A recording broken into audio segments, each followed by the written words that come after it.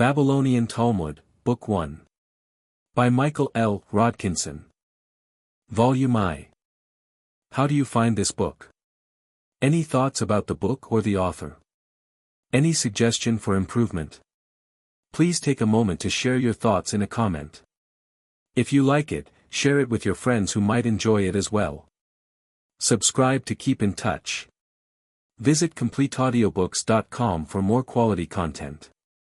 Explanatory Remarks. In our translation we adopted these principles.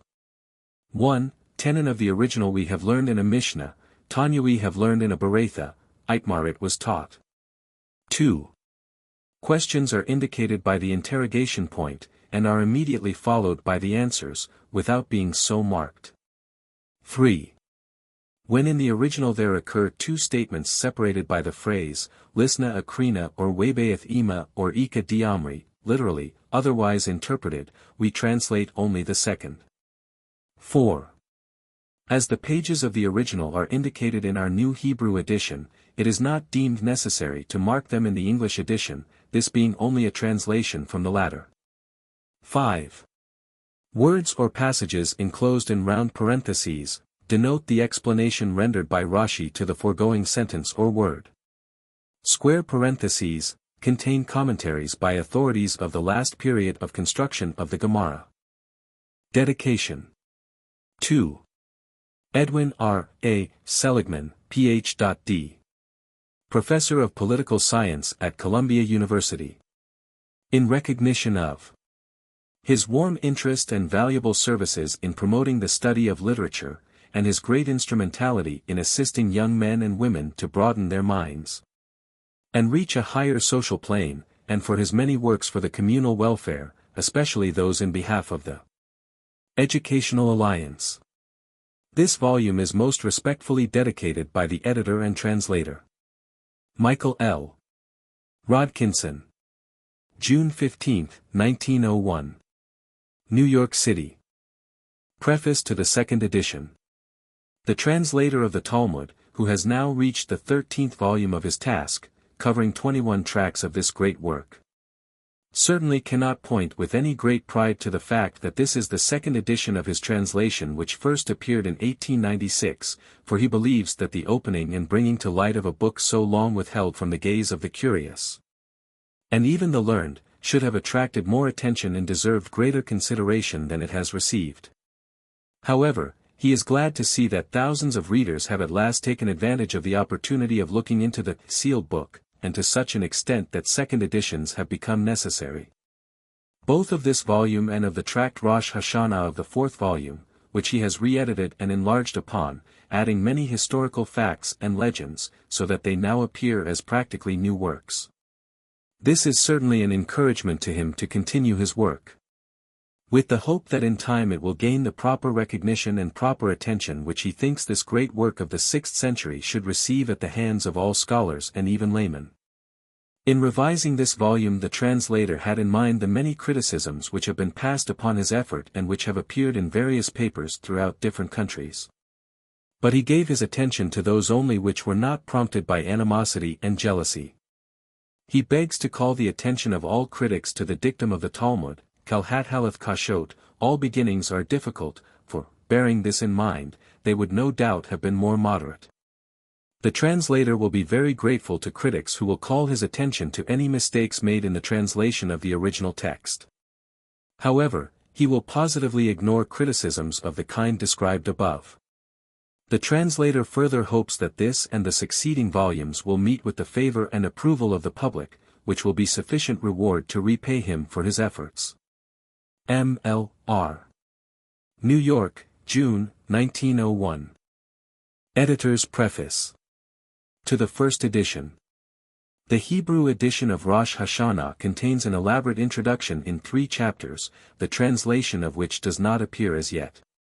Its contents include many important rules which we have followed in the entire work, but we do not feel called upon at this time to engross the time of the English reader by reciting them. We, however, deem it a duty to say a few words, so that the reader may understand our position and the reason why we have undertaken a work which will probably be productive of much adverse criticism in certain quarters. The fate of the Talmud has been the fate of the Jews. As soon as the Hebrew was born, he was surrounded by enemies. His whole history has been one of struggle against persecution and attack. Defamation and deformation have been his lot. So too, has it been with the Talmud. At the beginning of its formative period, viz., the development of the Mishnah, it was beset by such enemies as the Sadducees, the Boethusians, and other sects, not to mention the Roman government.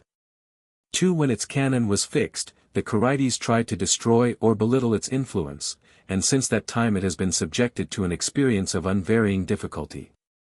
Yet, with remarkable truth, the words of Isaiah 43:2 may be applied to both. When thou passest through the waters, I will be with thee, and through the rivers, they shall not overflow thee. When thou walkest through the fire, thou shalt not be burned, neither shall the flame kindle upon thee. There is, however, one point concerning which this simile is not true. The Jew has advanced, the Talmud has remained stationary. Since the time of Moses Mendelssohn, the Jew has made vast strides forward. There is today no branch of human activity in which his influence is not felt. Interesting himself in the affairs of the world, he has been enabled to bring a degree of intelligence and industry to bear upon modern life that has challenged the admiration of the world. But with the Talmud it is not so. That vast encyclopedia of Jewish lore remains as it was. No improvement has been possible, no progress has been made with it. Issue after issue has appeared, but it has always been called the Talmud Babli, as chaotic as it was when its canon was originally appointed. 3 Commentary upon commentary has appeared. Every issue of the Talmud contains new glosses from prominent scholars, proposing textual changes, yet the text of the Talmud has not received that heroic treatment that will alone enable us to say that the Talmud has been improved. Few books have ever received more attention than this vast storehouse of Jewish knowledge. Friends and enemies it has had.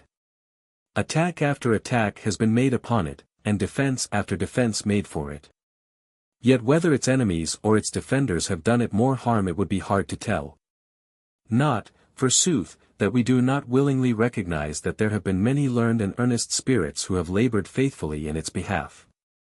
But for the most part, if the Talmud could speak, it would say, God save me from my friends. For the friends have, generally, defended without due knowledge of that stupendous monument of rabbinical lore. And the enemies have usually attacked it by using single phrases or epigrams disconnected from their context, by which method anything could be proven.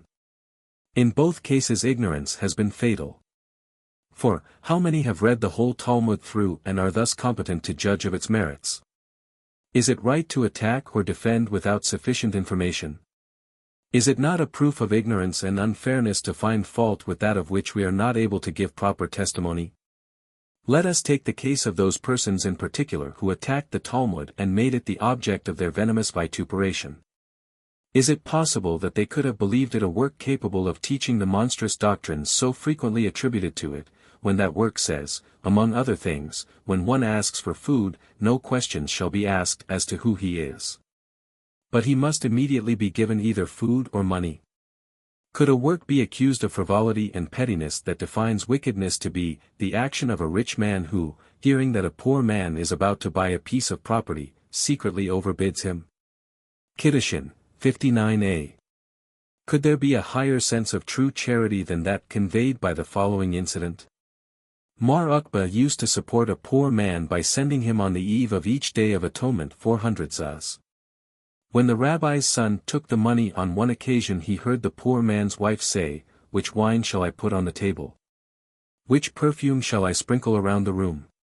The son, on hearing these remarks, returned with the money to his father and told him of what he had heard. Said Mar Aqiba, "Was that poor man raised so daintily that he requires such luxuries? Go back to him and give him double the sum."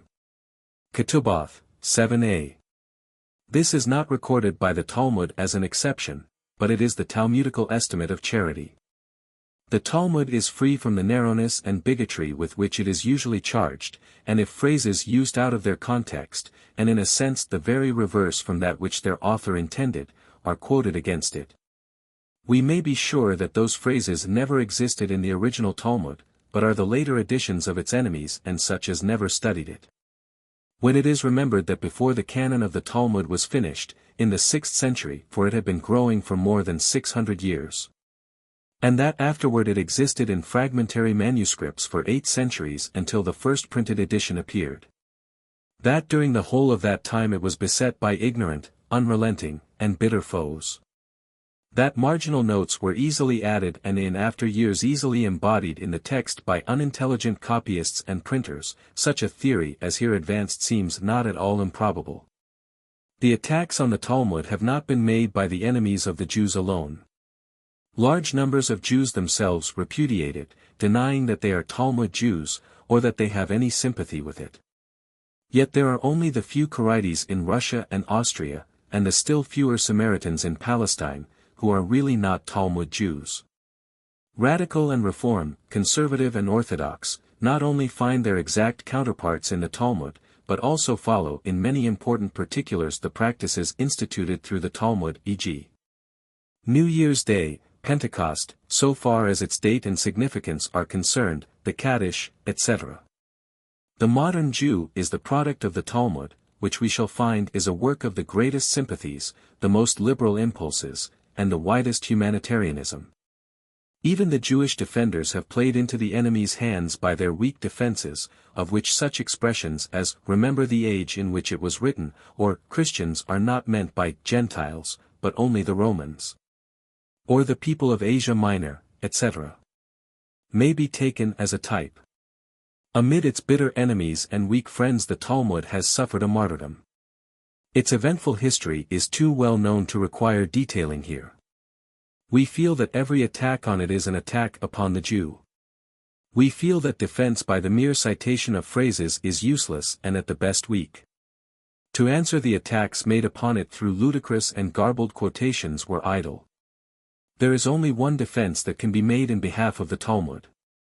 Let it plead its own cause in a modern language. What is this Talmud of which we have said so much? What is that work on which so many essays and sketches, articles and books, have been written? The best reply will be an answer in negative form. The Talmud is not a commentary on the Bible, nor should the vein of satire or humor that runs through it be taken for sober earnestness. 5. Nor is the Talmud a legal code, for it clearly states that one must not derive a law for practical application from any halakhic statement, nor even from a precedent. Unless in either case it be expressly said that the law or statement is intended as a practical rule, Baba Bathra, 130b. Further, our Isai asked of our Johanan, "What shall we do if you pronounce a law to be a halakha?" To which our Johanan replied, "Do not act in accordance with it until you have heard from me, go and practice." Neither is the Talmud a compilation of fixed regulations, although the Shulchan Aruch would make it appear so. Yet, even when the Shulchan Aruch will be forgotten, the Talmud will receive the respect and honor of all who love liberty, both mental and religious. It lives and will live, because of its adaptability to the necessities of every age, and if any proof were needed to show that it is not dead, the attacks that are with remarkable frequency made on it in Germany might be given as the strongest evidence. In its day the Talmud received, not the decisions, but the debates of the leaders of the people.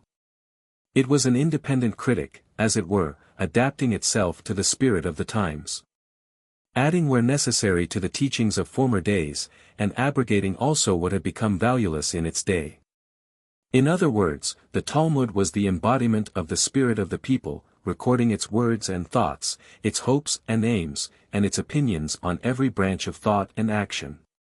Religion and ethics, education, law, history, geography, medicine, mathematics, etc., were all discussed. It dealt with living issues in the liveliest manner, and, therefore, it is living, and in reading it we live over again the lives of its characters. Nothing could be more unfair, nothing more unfortunate than to adopt the prevailing false notions about this ancient encyclopedia. Do not imagine it is the bigoted, immoral, narrow work that its enemies have portrayed it to be. On the very contrary, in its statements it is as free as the wind. It permits no shackles, no fetters to be placed upon it. It knows no authority but conscience and reason. It is the bitterest enemy of all superstition and all fanaticism. But why speak for it? Let it open its mouth and speak in its own defense. How can it be done? The Talmud must be translated into the modern tongues and urge its own plea.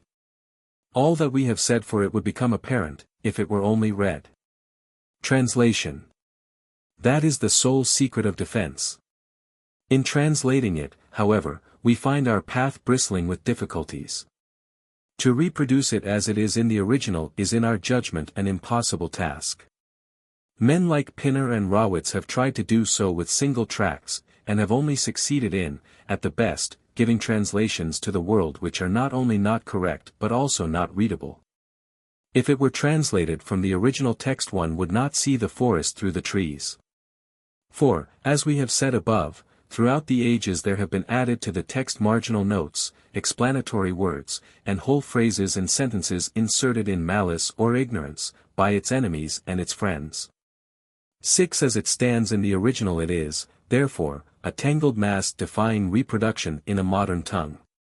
It has consequently occurred to us that, in order to enable the Talmud to open its mouth, the text must be carefully edited.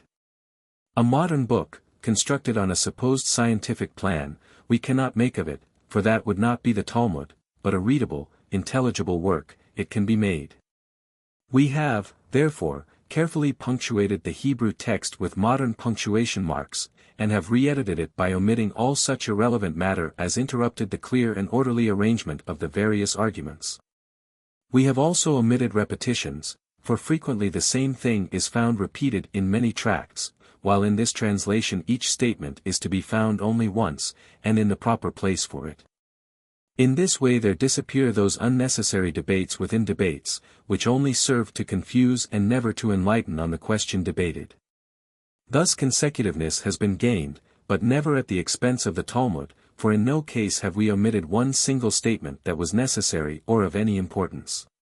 In other words, we have merely removed from the text those accretions that were added from outside sources, which have proven so fruitful a source of misunderstanding and misrepresentation. We continue our labors in the full and certain hope that he who comes to purify receives divine help. And that in our task of removing the additions made by the enemies of the Talmud we shall be purifying it from the most fruitful source of the attacks made on it, and thereunto we hope for the help of heaven. As we have already said, we feel that this work will not be received everywhere with equal favor. We could not expect that it would. Jewish works of importance have most usually been given amid lightning and thunder, and this is not likely to prove an exception. We are always ready to accept criticism, so long as it is objective, and we shall gladly avail ourselves of suggestions given to us, but we shall continue to disregard all personal criticism directed not against our work but against its author. This may serve as a reply to a so-called review that appeared in one of our Western weeklies. At the same time we deem it our duty to render to Dr. Isaac H. Wise, the venerable president of the Hebrew Union College of Cincinnati, our heartfelt thanks for the several evenings spent in revising this volume, and for many courtesies extended to us in general. The Editor. Cincinnati, May, 1896. Brief General Introduction to the Babylonian Talmud. On this, the appearance of our latest literary undertaking, we deem a few explanatory remarks necessary. The brief outline of the origin of the Talmud that follows may suggest the thought that we have departed from the usual manner of dealing with the questions here discussed, the more so since we have, for the sake of brevity, refrained from citing the authorities on which our statements are based. We wish, therefore, to declare here that we do not venture to make a single statement without the support of authorities well known in Hebrew literature. Our method is to select such views as seem to us the best authenticated in the historical progress of Judaism. As we have taken our choice from the numerous works on our subject, the student is entitled to adopt or to reject the views that we represent. Most of the Mishnayot date from a very early period, and originated with the students of the Jewish academies which existed since the days of Jehoshaphat, king of Judah, 2 Chron. 17. 9. The rabbinical students of ancient times noted the essence of the academical teachings in brief form, and, as a rule, in the idiom in which it was spoken to them, so that they could afterward easily commit it to memory. They have sometimes, however, added comments and extensive explanations in the form of notes, so that the mass of their learning, embraced in course of time, according to some authorities, as many as 600 divisions. The source of the Mishnah was the customs and regulations practiced by the authorities in their administration of religious and civil affairs, such as the Sabbath, prayers, cleanliness, considered actually godliness, permitted and forbidden foods, and controversies arising concerning slavery. Indebtedness and corporal punishment are subjects of academical discussion, conducted with the aim of perfecting them into national statutes enforceable in all Jewish communities alike. In course of time, however, when those Mishnayot were noted down from earlier existing copies, many additions were made. Finally Rabbi Jehudah the Prince, generally called Rabbi, concluded to collect all the Mishnayot in his college for proper arrangement.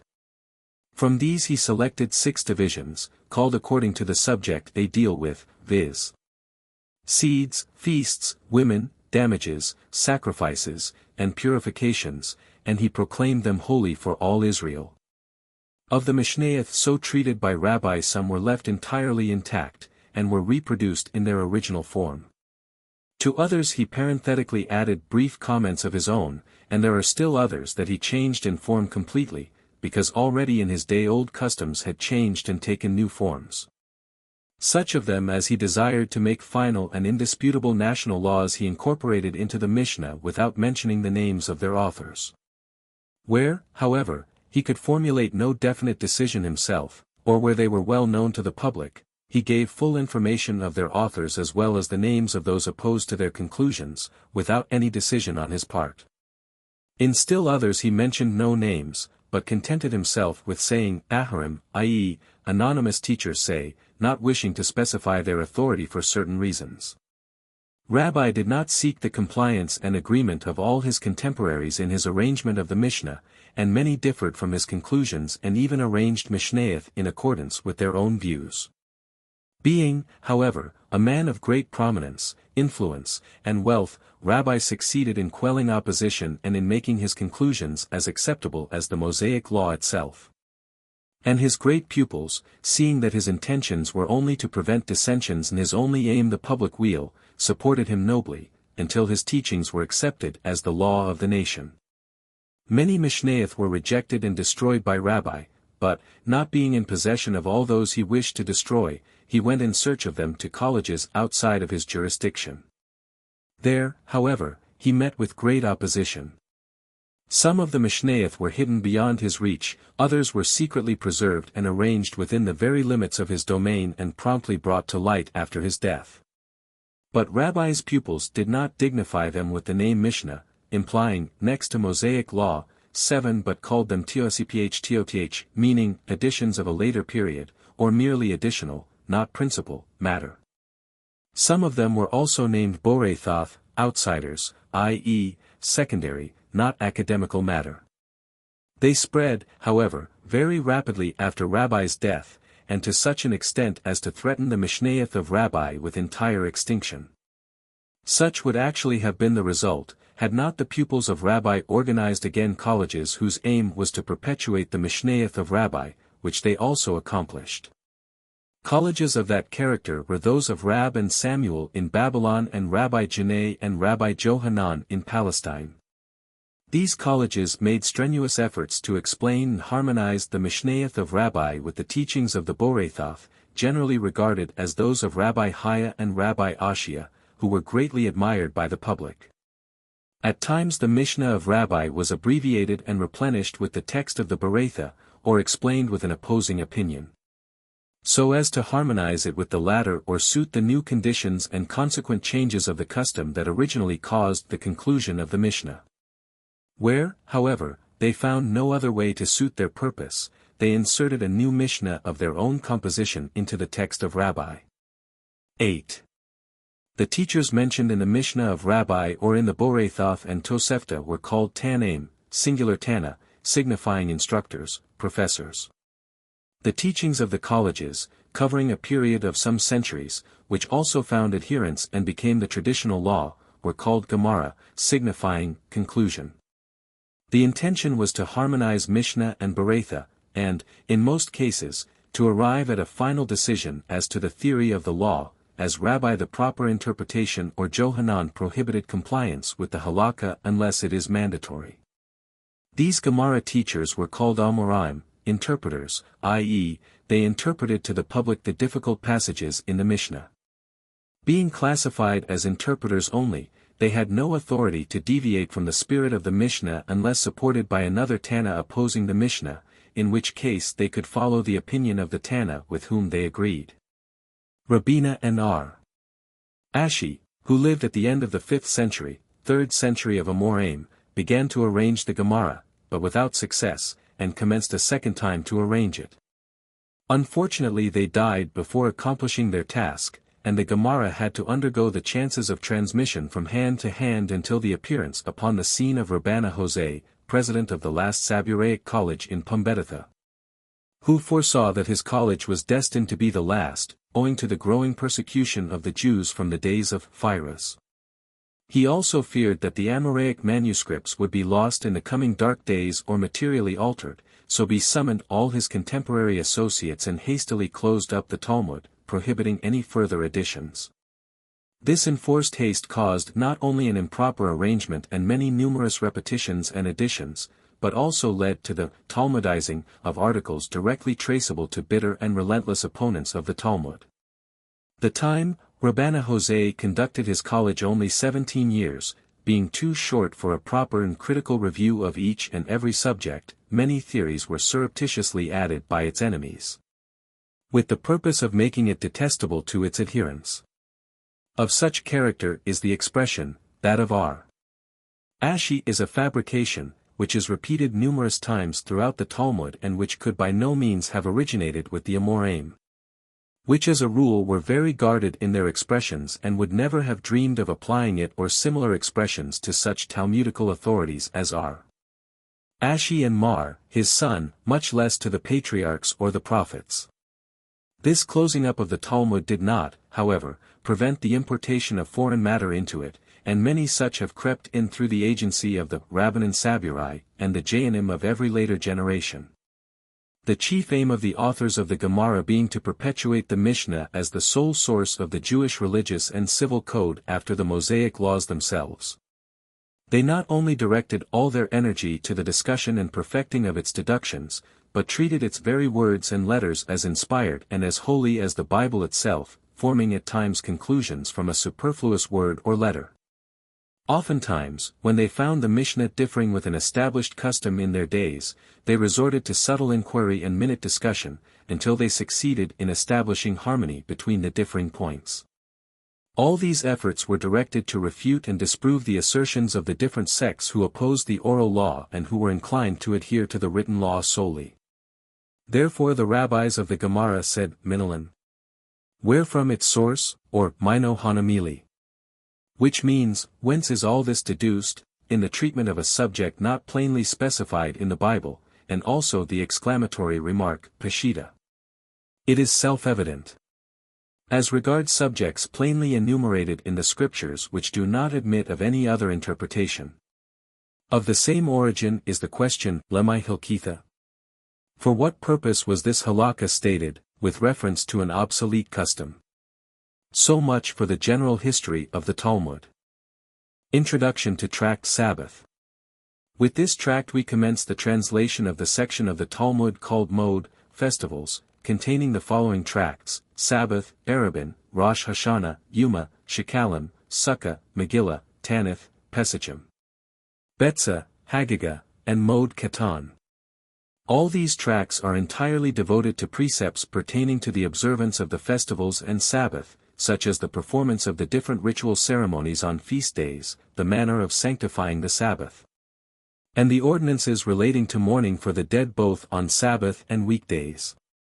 The commandments on which these precepts are founded, or from which they are derived, are contained in various portions of the Pentateuch. The fourth commandment of the Decalogue enacts, Exodus XX 8-11 and Deuteronomy v. 12-15, the seventh day shall ye keep holy. In various other parts of the Pentateuch the due observance of the Sabbath is repeatedly ordained, in some instances merely mentioning the day as one to be kept inviolate and holy. And in others employing greater emphasis, referring to the history of creation, and establishing the observance as a sign of the covenant between the Lord and Israel. Such texts are Exodus 13, 12, 16, 15, 31, 13-17, 34, 21, 35, 1-3, Lev. 19, 29, 23, 32, number 15, 9, etc. While the general principle is thus frequently inculcated, its special application, however, and specific enactments as to what constitutes a violation of the Sabbath, are nowhere fully carried out in the Pentateuch. And thus but few texts of the Scriptures serve as a direct basis for the minute and numerous enactments of the rabbinical law.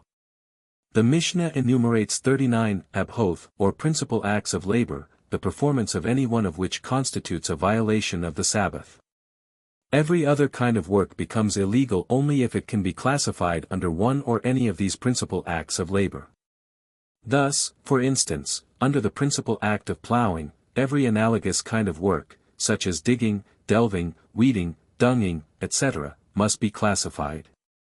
In addition to these 39 principal acts and their accessories and derivatives, there are other acts which are especially prohibited by the rabbinical law as tending to violate the Sabbath rest, shputh. For the violation itself various degrees of culpability are established, and various degrees of punishment awarded. All these subjects relating to the due observance of the Sabbath, and pointing out its violation in every possible way, form the contents of the treatise Sabbath. In order properly to understand the Mishnah, and to avoid tedious repetitions, it is necessary to commence with the explanation of certain general principles and technical expressions predominating in the text. Wherever throughout the Mishnah the expression guilty, culpable, hayab, or free, patur, is used, the meaning of the former, guilty, is that the transgressor acting unintentionally must bring the sin offering prescribed in the law. Of the second expression, free, that the accused is absolved from punishment. If through the performance of an unprohibited act some other, prohibited, occupation is inadvertently entered upon, it constitutes no offense. Providing the latter is not done intentionally nor the lawful occupation entered upon with the covert purpose of making it serve as a subterfuge to do that which is prohibited. In the degrees of violation the nature of the occupation must be considered, as various kinds of labor may be required to perform and complete one act, and thus the offender may become amenable to several penalties. On the other hand, the rule is laid down that such occupations as only destroy, but do not serve an end in view, do not involve culpability, in the rigorous sense of the word. Nor yet does work which is but imperfectly or incompletely performed involve culpability. The prohibition to carry or convey any object from one place to another, which in Chapter 1, Section 1, of this treatise is called Yetziath, Shabbath, which means transfer on the Sabbath, and forms the 39th of the principal acts of labor. Requires particular attention and explanation from the complexity of cases to which it gives rise. All space was by the Tanaim divided into 4 distinct kinds of premises, explained in the Gemara of this chapter. When in the text of the Mishnah the question is about carrying and conveying from one place to another, it does not apply to the free place, as that is subject to no jurisdiction. Moreover, the open air above private property has no legal limitation, whereas that over public property or unclaimed ground, Carmelith, only belongs thereto to the height of 10 spans, see explanation of the Gemara. The carrying or conveying from one kind of premises to another does not constitute a complete or perfect act, unless the same person who takes a thing from the place it occupies deposits it in another place. The tracts Sabbath and Arabin will contain the laws for the observance of rest on Sabbath, and these laws can be divided into 2 separate parts. Firstly, the part prohibiting labor on the Sabbath day, at the same time defining what is to be termed labor and what does not constitute an act of labor. And secondly, the part ordaining how the day is to be sanctified and distinguished from a weekday in the manner of eating, drinking, dress, lighting of candles in honor of the Sabbath. And incidentally the lighting of candles in honor of the festival of Hanukah, the Maccabees. It has been proven that the seventh day kept holy by the Jews was also in ancient times the general day of rest among other nations, 9 and was usually spent by the people of those days in much the same way as it is spent now. Wherever local laws do not restrict buying and selling, namely, in the forenoon prayers were recited and the necessities of life for the day were bought, while the afternoon was devoted to pleasure-seeking, merrymaking, visiting, and so forth. The Jews living prior to the time of Ezra and Nehemiah, and even during the latter's regime, were wont to spend the Sabbath in the same manner as their pagan neighbors. It was this fact that caused the sages of Nehemiah's time to fear that should the Jews, who were always in the minority as compared with other nations, continue this method of keeping the Sabbath and join in the merrymaking and pleasures of their neighbors, mingling freely with their sons and daughters, assimilation was almost inevitable. Especially as the Jewish race was scattered over all the known world and was nowhere in very large numbers. The sages then devised means to keep the Jew from mingling with the Gentile and from participating in the pleasures and carousals of his neighbors. This can be seen from Nehemiah 13. 1-26, In those days saw I in Judah some treading winepresses on the Sabbath, etc. In those days also saw I Jews that had married wives of Ashdod, of Ammon, and of Moab, etc. Ye shall not give your daughters unto their sons nor take their daughters unto your sons, or for yourselves. Thus we see that Nehemiah began by prohibiting traffic and the carrying of burdens on the Sabbath, Ibid 13. 19, and ended by prohibiting intermarriage with foreign women. About this time also another prophet, the second Isaiah who, though not possessing the temporal power of Nehemiah, was gifted with that persuasive eloquence that appealed to the heart preached against indulging in pleasures on the Sabbath day. He says, Isaiah 58. 13-14, If thou turn away thy foot from the Sabbath, meaning if thou keep away from drinking places, dancing houses, etc. On the Sabbath and follow not the custom of other nations, and call the Sabbath a delight, meaning the rest on the Sabbath shall constitute thy pleasure, the holy of the Lord, honorable. And shalt honor him, not doing thine own ways, nor finding thine own pleasure, nor speaking thine own words. Then shalt thou delight thyself in the Lord. And I will cause thee to ride the high places of the earth, and feed thee with the heritage of Jacob thy father, for the mouth of the Lord hath spoken it. The inference is very plain. The prophet wishes to impress the Jew with the fact that the Lord will reward those with the heritage of Jacob who have kept away from mingling with the pleasures of other nations. Read Ibid 57, especially verses 10, 11, and 12. After the establishment of a permanent government among the Jews, however, it was found that the exhortations of the prophets after the manner of Isaiah were of no avail.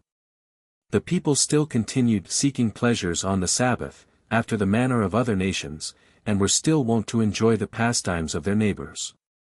The enforcement of the prohibition of carrying burdens was then decided upon to act as a check upon the people by defining minutely the meaning of burdens, and the prohibition was interpreted to include not only heavy burdens, but all portable articles, such as money, trinkets, eatables, etc. While only necessary articles of clothing and apparel were permitted to be worn. To such an extent was the matter carried that even the wearing of rings, with the exception of such as had the name of the wearer engraved upon them, was not permitted. In fact, everything that could be converted into money was included in the definition of burdens. Beggars were not permitted to solicit alms on the Sabbath, contrary to the customs of other nations, so as not to afford anyone an excuse for carrying money on that day. The enforcement of such a law, however, was practically impossible in the case of people who remained in their houses, and certain modifications were made. These modifications were as follows: the laws were made to apply only on public grounds but were not valid on private grounds, so that in a private house a person was permitted to carry whatever was necessary. Private grounds were also established by the institution of Arabin, i.e., where a street or a public place was inhabited by Jews alone. A small amount of meal was collected from each household. From the meal a cake was made and hung conspicuously in that locality. The point where the street inhabited by Jews alone commenced and the point where it ended were joined by a piece of twine, and thus definitely marked. Thus public grounds were turned into private grounds, from the fact that each household contributing a share of meal made them all in a manner co-partners in one object. The walking of more than 2,000 ells outside of the city limits was also prohibited. Within the city limits, be the city ever so large, walking was permitted. The possibility of confinement in the house on the Sabbath becoming conducive to the performance of labor was offset by the establishment of a law prohibiting all the different modes of labor used in the construction of the tabernacle, besides all manner of agricultural labor. This again brought about the detailing of all the different modes of labor employed in the construction of the tabernacle and in agriculture, all of which is discussed in these treatises of Sabbath and Arabin. Naturally, the institution of laws carries with it provisions for the penalties attending their infraction, and these penalties were divided into three classes. First, the penalties for unintentional infractions. Secondly, for intentional infractions. Thirdly, for intentional violations where the violator had been previously forewarned of the penalty by two witnesses. The penalty for the first class of infractions was simply the sacrificing of a sin offering, which, however, involved a great many hardships, as the culprit had to bring the sin offering to the temple in Jerusalem in person, and was frequently compelled to travel quite a distance in order to do so, besides sustaining the loss of the value of the offering. For the second class, if two witnesses testified before the tribunal that the culprit had labored on the Sabbath, and the culprit admitted that he had done so intentionally, no penalty was inflicted by the tribunal. But the person was told that he would be punished by the heavenly power with the curse of Kereth, shortening his allotted time of existence on earth. No penalty was inflicted, for the reason that, the culprit having made himself liable to severe punishment from superhuman sources, it served as an excuse to absolve him from human punishment. 10. For the third class, however, when the culprit openly defied the existing authority and in spite of forewarnings, persisted in violating the law, he was considered a traitor to the government, to be sentenced to death by stoning, as was the wood-gatherer, Numbers, 15:32. It is upon these laws that the discussions in the treatises Sabbath and Arabin are based, and in addition the reader will find many ethical laws, legends, and the enumeration of such enjoyments as are permitted on the Sabbath day and the festivals. In addition to the above, we would make the following citations from the text of the Talmud, as a necessary feature of the introduction. I. We find in the Tract Sabbath, 61b and 96b, the story of the mysterious scroll which Rabbi claimed to have found in the house of his uncle, Arhiah. This scroll referred to the principal acts of labor prohibited on the Sabbath, which were 40 less 1.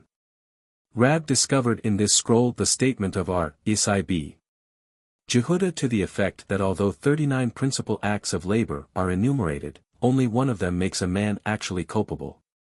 The Gemara then amends this statement and declares that it should read, one of the 39 does not involve culpability, but does not mention which one it is. Consequently, it remains doubtful which act it is that does not involve culpability, and where a doubt exists as to whether an act is prohibited or not, no punishment can be inflicted for its commission. From this, two things may be inferred: first, that these acts of labor were prohibited for political reasons, because the mystery was extant, and we find the term mystery applied to political cases only. And second, that the Gemara declares in the same passage that the carrying of an object from public ground into private ground is not one of the doubtful acts and a penalty is prescribed in the event of its being committed. Hence the object was to prevent the assimilation explained above. 2. We find in Yebamoth, 90b, Eliezer b. Jacob said, I have heard that a man was found riding a horse on Sabbath in the time of the Greeks, and being brought before the tribunal for the crime was stoned to death. This man was punished, not because his crime merited the penalty, but because the times made it necessary. The inference is therefore clearly established that the man was punished for political reasons, and that the violation of the Sabbath laws did not involve capital punishment. 3. In Yoma, 85b, it is written, Jonathan b. Joseph said, the Sabbath is holy unto you, implying that the Sabbath is handed over to you and not you to the Sabbath. 11. 4. Johanan states elsewhere that in Palestine, where the Jews were together, no public ground existed. Michael L. Rodkinson. Cincinnati, March, 1896. Synopsis of Subjects. Section Mode, Festivals. Synopsis of Subjects of Volume I, Tract Sabbath. Several requests have been received by the translator that an index should be made to the volumes of the Talmud, as is customary with all modern works. It would be an utter impossibility to give a complete index of everything contained in the Talmud. Were it like other scientific works, which treat each subject separately, this could easily be done, but with the Talmud it is different. On one page many different subjects may be discussed, and again a single subject may occupy several pages. The Talmud, therefore, has never had an index, not even the portions which have been translated. After careful examination of the volumes, page by page, it has been decided to make a synopsis, i.e., to give briefly the heads of the discussions and conversations upon each Mishnah, indicating the page where the Mishnah is to be found, and the Gemara of each one, which serves as a commentary. By this the reader should be able to refer to what he desires to know. A synopsis is therefore given of every Mishnah which discusses a single subject, with its accompanying Gemara. But when several short Mishnahs cover the same subject, a single synopsis is given of the whole, including the Gemara of each one. And where a chapter is short and has but one subject, a synopsis of the whole chapter is made, without dividing it into Mishnahs. This is the best that can be done, and it is hoped that readers will find it satisfactory. Chapter 1. Mishnah I.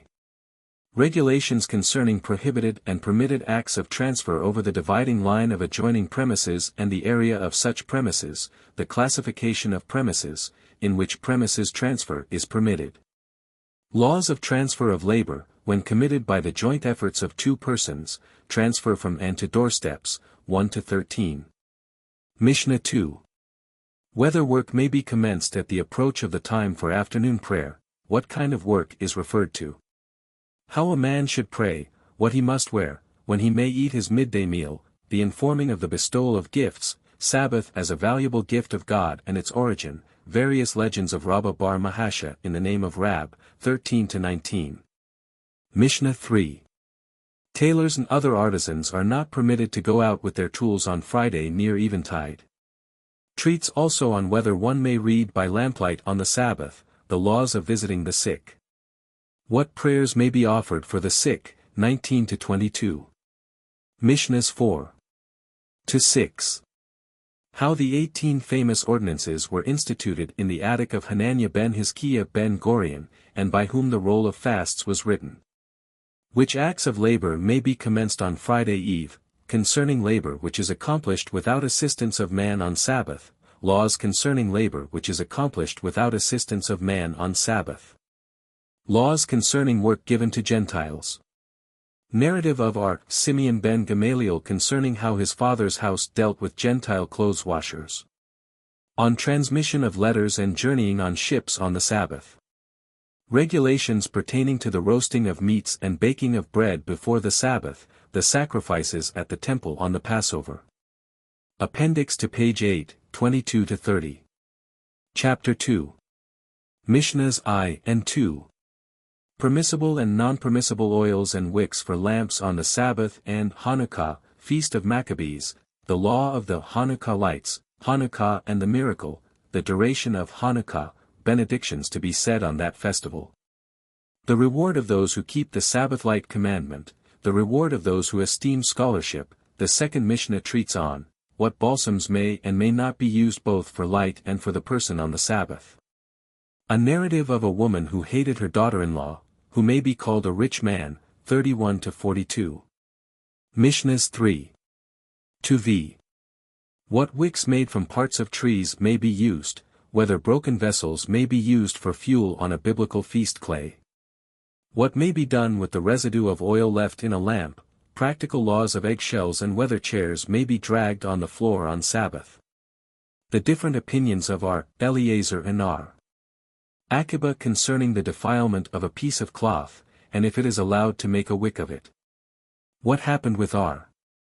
Jehudah in the hall of Beth Nitzah and with Abhin of Zephoris, who committed certain acts which were not allowed, in the presence of the sages, 42-49. Mishnah 6. Whether a light may be extinguished on Sabbath either for fear of accident or to afford rest for the sick, the question asked are, Tanhum of Nav and his replying sermon, the soul being called the light of God. The intended concealment of the Book of Proverbs and Ecclesiastes, the Shekinah, divine presence, not resting with a man except through his joy of having performed a good deed, Rabbi's custom when commencing his lectures to his disciples. R. Gamaliel's sermon and answers to the disciple who derided him. The story of the three proselytes rejected by Shammai and accepted by Hillel. What is hateful to thee, do not unto thy neighbor, that is the law. All else is but a commentary. The 6 sections of the Mishnah are inferred from a biblical passage.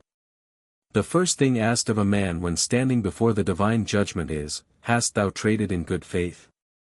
The fear of the Lord is the chief principle.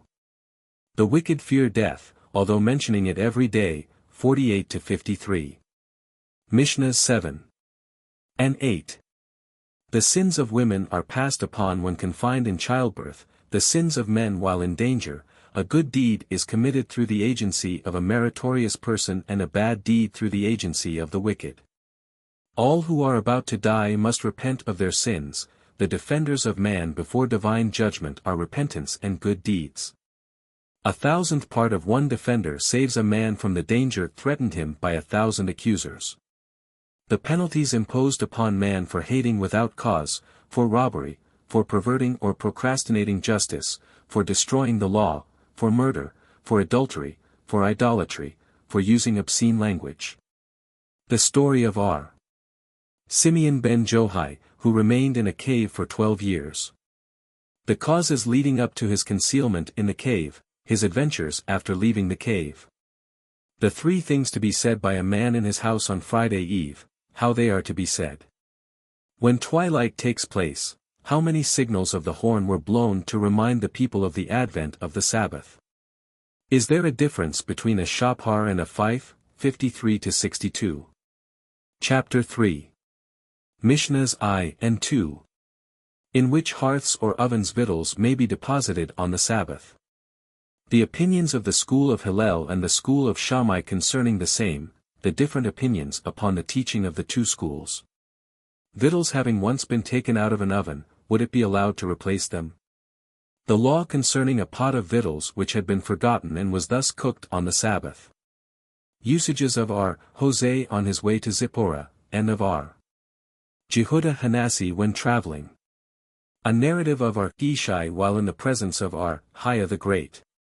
The difference in law between an oven and a hearth, also, difference arising from an oven or a hearth being heated with straw or with wood, etc. 63-67. Mishnahs 3-7. Customs of the people of Tiberias relative to the heating of a pitcher of cold water. Is it allowed to place a pitcher of cold water into one filled with hot water in order to heat the water? Or, vice versa, in order to heat the water?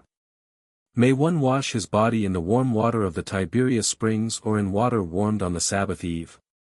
May the entire body be washed at once or each member separately? Customs in a bathhouse. Are sweat baths permitted on the Sabbath? Incidents occurring in the bathhouse of the city of Nebrak. Why sweat baths were prohibited? May one warm himself by a hearth fire? Is bathing oneself in a washtub and anointing oneself with oils permitted on the Sabbath? Usages of Rabbi Jehudah Hanasi in this matter. Is swimming in a lake permitted on the Sabbath? Incidents attending R. Zerah's witnessing R. Abuhu's swimming in a lake on a Sabbath. Concerning the permissibility of pouring cold water in a mulier or antiki, the fuel of which had been removed. Or in a kettle, the hot water of which had been poured out, and the prescribed quantity of such water. Concerning the addition of spices to a pot of victuals. Concerning the permissibility of placing a vessel under a burning lamp to receive its dripping oil or falling sparks, and the placing of a vessel under a hen to receive the egg. Ordinance relating to a corpse lying in the sun. If it is allowed to save a corpse from fire. Prayers to be offered on Sabbath over the dead. The accordance of permission to save a corpse from conflagration on the Sabbath, 67-74. Mishnahs 8 and 9. Concerning the handling of new and old lamps on the Sabbath. Ordinances relative to a bed which had been designated for the purpose of holding money on the Sabbath.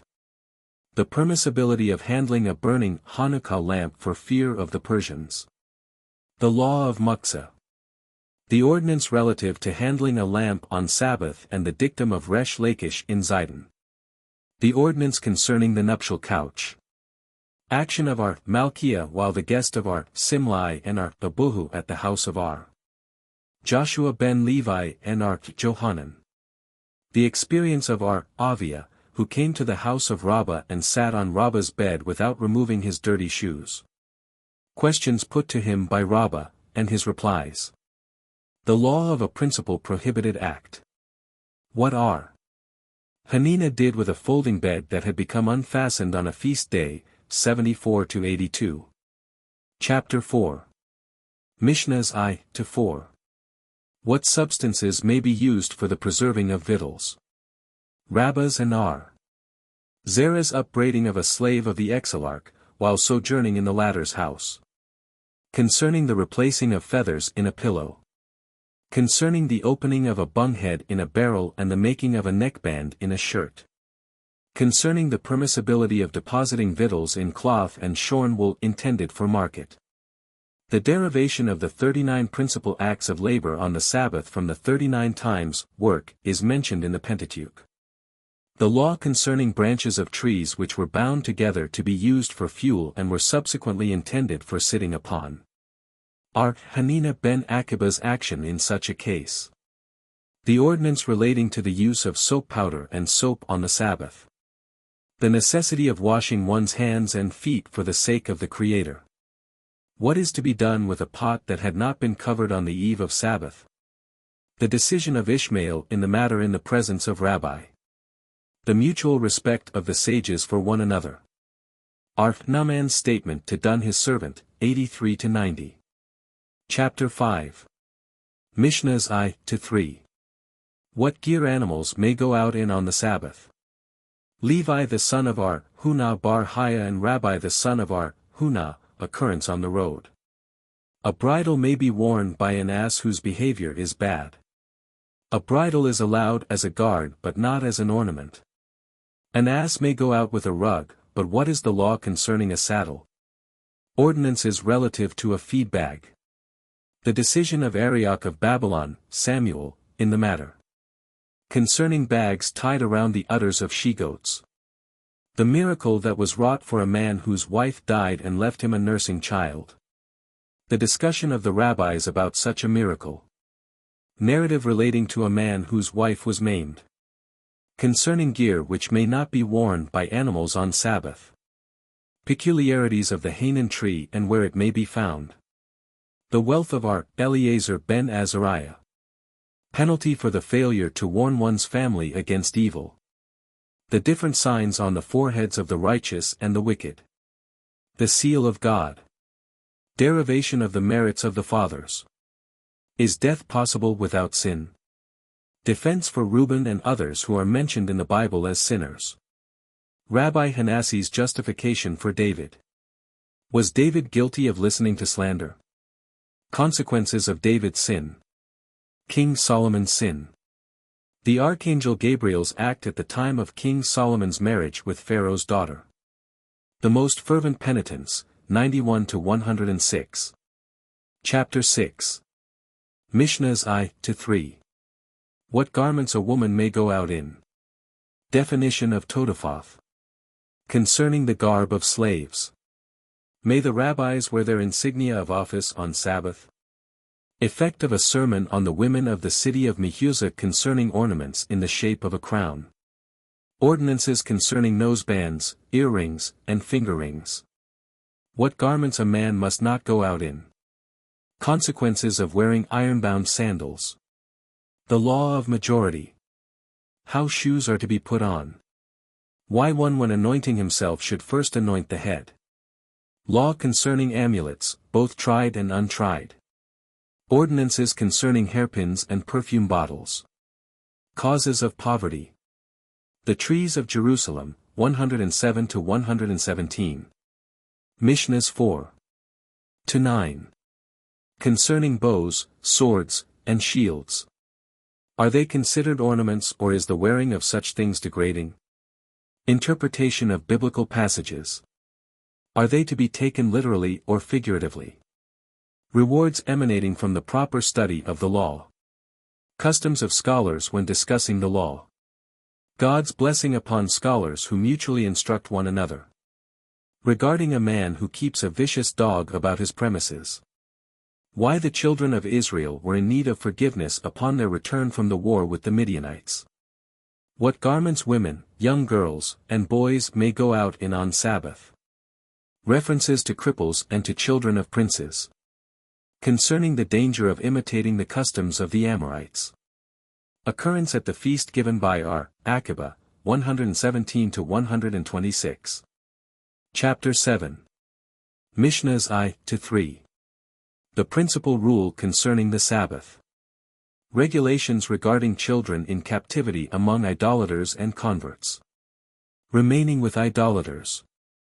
Rules concerning one who was ignorant as to what labor was prohibited on the Sabbath but was conscious of the Sabbath, and vice versa. Concerning a man who, while traveling in a desert, had forgotten which day was Sabbath. How labor may be distinguished. Different instances of forgetfulness regarding Sabbath and the performance of labor on the Sabbath. Instances of forgetfulness in dietary matters. Instances of intentional and unintentional performance of labor, and their distinction. Enumeration of the 40, less 1, acts of labor. Principal and incidental acts. The degree of guilt involved in learning magic arts. Condemnation of one who is able to acquire astronomical knowledge and neglects to do so. Another rule was laid down. Discussions concerning the carrying out of necessary things on the Sabbath and the limitation of quantity. Different kinds of food may be counted together, 127 to 142. Chapter 8. Mishnahs I to V. The prescribed quantities of wine, honey, and milk that may be carried out on Sabbath. The strength of different wines. Instances of stronger creatures fearing weaker ones. Why goats precede sheep in a flock? Why are she-goats not covered with a tail like sheep? Why has a camel a short tail? Why has an ox a long tail? Why are the feelers of a locust soft? What is the reason that the lower eyelids of a hen turn up? 3 creatures grow stronger, etc. The quantity of rope, paper from which writing has been erased, skins, parchment, bones, loam, etc., which may be carried out on the Sabbath. Honor of man supersedes a biblical commandment. What is magic? The explanation of the verse Isaiah, 35. 14, 143 to 153. Chapter 9. Mishnahs I to 7. Sayings and deductions of Aqiba. The day of the week and the month on which the law was given to Israel. Assumption of authority by Moses and God's acquiescence. The name of the month on which the Israelites left Egypt, and was it an intercalary month? The compulsory acceptance of the law by the Israelites and their subsequent voluntary acceptance in the days of Xerxes of Persia. Israel's readiness to obey even before hearing. The publication of every word spoken by God in 70 languages. Comparison of the sayings of the Torah with a nobleman. The understanding of the law is healthful, its misinterpretation is poisonous. Every word leaving the mouth of the Lord filled the world with aromatic odors. Complaints of the angels upon the ascension of Moses to heaven. Moses' answer. Satan's search for the Torah. Concerning the bearing of a slave toward his master. Rabbah's lecture upon the patriarchs and their answers to the complaints of God concerning the children of Israel. Isaac's defense of the children of Israel upon the Lord's telling him that they had sinned. The quantity of spices, dyes, metals, peddlers' boxes, and seeds which may be carried out on the Sabbath, 154 to 170. Chapter 10. Mishnahs I to 8. Rules pertaining to one who carries out things valuable to him. The quantities in which they may be carried out. The quantities in which they may be carried out by one to whom they are not valuable. Concerning eatables which are carried out of the house and left on the doorstep, and things that are carried in the left hand, on the shoulder, on the head, or in the bosom. Concerning one who, while intending to carry a thing in front, accidentally carries it on his back, or vice versa. Concerning the case of two men carrying out a burden which one alone was not capable of carrying. The law in that case. Concerning the case of one who carries out eatables in quantities less than the limit in a vessel. Is he culpable for carrying the vessel or not? Concerning the permissibility of paring the fingernails of one hand by means of those of the other hand oil the Sabbath. The case of one tearing off flowers from a plant in an unperforated flower pot, 171 to 182. 1. Regulations regarding transfer on Sabbath. Mishnah I. There are two acts constituting transfer 12 of movable things, over the dividing line of adjoining premises, based on biblical statutes. The two acts are, however, increased to 4 on the inside and to a like amount on the outside of the premises, by the addition of rabbinical statutes. How so? A mendicant stands outside and the master of a house inside. The mendicant passes his hand into the house, through a window or door, and puts something into the hand of the master, or he takes something out of the master's hand and draws it back, toward him. In such a case the mendicant is guilty of transfer, and the master of the house is free. If the master of the house passes his hand outside and puts a thing into the hand of the mendicant, or takes something out of the mendicant's hand and brings it into the house, the master of the house is culpable and the mendicant is free. 13. If the mendicant extends his hand into the house and the master takes something out of it, or puts something into it which is drawn to the outside by the mendicant, they are both free. If the master of the house extends his hand outside and the mendicant takes something out of it, or puts something into it which is drawn to the inside by the master, they are both free. Gemara, we were taught, Shavuot, 4. 2. The acts of transfer on the Sabbath are 2, respectively 4. Why is this teaching here specified as 2 respectively 4 on the inside, and 2 respectively 4 on the outside, and there no such specification was made? Said R. Papa, here the special subject of treatment is the Sabbath, and the Mishnah enumerated the cases which involve guilt and those which do not involve guilt.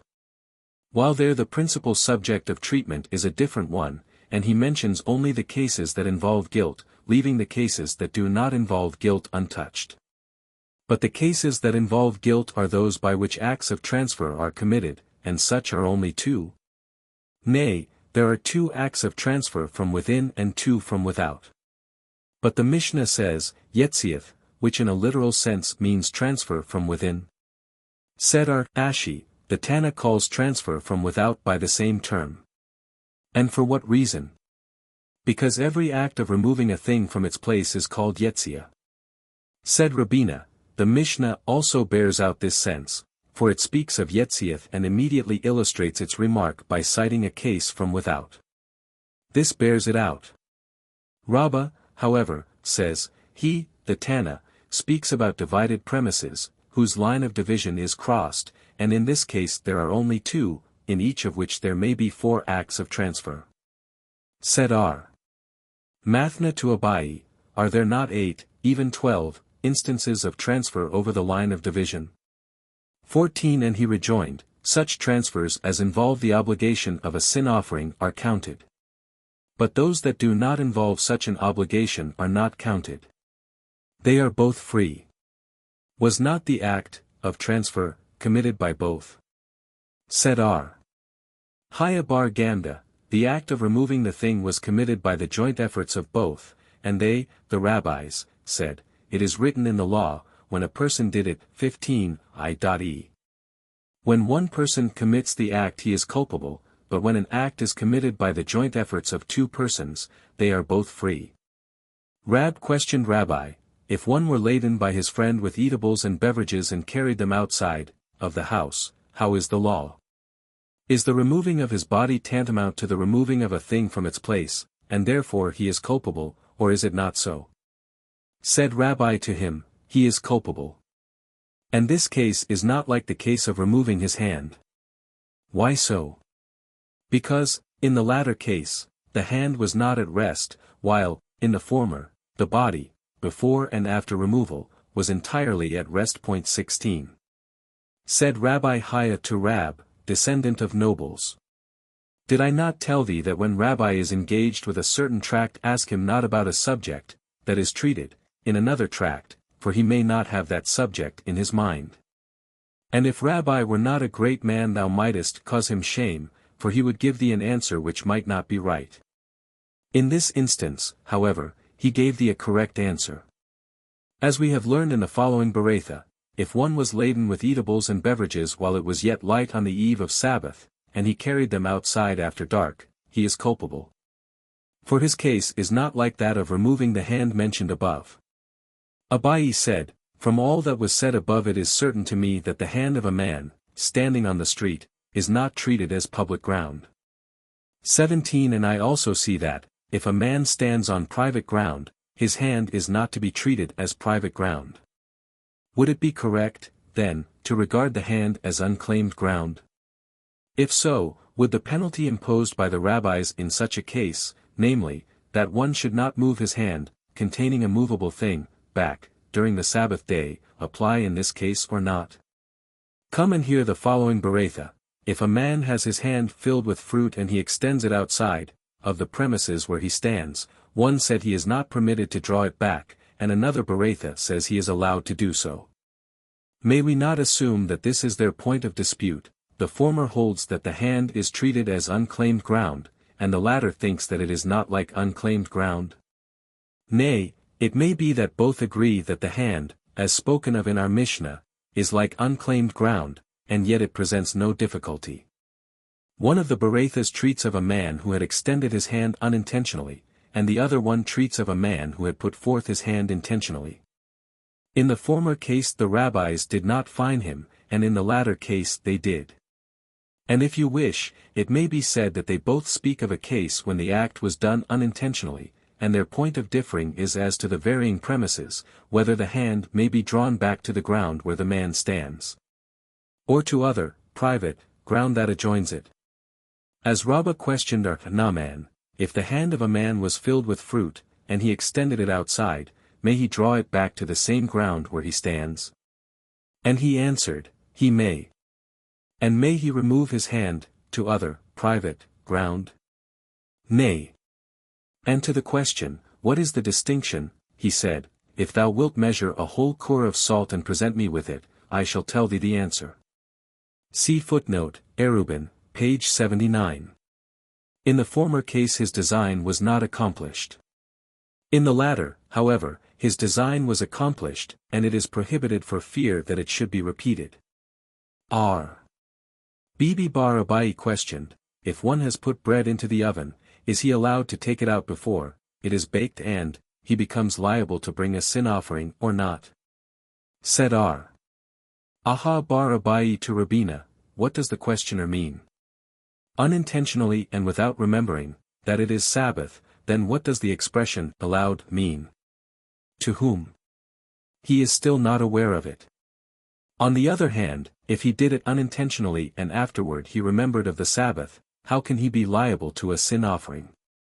Did not a Mishnah state that the liability to bring such a sacrifice applies only when the failing was begun and accomplished unintentionally? Should it be understood that the act was done intentionally, then it would not involve the liability of a sin offering, but it would constitute a crime that involved capital punishment. 18. Said R. Ashi, say, then, it is a crime that involves capital punishment. R. Ha, the son of Rabbi, taught so plainly. R. Bibi Bar Abai said, if one put bread into the oven, he is allowed to take it out before it may involve a case of capital punishment. The mendicant extended his hand, etc. Why is he culpable? To complete the act, there must be a transfer from a place that is 4L square and a depositing into a place of the same area, and such was not the case here. Said Rabbi, our Mishnah is in accordance with our Aqiba's opinion, who holds that as soon as the air of a place surrounds a thing it is equal to the thing being deposited in that place.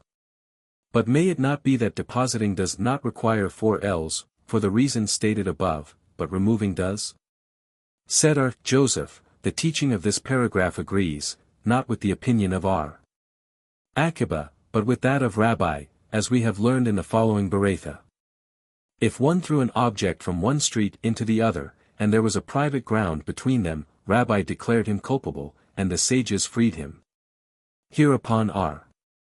Jehudah in the name of Samuel said, Rabbi declared the man guilty of 2 offenses, one for having removed the thing from its place, and one for having deposited it in another place. Hence in both, the 4 Ls in question are not required. But with reference to this it was taught that both Rab and Samuel said that Rabbi's declaration of culpability treated of a case where the private ground, that divided the 2 streets, was roofed. For the assumption is that a house must be regarded as a solid object that fills out all the space it occupies, but not when it was unroofed. Therefore said Rabbi, all these views can be dispensed with, as, the hand of a man, because of its value, is considered as a piece of ground 4 L square. And so, also, was declared by Rabban, when he came from Palestine, in the name of R. Johanan. R. Abhin in the name of R. Hilah, quoting R. Johanan, said, if one threw a thing and it rested in the hands of another man, he is culpable. Why the repetition has not R. Johanan declared above, already, that the hand of a man is considered as a space of 4 L square?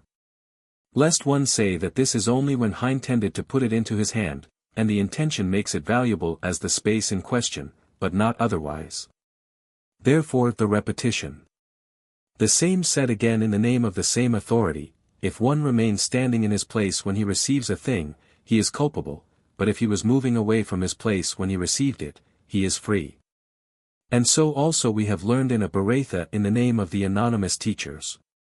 R. Johanan asked the following question, if one threw a thing and then moved from his place and caught it, is he culpable or not? How is this question to be understood? Said R. Ada bar Abba, the difficulty is concerning the exercise of 2 forces by one man, and the question was thus, if 2 forces were exercised by one man, in committing a prohibited act, should both parts of the act be accounted to the same? So that he should be declared culpable, or should each part of the act be considered separately, as if there were 2 individuals concerned, and then he is free? This question is not decided. R. Abhin in the name of R. Johanan said, if one put his hand into the yard of his neighbor, got it full of rain water, and withdrew it, he is guilty. But to make one guilty of the act, it must consist of removing a thing from a place of 4 L square, which is not the case here. Said R. Hilah R. Huna, it means that he took the water as it was running down a slanting wall, as Rabbi taught elsewhere that removing a thing from a slanting wall made the man culpable. But, in speaking of removing an object from a slanting wall, Rabbi treated on the question of removing a book, which is a stationary thing. Is it analogous to removing water that can never become stationary? Therefore said Rabbi, our case treats when he dipped the water out of a cavity, in the wall, in question. Is not this self-evident? Lest one say that water standing upon water is not considered stationary, he comes to teach us that it is. And this is in accordance with his theory, as follows, water standing upon water is considered stationary, a nut, however, lying upon the surface of water is not considered so. The same said again, in the name of the same authorities, one who was laden with eatables and beverages, entering and going out the whole day, he is not culpable until he rests. Said Abai, and even then only if he stops for the purpose of resting. But not when he stops merely to adjust his burden on his shoulders. Whence is this deduced? From what the master said, he stopped within the limit of 4 Ls to rest he is free, but if he stopped to adjust the load on his shoulders he is culpable. Beyond 4 Ls, if he stopped to rest he is culpable, but if he stopped to adjust the burden on his shoulder he is not culpable. What does this imply? It implies that one cannot be culpable unless his intention of removing was before he stopped. The rabbis taught, if one takes anything from his store into the market through the alleyway, where the benches of market men are situated, he is culpable. It makes no difference whether he carries, throws, or pushes it with his arm. Ben Azai, however, said, if he carries it in or out he is not culpable, but if he throws or pushes it in or out he is culpable. The same we have learned in another Beratha. The rabbis taught, there are 4 kinds of premises as regards the Sabbath, viz., private ground, public ground, unclaimed ground, and ground that is under no jurisdiction. What is private ground? A ditch or hedge that is 10 spans deep or high and 4 spans wide, such are absolutely private grounds. What is public ground? A country road or a wide street, or lanes open at both ends, such are absolutely public grounds.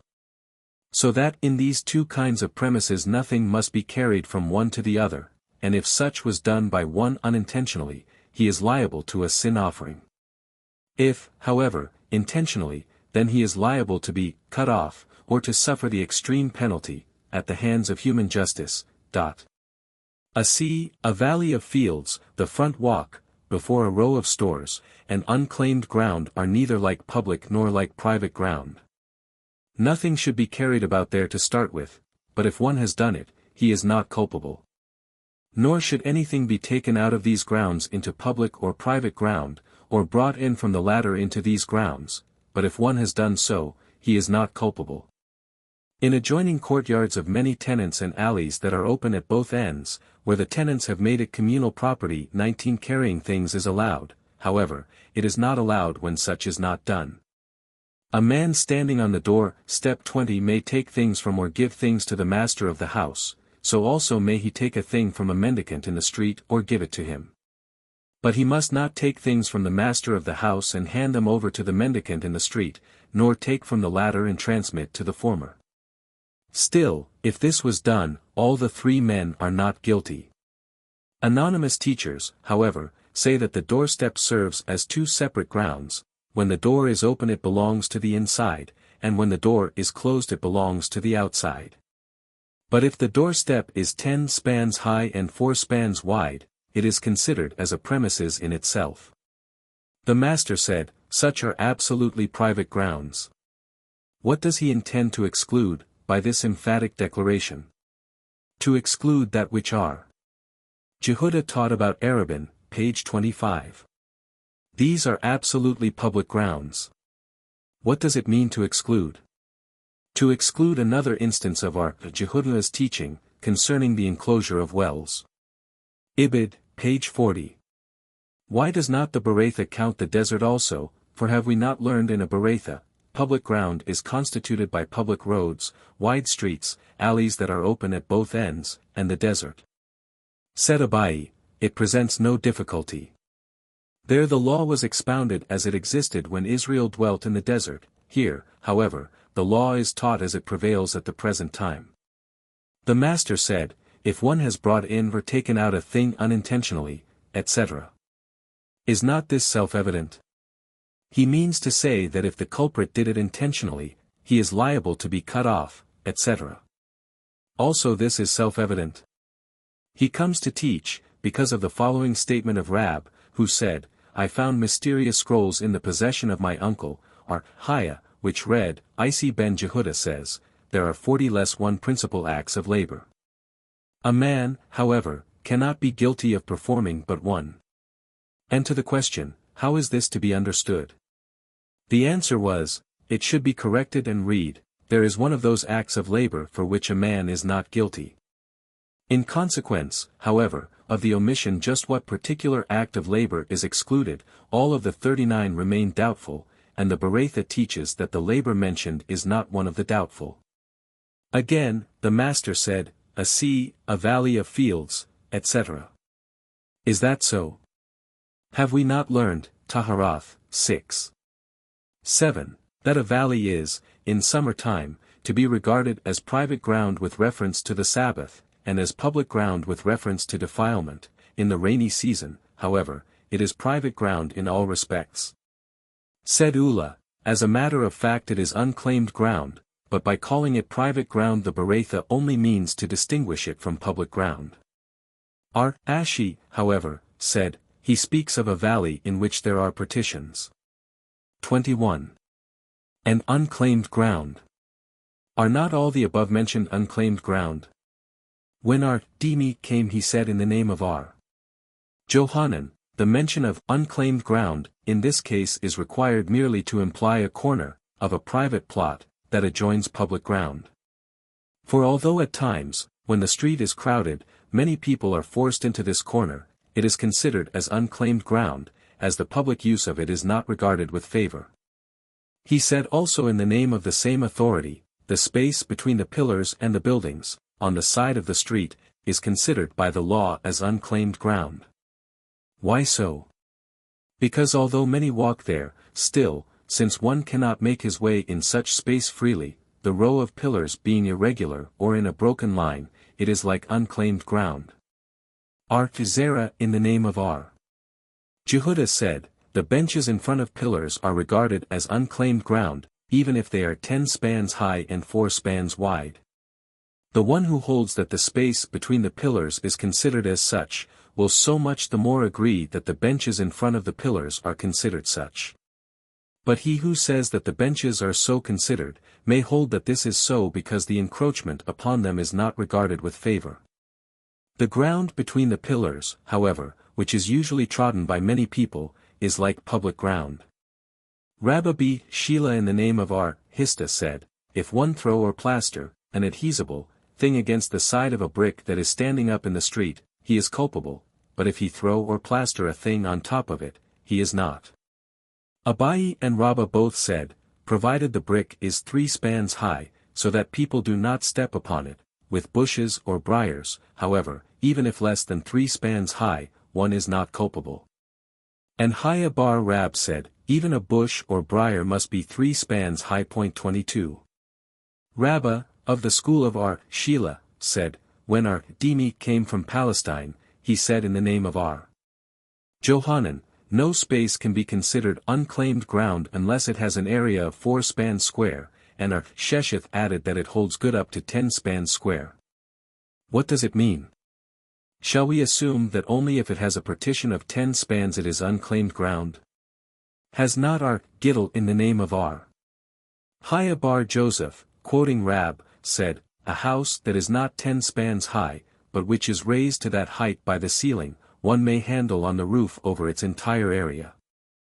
Inside of the house, however, only within 4 L square. Therefore we must say that the statement, it holds good up to 10 spans, implies that the law of unclaimed ground is valid when the height does not exceed 10 spans. As Samuel said to Jehudah, ingenious scholar. Treat not on laws of the Sabbath exceeding 10 spans in height. And to what does it apply? To private ground it could not apply, as it is known that private ground is so considered to the sky. Hence it is only to unclaimed ground that above 10 spans does not exist, as the rabbis have invested unclaimed grounds with the lenient regulations pertaining to private ground viz. If the place have an area of 4 spans square, it is unclaimed ground, if it has a lesser area, it is not subservient to any jurisdiction. And with the lenient regulations of public ground viz. The place is regarded as unclaimed ground only to the height of 10 spans, beyond that it ceases to be unclaimed ground. The text says, in a house the inside of which is not 10 spans high, etc.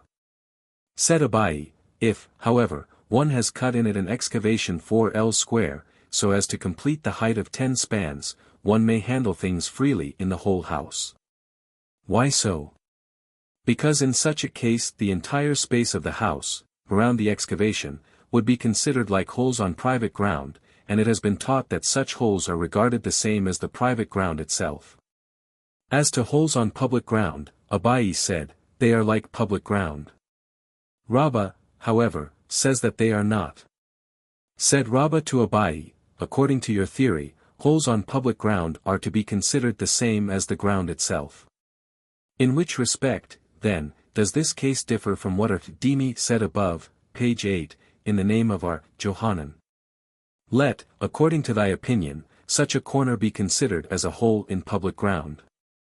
Nay, the use of the corner is not considered favorable by people, while no one objects to the use of a hole in the street. R. Hista said, if a person erected a pole on private ground and threw something at it, if that thing rested on top of the pole, and be that pole 100 ells high, the person is culpable, for private ground is absolutely unlimited in height. Shall we assume that R. Hista holds in accordance with Rabbi of the following Berakhot, if one threw a thing, in the street, and it rested upon the smallest cornice 23, of a house, according to Rabbi he is culpable, and the schoolmen say that he is not. Said Abai, in private ground all admit the decision of R. Hista. The case, however, in which Rabbi and the sages differ was a tree that stands on private ground with its branches reaching out into public ground, and one threw a thing which rested on a branch. Rabbi holds that the branch is part and parcel of the root, but the sages opine that we need not assume such to be the case. Abai said, if one threw a beehive which was 10 spans high, but not 6 spans wide, into the street, he is culpable. If, however, the beehive was 6 spans wide, he is free, because it is considered a piece of private ground in itself. Rabbi, however, said he is not, even if it be less than 6 spans wide. Why so? Because it is impossible for twined reed not to exceed the given height. 24 in case he threw the beehive 25 with its mouth down, even if the hive is a trifle over 7 spans high, he is culpable. But if it is 7.5 spans high, he is not. R. Ashi, however, said, he is, even if it is 7.5 spans high. Why so? Because the enclosing rim of the beehive is made for the purpose of containing something within, and not to be attached to the ground, hence it is not included in the lavid class. 26. Ula said, a post 9 spans high, which stands in the street, and people use it to shoulder their burdens on, if one threw a thing and it rested on the top of it, he is culpable. Why so? Because a thing that is less than 3 spans high is stepped upon by many, a thing between 3 and 9 spans high is not used either to step or to shoulder a burden on, but if it is 9 spans high, it is surely used to shoulder burdens on. Abai questioned R. Joseph, what is the law of a pit, of similar depth? Said he, the same, as of the post. Rabbi, however, said, a pit of similar depth is not governed by the same law. Why so? Because the use, which is made of a thing, through compulsion is not called, a customary, use. R. Adabar Mathna objected to Rabbi from the following Berakhot, if one intended to keep the Sabbath on public ground and deposited his arub in a pit less than 10 spans, below the ground, his act is valid. If he deposited it more than 10 spans below the ground, his arub is of no value. Let us see how was the case. If the pit was more than 10 spans deep, and by the saying, he deposited it less than 10 spans below the ground, is meant that he raised the arub to a higher place, and by the saying, more than 10 spans, is meant on the bottom of the pit, then. At all events, the arub could not be of any value. As he is in public ground, and his arub is in private, therefore we must say that the case was of a pit less than 10 spans deep, and nevertheless the arub is valid. Hence we see that the use of a place through compulsion can at times be considered as customary use. The answer was that the Berakhot is according to Rabbi, who says that against things which are prohibited only rabbinically because of rest, Shavuot, no precautionary measures are taken when they are to be done at twilight. And the prescribed time for depositing an arub is twilight. Therefore, although the use of the pit which was less than 10 spans deep was compulsory, the arub was nevertheless valid, because respecting twilight the rabbis are not particular. R. Jehudah said, if one moves a bundle of reeds by raising one end and throwing it over, then raising the other end and throwing it over, he is not culpable, unless he lifts the entire bundle off the ground. The master said, a man standing on the doorstep, etc. What is that step? If it is the step of the street, how may he take from the master of the house? Does he not transfer from private ground into public ground? If it is the step of the house, how may he take from the mendicant, standing in the street? Does he not transfer from public into private ground? And if it is unclaimed ground, how may he take and give intentionally, since a direct prohibition to that effect exists? Nay, the doorstep is a place concerning which the law has no provision, as, for instance, it is not 4 spans square.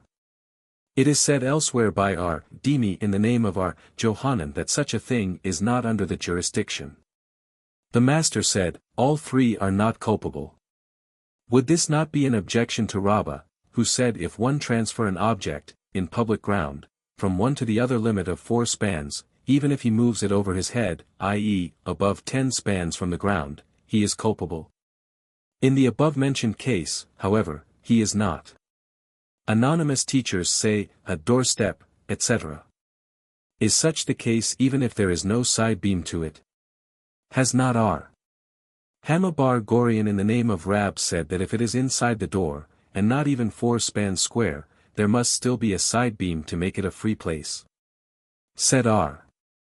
Judah in the name of Rab, here the doorstep of an alley is treated of, the half of which is roofed, and the other half not roofed, and the roofing is toward the inside. In this case when the door is open it is considered like the inside, when it is closed it is like the outside. R. Ashi, however, said, the case was of a doorstep of a house, but the door was topped by 2 beams, each of which was less than 4 spans wide, and between them the space was less than 3 spans wide, the door itself being in the middle. So that the law of Lavet applies only when the door is open, and not when it is closed. Therefore when it is open the doorstep is considered as the inside, and when it is closed the doorstep is regarded as the outside. If the doorstep is 10 spans high, etc. This supports the theory of R. Isaac bar Abimai, who said that R. Meir used to say, wherever thou findest 2 distinct grounds belonging to the same premises, i.e. to which the law of premises regarding the Sabbath applies equally, like a post in private ground, that is 10 spans high and 4 wide, it is prohibited to shoulder a burden on it. As a precautionary measure, enacted by the rabbis, for fear that the same would be done with a rock of the same size that may be found in the street, and it is biblically prohibited to shoulder upon it. Mishnah 2. One shall not sit down 27 before the hair-cutter at the approach of the time for afternoon devotion 28 before reciting his prayers. Nor shall he enter a bathroom or a tannery, the same is the case with any factory or large business, or sit down to eat, or start pleading a case, before a judge. But if he has started, he need not be interrupted. One must quit his work to read Shema, but he need not stop working in order to pray. Gemara, what time of Minha does the Mishnah mean? Does it mean the high afternoon 29 time? Why should a man not be allowed, since the day is still young? Does it mean the lesser time, and still hold that, if the man had started the work, he need not discontinue it? Shall this be taken as an objection to the opinion of R. Joshua ben Levi, who said, when the time of afternoon prayer draws nigh, one must not partake of anything before performing his devotion? Nay, he speaks here of the high time, and yet one shall not begin cutting his hair, as a precaution against accidents, lest his scissors break, a bath to sweat, lest he grow exhausted. A tannery, lest he notice some damage to his wares and become confused, nor shall he sit down to eat lest the meal be protracted. Pleading a case of justice, lest argument be advanced that overthrows all previous arguments, and until all this is settled the Minha prayer will be forgotten. From what moment does the act of haircutting begin? Said R. Abhin, from the moment the barber's cloth is spread over him. The act of bathing begins from the moment the coat is pulled off, tanning begins from the moment the working apron is tied around the shoulders. A meal begins from the moment the hands are washed, so said Rab, but our Hanina said, from the moment one takes off his girdle. And they do not differ. Rab spoke of the custom of his country, and our Hanina spoke of the custom of his country. Abai said, according to him who holds that the evening prayer is discretionary, our Babylon colleagues, as soon as they take off their girdle for the meal, they must not be troubled to pray before meal. However, according to him who holds that even this prayer is obligatory, they must be troubled. But is not the afternoon prayer obligatory by all means, and nevertheless our Mishnah teaches that, if he began his meal, he need not be interrupted, to which our Hanina said that the loosening of the girdle is the beginning. In the case of the afternoon prayer, since the time for it is fixed, we assume that the man will hasten and will not fail to pray in time, while for evening prayer, the time for which extends through the entire night, it is feared that he may not hasten, and neglect it. Our Shesheth opposed, is it so much trouble to put on one's girdle? Furthermore, cannot one stand up, without a girdle, and pray? Nay. As it is written, prepare thyself to meet thy God, O Israel. Amos 4:12, and as Rabbi B.R. Hanukah used to put on stockings when he stood up to recite prayers, saying, it is written, prepare thyself, etc. Rabbi, however, used to throw off his mantle and fold his hands when he prayed, speaking as a slave before his master. R. Ashi said, I have observed our kahana. In times of trouble he threw off his mantle and folded his hands when he prayed, speaking like a slave before his master. In times of peace he dressed and fitted himself up carefully, saying, it is written, prepare thyself to meet thy God, O Israel. Rabbi noticed that our Hanukah spent much time at his prayers. Said he, thus they quit eternal life and busy themselves with transient life. 30 He, our Hanukah, however, thought that the time spent in prayer is a thing by itself, and the time devoted to study is also a thing by itself. R. Jeremiah was sitting before our Zerah discussing a halakha. The day was breaking and time for prayer came, and our Jeremiah hastened for the purpose of praying. Said our Zerah to him, when one turneth away his ear so as not to listen to the law, even his prayer becometh an abomination. Kerov 28. 9. At what moment does the work of dispensing justice commence? R. Jeremiah and R. Jonah one said, from the moment the judges put on their mantles, the other said, from the moment the litigants begin pleading. And they do not differ. The former speaks of the instance of opening court. The latter of the instance when the court was in session and the judges were engaged in deciding other cases. Up to what time should court be in session? Our Shesheth said, up to meal time. Said our Hama, from what scriptural passage have we this? From Happy art thou, O land. When thy king is noble-spirited, and thy princes eat in proper time, for strengthening and not for gluttony. Eccle X 17, i.e., for the strength of the law and not for indulgence in wine. The rabbis taught, the first hour of the day is the time the Lydians eat. The Lydians were cannibals, in the second hour robbers eat, in the third hour, rich heirs eat, the fourth hour is eating time for the people in general. In the fifth hour laborers eat, in the sixth hour scholars eat, from the last hour onward, eating is like throwing a stone into a barrel, rather injurious than beneficial. Said Abai, this is the case only when one has tasted nothing in the morning, but if he did so, it does not matter.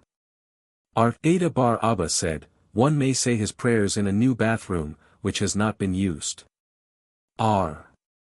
Hanukah said in the name of Ulah, one is not permitted to call shalom to another man in a bathroom, for it is written, he called the eternal shalom, Judges 6. 23. 31 If so, the saying of the word faith should also be prohibited, for it is written, the faithful God, Deuteronomy 7. 9, and lest one say so it is, has not Rabbah bar Mehasiah said in the name of R. Hama bar Gorian, quoting Rab, that faith may be mentioned. In the latter case the name itself is not so designated, as it means as it is translated above. But in the former case it, shalom, is a designation of the name itself. The same says again in the name of the same authority, if one bestows a gift on his friend, he should let him know it, as it is written, to know that I, the Eternal, made you holy, X 31. 13. And there is a Beratha which states as follows, the Holy One, blessed be he, said unto Moses, I have a good gift in my storehouse, its name is Sabbath, which I wish to bestow on Israel, go and announce it to them. From this R. Simeon ben Gamaliel said, one who gives a child some bread should announce it to its mother. How shall he do this? Said Abai, he should put some ointment around its eyes and stain it with dye. Is this so? Has not our Hamabi? Hanina said, he who bestows a gift on his friend need not announce it to him, for it is written, Moses knew not, etc., X 34. 29. This presents no difficulty. The latter instance represents a thing that is to become known by itself. The former instance treats of a thing that cannot become known by itself. But was not the Sabbath a thing that was to become known? But the reward, for keeping the Sabbath holy, that attends it was not to be known. R. Johanan in the name of R. Simeon B. Yohai said, all the commands that the Holy One, blessed be He, gave unto Israel, were given with publicity, excepting the Sabbath, which was given in privacy, for it is written, between me and the children of Israel it is an everlasting sign, X. 31, 17. If such is the case, the idolaters need not be punished for its sake. The Sabbath was made known, but the additional soul, a new impetus of life, which comes with the Sabbath was not made known to them. Thus R. Simeon B. Lachish said, the Holy One, blessed be He, bestows an additional soul on man on the eve of the Sabbath, and takes it back again when the Sabbath departs. 32. R. Hista held in his hand 2 gifts 33 from the flesh of an ox, and said, I will give this to the man who will tell me some new teaching in the name of Rab. Said Rabbi B. Mahasia to him, thus taught Rab, he who bestows a gift on a friend should let him know it. And our Hista gave him the meat. Said the former again, art thou so fond of the teachings of Rab? I, he answered. Said he, this is like that which Rab said, a silk garment is precious to the wearer. Rejoined our Hista, did Rab indeed say so? This second thing is even better than the first, if I had other gifts I would bestow them too. Rabbi B. Mahasia in the name of the same said again, one should never show preference for one child above his other children, as for the sake of 2 selahs weight of silk, which Jacob bestowed on Joseph in preference to his other sons. The brothers became jealous of Joseph, and the development brought about our ancestors' migration into Egypt. Again he continued, one should always endeavor to seek a dwelling in a city of recent settlement, for the settlement being recent, the sins are few. As it is written, behold, this city is near to flee thereunto, and it is little. Gen 19. 20. What does it mean, it is near and small? Could not he see this himself? But it means its settlement is recent and therefore its sins are not many. The same said again, a city whose roofs are higher than that of the synagogue will ultimately be destroyed, as it is written, to raise high the house of our God, etc. Ezra 9. 9. However, this refers only to the roofs of the houses, but as to the tops of towers and palaces, it does not concern them. Said R. Ashi, I have prevented Madha Mahasia from being destroyed, as he had made the prayer house and the college higher than other houses. But was it not destroyed later? Yeah, but not for this sin.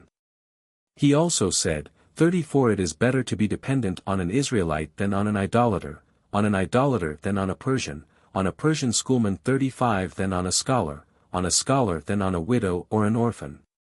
He also said, rather any sickness than sickness of the bowels, rather any pain than pain of the heart, rather any disorder than a disorder in the head, rather any evil than a bad wife.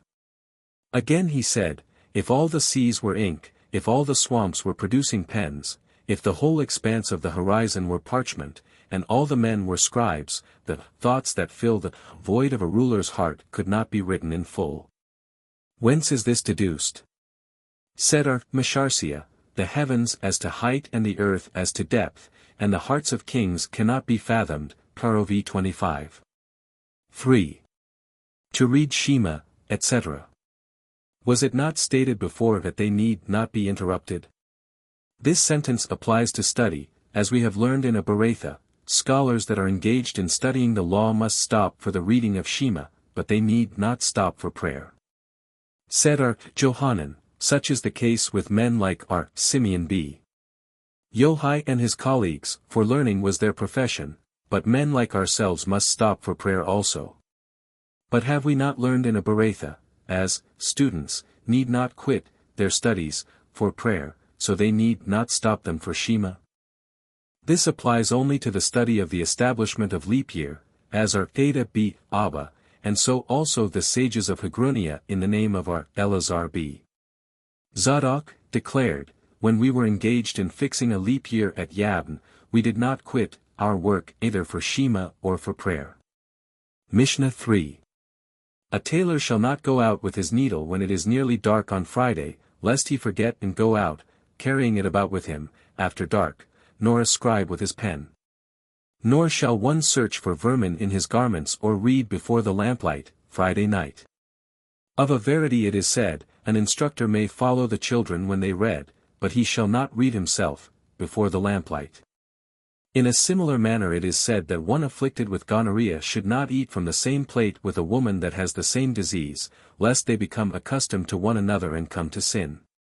Gemara, a tailor shall not go out, etc. Does not the Mishnah mean when the needle is stuck in the garment? Nay, it treats of the case when, the tailor, holds it in his hand. Come and hear. A tailor shall not go out with the needle sticking in his garment. Does this not treat of the eve of the Sabbath? Nay, it treats of the Sabbath itself. But is there not another Beratha, a tailor shall not go out with the needle sticking in his garment on Friday when it is nearly dark? This was taught according to our Jehuda, who holds that a laborer, carrying a thing, after the manner of his profession is culpable, as we have learned in the following Tosefta, a tailor shall not go out with his needle sticking in his garment. Nor a carpenter with his ruler behind his ear, nor a cloth cleaner with the spanning cord behind his ear, nor a weaver with the stuffing cotton behind his ear, nor a dyer with samples around his neck, nor a money changer with the dinar in his ear. If, however, they did so, they are free, though they ought not to start it, so is the decree of our Mayor. Our Jehuda, however, says, the laborer only, going out, after the manner of his profession is culpable, but not common men. In the school of our Ishmael it was taught, one may go out with the phylacteries on his head at twilight on the eve of Sabbath. Why so? As Rabbi B. R. Hunah said, one must feel the phylacteries on his head at all times, and in consequence he will be reminded, through feeling the phylacteries, that he must remove them before the Sabbath. There is a Beratha, a man must examine his garments on Friday evening, when it is getting dark, to see whether there is anything in them that must not be carried about on the Sabbath. Said R. Joseph, this is an important ordinance concerning the Sabbath. One shall not search for vermin, etc. Does it mean one shall not search for vermin in the daytime, of a Sabbath, lest he destroy any? And he shall not read before a lamplight lest he snuff, the wick, or are both ordinances connected with each other so as to make the ordinance prohibiting the snuffing of the wick binding? Come and hear. One shall not search for vermin nor read before the lamplight. What can we understand from this Beratha better than from our Mishnah? Come and hear another Beratha, one shall not search before the lamplight. Also, one shall not read before it. These two ordinances are among the other established halakas in the attic of Hananiah b. Hizkiah b. Gorian. From this is to be inferred that both cases were prohibited for the same reason, that they may entail snuffing the wick. R. Jehuda in the name of Samuel said, one must not try to distinguish even between his own and his wife's garments, before the lamplight. Said Rabbi, this is said only for the inhabitants of Mahoza, 36, but among the dwellers of rural places the garments can easily be distinguished. And even among the inhabitants of Mahoza, only the garments of old women cannot easily be distinguished from those of the men, but not of young women. The rabbis taught, one shall not search for vermin in the street out of self-respect. In the same wise, our Jehuda or our Nehemiah taught that one shall not vomit in the street out of self-respect. The rabbis taught, one who searches his garments and finds a louse shall not crack it, but simply rub it with his fingers and throw it away, on the Sabbath.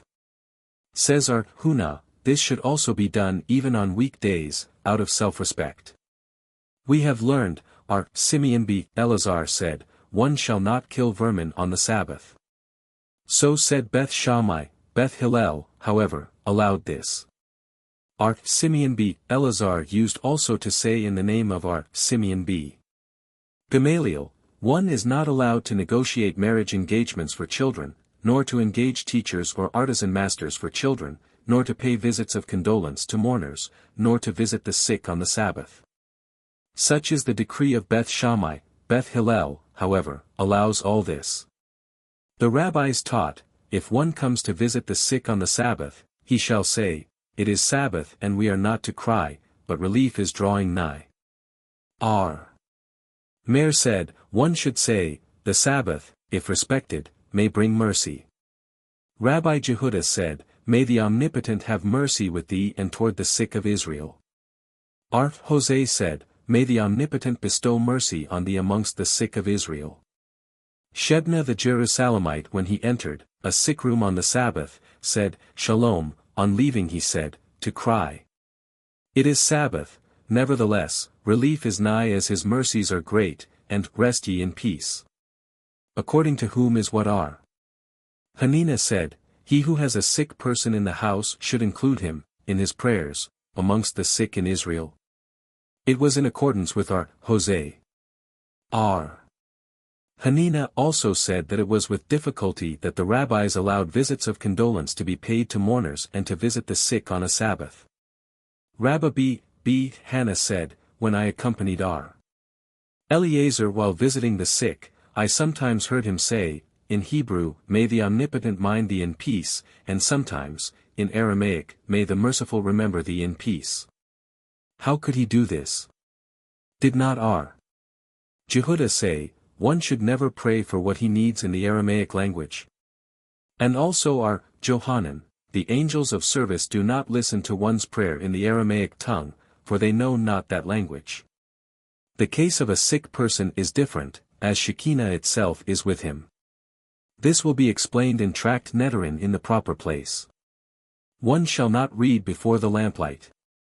Rabbi said, it is the same even if the lamp is placed 2 men's heights from the ground, even 2 stories high, or even if it is on top of 10 houses, one above the other. One shall not read, but 2 may. Have we not learned, neither 1 nor 2? Said our Eleazar, this presents no difficulty. Our Mishnah treats of 2 reading one subject, and there it treats of 2 reading different subjects. Said our Huna, around the hearth fire even 10 persons shall not read together. Rabbi, however, said, a prominent man may read, as he would not degrade himself by stirring the fire. An objection was raised from the following, one should not read before a lamplight, lest he snuff the wick. Said our Ishmael b. Elisha, I will read and not snuff it. Once he actually read and was tempted to snuff the wick. And he exclaimed, how great is the saying of the sages, that one should not read before a lamplight. R. Nathan said, he actually snuffed the wick and noted in his diary, I, Ishmael b. Elisha, have read before the lamp on Sabbath, and have snuffed the wick. When the holy temple shall be rebuilt, I will bring a fat sin offering. Said our Aba, with our Ishmael b. Elisha it is different, for while studying the law he always considered himself common. There is one Berakhot, a servant may examine cups and dishes, to see, if they are clean, before the lamp, and another, that he may not. This presents no difficulty. The former treats of a servant in permanent engagement, 37 the latter of one who performs occasional service. And if you wish, it may be said that both Berakhos apply to a permanent servant, the latter in the case of a lamp which is fed with oil, the former in the case where it is fed with naphtha. Naphtha emits a bad odor. He will therefore not be tempted to touch it. The schoolmen propounded a question, may a servant that is not permanently engaged, examine his utensils, before a lamp fed with oil? Said Rab, the rule is laid down, that he may, but we do not practice it. Our Jeremiah b. Aba, however, said, so is the rule, and so we practice. Once our Jeremiah b. Aba took his Friday night meal at the house of our Basi. His servant, our Jeremiah's retainer, who was at the time doing occasional service in our Basi's house, proceeded to examine the dishes before the lamp. Said the wife of our Basi to her husband, "You, my master, do not approve of this." "Let him be," answered our Basi, "he acts according to the opinion of his master." Of a verity they said, an instructor, etc. Was it not said, he may see? For what purpose should he do this but to read? Nay, he should see in order to watch the sequence of paragraphs. So also said Rabbi b. Samuel, he may arrange the sequence of paragraphs. Consequently, may he not read the paragraphs through? Would this not oppose the statement of our Simeon b. Gamaliel, who said, children in their rabbi's house used to arrange their paragraphs and read before the lamplight? With children the case is different, out of fear for their master they will not be led to adjust. Mishnah 4. And these are some of the regulations enacted in the attic of Hananiah b. Hizkiah b. Gorion, when the rabbis came to visit him. They called the roll and found that the disciples of Shammai were more numerous than those of Hillel, and they enforced 18 regulations on that day. Gemara, said Abai to our Joseph, does the expression, and these, etc. refer to the things that were mentioned, or is these used with reference to things to be mentioned farther on? Come and hear. One shall not search for vermin or read before a lamplight, and these are some of the regulations, etc. From this it is obvious that, and these, is the correct version. The rabbis taught, the roll of fasts was written by Hananiah b. Hizkiah and his company, for they thought with fondness of the troubles, which their race had experienced. Said our Simeon b. Gamaliel, we also think with fondness of the troubles, but what shall we do? If we were to record all the troubles our race has experienced since that time, we would never finish. It may also be said, a fool never feels trouble, or, more pointedly, a dead member on a living body feels not the lancet. 38. Mishnah v. The Beth Shammai said, ink, dye material, or fodder, for animals, shall not be put into water, on Friday, unless there is still time for them to soak through while it is day. The Beth Hillel, however, permits this. The Beth Shammai prohibits putting bundles of linen thread, to bleach, into the oven unless there is sufficient time left for them to become heated through while it is yet day. Or wool into a dye kettle unless there is still time for it to be soaked through the same day. The Beth Hillel permits this. The Beth Shammai says, traps shall not be set for animals and birds, or nets for fishes, on Friday, unless there is still time for them to be caught before sunset. The Beth Hillel permits this. The Beth Shammai says, one shall not sell anything to a Gentile, on Friday, or help him load his animal, or help him shoulder a burden unless he, the Gentile, can reach, with his load, the nearest place while it is yet day. The Beth Hillel permits this. The Beth Shammai says, hides shall not be given to a tanner or clothes to a Gentile washer, on a Friday, unless there is still sufficient time left for him, the Gentile, to finish it while it is day. The performance of all these acts of labor heretofore mentioned was permitted by the Beth Hillel, on Friday, while the sun was still shining. Rabbi Simeon b. Gamaliel said, at my father's house it was the custom to give out white clothes to a Gentile washer 3 days before the Sabbath. Both schools, however, agree that the presses may be put on olives and grapes in the press pits, as long as it is still daytime. Gemara, who is the Tana that maintains that putting water on ink constitutes the final work on it? Said our Joseph, it is Rabbi of the following Beratha, if one put flour, in a vessel, and another one put water on it, the latter is culpable, of the act of kneading, so is the decree of Rabbi. R. Jose, however, says that one is not culpable until he kneads it. The rabbis taught, at twilight on the eve of Sabbath one may make an opening in a spring, so that the water run into the garden the whole day, of the Sabbath. He may also put smoking incense underneath garments, so that they hold the fragrance the whole day. It is also allowed to put burning sulfur under enameled vessels, so that its smoke work on the paints the whole Sabbath day. It is also allowed for one to put a balm on the eye and a plaster on a wound, so that the healing process continue throughout the Sabbath. It is prohibited, however, to put grain into a watermill, unless there is yet enough daytime left for it to be ground. Why so? Said Joseph, because one is obliged to give rest even to tools on Sabbath. Now since it was said that the resting of tools is obligatory according to the decision of the Beth Hillel, why did they permit putting sulfur and incense to smoke, or linen thread to bleach during the Sabbath? Because no act was being done, and the tools were practically at rest. But do not traps set for animals, birds, and nets for fishes work? Why, then, did they allow these? Here, too, they treated only of fishers' rods and traps, which do no work, but into which animals work themselves. Now, as our Ashia has declared in the name of our Asi, that only the Beth Shammai holds that there is a biblical obligation for the resting of tools, but not the Beth Hillel, all the acts enumerated above are permitted by the latter, even in the event of the tools performing work. Who is the Tana of what the rabbis taught anonymously as follows? A woman shall not put dried lentils and peas into the oven on Friday when it is getting dark and leave them there, to get soft. And if she needs them for after the Sabbath she shall not use them, unless she waits the length of time required to cook them afresh. In the same wise a baker shall not put a vessel with water in the oven on Friday when it is getting dark. And if he needs the hot water, for after the Sabbath, he shall not use it unless he waits the length of time it would require to boil it afresh. Shall we assume that this is in accordance with the Beth Shammai, but not with Beth Hillel? It may also be in accordance with the Beth Hillel, as the prohibitions were made as precautionary measures lest one stir the coals. If such is the case, the burning of incense and sulfur, as mentioned in our Mishnah, should also be prohibited for the same reason.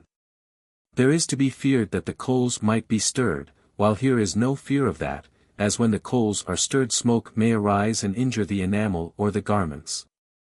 In the case of the linen thread also, no precautionary measure was necessary, because the draught caused by the admission of air into the oven would prove injurious to the thread, and therefore one would not open the oven to stir the fire. Then let the placing of wool into a dye kettle be prohibited as a precautionary measure. The Mishnah treats of a kettle that stands at some distance from the fire, so says Samuel. Still, the apprehension exists that he may stir the dye. Nay, we speak of a kettle whose cover is sealed with clay.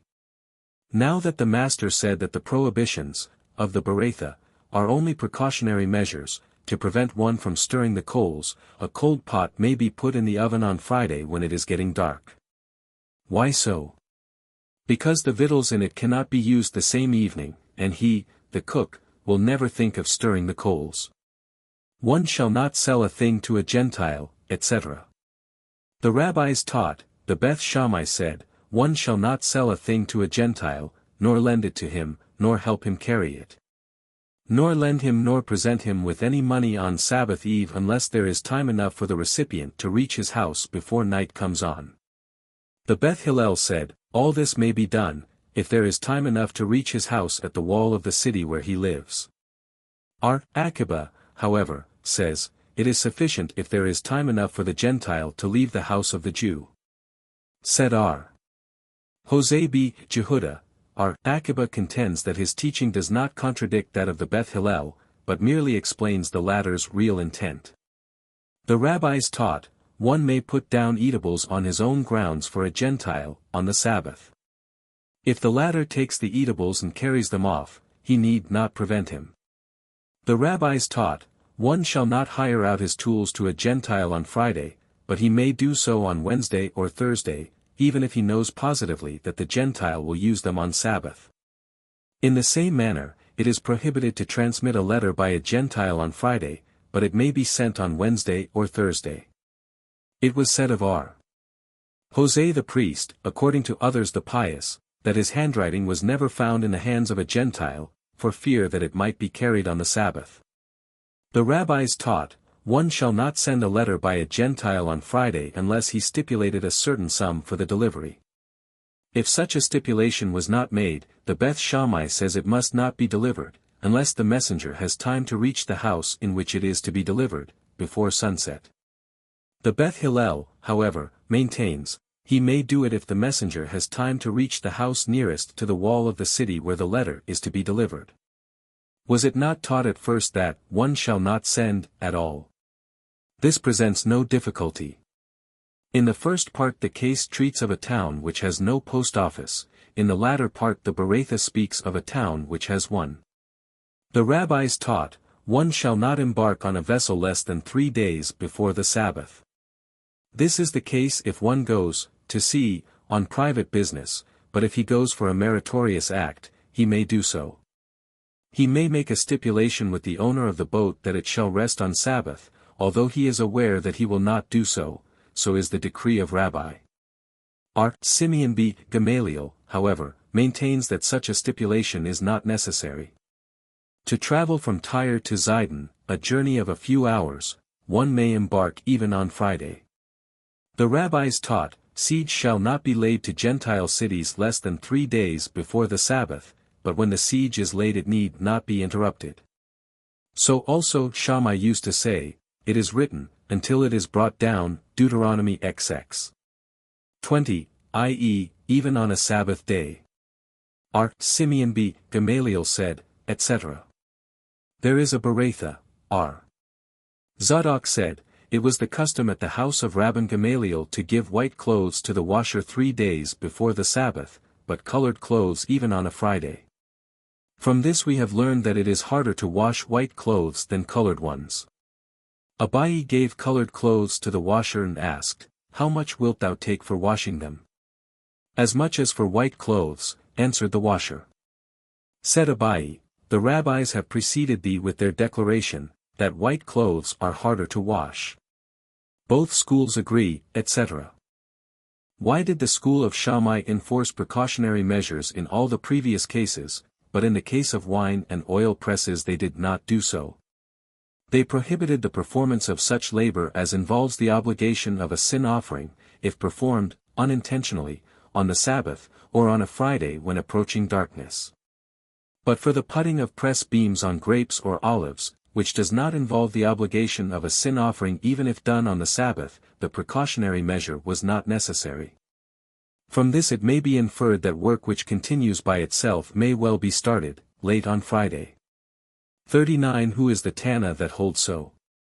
Said our Jose, our Ishmael of the Mishnah, Ediath, 2. 7 Garlic, unripe grapes, and green grain stalks which were crushed, on Friday, while yet day, may be put under pressure at sunset, so is the decree of our Ishmael. Our Aqiba, however, says, it must not be done. Our Elazar, b. Hedath, however, said that the Tana in question is our Elazar, b. Samoa, of the following Mishnah, honeycombs that were crushed on Friday shall not be put in the press, at sunset, so that the honey run out by itself. Our Elazar, however, permits it. Our Jose b. Hanina has practiced in accordance with the theory of our Ishmael.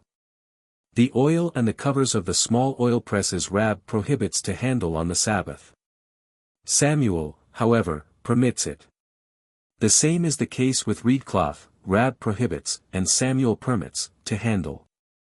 Covers that are used on board of a vessel to cover the deck Rab prohibits, and Samuel permits the handling of. R.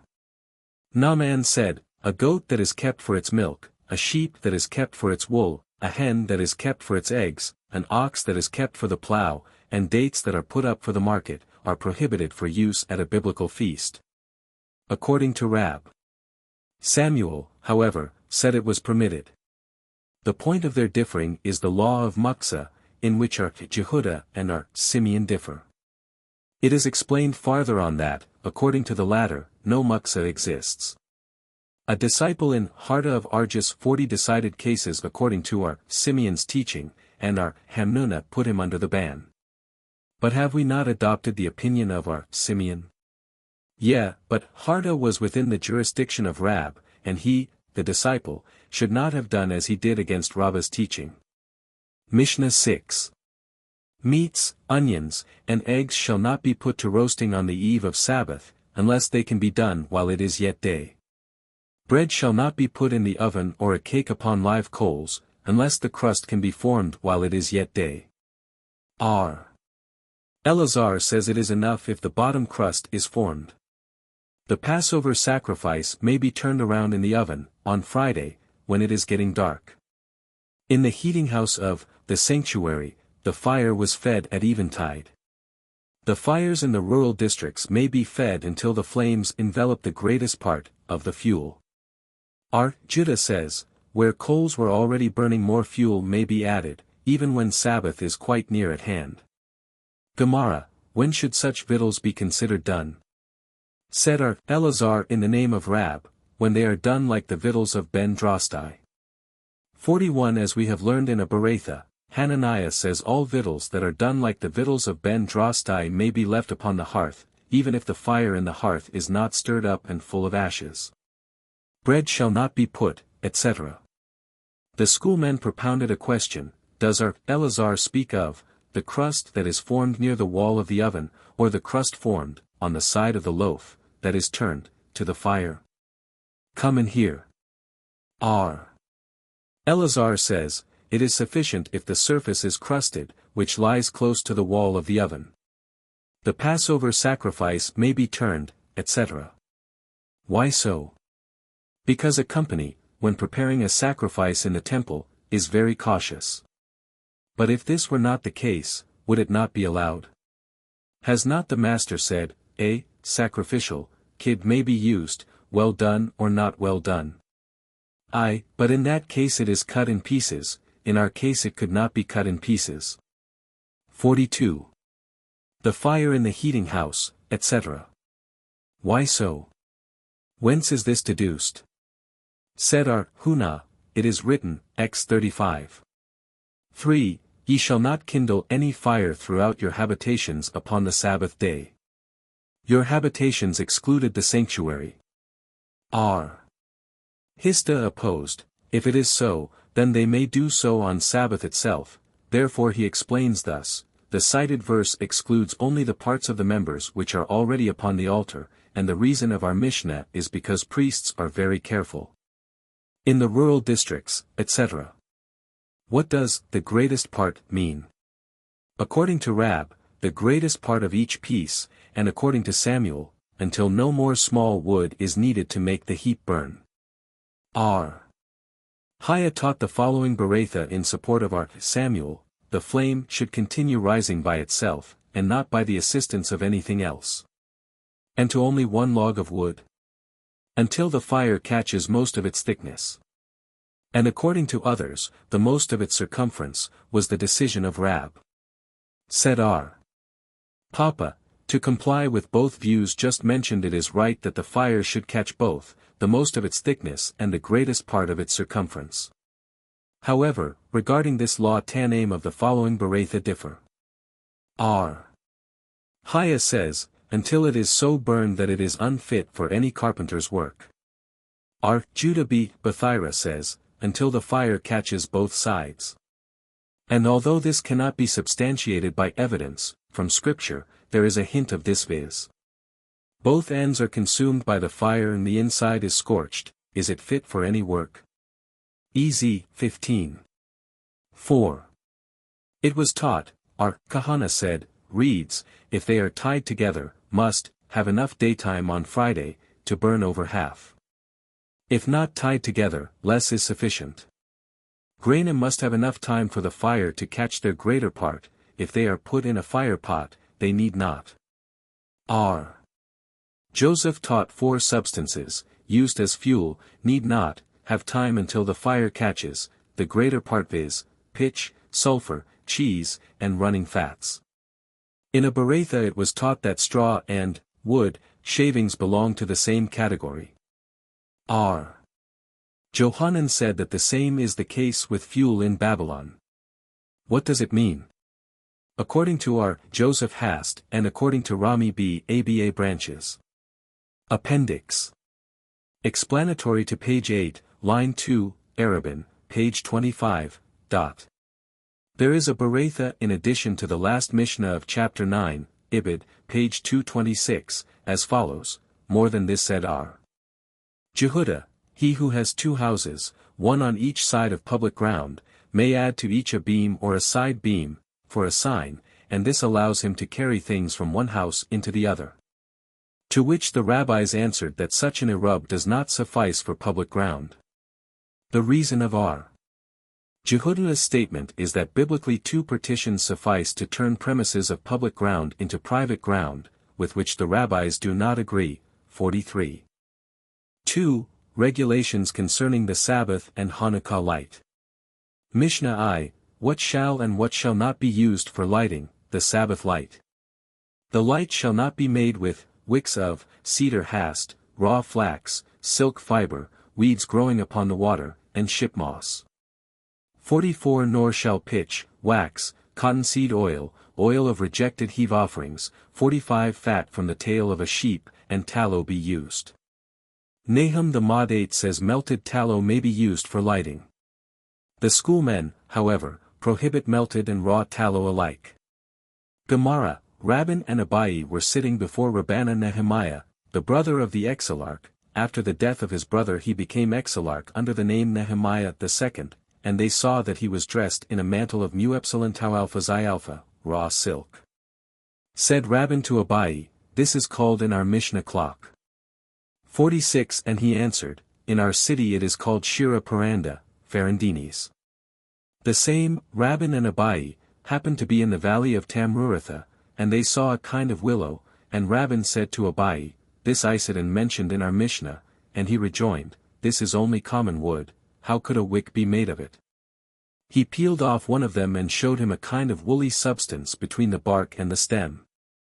The rabbis taught, all that which was prohibited for the Sabbath lamp may be used in fires that are kept up for heat or even for constant light, whether such fires are built, upon the ground or in the hearth.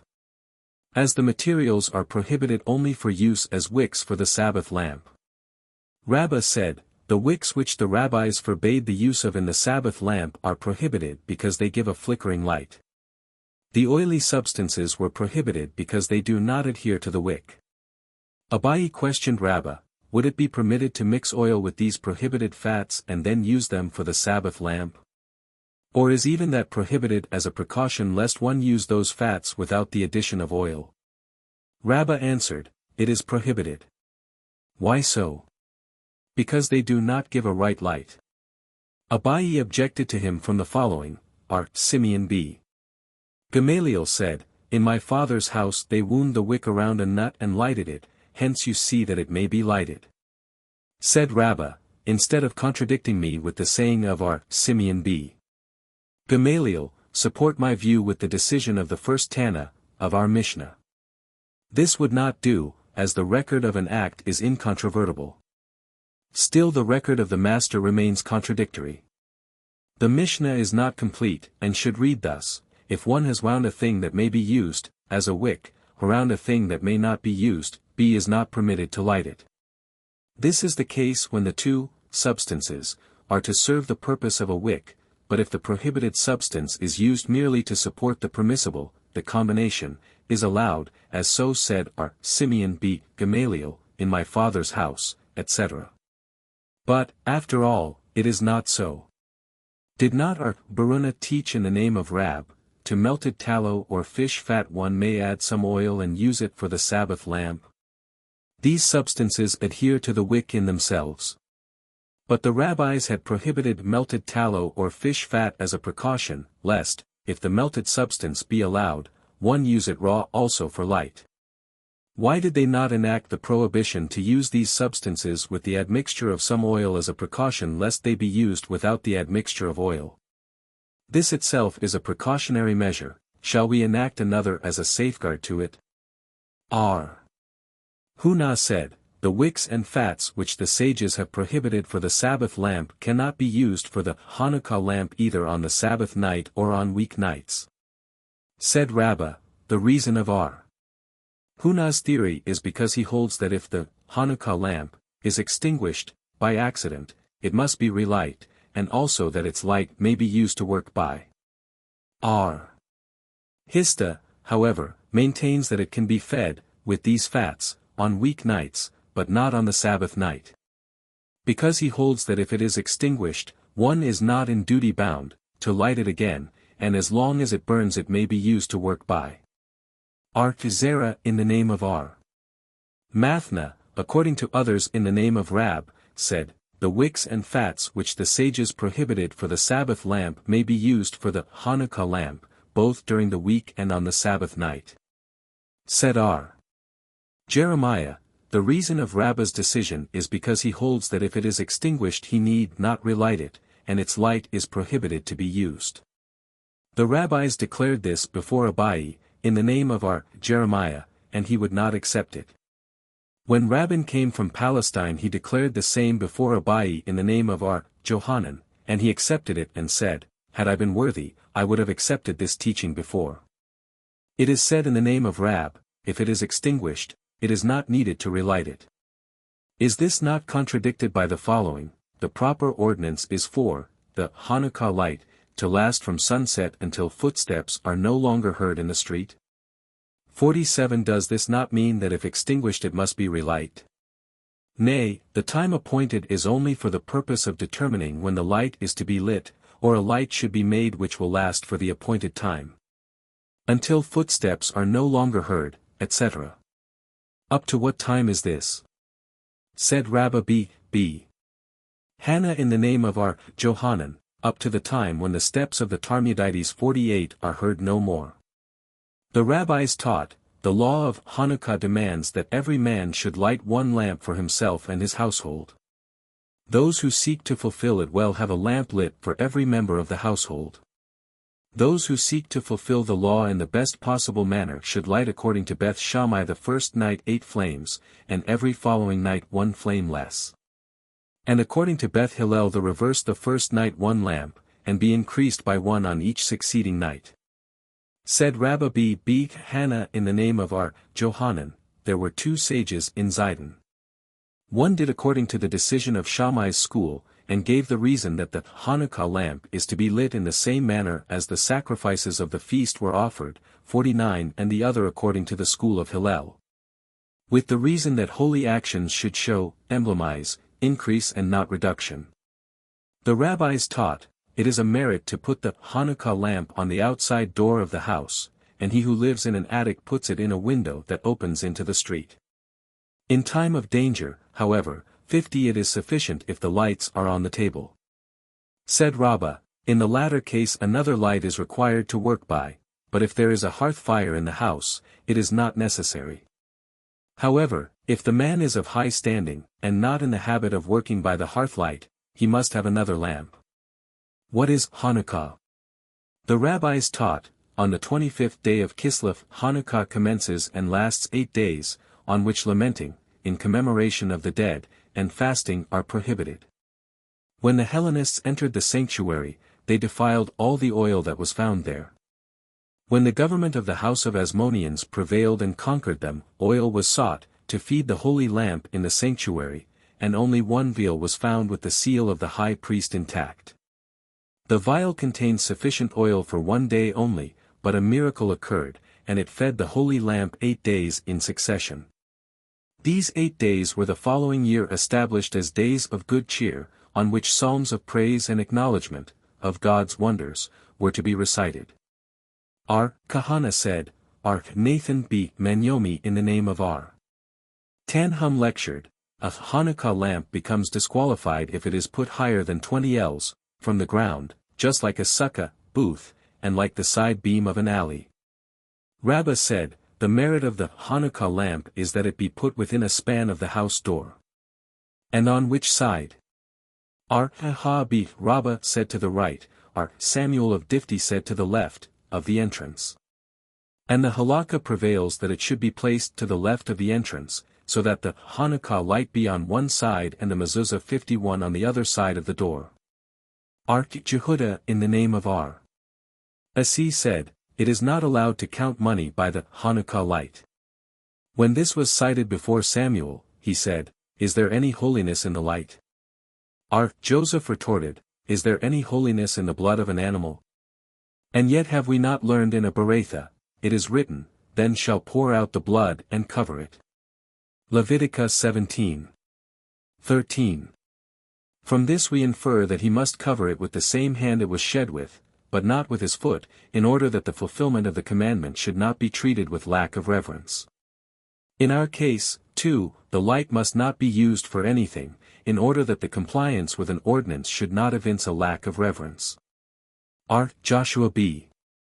Levi was questioned, may the fruits, hung up in the sukkah for ornamentation, be used during the 7 days of the feast? He answered, even to the Hanukah light a law was passed prohibiting the counting of money. Said R. Joseph, Lord of Abraham.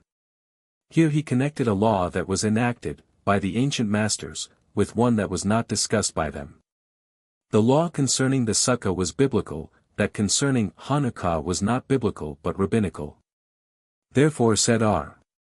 Joseph, the precedent of all these cases is the law concerning the blood, which was cited above. It was taught, Rab said, it is not allowed to light one Hanukah light with the other, Samuel permits this. Rab prohibited tzitzith, show threads, to be taken out of one garment and put into another, Samuel permits also this. He also said that the halakha does not prevail in accordance with R. Simeon regarding dragging across the floor, which will be explained farther on, and Samuel maintains it does. 52. Said Abai, my master followed the decisions of Rab in all questions except the 3 mentioned above, which he decided according to Samuel. One of the rabbis in the presence of our Abba said, Rabba's reason for prohibiting these acts was to prevent irreverence in the compliance with the law. Said our Ada to the scholars present, hear him not, Rabba's reason was to prevent stinginess in the fulfillment of laws. And what is the difference between the two? It is in the lighting of one Hanukah lamp with another. He who says that irreverence was the reason cannot prohibit this, but he who holds stinginess to be the reason, prohibits even this rightfully. How is this question to be decided? Said our Hunabi, our Joshua, let us see whether the act of lighting the lamp constitutes merit, or whether it is the act of putting it in its proper place. This question having been already propounded by the schoolmen, the answer, when given, will serve for the above also. Come then and hear the following, our Joshua B. Levi says, a lantern, that was lit for Hanukah on Friday night, and kept burning the whole following day must, at the close of the Sabbath, be extinguished and then relight. Now if we say that the lighting constitutes compliance with the commandment, this teaching is correct. But if we say that the placing of the lamp in its proper place constitutes the merit, it should be said, it should be extinguished, raised up, put in its proper place, and then lit. And also, since we pronounced the benediction, blessed art thou, etc., who hast commanded us to light the Hanukah lamp, it becomes clearly apparent the lighting constitutes compliance. And so it is. Now that we come to the conclusion that the act of lighting constitutes the merit, it is understood that if this was done by a deaf-mute, an idiot, or a minor, the act is not valid. A woman, however, may surely light it, as are Joshua B. Levi said, women are in duty bound to light the Hanukah lamp, for they were included in miracle. Our Shesheth said, a guest, at a stranger's house, is obliged to light the Hanukah lamp. Said R. Zerah, when I was studying at the school of Rab, I contributed my share towards maintaining and lighting the lamp with mine host. Since I am married, I say, I surely need not light it now, for it is lit for me at my house. R. Joshua B. Levi said, all fats are good for the Hanukah lamp, but olive oil is the best. Abai said, my master always sought for poppy seed oil, because, said he, it burns slowly, and the light lasts longer, but when he heard the saying of our Joshua B. Levi, he sought for olive oil, for that gives a clearer light. Hiya B. Ashi in the name of Rab said, he who lights the Hanukah lamp must pronounce a benediction. R. Jeremiah said, he who perceives it must pronounce a benediction. R. Jehudah said, he who perceives a Hanukah lamp on the first day must pronounce 2 benedictions, and the one that lights it on the first day, 3. 53 After the first day, the one that lights it must pronounce 2 benedictions and the one that perceives it 1. What benediction would he omit? The benediction of time. But why not omit the benediction of the miracle? Because the miracle was continued every day, of the 8. And what is the special benediction? Blessed be, etc., who hallowed us with his commands and ordained that we shall light the Hanukah lamp. But where did he ordain this? Said R. Avia, this command is included in, Thou shalt not depart, etc., Deuteronomy 17. 11. R. Nehemiah, however, from the following said, Ask thy father and he will tell thee, thine elders, and they will inform thee, Ibid 32. 7. R. Hunah said, A house that has 2 doors must have 2 lamps. Said Rabbi, this is only in case when the 2 doors are in 2 different sides of the house, but if they both open on the same side it is not necessary. Why so? Because the townsman may pass by the side which has no lamp and suspect the owner of the house of not having lit any at all. And where is it taken from that one must endeavor to avoid suspicion? From a Tosefta in Peah, chap. L, which states plainly that everyone must do so. R. Isaac B. Redifa in the name of R. Hunah said, A lamp with 2 mouths, so that 2 wicks can be lit in it, is sufficient for 2 men. Rabbi said, If one has filled a dish with oil, put wicks all around the brim, and covered it with a vessel, so that each wick yields a separate flame, it is sufficient for many persons. But if he has not covered it, he makes it appear as one flame of fire, and it is not valid, even for 1 person. The same said again, if one, possessing only means enough to light 1 lamp, must choose between using this light for a house light 54, on Friday night, or a Hanukah light. He should use it for a house light in order to preserve his domestic peace. If, again, his choice must be between, purchasing, the house light and, the wine necessary for the celebration, of the holiness of Sabbath, the house light is to be preferred and for the same reason. However, it is doubtful to me what must be chosen between the Hanukah light and the goblet for Kiddush. When one cannot afford both, which must he prefer?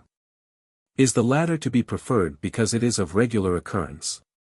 55 Or is the Hanukah light preferable, in order to proclaim the miracle, which it commemorates? After deliberating he decided himself that the proclaiming of the miracle has the preference. R. Hunah said, He who makes a practice of lighting many lamps, which the law requires for festive occasions, will be rewarded with scholarly sons. He who is particular about his mezuzah will be blessed with a fine dwelling. He who is particular about his show threads, tzitzits, will be blessed with fine garments. He who is particular to pronounce the benediction of Sabbath over a goblet of wine shall live to have his cellar well stocked. R. Hunah was wont to pass by the house of R. Abin, the carpenter. He noticed that the latter lit a great many lamps on the Sabbath night. Said he, 2 great men will come forth from this house. And they were R. Gedi and R. Hiah B. Abhin. R.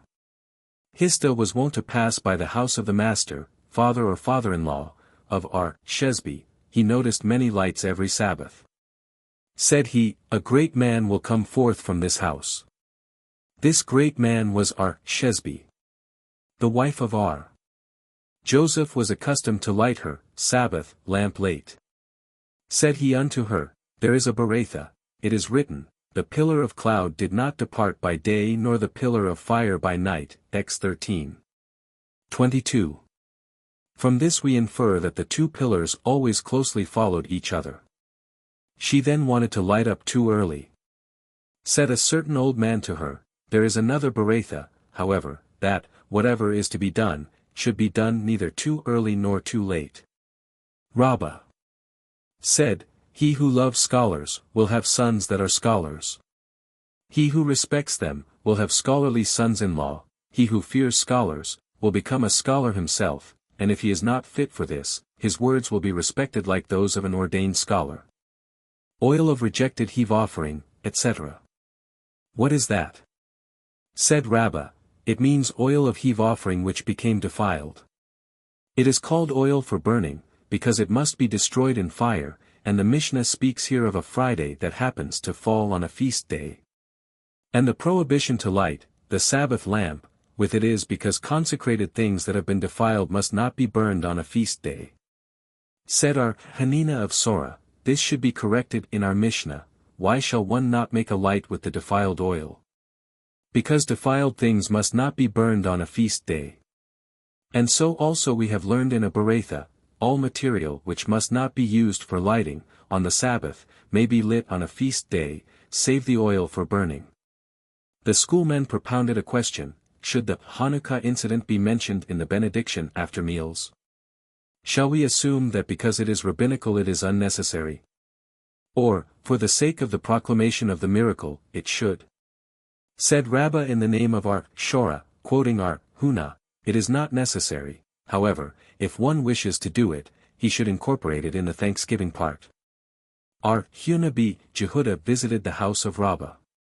He was about to mention it in the prayer part under the heading of the one who builds up Jerusalem. Said our Sheshith, nay. It should be mentioned in the thanksgiving part of the benediction after the meal, as it is mentioned in the same part in the prayer of the 18 benedictions. 56. The schoolmen propounded a question, should the new moon day be mentioned in the benediction after meals? Shall we assume that the new moon day is more important than Hanukah because its observation is enjoined in the scriptures, or need it not be mentioned because manual labor is not prohibited on that day? Rab maintains it may, R. Hanina maintains it may not.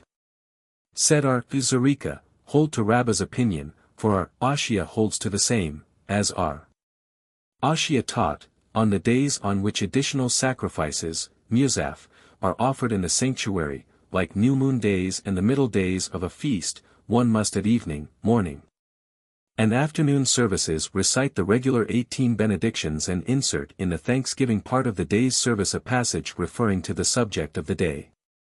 And if he has failed to do so, he should be made to repeat them, however, no benediction over a goblet of wine, though a remembrance of their significance must be made in the prayer after meals. On days requiring no additional sacrifice, like the first Monday, Thursday and Monday, after a biblical feast, fast days, and the days, devoted to prayer by commoners, 57 one must recite the 18 benedictions at evening, morning, and afternoon services, and insert a paragraph referring to the subject of the day in the prayer division. And if he forgot the latter he need not repeat them, nor any remembrance of them in the benediction after meals. The halakha, however, does not prevail with all that was said above. It remains as decreed by our Joshua b.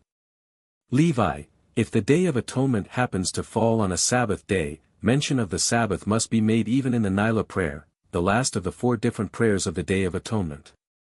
Why so? Because the Sabbath and the Day of Atonement are now one, and 4 prayers are indispensable to the services of the day. Mishnah 2, the lamp used on a biblical feast night shall not be fed with oil of rejected heave offerings. R. Ishmael said, the Sabbath lamp shall not be fed with tar, out of honor for the Sabbath. The sages, however, allow all fatty substances for this purpose, poppy seed oil, nut oil, fish oil, radish oil, wild gourd oil, tar, and naphtha. R. Tarfon said, it shall be lighted with nothing but olive oil. Gemara, R. Ishmael said, etc. Why so? Said Rabbi, because it emits a bad odor, and the Tana prohibits it, as a precaution, lest one light it and leave the house. Said Abai, let him go, what harm is there in that? Rejoined Rabbi, because I hold that the Sabbath light is a duty. As our Naman b. our Zabda or b. Rabba said in the name of Rab. The enjoyment of Sabbath light is an obligation. The washing of hands and feet in warm water toward evening, on Friday, is optional. And I say it is a meritorious act. Why so? Because our Jehuda said in the name of Rab, it was the custom of our Jehuda bar Elai to bathe his face, hands, and feet in warm water, that was brought to him in a trough every Friday toward evening, after that he wrapped himself in a pallium with tzitzith, show threads, and thus assumed an angelic appearance. It is written, My soul was deprived of peace, Lamb 3. 17. What does this mean? Said Abuhu, it means, being deprived of the pleasure of, lighting the Sabbath lamp. I forgot the good. Ibid. What does this mean? Said Jeremiah, this refers to, the deprivation of, a bath. Johanan, however, said, it refers to the washing of hands and feet with warm water. Isaac of Naphah said, it refers to a good bed and comfortable bedding. Aba said, it refers to an arranged bed and an elegantly robed wife for scholarly men. The rabbis taught, who may consider himself rich. One who enjoys his riches, is the opinion of our mayor. Tarpon says, he who has 100 fields, 100 vineyards, and 100 slaves at work in them. Aqiba said, he who has a wife adorned with good virtues. Jose said, he who has a place for man's necessity in his house. 58. We have learned in a Beratha, Simeon B. Eleazar said, the Sabbath lamp shall not be fed with aromatic balsam. Why so? Rabbi said, because it yields a fine fragrance, it was feared lest one use it, taking it out while the lamp is burning. Said Abai to him, why does not the master say because it is volatile? He means this and the other also. The balsam is prohibited because it is volatile, and also for fear lest it be used. There was a mother-in-law who hated her son's wife, and told her to perfume herself with aromatic oil. When the daughter-in-law had done this, she ordered her to go and light the candle. While complying with this order, she caught fire and was burned. The rabbis taught, a lamp shall not be fed with defiled tebel 59 even on weekdays, and the less so on the Sabbath. In a similar manner, white naphtha shall not be used to feed a lamp with on weekdays, much less on Sabbath, because it is volatile. In the Beratha it was said that aromatic balsam shall not be used, so also did Simeon B. Eleazar teach, aromatic balsam is nothing but resin, that comes forth from aromatic trees. Ishmael said, the Sabbath lamp shall not be fed with anything that comes from the trunk of a tree. Ishmael B. Berakhot said, it shall be lighted only with such substances as come from fruit. Tarpon, however, said, it shall be fed only with olive oil. Johanan B. Nuri then arose and said, what shall the people of Babylonia do, who have nothing but poppy seed oil? What shall the people of Media do, who have nothing but nut oil? What shall the people of Alexandria do, who have nothing but radish oil? And what shall the people of Cappadocia do, who have no oil of any kind, nothing but tar? Nay, we have no choice but to accept the decree of the masters as to substances which should not be used. Even fish oil and resin may be used. Simeon Shazori said, oil of wild gourds and naphtha may be used. Samachos said, no animal fat save fish oil may be used. Mishnah 3, no substance that comes from a tree shall be used, as a wick, save flax. In like manner no substance that comes from a tree becomes defiled when serving as a tent, in which a dead body lies, save flax. Gemara, whence do we know that flax is called a tree? Said Mar Zutra, from what is written, she took them up to the roof, and hid them in the flax trees, Josh 2. 6. No substance, etc., save flax. Whence is this deduced? Said Eleazar, from the analogy of expressions, tent, which is mentioned in the case of the tabernacle, and in the case of death, XXL. 19 and Num 19. 14. As the tent of the tabernacle was made only of flax, so also in our case, if a tent is made of flax only, it is also called a tent, and is liable to become defiled. Mishnah 4, a piece of cloth that was rolled together, but not singed, said Eliezer, becomes defiled, when it is in the same tent with a dead body, and shall not be used, as a wick, for Sabbath. Aqiba, however, said, it remains pure and may be used. Gemara, what is the point of their differing? Said R. Elazar in the name of our Ashia, and so also said our Ada B. Abba, the piece of cloth in question is exactly 3 fingers square, and the lighting is to be done on a feast day, which happens on a Friday. All agree with the opinion of R. Jehuda, who said that, on a feast day, fire may be made with good cloth, or vessels, but not with such as have been spoiled, the same day. Again, all agree with the opinion of Ula, who said that the lighting must be on the largest part of the wick that protrudes from the lamp. Now our Eliezer holds that the rolling up, of the piece of cloth, does not improve the position, i.e. it is still an object to which the term cloth or vessel applies. As soon as it is slightly burned it becomes spoiled material. Fire, being applied further, is naturally generated with spoiled material, which is prohibited. R. Aqiba, on the other hand, holds that folding does improve the condition and the cloth is no longer a vessel, hence he puts fire to a simple piece of wood, which is allowed. Rabbi, however, said, the reason of R. Eliezer's prohibition is that the Sabbath lamp is not allowed to be lighted with a wick or rag that has not been singed.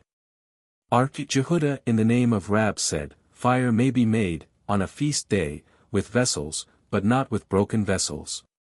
So is the decree of Jehuda. Simeon permits it. Fire may be made with dates, but after having eaten them fire is not to be fed with their granum.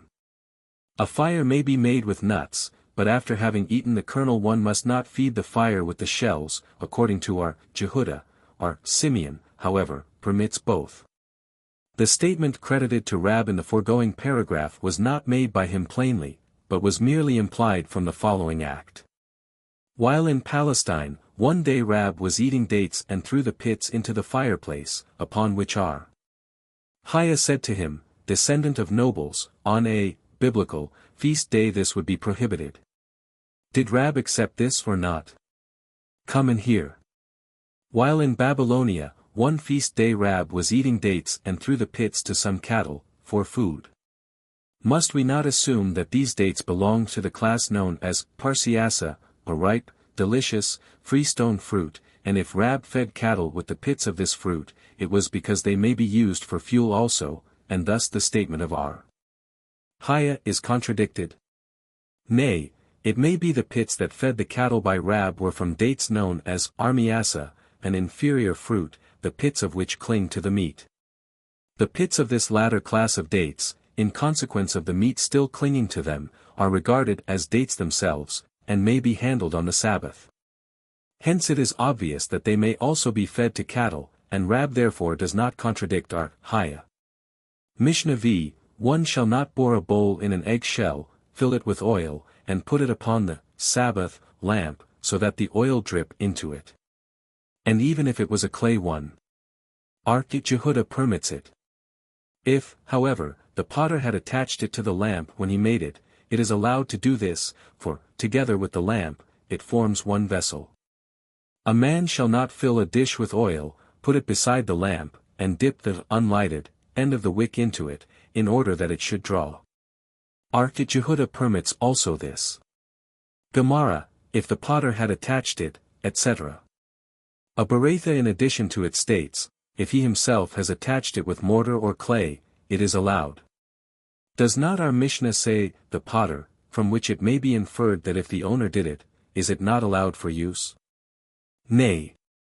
The potter means in the manner of the potter.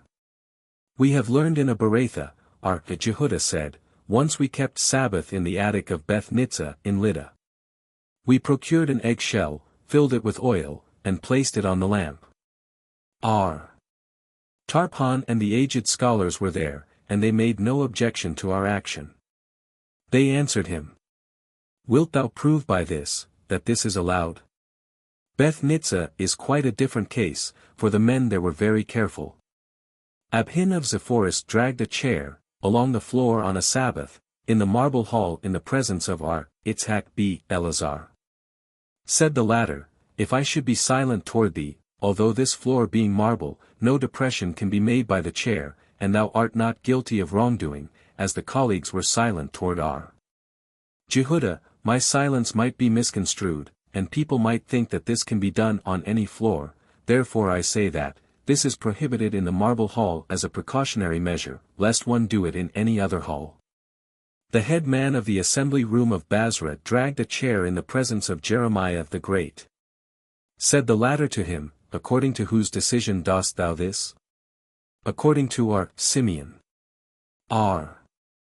Simeon, however, allowed large things only, to be dragged, if they could not be lifted, but we have never heard from him that he would allow this also with small ones.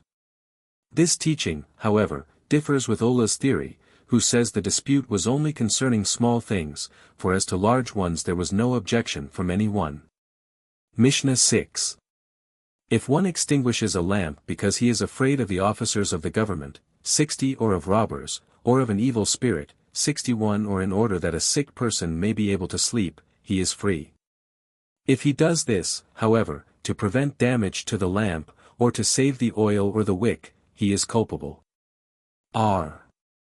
Jose declares the man free even in the latter cases, excepting, if he extinguished the lamp to save the wick, for in that case he caused a cinder to be formed.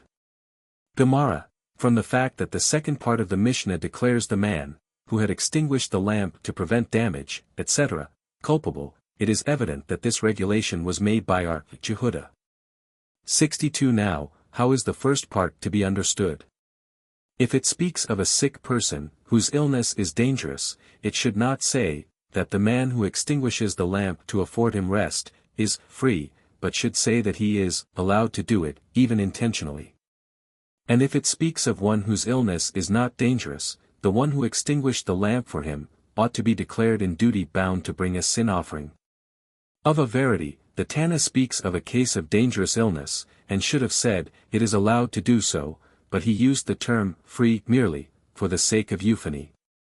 Because in the latter part, of the Mishnah, the expression, culpable, was necessary. Therefore he taught in the first part of the Mishnah, also free.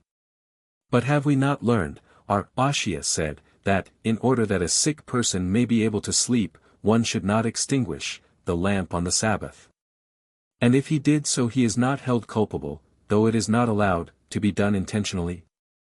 The teaching of our Ashia refers to sickness that is not dangerous, and is in accord with the opinion of our Simeon. The question, is it allowed to extinguish a lamp for the sake of a sick person on the Sabbath, was propounded to Tanhum of Navi. He began thus, 63, O thou Solomon!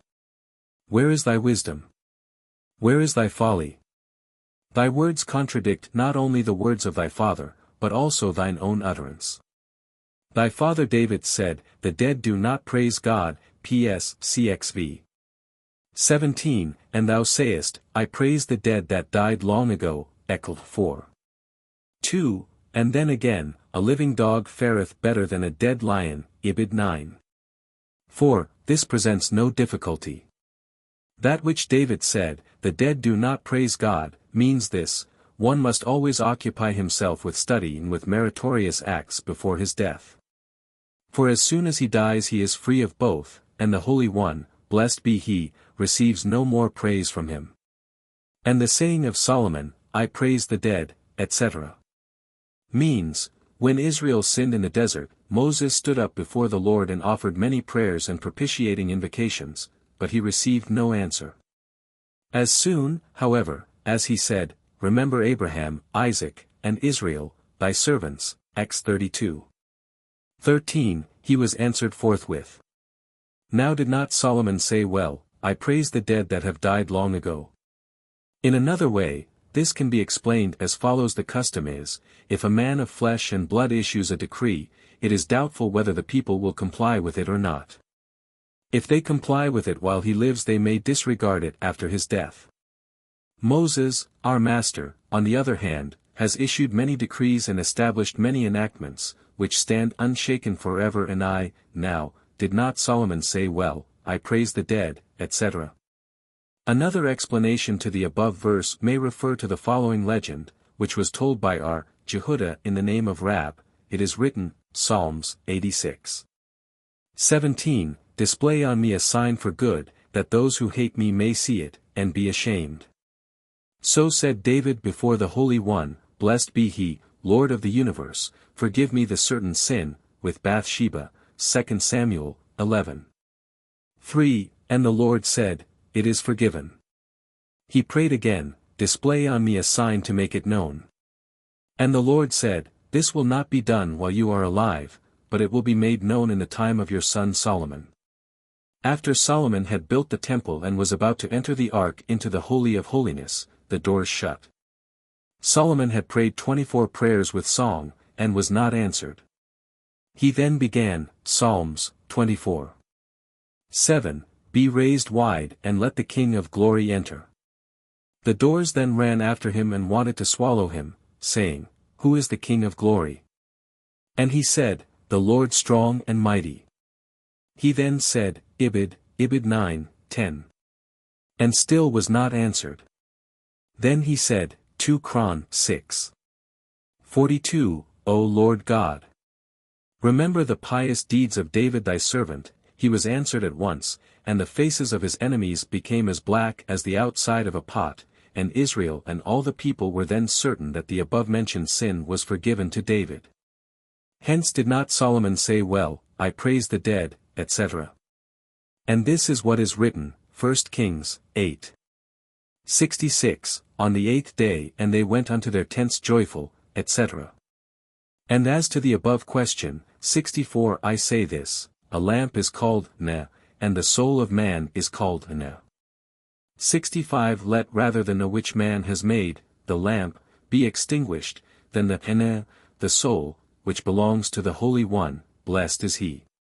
It was said in the name of Rab, the sages wanted to conceal the book of Ecclesiastes because of its contradictory sayings. And it was not so done, because it begins with sound religious teachings and ends with similar teachings. It begins with the words, what profit hath man by all his toil under the sun?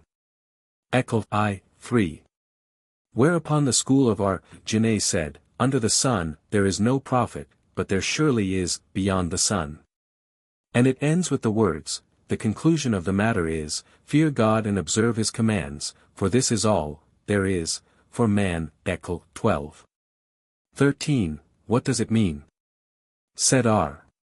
Elazar, it means, the whole world was created only for the sake of his fear of God. R. Abab Kahana said, the God-fearing man outweighs, in importance, the whole world. Simeon B. Azai, others say B. Zoma, said, the whole world was created only to provide him with assistance. I praise mirth, Eccle 8. 15. This means the righteous man rejoices when he performs a meritorious act. And of joy, what doth this do? Eccle 2. 2. Alludes to rejoicing that comes not through a heaven-pleasing deed. This teaches that the divine presence, Shekinah, comes not by sadness, by indolence, by hilarity, by levity, by gossip, or by senseless talk, but through rejoicing in a meritorious deed, as it is written, now bring me a minstrel. And when the minstrel played, the power of the Lord was upon him, 2 Kings, 3. 15. Rabbi said, the same, should be done, in order to enjoy good dreams. R. Jehuda says, the same, should be done, to predispose oneself for legislative work, as Rabbi did, before commencing to expound a halakha he introduced it with a simile and caused the masters to become joyful. Afterward, he sat down in the fear of the Lord and began to expound the halakha. It was taught that in the same time they also wanted to conceal the book of Proverbs on account of its contradictory sayings. And it was not done, because, they said, have we not scrutinized the book of Ecclesiastes and found the meaning of its contradictory sayings? Let us then search deeply here, in the book of Proverbs, also. Which are the contradictory sayings? It says, answer not the fool according to his folly, Prov 26. 4. And then again, answer the fool in his folly, Ibid v. 5. Yet this is no contradiction. The latter refers to a subject of learning, the former saying to a subject of indifferent talk. How is the subject of learning here to be understood? In the following manner. R. Gamaliel lectured, "In the future, woman will bear a child every day, for thus it is written, she conceived and gave birth at a time." J. 31. 7. A disciple laughed at this and said, "There is no new thing under the sun." Ekel I. 9. Said R. Gamaliel, "Come, I will show thee such a thing in the world," and he showed him a hen. The same rabbi lectured, "In the future trees will bear every day, for it is written, it will produce branches and bear fruit." Ezek 17. 231. As branches are produced for every day, so also will fruit be brought forth every day. Again the disciple laughed and said, "There is no new thing under the sun." Said the master to him, "Come, I will show thee a thing of this kind in the world." And he showed him a caper tree.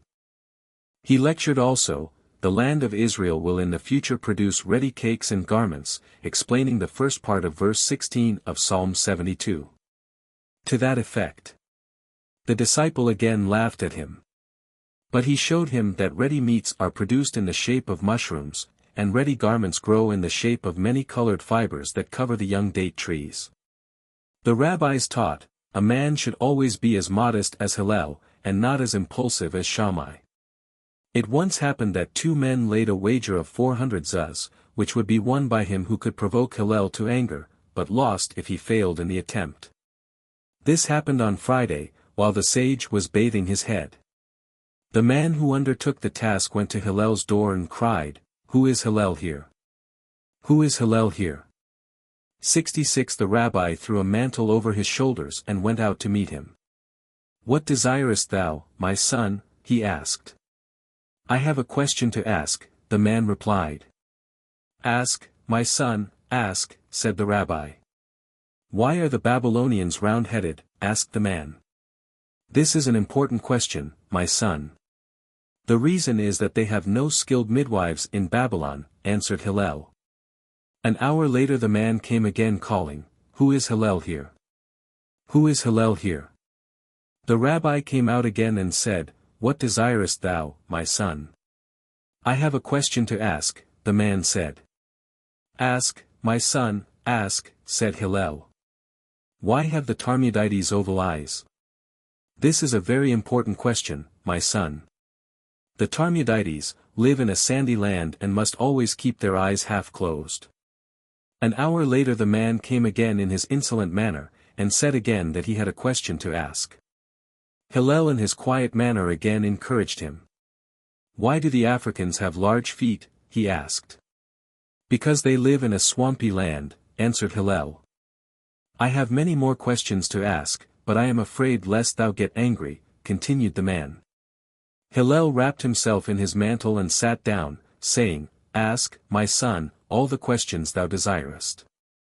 "Art thou Hillel, who is titled a prince in Israel?" asked the man.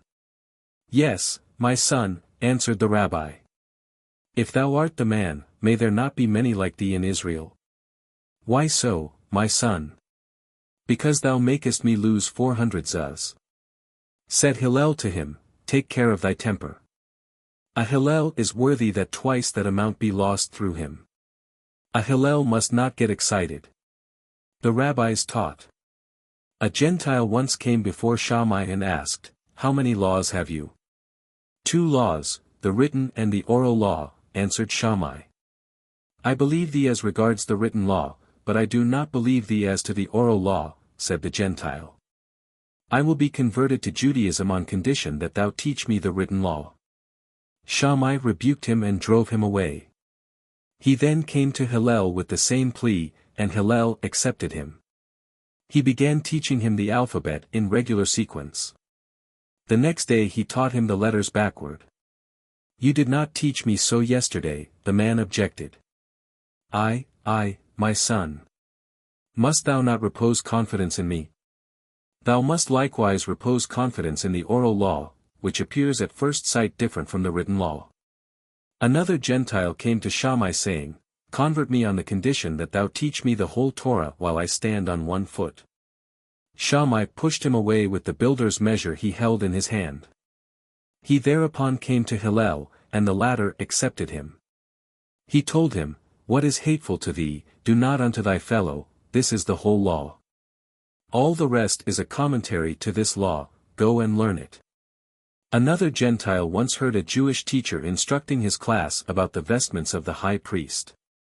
He took a fancy to that, and thought he would accept Judaism in order to be made a high priest. Thus he appeared before Shammai and said, "Convert me on the condition that I be made a high priest." Shammai pushed him away with the builder's measure he held in his hand. He came to Hillel, with the same request, and the latter accepted him. Said Hillel to him, "Do people select a king unless he knows the laws of their government? Thou must study the laws of our government, if thou wilt become a high priest." The convert began studying Torah. When he came to the passage, "A stranger who comes near, to the vessels of the sanctuary, shall die," Num. I. 51, he asked, "To whom does this passage refer?" Hillel answered, "To any one, who is not a descendant of Aaron the high priest, even if he would be David, the king of Israel." Then the proselyte made the following deduction, "If the people of Israel, who are called the children of the Lord, so that out of love to them the Omnipotent said, My firstborn son is Israel, X 4. 22, if of them it is written, A stranger that comes nigh shall die, the more so must it be with an insignificant stranger, who is come, within the pale of Judaism, merely with his staff and his bag." He went before Shammai and said, "Am I qualified to become a high priest? Is it not written, Num. 3. 10, A stranger that comes nigh shall die?" He then appeared before Hillel and said, "For thy equanimity of temper, O Hillel. May blessings be upon thy head, for thou hast gathered me in under the wings of the Shekinah." The three converts met some time later, and said, "The impulsiveness of Shammai came near sending us adrift in the world, outside of the pale of religion. Hillel's equanimity of temper gathered us in under the wings of the Shekinah." Resh Lakish said, "What does the verse, The trust of thy times shall be the strength of salvation, wisdom, and knowledge, etc., Isa. 33. 6, what does this mean?"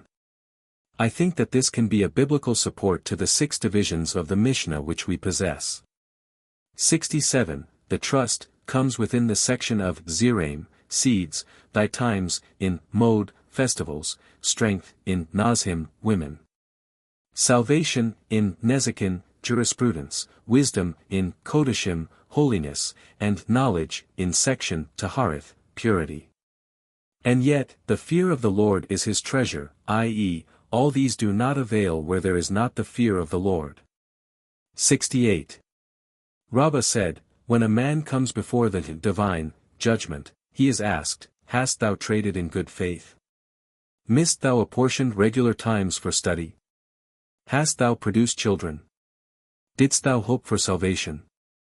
Hast thou discussed subjects of wisdom? Hast thou formed, logical, conclusions from the things thou hast learned? After all this, if he can affirm all these questions, if he possessed the fear of the Lord, it was well, if not, it was not so. This is like a man who ordered his agent to store a measure of wheat in the attic. The agent did so. Then the man asked him whether he had mixed some dry dust with the wheat, for protection against weevils, and he answered nay. It were better, said the merchant, if thou hadst not stored it. Rabbi B. R. Hunah said, a man who possesses learning, but has no fear of heaven, is like the manager, of a palace, who has the keys to the inside apartments, but lacks the one which opens the outside gate. How can he enter? R. Janae proclaimed, alas for him who has no dwelling, yet strives to make the door of a dwelling. R. Jehudah said, the Holy One, blessed be he, created the world only for the purpose that man should fear him, for it is written, God hath so made it, that, men, should fear him, Eccle 3. 14. R. Simon and R. Eleazar were sitting together as R. Jacob B. Aha came passing by. Said one of them, Come, let us arise before him, for he is a man that fears sins. Said the other, Aye, let us arise before him, for he is a son of enlightenment, a scholar. Said the former, I tell thee that he is a man that is afraid of sins, and thou sayest he is a scholar. Thou shouldst be mindful of what are. Eleazar said, the Holy One, blessed be he, has nothing better in the world than men who possess the fear of heaven, for thus it is written, And now, Israel, what doth the Lord thy God require of thee, but to fear the Lord thy God, Deuteronomy x. 12. Arthullah lectured, What does the passage mean, be not wicked over much, Eccle. 7. 17, is it allowed to be wicked at all? Nay, but the passage means this, if one has eaten garlic and has acquired a bad odor, he must not eat more garlic because the bad odor is, about him, already. Rabbi B. R. Ullah lectured, It is written, For there are no fetters in them, but their strength is firm, Psalms, 73. 4. The Holy One, blessed be he, said, It is not enough that the wicked do not trouble for nor fear the day of their death, but that their heart within them is as a strong fortress. Which is similar to Rabbi's explanation of the passage, This is their way, their folly, Ibid 49. 14. The wicked know that their manner of living leads them to death, and still their kidneys wax fat, implying their blindness to the fact. Perhaps thou wilt attribute this to their forgetfulness. Therefore it is written, What will happen after their lives is the subject of their sayings, whence we conclude that while they do not repent, they continually speak of their death. To spare the lamp, etc. With whom does our Hosea agree? If he agrees with our Jehudah, he should declare culpable even these, and if he agrees with our Simeon, he should declare free even the man who extinguishes the lamp, for the purpose of saving the wick. Said Ullah, By all means our Hosea agrees with our Jehudah, but he holds that if one destroys in order to rebuild in the same place, he is guilty of the act of breaking, but if one destroys, not intending to rebuild in the same place, he is not guilty of breaking. R. Johanan, however, maintains that he holds as our Simeon, but in the case of this wick it is different, as our Hanukah or our Ada B. Aqiba interpreted our Mishnah that it reads, from a wick which needs singeing, and it is such a case. R. Simeon also agrees that it is prohibited because it is considered that he repairs a vessel. Said Rabbi, It seems that this explanation is right, as the Mishnah states, to be formed, and not a cinder is formed, already. Mishnah 7. For 3 sins women die of childbirth, for negligence, of the laws, during their menstruation, neglect of separating the first dough, and for neglecting to light the Sabbath lamp. Gemara, why so? Thus a Galilean master lectured before R. Hista, the Holy One, blessed be he, says, I have created you with power of blood, I have warned you concerning blood, I have called you, the first produce, J2. 3, and charged you to sacrifice the first of your dough, Num. 16. 21. The soul that I gave you is called a light, and I have charged you concerning the Sabbath, light. If you observe these things, it is well, if not, I shall take your souls. But why should this happen at the time of childbirth? Said Rabbi, when the ox falls or is felled, it is time to sharpen the knife. 69. And when are the sins of men passed upon? Said Resh Lakish, when they pass a dangerous place that is like a bridge, which is unsafe. Rab would not embark on a ship that carried an idolater. Said he, his time to be punished may come, and I, being on the same vessel, may have to suffer with him. Samuel, however, would go to sea only on a vessel which carried idolaters, saying, Satan hardly ever metes out punishment to 2 people, of different beliefs. Ark-Janae always examined a vessel before he embarked. This he did in conformity with his own theory elsewhere, for thus he taught, a man should never place himself in danger, expecting that a miracle will be wrought for him.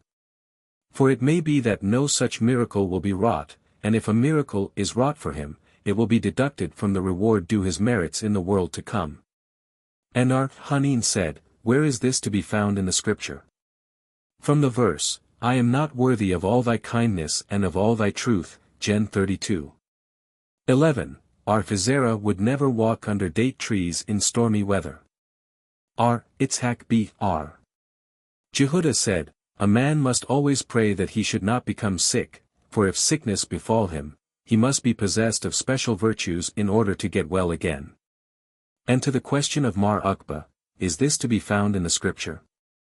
He was told that the school of our Ishmael maintains the passage in question is to be taken from Deuteronomy 22:8, viz., peradventure one may fall down from there. The word Hanufel, which is in the past tense and implies that he has fallen down, although such a case had not happened as yet, is simply a matter of conjecture on the part of this school, which considered a predestined thing as a matter that had already occurred, because the fall was already predestined for the guilty person. As it is said, the reward of virtue is, however, brought about by a meritorious person, while the chastisement for sin is dealt out through a sinner, and his not making a railing around his roof constitutes him a guilty person. See Deuteronomy 22:8. The rabbis taught, he who becomes sick, death approaching should be told to confess his sins, for all those who are to suffer the death penalty must make a confession. When a man goes out to a market, where there are always dangerous people in the crowd, he should consider himself like one arrested by a sergeant. When his head aches, he should consider himself as one put in prison. If he cannot rise from his bed, he should consider himself as one indicted before Gardam, a criminal court. If he has good advocates to defend him, he may go free, if not, he cannot be saved. The defending attorneys of a man, before divine justice, are penitence and good deeds. If there should be 999 accusers against him and only one to plead in his favor, he is saved, as it is written, if there be a messenger with him, an interpreter, one among 1,000 to show unto man his uprightness. Then he is gracious unto him, etc. Job 33:23, our Eleazar b. our Hosea the Galilean said, even if only 1,000th part of one advocate out of 1,000 plead in the man's favor, although the rest speak against him, he is saved. Because it is said, one defender out of 1,000 suffices. There is a Berakhot, our Simeon b. Gamaliel said, the laws of holy offerings, heave offerings, and tithes are integral parts of the Torah, and yet their observance was entrusted to the common people. There is another Berakhot, R. Nathan says, for the sin of vows one's wife dies, as it is written, Proverbs 22:27, why should he take away thy bed from under thee, 70. Another Berakhot states, R. Nehemiah said, the penalty for the sin of hating without cause is strife at home, the wife, of the sinner, gives birth before her time, his sons and daughters die young. R. Eleazar b. Jehudah says, the penalty for the sin of neglecting the first dough is, no blessing in the harvest, high prices, for necessities, the consumption of the seed by strangers. But if this portion is given, blessings will surely follow, as it is written, the first of your dough shall you give to the priest, to cause a blessing to rest on thy house, Ez 44:30.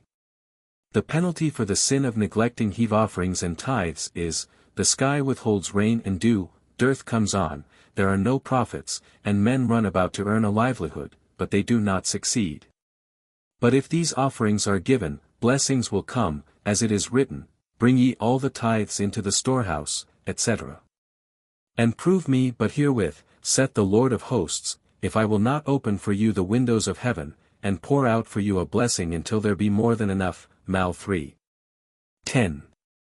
The penalty for the sin of robbery is, locust pestilence, famine comes, and the people feed on the flesh of their children, as it is written, Amos 4:1-7, Q.V. For the sins of curbing, perverting, and polluting justice, and of neglecting the law, the sword comes on, enemies take, much spoil, the people eat and are never satisfied, and they must weigh the bread they eat, i.e. eat in small portions, for fear that nothing be left for the next meal, as it is written, Leviticus 26:25, avenging the quarrel of my covenant, and covenant is synonymous with the law, as it is written, Jeremiah 33:25, thus hath said the Lord, etc. For the sins of unnecessary and false swearing, perjury, blasphemy, and desecration of the Sabbath, many wild beasts come and domestic cattle are destroyed, the population decreases, and the roads are bare, without travelers. As it is written, Lev. 26:18 to the end of the paragraph. For the sin of bloodshed the sanctuary is laid waste and Shekinah departs from Israel, as it is written, Numbers, 35:34, And ye shall not render unclean the land which ye inhabit, in the midst of which I dwell, for I, the Lord, dwell in the midst of the children of Israel, which signifies that if ye render it unclean, the Shekinah will depart from the land. For the sins of adultery, idolatry, and disregard of, the laws of, the Sabbatic and Jubilee years exile comes, and, other nations, take up the place, of the exiles, as it is written, Leviticus 18:27. For the sin of defiling the mouth, speaking indecent things, great oppressions and evil decrees are, constantly, renewed, young men die, orphans and widows cry, for help, but are not answered, as it is written, Isaiah 9.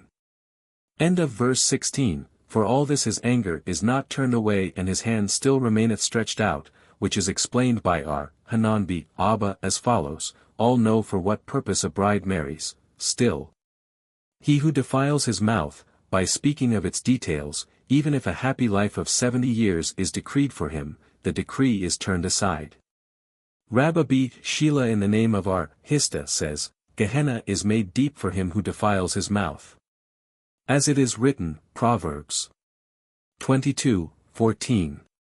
Our Naaman b. Isaac says, It is made deep even for the one who listens to indecent talk, and does not protest against it, Ibid 15.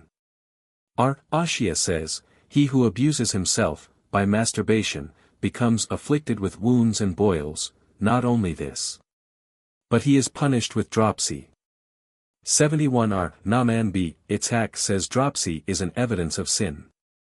Samuel the little took sick with it, and he said, Lord of the universe, who will prove that I am not guilty of immoral conduct? Hereupon he got well again. Abai took sick with it.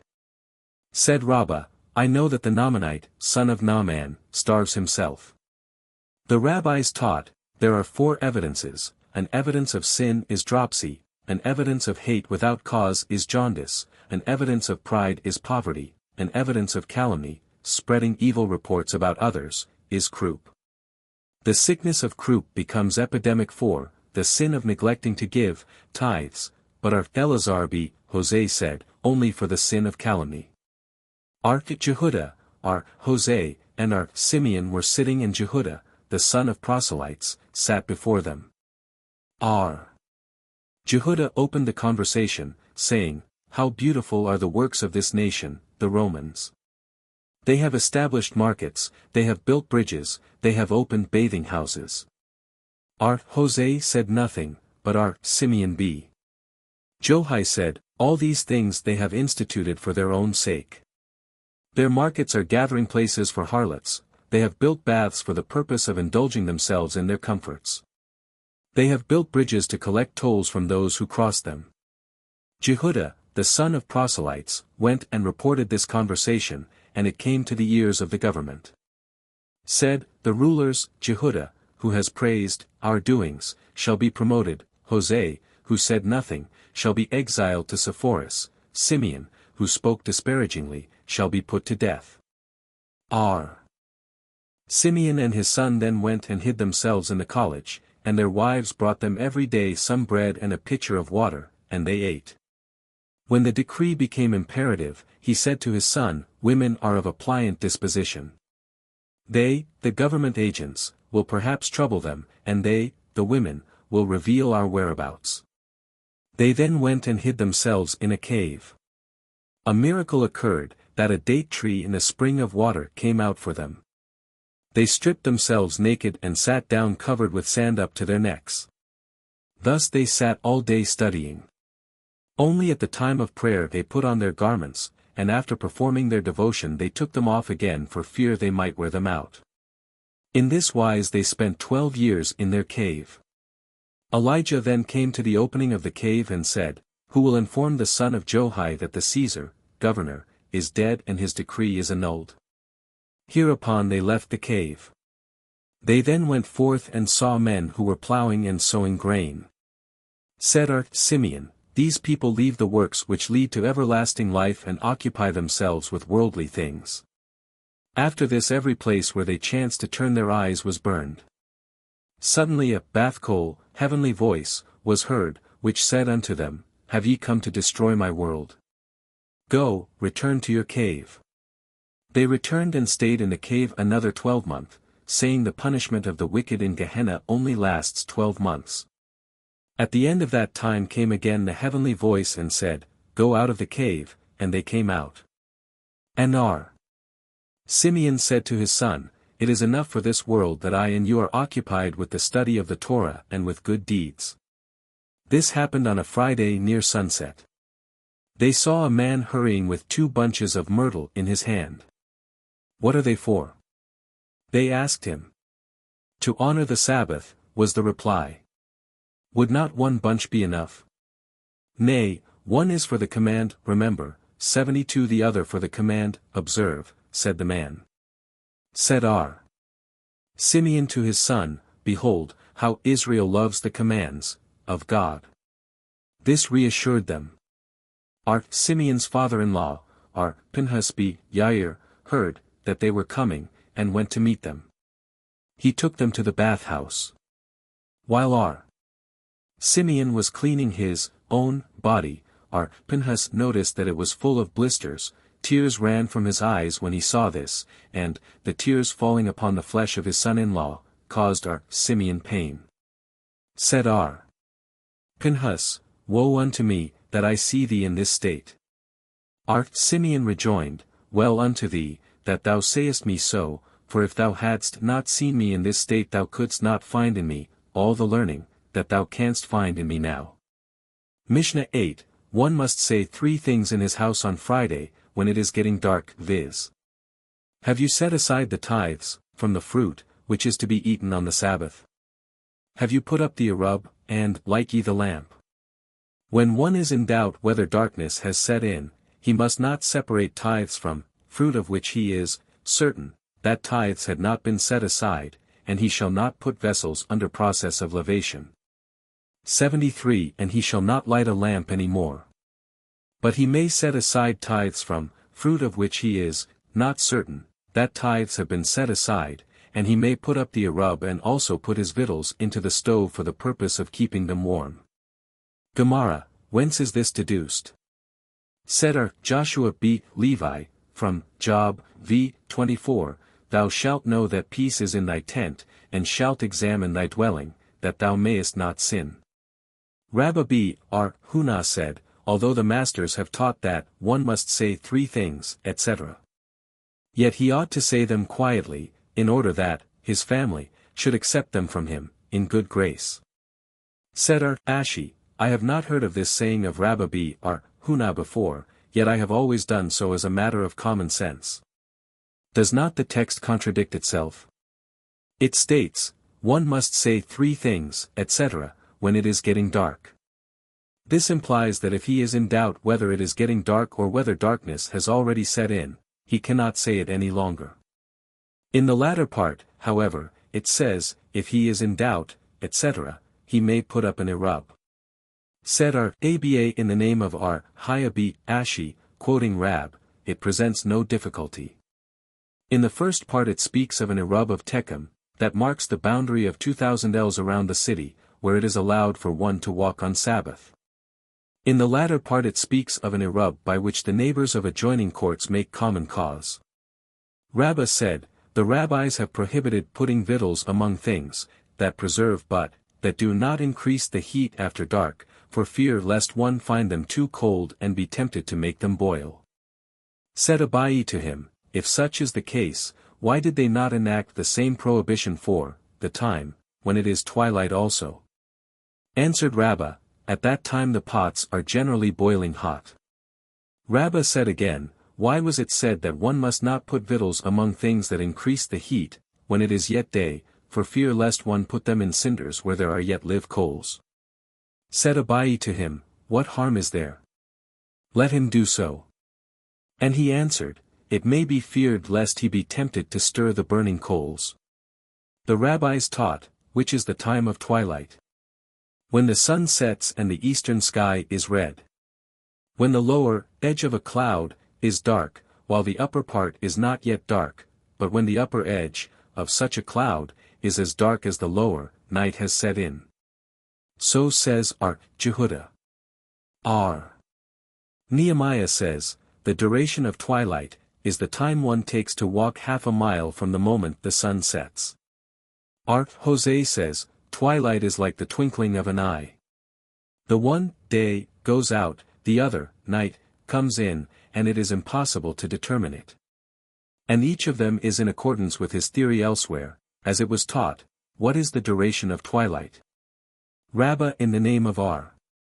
Jehudah, quoting Samuel, said, the time it takes to walk, 3/4 of a mile, and R. Joseph said in the name of the same authority, 2/3 of a mile. The difference between them is half a donka. The contrary is the case when a beehive is concerned. In that case Rabbi said, a beehive of 2 cors 74 one may move on the Sabbath, of 3, one shall not. R. Joseph, however, said that one may move even a hive of 3 cors, but one of 4 is forbidden. Said Abai, I have inquired of the master at the time of the deed, and he did not even permit me to move one of 2 cors. Rabbi saw that Abai was, one Friday, looking toward the east, to calculate the duration of twilight. Said he to him, dost thou think the master spoke of the sky in the east? They spoke of an object in the east that reflects the red sky, of the west, like a window, placed eastward of the setting sun. It takes one to walk half a mile. Said R. Hanina, if one wishes to know the time according to R. Nehemiah's calculation, he should leave the sun, see it set, on the top of Carmel, a certain mountain peak on the sea coast, go down, dive into the sea, and go up, the mountain, again, this will give him the exact time. R.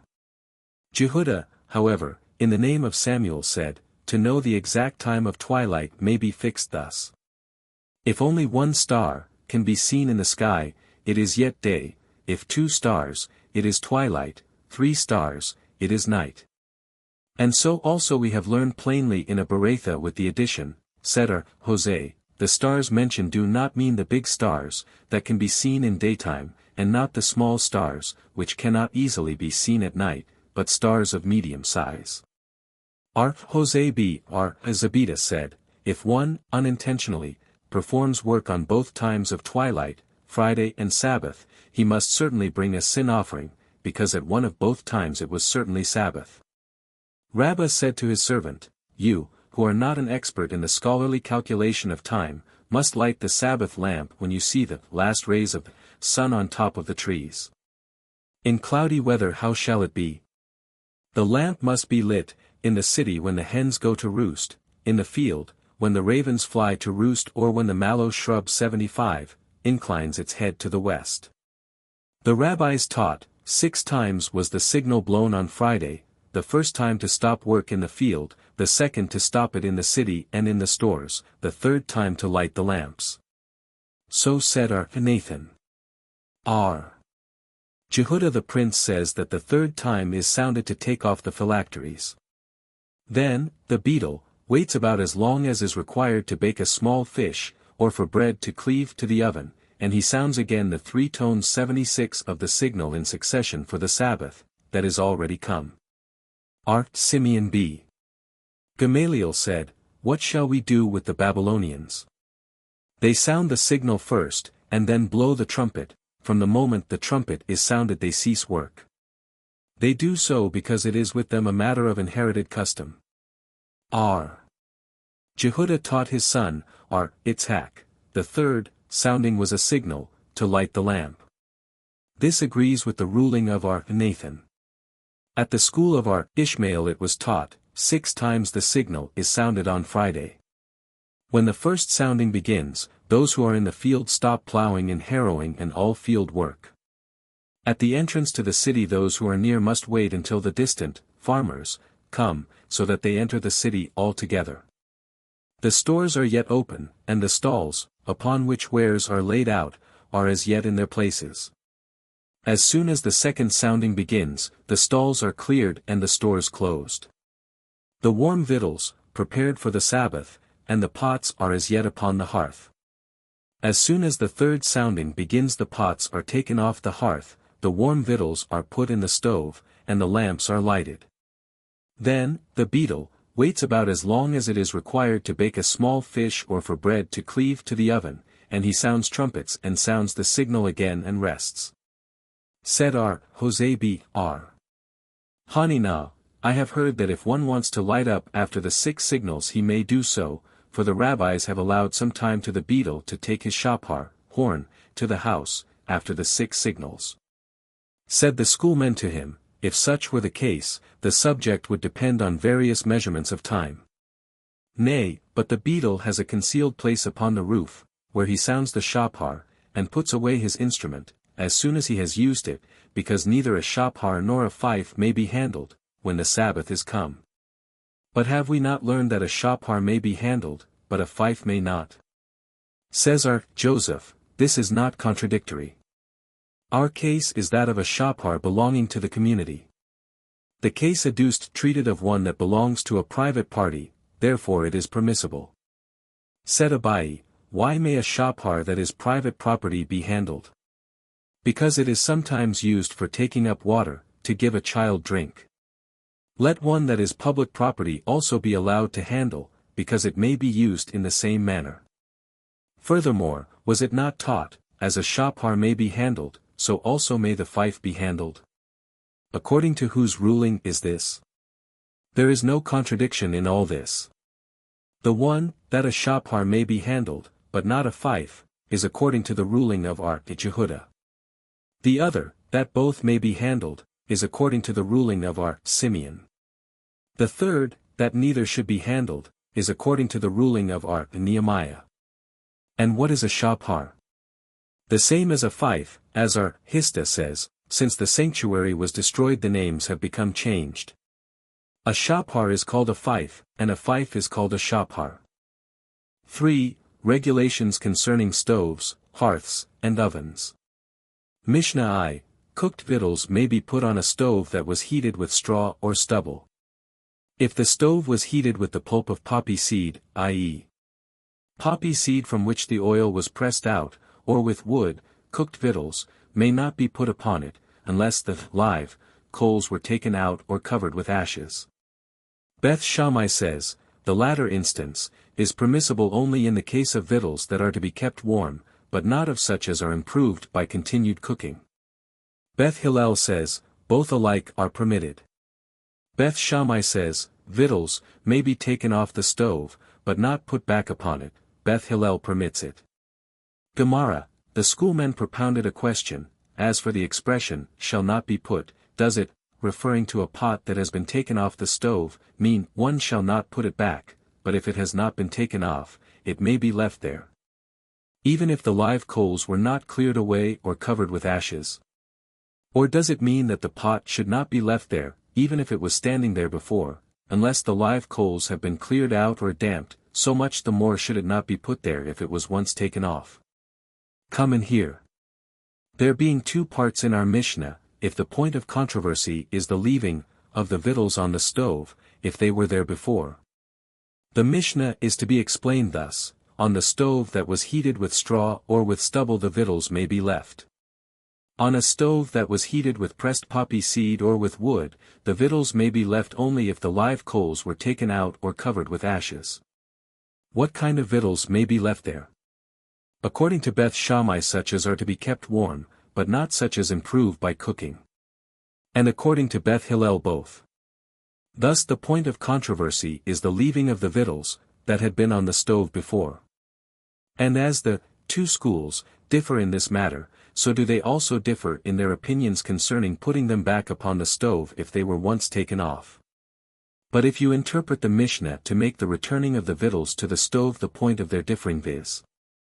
What kind of victuals should be returned to the stove, according to the former such as are to be kept warm, but not such as improve by cooking, and according to the latter, both. If you put such a construction upon the text of the Mishnah, to what purpose is it repeated?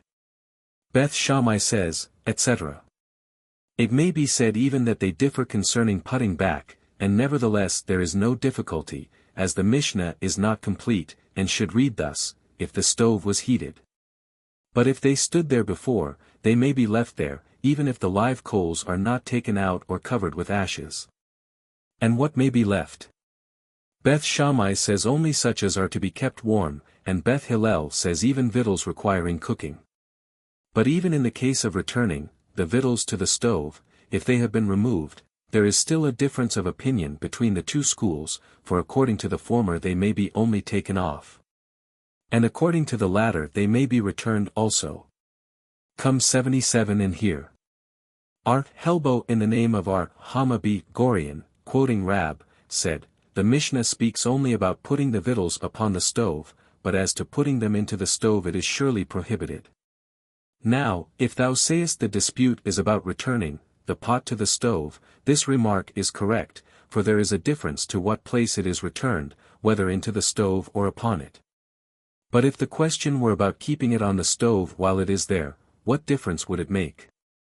Do you think our Helbo's report refers to the first part of the Mishnah? It refers to the second part, in which Beth Hillel allows it to be returned, and to this he says, even in this case, upon the stove it is permissible, but not into the stove. The schoolmen propounded a question, may a pot with victuals be placed so as to touch the side of the stove? Does the prohibition which holds good for putting it into or upon the stove apply also here, or is touching its side a different case? Come in here. A stove that was heated with pressed poppy seed or wood may be used to put a pot alongside of, but not on, unless the live coals were taken out or covered with ashes. If the coals get dim or fine huds were put upon them, they are considered as if their fire was damped with ashes. Ar Itzhak b Namani in the name of Ar. Ashia says, if the fire was damped and still it got a glowing, victuals that are sufficiently warm, and cooked meats that require no more cooking, may be left standing upon it. Is it to be inferred from this that, if victuals are improved by shriveling upon the fire, they may be left there? This is a different case, for the fire was damped. If such is the case, what came our Itzhak to teach? Lest one say that if the fire got to glowing again, it is to be considered as a fire originally started. Our Itzhak lets us know that, when once a fire has been damped, we need have no further scruples about letting the victuals remain on it. R. Shesheth said in the name of our Johanan, victuals that require additional warming or additional cooking may be left upon a stove that was heated with pressed poppy seed or with wood. But if they were once removed, they shall not be replaced unless the live coals were taken out or covered with ashes. He was of the opinion that our Mishnah treats of replacing a removed pot, but allows a pot that was not removed to be left on the stove, even if the live coals are not taken out or covered with ashes. Said Rabbi, were not both propositions expounded in the Berakhot that were cited? Aye, but our Shesheth merely wishes to exhibit his construction of the text of the Mishnah.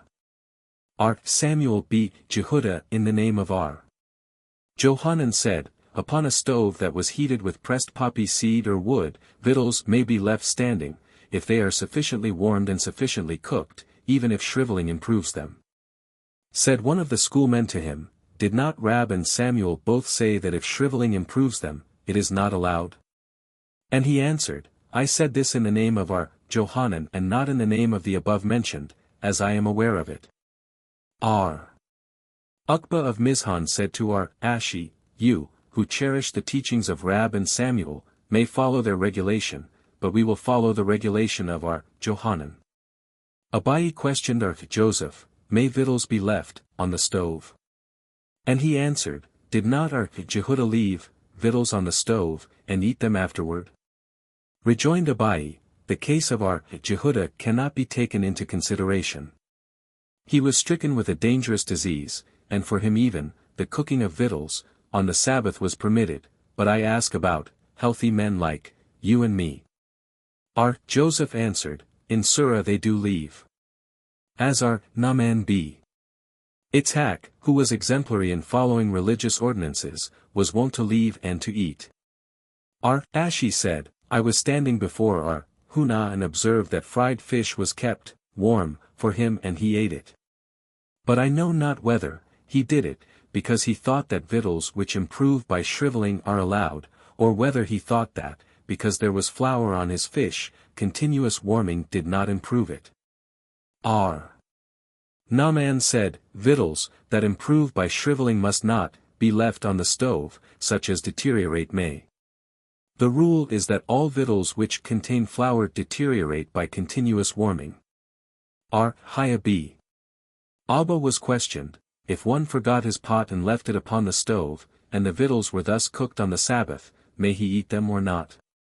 The master gave no answer. The next time he lectured, victuals cooked on the Sabbath unintentionally may be eaten, intentionally not, but, as regards the pot that is forgotten on the stove, it makes no difference. What does the phrase, "it makes no difference," mean? Rabbi and Joseph both say that the phrase implies that it may be eaten, for one who cooks acts intentionally, but when forgotten there was no act, and therefore he may eat it. But Naaman b. Isaac says the above phrase of, "it makes no difference," implies a prohibition. In the case of cooking there is no fear of craft, therefore if he has done it unintentionally, he is not fined. But in the case of forgetting, the pot in the fire, craft may be feared. It means that he may put it in intentionally saying that he forgot, and therefore even if he actually forgets he is not allowed to eat the victuals. The schoolmen propounded a question, what about one who had intentionally left his victuals upon the stove? Do the rabbis fine him or not? Come and hear. Samuel b. Nathan in the name of Hanukah said, when Jose went to Zipporus, he found warm meats that had been left upon the stove, and he did not prohibit their use, but shriveled eggs that had been left upon the stove he prohibited. Shall we not assume that he forbade their use even on that Sabbath as a fine? Nay, he forbade their use for the following Sabbath. From this is to be inferred that shriveled eggs improve by continuous heating. As Hama b. Hanukah said, Rabbi and I were once stopping at a certain place. We were treated with eggs shriveled like wild pears, and we ate many of them. It may also be put back. Shesheth said, the Tana who holds that the pot may also be put back, upon the stove, allows this, to be done, even on the Sabbath. Ashia is also of the same opinion, for thus he said, we were once standing before Hiah the Great. We served him with a bowl of warm soup, which was brought from the lower floor of the house, and we mixed a cup of wine for him, and, afterward, we returned it, the bowl, to its place, and he said nothing. And Hiah in the name of Johanan said, even if, the warm pot taken off from the stove, was put upon the ground, it may, still be put back on the stove. Said Hiskiah in the name of Abai, according to them who hold that if he puts it on the floor it may not be returned, it is said only when it was not his intention to return it. But if it was, he may. And from this it is to be inferred that if it was still in his hand, although his intention was not to place it again, he may do so on reconsideration. Mishnah 2. Victuals shall not be put either inside or on top of an oven that was heated with straw or with stubble. A firing pot that was heated with straw or with stubble is, considered by the law, as a stone, but if it was heated with pressed poppy seed or with wood it is considered as an oven. Gemara, a Berakhot teaches, if an oven was heated with straw or with stubble, a pot with victuals, shall not be put close to it, so that it touch the oven, the less so upon it and still less so into it. So much the less shall, a pot, be put, alongside of an oven, that was heated with poppy seed pulp or with wood. If a firing pot was heated with straw or with stubble, a pot, may be put close to it, but not upon it. With poppy seed pulp or with wood it must not be put close to it. Said b. Rabba to Ashi, how shall the firing pot be considered? If it is like a stove, even if heated with poppy seed pulp or with wood, a pot shall be allowed to be put close to it, and if it is like an oven it should not, even if it is heated with stubble or straw. Answered he, it contains more heat than a stove and less heat than an oven. What is a firing pot and what is a stove? Said Jose b. Hanukah, a firing pot has an opening on the top upon which only one pot can be set. A stove has openings upon which 2 pots can be set at a time. Mishnah 3, an egg shall not be put close to a boiler to get it settled, nor must it be wrapped in a hot cloth. Art. Jose permits it. Also it must not be put into hot sand or in the hot dust of the road that it be roasted, by the heat of the sun. It once happened that the inhabitants of Tiberias had laid a pipe of cold water through the arm of their hot springs. But the sages explained to them that on the Sabbath this water is considered like any other warmed on the Sabbath, and must not be used either for washing or drinking. And should this be done on a feast day, it is like water heated by fire, which may be used for drinking only, but not for washing. Gemara, the schoolmen questioned, how is it if one has done so with an egg? Said R. Joseph, he is liable for a sin offering. Said Marbi, Rabina, this is to be understood also from the following Beretha, everything that was in hot water before the Sabbath may be soaked in hot water on the Sabbath. Things that were not in hot water before the Sabbath may only be rinsed in it, excepting old herrings and Spanish, salted, fish, because with these, rinsing completes their preparation. The same is the case with an egg, the settling completes. Nor shall it be wrapped, etc. Now, the Mishnah which states, cooked victuals may be put into a pit for preservation, drinking water into cold bad water to cool, cold victuals in the sun to warm. Shall we assume that it is in accordance with our Jose and not with the sages? Said our Naaman, as to the heat of the sun, all agree that it is allowed, the outcome of heating by fire, all agree that it is prohibited. The point of their differing is the outcome of sun heating. The one master holds that the use of such heat is prohibited for fear lest one use also the heat that is generated by fire, the other master does not impose such a precautionary measure. It happened that the inhabitants of Tiberias, etc. R. Hista said, with the prohibition by the rabbis of the act of the Tiberians they have also abolished the permission to heat on Friday, even when it is yet day, in such places as increase heat. Said Ola, the halakha prevails according to the Tiberians. Rejoined our Naaman, the Tiberians themselves have already destroyed their pipes. Washing with warm water, how is this to be understood? The whole body? Is this prohibited only with water that was warmed on Sabbath? Is it not the same even when it was warmed on the eve of Sabbath? As the following Beretha states, with water which was warmed on the eve of Sabbath, on the morrow one may wash his face, hands, and feet, but not the whole body.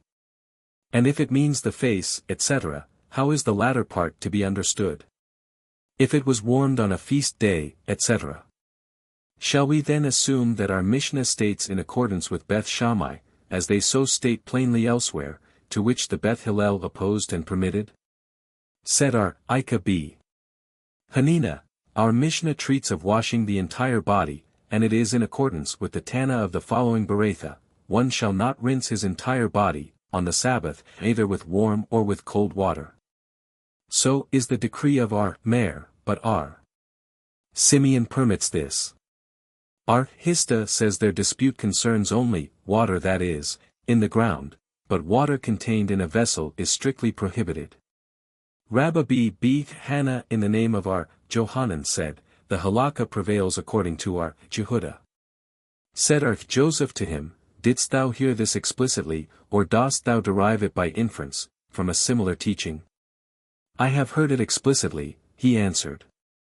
It was taught, if water was warmed on Friday, Rab said one may wash his entire body in it on the next day, every member separately, i.e., not plunge into it at once.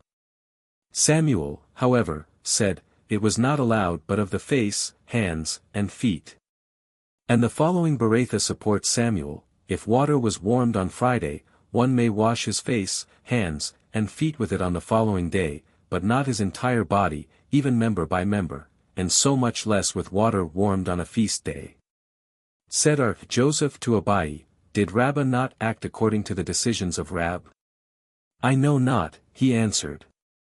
The rabbis taught, a bathhouse, the openings of which were stopped up on Friday, so that the heat should not escape, may be used for bathing immediately after the Sabbath is over. If its openings were stopped up on the eve of a feast day, one may, on the next day, enter it to have a sweat, but he must leave it and rinse his hands in an adjoining room. R. Jehudah said, it happened in a bathhouse of the city of Bnei Berakhot, that its openings were stopped up on the eve of a feast day. The next day our Eliezer b. Azariah and our Aqiba entered it and took a sweat. Then they left it and rinsed their bodies in the adjoining room, but the warm water in it had been covered with boards.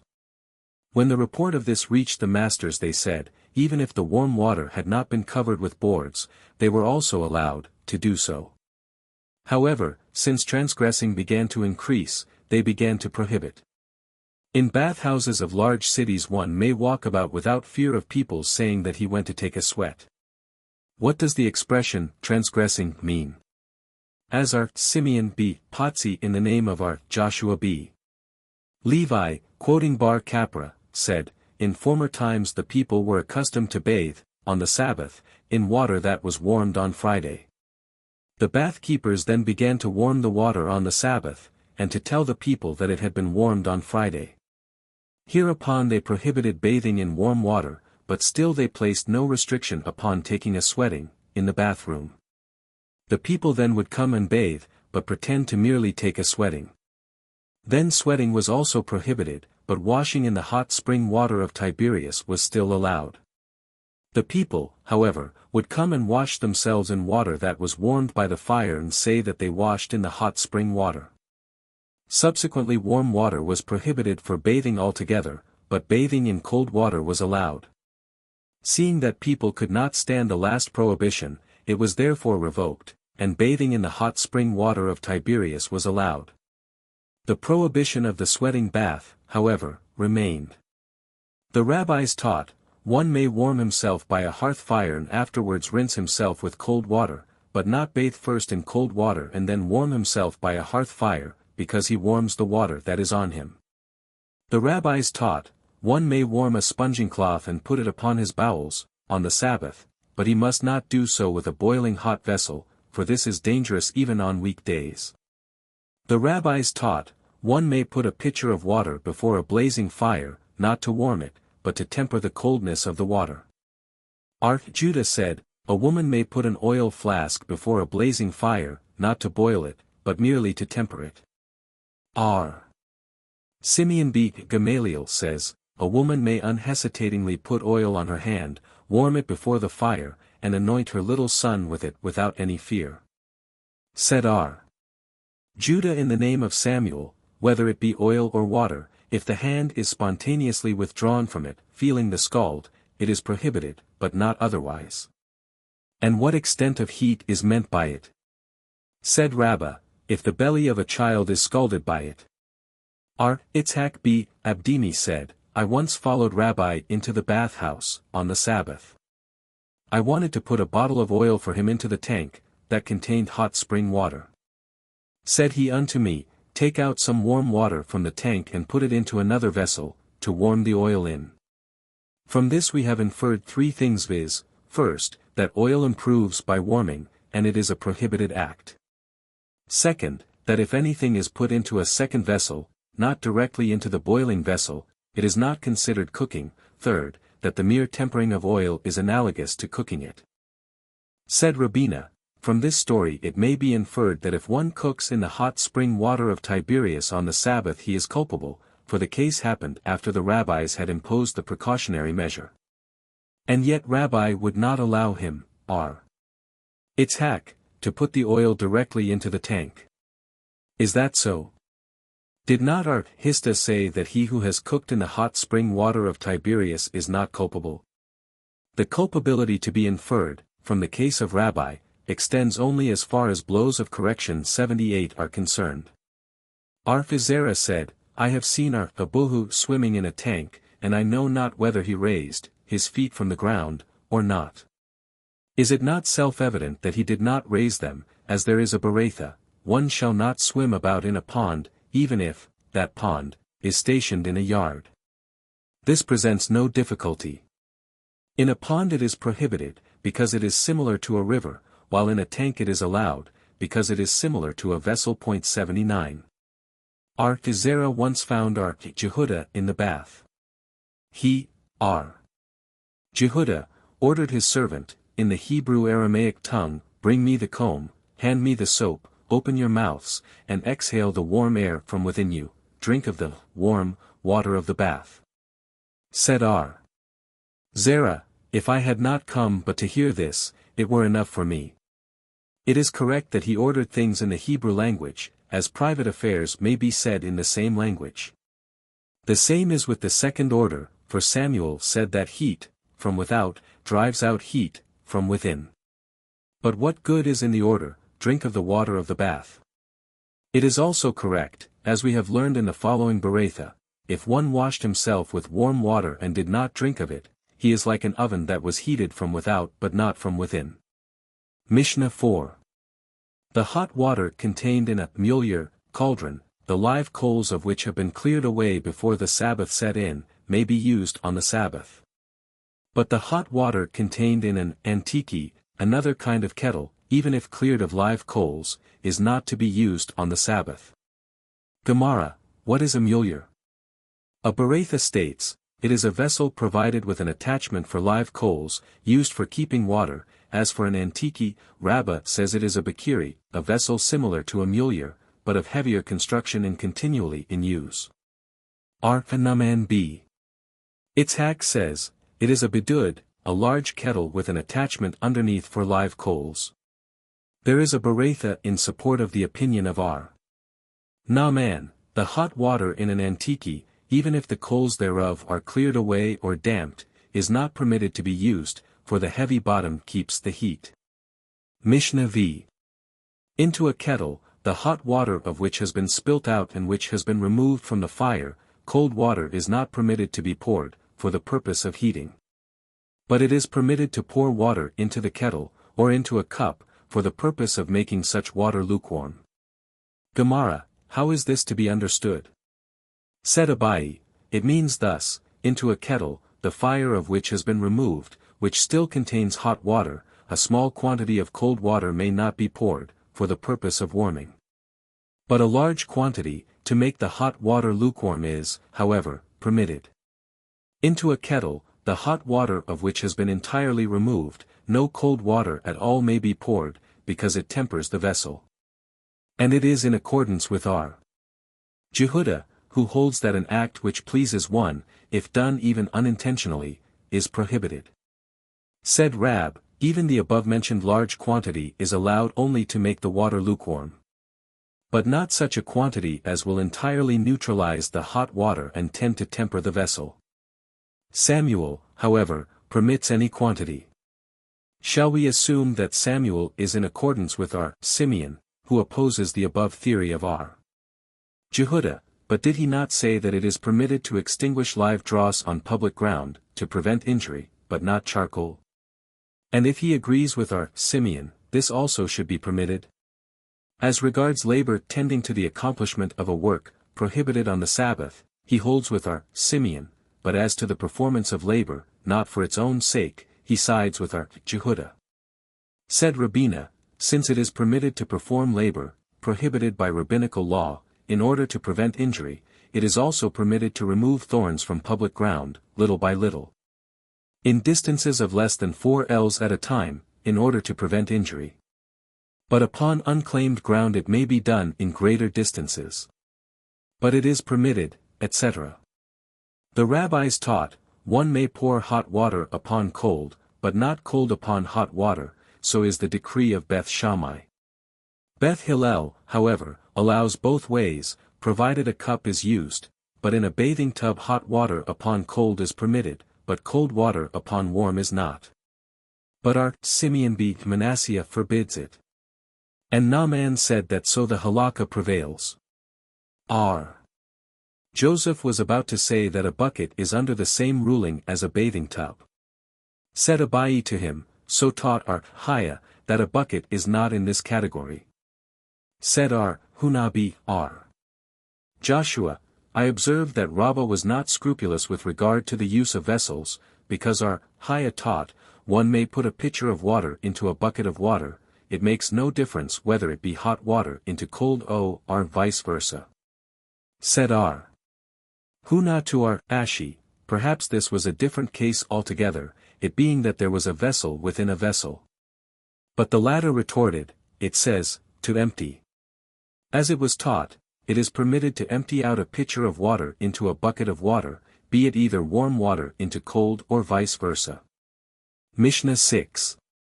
In a saucepan or a pot that was removed from the fire, no spices shall be put after dusk, on Friday, but spices may be put into a plate or a bowl. R.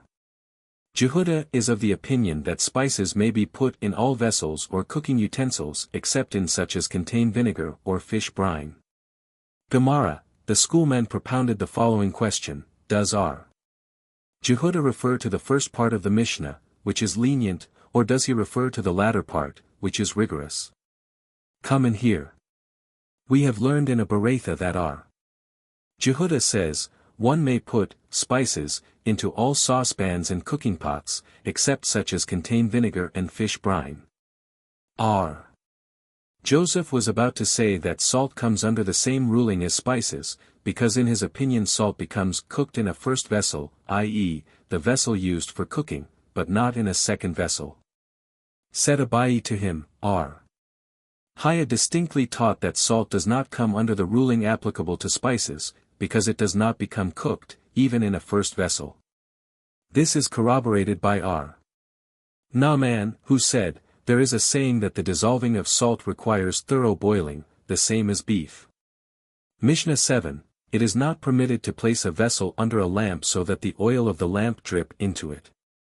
If a vessel was placed under a lamp before the Sabbath set in, it may remain there, but the use of such oil on the same Sabbath is not permitted, as it was not previously prepared. Gemara, said R. Hista, although it was said that the placing of a vessel under a hen, laying on sloping ground, to receive the egg is forbidden, yet to cover the egg so as to prevent it from being crushed is permitted. Said Rabbi, the reason of R. Hista is because he holds that hens being in the habit of laying eggs on level ground, in order to prevent the egg from being stepped upon, it is permitted to cover it with a vessel. But as leans are not in the habit of laying eggs on sloping ground, the placing of a vessel under the hen to receive the egg was not allowed. Abai objected to this, stating, were we not taught in the Mishnah that it is permitted to place a vessel under a lamp in order to take up the dropping sparks? This seldom occurs and therefore it is permitted. He was told that the dropping of sparks by a lamp is also of frequent occurrence. R. Joseph, commenting on the statement of R. Hista, gave another reason, viz. that the vessel, placed under a hen to receive an egg, is made useless for that same Sabbath. Abai raised the same objection, intending to prove by it that the vessel placed under a lamp is also made useless on that same Sabbath, and R. Hunabi. R. Joshua answered, sparks have nothing substantial about them, therefore the vessel containing them is not made useless on the same Sabbath. R. Itzhak said, in the same manner as it is not permitted to place a vessel under a laying hen, so is it also not permitted to cover the egg laid. For the reason that a vessel must not be handled on the Sabbath except for the use of such things as are themselves permitted to be handled on the Sabbath. All the objections of Abai being raised against R. Itzhak's statements, he answered, in that case there was a lack of space. If the space occupied by a vessel is needed, that vessel may be removed, and while being removed may be used for any purpose. Come and hear, another objection. An egg laid on the Sabbath or a festival, to prevent it from being, accidentally, cracked, may be covered with a vessel. Here the case is, also, when the space where the vessel is placed is needed. Said R. Shesheth, to his disciples go ye and tell R. Itzhak that the above doctrine has already been interpreted by R. Huna in Babylon as follows, it is permitted to make a partition on the Sabbath, to isolate a corpse for the sake of the living, but it is not permitted to make a partition for the sake of the corpse. How is the latter clause to be understood? R. Samuel B. Jehuda and also Sheila Mari taught, in the case of a corpse lying in the sun, on the Sabbath, to prevent the corpse from decomposing, two persons are brought to sit on the floor, each on one side, in order to bring about the making of a screen. When the ground underneath them becomes hot, each of them is to bring a cot bed to sit upon, and when the heat above them becomes excessive, they are to bring a sheet and spread it over their heads, leaving part of the sheet loose. Both now raise their cots, which take up the loose part of the sheet, and move to their former positions, thus a screen, canopy, is formed of itself. It was taught, a corpse lying in the sun. R. Jehudah in the name of Samuel says, the same must be turned over from one bed into another, until it arrives at a shady place. R. Hina B.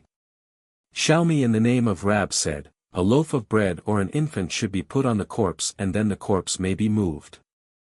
There is no difference of opinion as to the removal of a corpse, on the Sabbath, which is permitted when a loaf or an infant is put upon it, they differ only where there is none. One holds that indirect transportation must be considered transportation, and the other opines that indirect transportation is not transportation, and therefore permitted. Shall we assume that on this point the following Tanaim differ? It is not permitted to save a corpse from a fire. Jehudah B. Lachish, however, says, I have heard that it may be done. How is the case if there was a loaf of bread or an infant? Why should the first Tana prohibit it? And if there was none, what is the reason of Lachish's decision? Do they not differ in the point of transportation stated above? Nay, all agree that such a transportation is considered. The reason, however, of Ben Lachish is that usually one is concerned about his dead, and if it would not be permitted to remove it, he will extinguish the fire. Said R. Jehudah B. Sheila in the name of R. Ashi, quoting R. Johanan, the halakha prevails according to Ben Lachish concerning a corpse.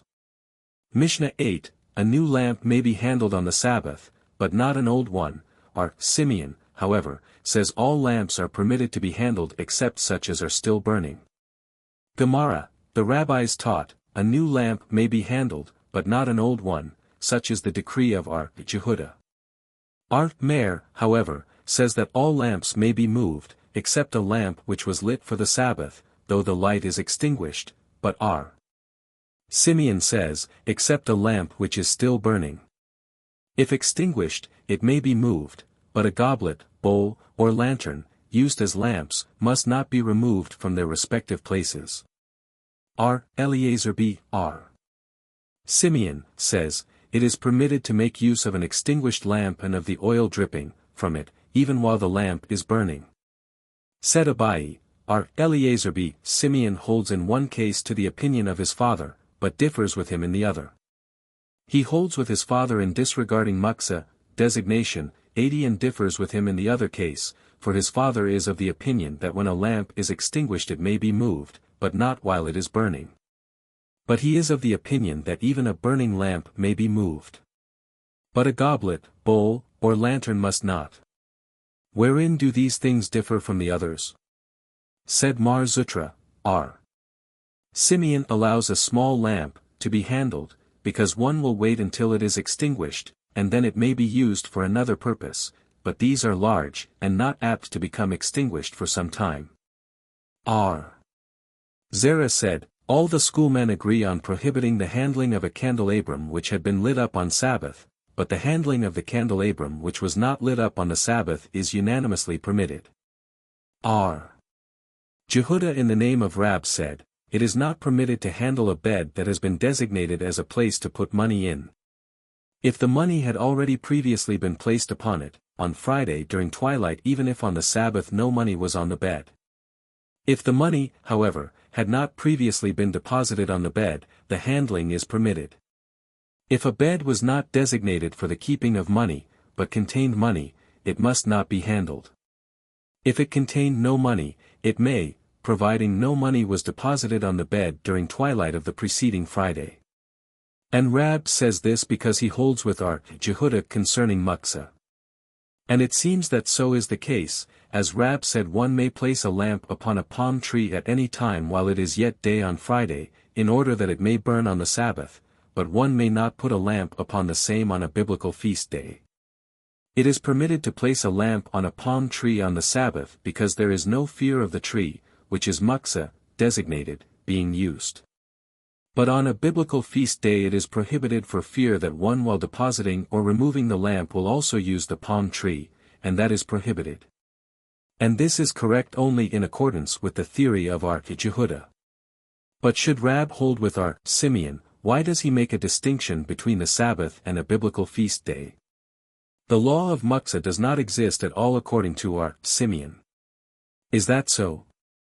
Did not Rab decide, when he was questioned whether one may remove an extinguished Hanukah light on the Sabbath for fear of the Magi, this has already been mentioned in a previous connection, that it may be done? The time of danger is different. 81 Our Kahana and our Hasi then questioned him, does the halakha so prevail, and he answered, our Simeon is worthy to be relied upon in times of danger. Resh Lakish questioned our Johanan, may wheat that has been sown but that has not yet sprouted, or eggs that are still under the hen, be eaten on the Sabbath?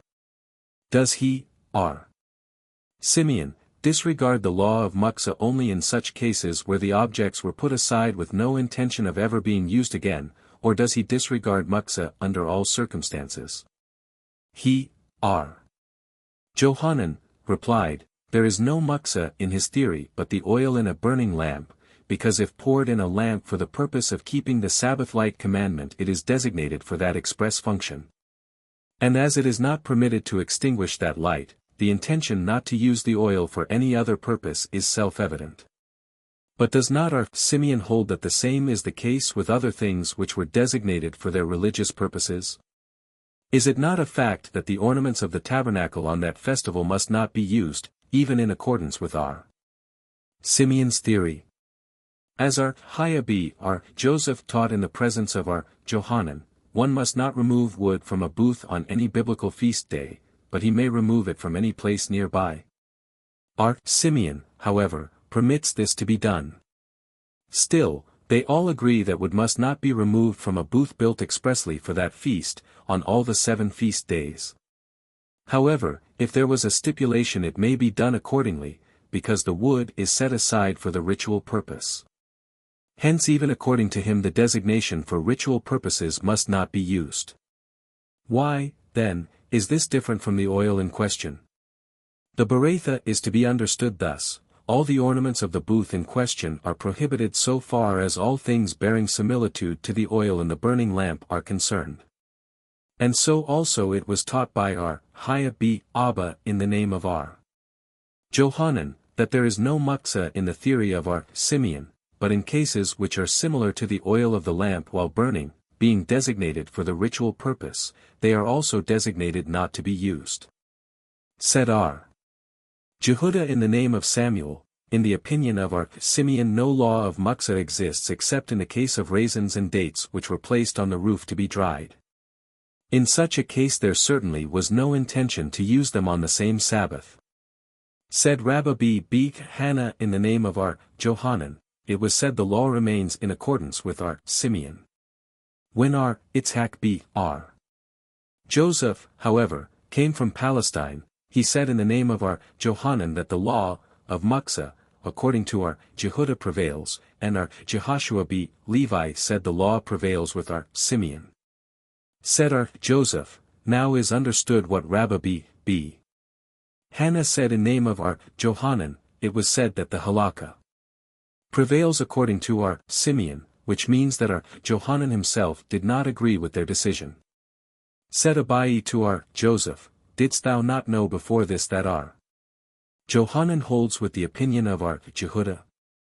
Is it not a fact that when our Abba and our Basi met in the house of our Abba of the city of Haifa, and a candelabrum fell upon the coat of our Basi, he, our Basi, did not remove it?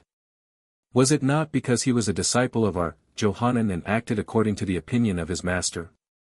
Answered our Joseph, thou art speaking of a candelabrum. A candelabrum is a different matter altogether, for our Ahai Hanina in the name of our Asi said, Resh Lakish has decided in Zidon, a candelabrum which can be removed with one hand may be handled, but if it has to be removed with both hands it may not, and our Johanan said, we only hold with our Simeon in the matter of a lamp. But as for a candelabrum, whether it can be removed with one or both hands, it is prohibited. And why so? Both Rabbi and Joseph said, because a separate place must be designated for it. Said Abai to Joseph, have we not observed the case of a baldachin prepared for a bride and groom, for which a place must be designated? And yet Samuel said in the name of Hiah that such may be put up and taken apart on the Sabbath. Said Abai, the prohibition to handle the candelabrum holds good only in a case where the same is made of several parts. If this be the case, what reason has Simeon be Lachish for allowing this? Say, not a candelabrum made of various parts, but if it looks like a candelabrum of various parts. Therefore a candelabrum made of several parts, be it large or small, must not be handled. The handling of a large candelabrum, even if not made of several parts, is also prohibited on account of its marked lines, for fear one may handle such as are made of several parts. And the point of their differing is, with a small candelabrum which looks as if made of several parts, one takes the precautionary measure lest one handle that which is really made of several parts, while the other does not care for such a precaution.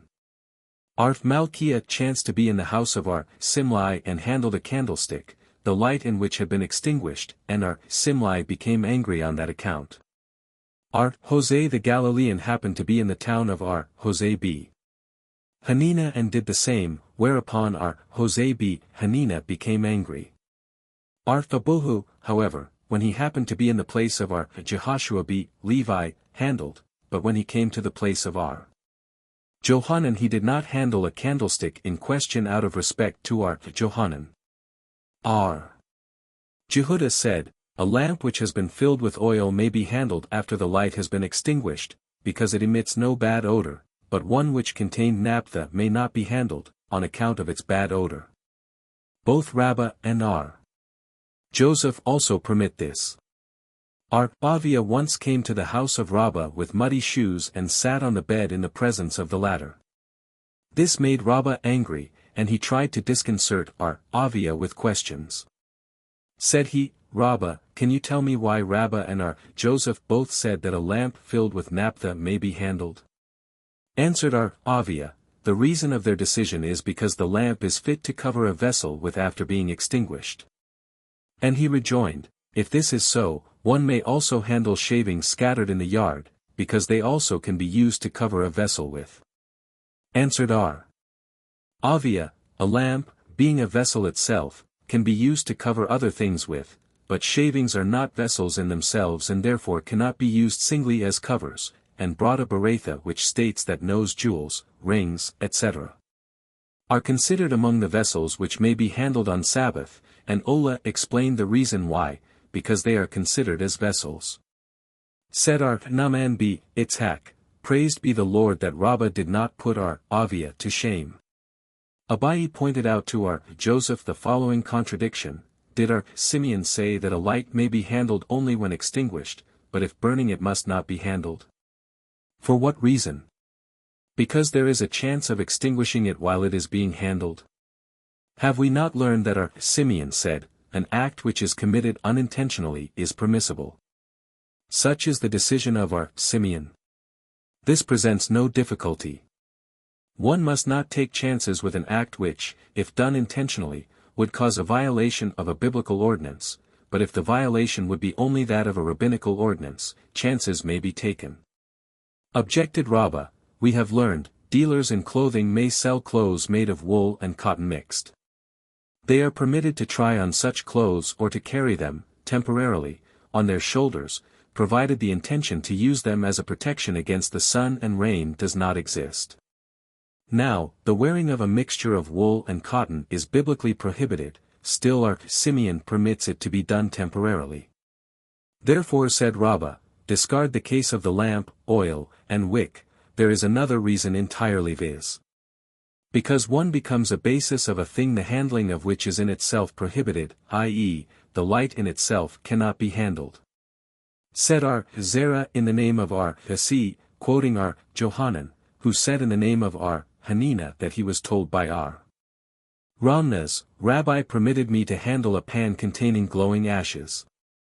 And Zerah himself was deliberating, did indeed Johanan say so?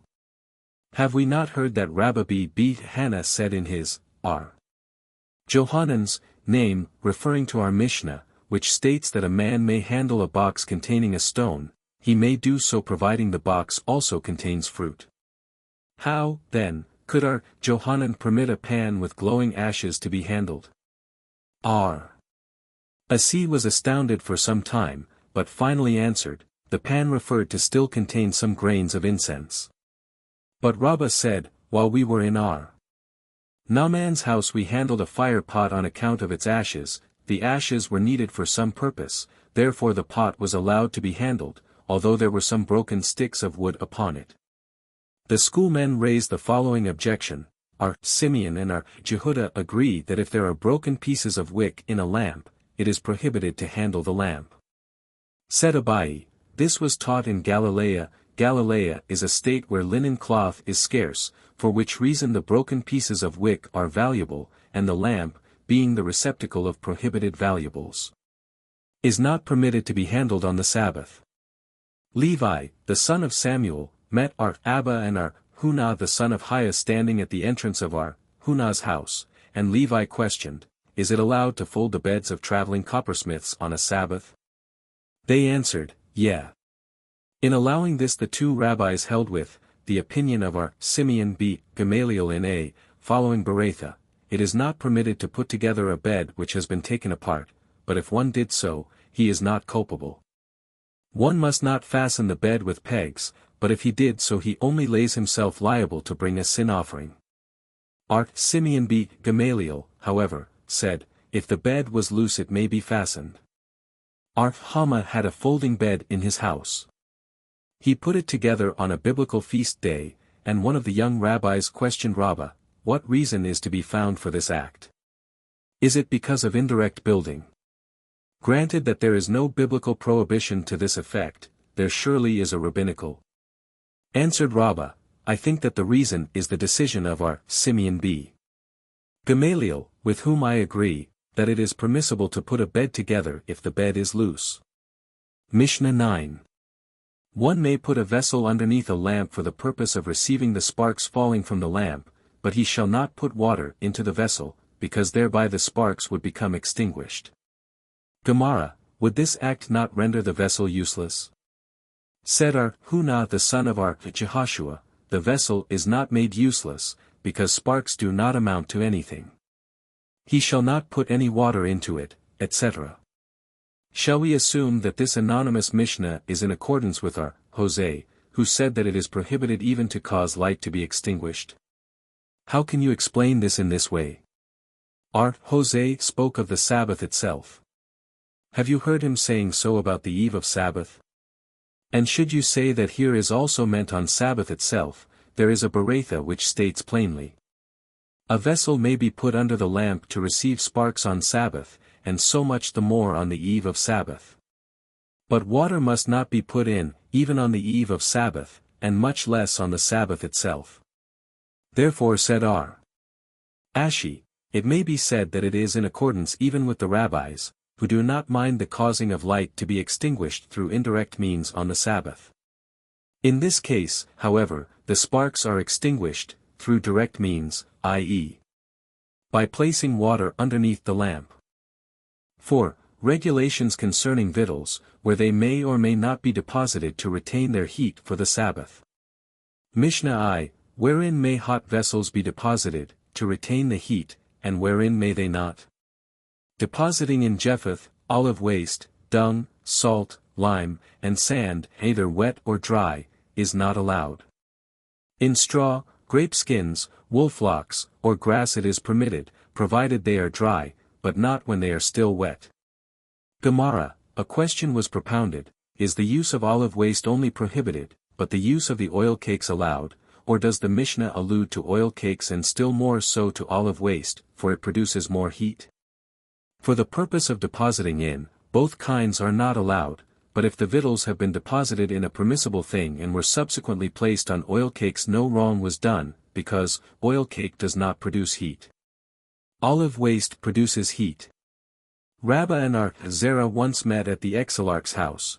They saw there a servant putting a can, with warm water, on top of a kettle, containing cold water, and Rabbi rebuked him. Said R.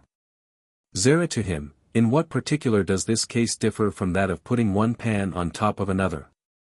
Answered Rabbi, here heat is produced, but there it is only preserved. Another time they saw, the servant, spreading a turban over a pitcher and putting a cup on top of it. Again Rabbi rebuked him. Zerah asked for the reason, and Rabbi answered, you will soon see him wringing 82 the turban, which he did. Zerah again asked, in what particular does this case differ from that of a spread cloth? Answered Rabbi, here he is particular, lest it become wet and he will wring it, while there he is not. In straw. Ada B. Masna questioned Abai, may wool flocks, in which, victuals, were deposited, be handled on Sabbath? Abai answered, because of a lack of straw, would a man sacrifice a valuable lot of wool flock? When placing victuals in straw no intention to make further use of the straw exists, and it becomes part of the pot itself. With wool flocks the case is different, for they are intended for further use and therefore must not be handled on Sabbath. Hista permitted the replacing of waste, fallen out, of a pillow on Sabbath. Hanan B. Hista objected to him from the following, untying the opening, for the neck, of a shirt is permitted on Sabbath, but cutting it is prohibited, and waste must not be placed into a pillow or bolster on a biblical feast day, much less on a Sabbath. This presents no difficulty. Placing new waste in a pillowcase is not allowed, but replacing old waste is allowed. And so also we have learned plainly in a Beratha, that when they fall out they may be replaced even on Sabbath, and much the more on a feast day. Jehudah in the name of Rab said, whosoever makes an opening, for the neck in an unfinished shirt, on Sabbath is liable to a sin offering. Kahana opposed, saying, what is the difference between an opening for the neck and a bunghead, in a barrel? Rabbi answered, a bunghead is not attached to the barrel, i.e. it forms no part of it, but an opening for the neck is made by an incision in the shirt, and hence is part and parcel of same. In Surah the following doctrine was taught in the name of Hista, and in Pumbeditha the same was taught in the name of Kahana or Rabba, who was the Tana in whose name the sages taught that the part and parcel of a thing is on a par with the thing itself. Said Jehudah in the name of Rab, it is Meir, of the Mishnah, Kalim, 8, who holds that the attachment built on a hearth is on a par with the hearth itself and becomes unclean when touched by an unclean thing. When wet. A question was propounded, naturally or artificially wet. Come and hear. The Mishnah says, not with straw, nor with grape skins, nor with wool flocks, nor with grass when wet. It is right only if we accept the theory that they became wet, but should we venture to think them naturally wet, how is this to be imagined? Can wool flocks be naturally wet? The sweaty wool under the hips may be meant. Did not Ashia teach we may deposit in dry cloth and dry fruit, but not in wet cloth or wet fruit? How is naturally wet cloth to be imagined? This may also mean cloth made from the sweaty wool under the hips of the sheep. Mishnah 2. It may be deposited in cloth, fruit, pigeon feathers, shavings, and fine flaxen tow. Jehudah forbids the use of fine, but permits the use of coarse flaxen tow. Gemara, shavings. A question was propounded, does Jehudah forbid the use of fine shavings or fine flaxen tow? Come and hear. We have learned in a Beratha, Jehudah says, fine flaxen tow is the same as dung, which increases heat, therefore the conclusion is that he means flaxen tow. Mishnah 3. It may be deposited, wrapped, in skins, and they may be handled, in shorn wool, and must not be handled. How can this be done? The lid is raised and the shorn wool, falls down. Elazar B. Azariah says, the vessel is bent sideways lest it be taken out and cannot be replaced, but the sages say it may be taken out and replaced. Gemara, a question was propounded by Jonathan b. Akinei, Jonathan b. Elazar, and Hanina b.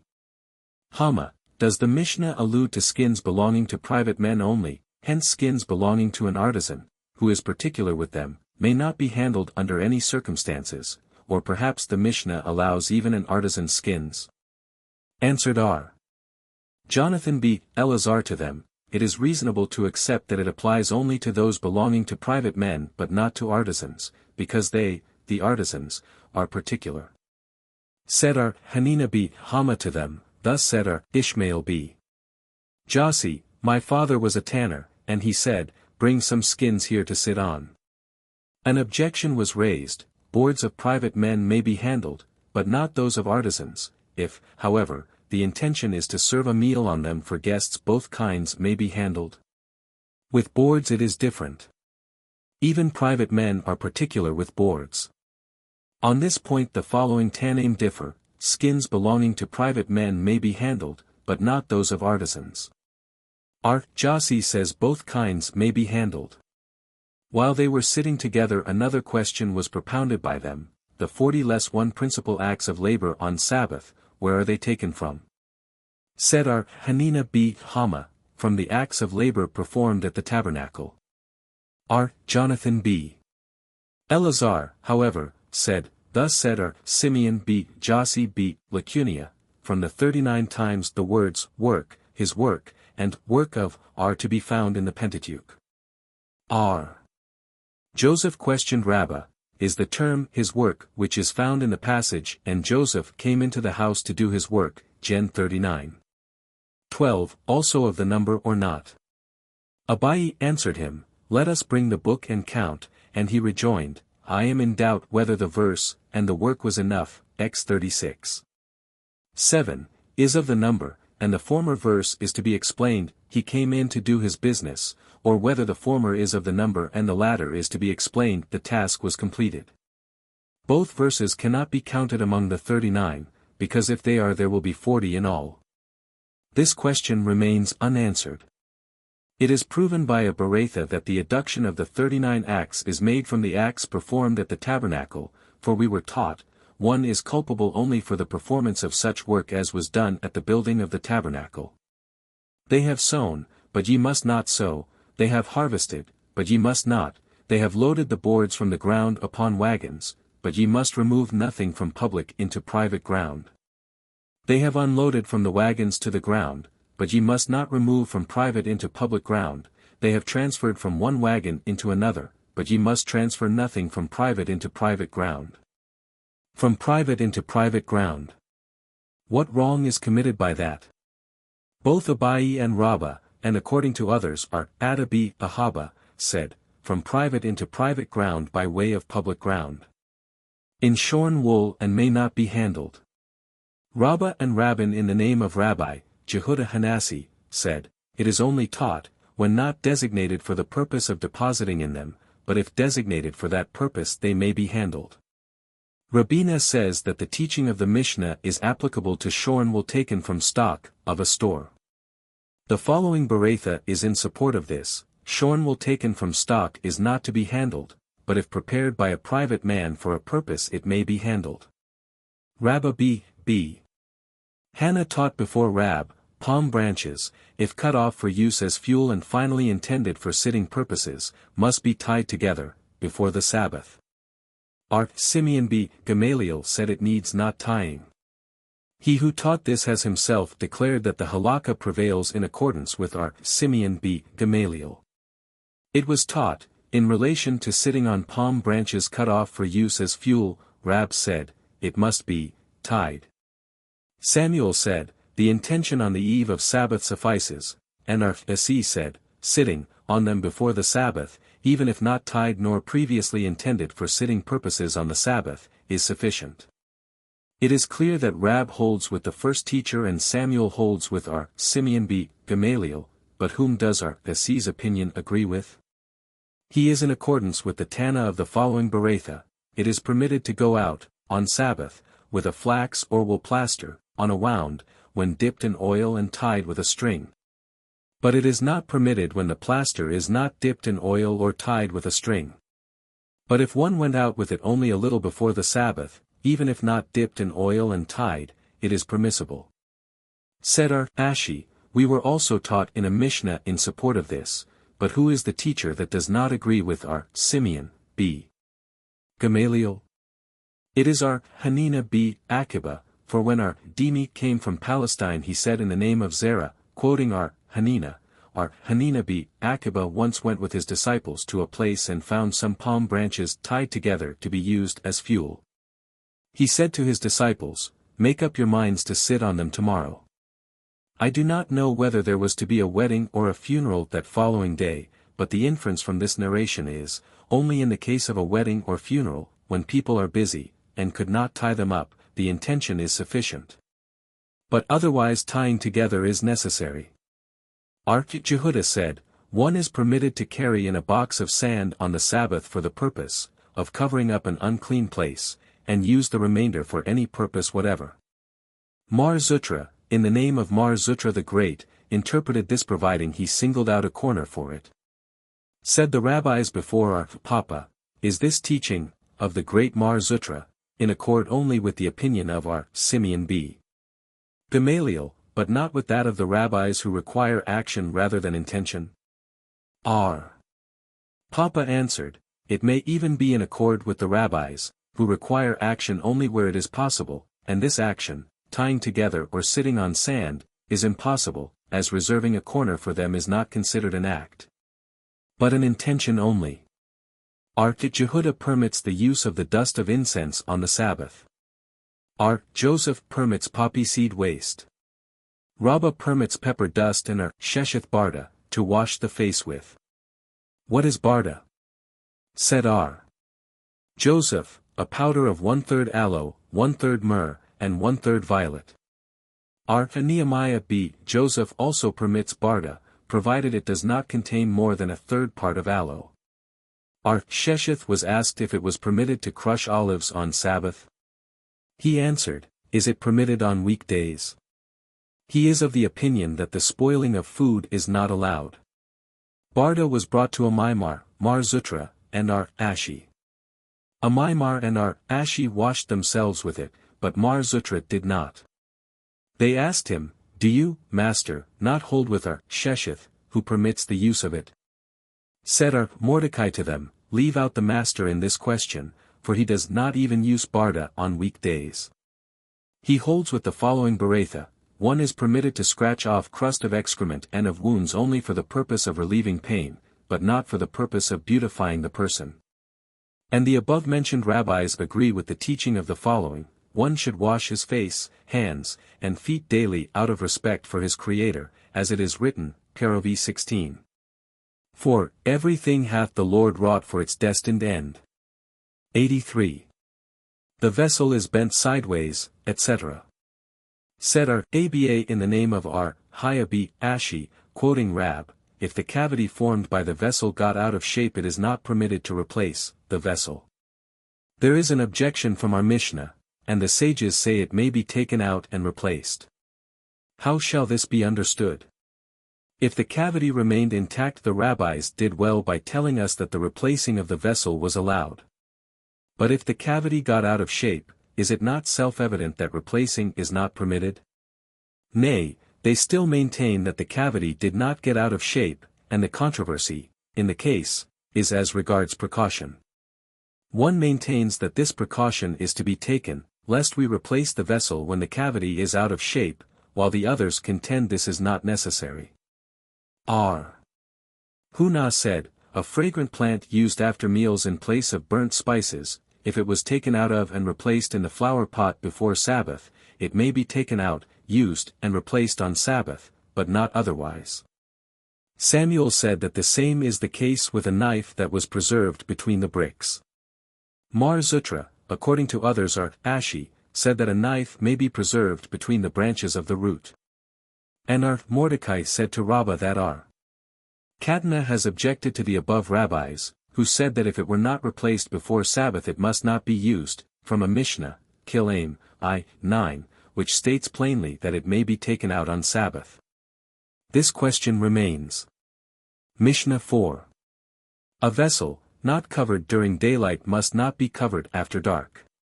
If, after having been covered, it became uncovered, it is permitted to cover it again. A pitcher may be filled with cold victuals and put under a pillow, to keep it cool. Gemara, Jehudah in the name of Samuel said, it is permitted to store cold victuals, to protect them from the sun. Said Joseph, what news came he to teach? Have we not learned this in the above Mishnah? Abai answered, a great deal. From the Mishnah I would infer that only such things as are not usually stored are permissible, for in that case no precaution lest one put warm victuals under a pillow or bolster for the purpose of generating heat is necessary. He informs us, however, that even such things as are usually stored are permissible also. Hanukah in the name of Rabbi, however, says, it is prohibited. Were we not taught that Rabbi has permitted this? This presents no difficulty. In the former instance he did so when he was not as yet aware of the following decision of Ishmael b. Jossi. Rabbi at one time decided that it is forbidden to store cold victuals. Said Ishmael b. Jossi to him, my father permitted it, whereupon Rabbi said, if this sage has once permitted it, so shall it be done. Said Papa, come ye and note the mutual respect. Had Jossi been alive, he would have had to show respect to Rabbi, as Ishmael, who succeeded his father in every respect, also has acknowledged Rabbi's superiority. Still Rabbi accepted his decision. Naaman said to his slave Doru, store some cold victuals for me and bring me warm water from a Gentile cookshop. Ami heard this and was angry. Said Joseph, what was the reason of his anger? Did not Naaman act in accordance with the teachings of the great masters, Rab and Samuel? Jehudah in the name of Samuel said, it is permitted to store cold victuals, and Samuel b. Itzhak said in the name of Rab, anything that may be consumed raw is not included in the prohibition relating to cooking by a Gentile. Ami, however, was of the opinion that, although it is allowed, a man of note should not practice it, because the layman seeing such things of the scholar he might allow himself still more. The rabbis taught, although the sages said it is not allowed to deposit warm victuals after dark, even in such receptacles as do not increase the heat, still, if already deposited, it is permitted to add more cover. How can this be done? Simeon b. Gamaliel says, in cold weather the covering sheet may be taken off and a blanket substituted, in warm weather the blanket may be taken off and a sheet substituted. Furthermore said the same, the sages prohibited, to deposit warm victuals, only in the same pan in which they were cooked, but if emptied into another pan it is permitted, and there is no fear of one coming to cook, on the Sabbath. For, the act of emptying the victuals, from the cooking pan, into another, proves, that there is no such intention. If one deposited a pot, containing victuals, in material that may be handled on the Sabbath, and covered it with the same, or even deposited it in non-permissible material, but covered it with permissible, he may take out the pot and replace it. But if he deposited it in non-permissible material and covered it with the same, or even deposited it in permissible, but covered it with non-permissible material, he may take out the pot, but can replace it only if the pot was but partly covered. Otherwise, he must not replace it at all.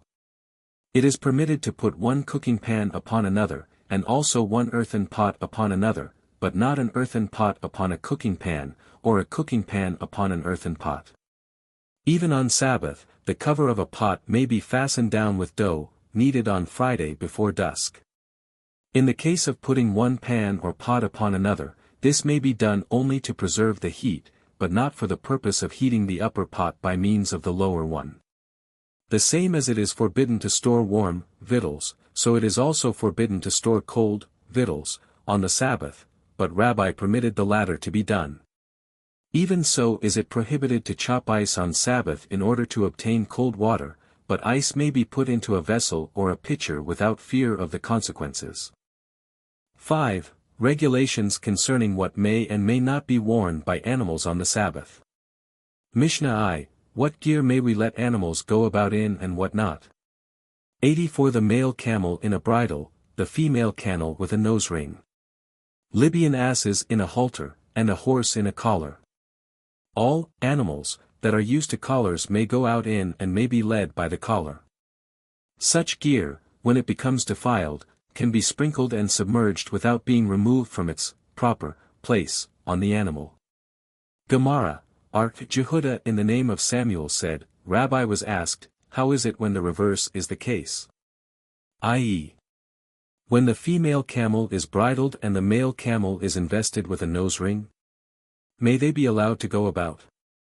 There is no question as to a bridle on a female camel, for it is considered a burden. As to a nose ring on a male camel, shall we assume that it is merely an additional safeguard, and thus becomes permissible, or is it an unnecessary safeguard and hence not allowed? Ishmael b. Jossi answered, thus my father said, for animals may go about with a bridle on the horse, the mule, the camel, and the ass. A Berakhot states, Lida asses and camels may go about with a bridle on. The following Tanaim, however, differ as to this point, whether a superfluous safeguard is a burden or not. One maintains that no animal may go about burdened with a chain. But Hananiah says a chain or anything else that is intended as a safeguard is permitted. Said Hunah b. Haya in the name of Samuel, the halakha prevails according to Hananiah. Levi b. Hunah b. Haya and Rabbi b. Hunah once traveled together. Arriving at an entrance, the former's ass ran ahead of the latter's. Rabbi b. Hunah became dejected at the lack of respect shown him, supposing it to have been done intentionally. Thought Levi to himself, I will pacify him with the following question, is it permitted to put a halter on an unmanageable ass like mine on the Sabbath? Rejoined Rabbi, so said your father in the name of Samuel, the decision of Hananiah prevails. At the school of Manasseh it was taught, a goat with a bridle fastened to his horns is permitted to go about on Sabbath, but not if the bridle was simply tied to the horns, as it may slip off and a man may be forced to carry the bridle. An objection was raised, were we not taught in a Mishnah that it is not allowed to let a cow go about with a strap tied between her horns? Said Ermiah b. Aba, on this point Rab and Samuel differ. According to one it is prohibited at any rate, and according to the other, if for an ornament it is prohibited, but as a safeguard it is permitted.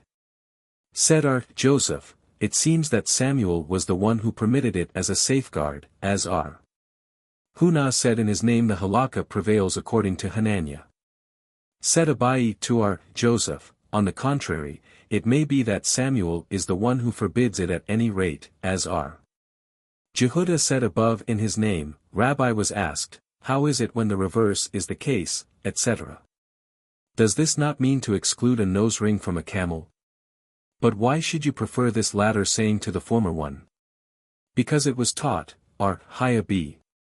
Ashi said in the name of Rab that it is forbidden at any rate, and Haya b. Abhin in the name of Samuel said, it is permitted as a safeguard. An objection was raised from the following, if the owner tied the red heifer with a halter, she may nevertheless be used. Should you assume that this halter is a burden, how could she be used?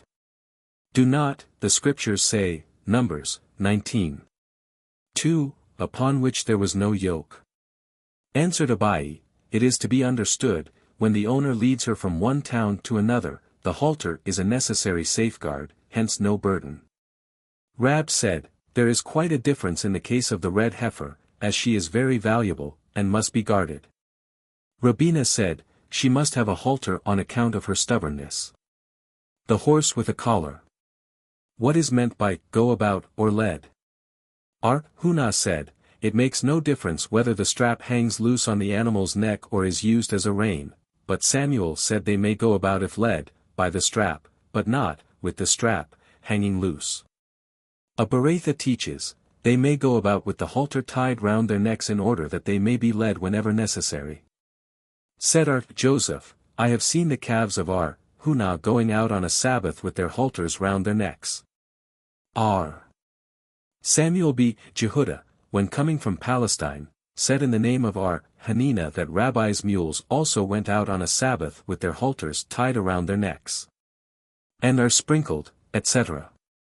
Is this to say that they are subject to defilement? Does not a Mishnah state, Kalim 12:8, That only rings worn by human beings are subject to defilement, but harness and all other rings are not. Said R. Itzhak of Navha 85, the collar ring having at one time been used by men for personal purposes and become defiled, still retains its defiled character. R. Joseph, however, maintains it is not necessary to claim this. The fact that the collar ring is used by man for the purpose of guiding the animal lays it open to becoming defiled, as we have learned in the Berakhot which taught us, a metal whip is subject to defilement. For the reason that man uses it to manage the animal with, and submerged without removing it from its place. Would this not constitute a case of hatzitza, intervention? 86 said our ami, intervention of the bridle between the neck and the water, is avoided by loosening the bridle. A Berakhot teaches, intervention is avoided by the size of the bridle. Mishnah 2, the ass may go out with a rug fastened around him, rams may go out with leather bandages tied around their privates. Sheep may go out with their tails tied up or down and wrapped, to preserve the fine wool, she-goats may go out with their udders tied up. R. Jossi forbids all this except sheep wrapped up. R. Jehuda says, she-goats may go out with their udders tied up to stop the lactation, but not to save the milk. Gemara, said Samuel, the Mishnah means, only when the rug is fastened on Sabbath eve. Said R. Naaman, it seems to be so from the following Mishnah, an ass may not go out with a rug unless fastened. How should this be understood? Shall we say that, the rug, is not fastened at all? Then it would be self-evident, lest it fall off and will have to be carried by a man. We must, therefore, assume that the Mishnah's meaning of not fastened signifies not fastened before the Sabbath. Hence Samuel's opinion has a good reason. And it is also supported in the following Berakhot, the ass may go out with a rug fastened before the Sabbath, but not with a saddle, even though fastened before. R. Simeon B. Gamaliel says, even with a saddle, if fastened before the Sabbath, provided, however, no stirrups are attached to the saddle and a crupper under the tail. R. C.B. Nathan questioned R. Haya B. R. Ashi, is it permitted to put a rug on all ass on the Sabbath? It is, was the answer. And to the question, what is the difference, in the law, between these two? He was silent. Misinterpreting the silence, R. Asi objected, a Berakhot teaches, it is not allowed to remove the saddle from the ass directly, but one may move it to and fro until it falls off. If you say it is forbidden to handle the saddle, is there any question as to putting it oil? Said our Zerah to him, leave him alone. He is of the opinion of his teacher, Rab, in whose name are Haya B. R. Ashi related that he, Rab, permitted putting a feed bag on all animal on Sabbath. A feed bag, which is nothing but an accommodation, is permitted, so much the more a rug, which is a relief. Samuel, however, permitted a rug, but prohibited a feed bag. R. Haya B. Joseph reported the opinion of Rab to Samuel, whereupon the latter said, if so said Abba, he knows nothing of the laws of Sabbath. When our Zerah came, to Palestine, he heard our Benjamin B. Japheth stating in the name of R. Johanan that it is permitted to put on a rug. He thanked him for it and, continuing, remarked, thus has the Arioch, king of laws, in Babylon decided. Who is meant by the title, Arioch? Samuel. From the foregoing it is evident that all agree that it is permitted to cover an ass with a rug on Sabbath. But what is the point in which a saddle differs from the rug? It differs therein that a saddle may drop off, and involve the necessity of handling. R. Papa gave another reason, to cover an ass with a rug is an act of relief, for it is said that an ass feels cold even in summer, but to remove a saddle from an ass's back in order to cool off the ass is not necessarily an act of relief. An objection was raised. We have learned, the horse shall not go out with a fox tail, for a pompon, and calves with the feed bags on public ground. Shall we not assume that, in the case of the calves, they may not go out on public ground, but they may on private ground, and it refers even to large calves, whose necks are long enough to reach the ground with their mouths easily. Thus feed bags are merely an accommodation. Nay. The permission to carry feed bags applies only to small calves, whose necks are short and legs long, and to which reaching down to the ground with their mouths would entail a hardship, and must be considered as a necessary relief. The master said, she-goats must not go out with a bag attached to their udders. Is there not a Berakhot which teaches that they may? Said Jehudah, this presents no difficulty. In the former case the bag is not tied fast, in the latter it is, and there is no reason for apprehension lest it drop off and will have to be carried. Said Joseph, why, you have entirely done away with the teachers of our Mishnah. There is a difference of opinion between the teachers in this very Mishnah. She-goats may go out with a bag tied to their udders. Jossi forbids all except sheep with covers on to protect the wool. Jehudah says, she-goats may go out with their udders tied up for the purpose of preventing lactation, but not for the purpose of saving the milk. We have learned in a Berakhot, Jehudah related the case of she-goats which he saw in Antioch. Their udders were so large that bags had to be made for them in order to prevent their dragging on the ground and becoming mutilated. These bags were worn also on the Sabbath. The rabbis taught, it happened with one man whose wife died and left him a nursing child. He was so poor that he could not pay a wet nurse. A miracle happened to him, his breasts opened and he nursed his child. Said Joseph, come and see how great the man must have been that such a miracle was wrought for him. Said Abai to him, on the contrary, behold how bad the man must have been that the nature of mankind changed in him and nothing occurred to enable him to earn enough money to pay a nurse. Says Jehudah, come and see how hard it is for heaven to change the fate of a man concerning his livelihood, that the nature of the world was changed, but not his fate. Said Naaman, it is proven by this fact that a miracle occurred, but he was not provided with means for paying a wet nurse. The rabbis taught, it happened once that a man wetted a woman with a mutilated hand, and did not discover it until she died. Said Rab, behold how chaste this woman must have been, for even her husband did not discover it. Haya retorted, this is nothing. It is natural with women to hide their defects, but note the modesty of the man, who did not discover it in his wife. Rams may go out with leather bands around their privates. What kind of bands? Said Huna, hobbles. Ola said they were leather bands tied around their breasts to prevent them from the attack of wolves. Do wolves attack only the males and never the females? It is because the males always go ahead of the flocks. Do wolves attack only the advance of a flock and never the rear? It is because the males are usually fat. Are there no fat sheep among the females? Moreover, how can the wolves know which is which? It is because the males generally lift their heads and look around cautiously. Naaman b. Itzhak said they wore leather bands tied around their privates to prevent them from having coition with the females. Whence this inference? From the last clause of the Mishnah, the sheep may go out with their tails tied up, in order that the males may have coition with them, hence we infer that the first clause is for the purpose of preventing them. She-goats may go out with a bag tied around their udders.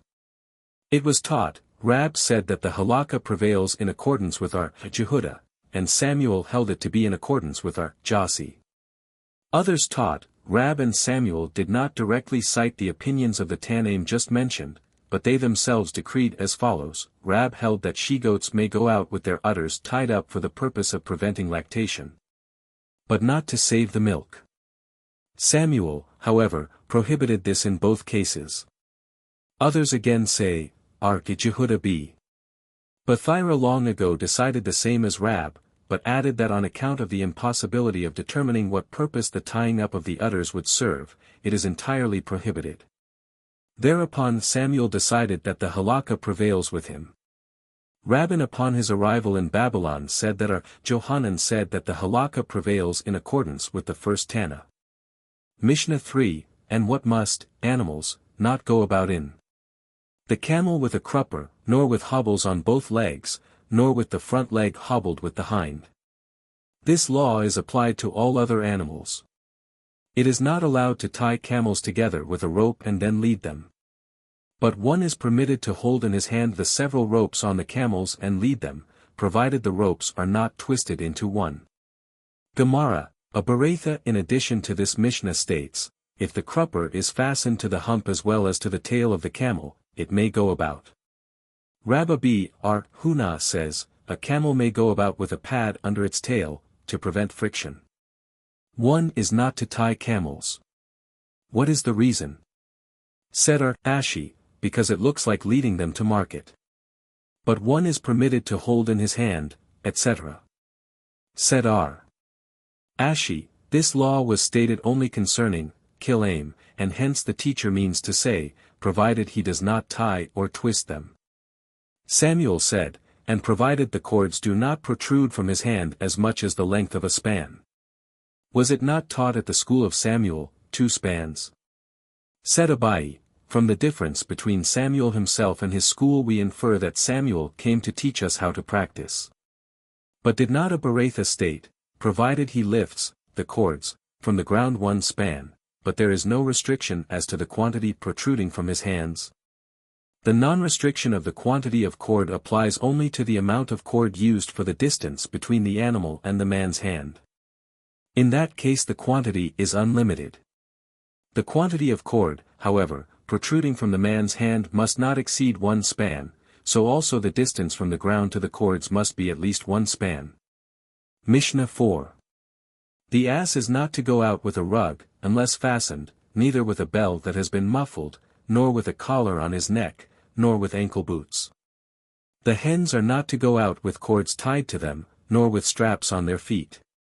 Rams are not to go out with carts tied to their tails, nor sheep with sneezing wood, the calf with the reed yoke, nor the cow with the skin of a hedgehog, tied to the udder, nor with a strap, between her horns.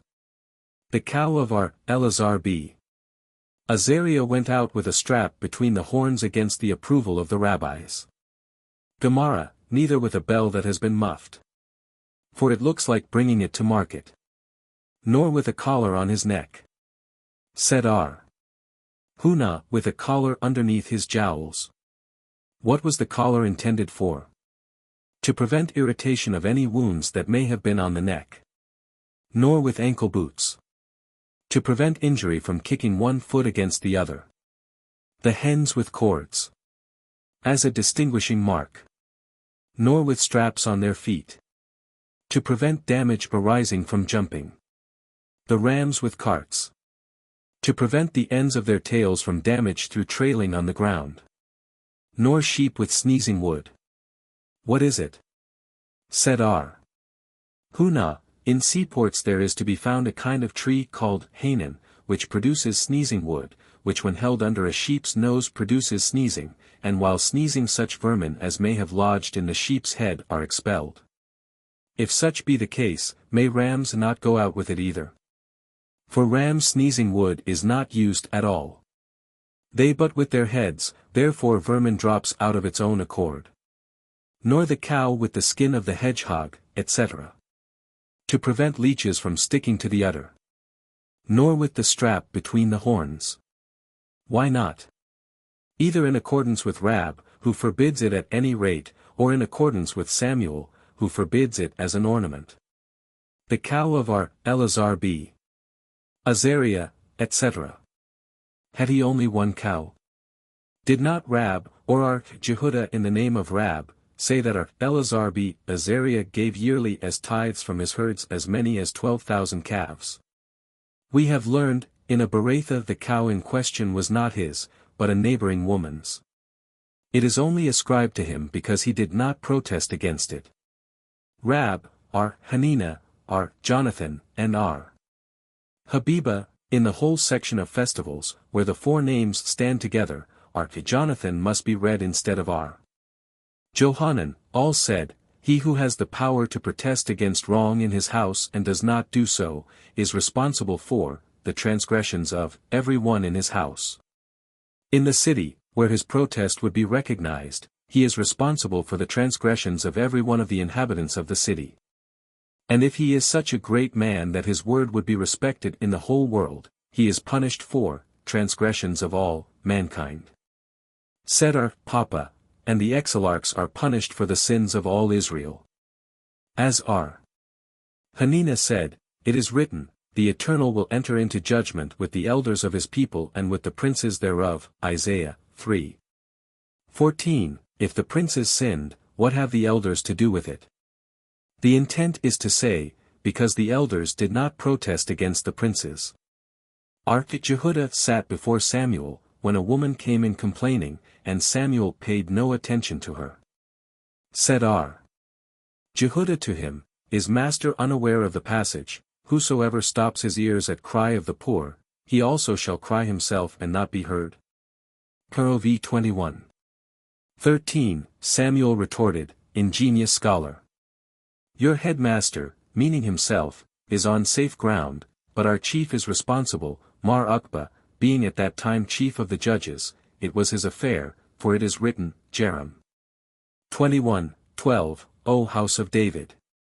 Thus hath said the Lord, exercise justice on, every, morning, and deliver him that is robbed out of the hand of the oppressor, lest my fury go forth like fire, and burn so that none can quench it, because of the evil of your doings. Said Zerah to Simon, let master reprove the exilarchs' retainers. He answered, they care not for me. Rejoined Zerah, even if they do not care, reprove them anyhow, for Ahabi. Hanukah said, the Holy One, blessed be he, never issued a benevolent decree, which he subsequently reversed into malevolence, except in this sole instance, which is written, Ezekiel 9:41, and the Lord said unto him, pass through the midst of the city, through the midst of Jerusalem, and inscribe a mark upon the foreheads, etc. Thus said the Holy One, blessed be he, to Gabriel, go and set the mark, the Hebrew letter tab, in ink upon the foreheads of the righteous, that the angels of destruction have no power over them. And the same mark in blood upon the foreheads of the wicked, that the angels of destruction may have power over them.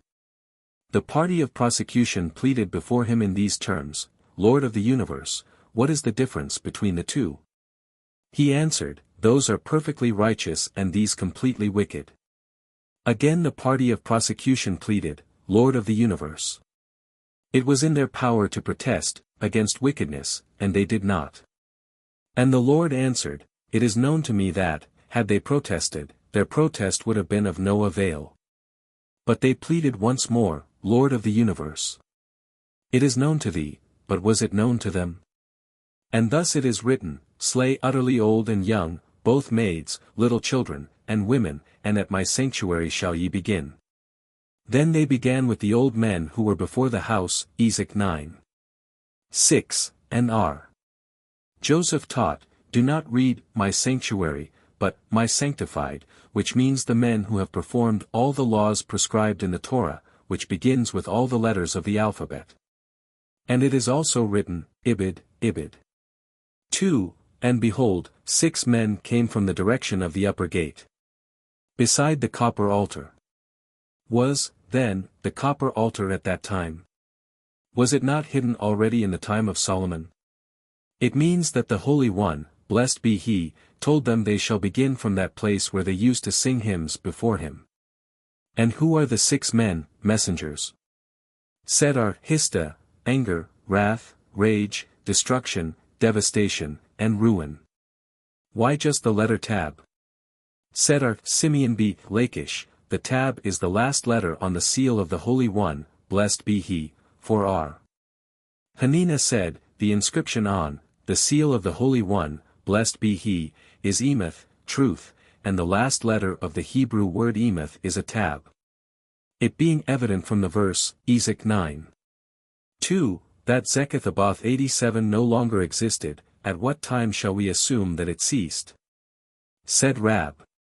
From the time of the prophet Hosea b. Beri, as it is written, Hosea 2:12, and no man will deliver her out of my hand, meaning that even the righteousness of the ancestors will be of no avail. Samuel said, from the time of the king Chazel of Syria, as it is written, 2 Kings 13:23, and the Lord became gracious unto them, and had mercy on them, and turned his regard unto them, because of his covenant with Abraham, Isaac, and Jacob, and would not destroy them, and he cast them not off from his presence until now. Thus, he will remember his covenant only until now, but not after that. Jehoshua b. Levi said, from the time of Elijah the prophet, as it is written, 1 Kings, 18:36, Elijah the prophet came near and said, O Lord, God of Abraham, of Isaac, and of Israel, this day let it be known that thou art God in Israel, etc. And means to infer that only this day the Lord will remember Zechariah, and not after this day. Johanan says, from the time of Hezekiah the king, as it is written, Isaiah, 9:6, to establish it and to support it through justice and righteousness, from henceforth and unto eternity, the zeal of the Lord of hosts will do this. Implying that after that the favors of the Lord will not be bestowed by virtue of Zechariah, but through his zeal. Ami said, death is the result of sin, and affliction the result of transgression, death the result of sin, for it is written, Ezekiel, 18:20, the soul that sins, it shall die, etc. Affliction the result of transgression, for it is written, Psalms, 89:33, and I will visit their transgressions with a lash and their iniquity with stripes. An objection was raised. One of the teachers said, the angels, once, said to the Holy One, Blessed be he, Lord of the universe.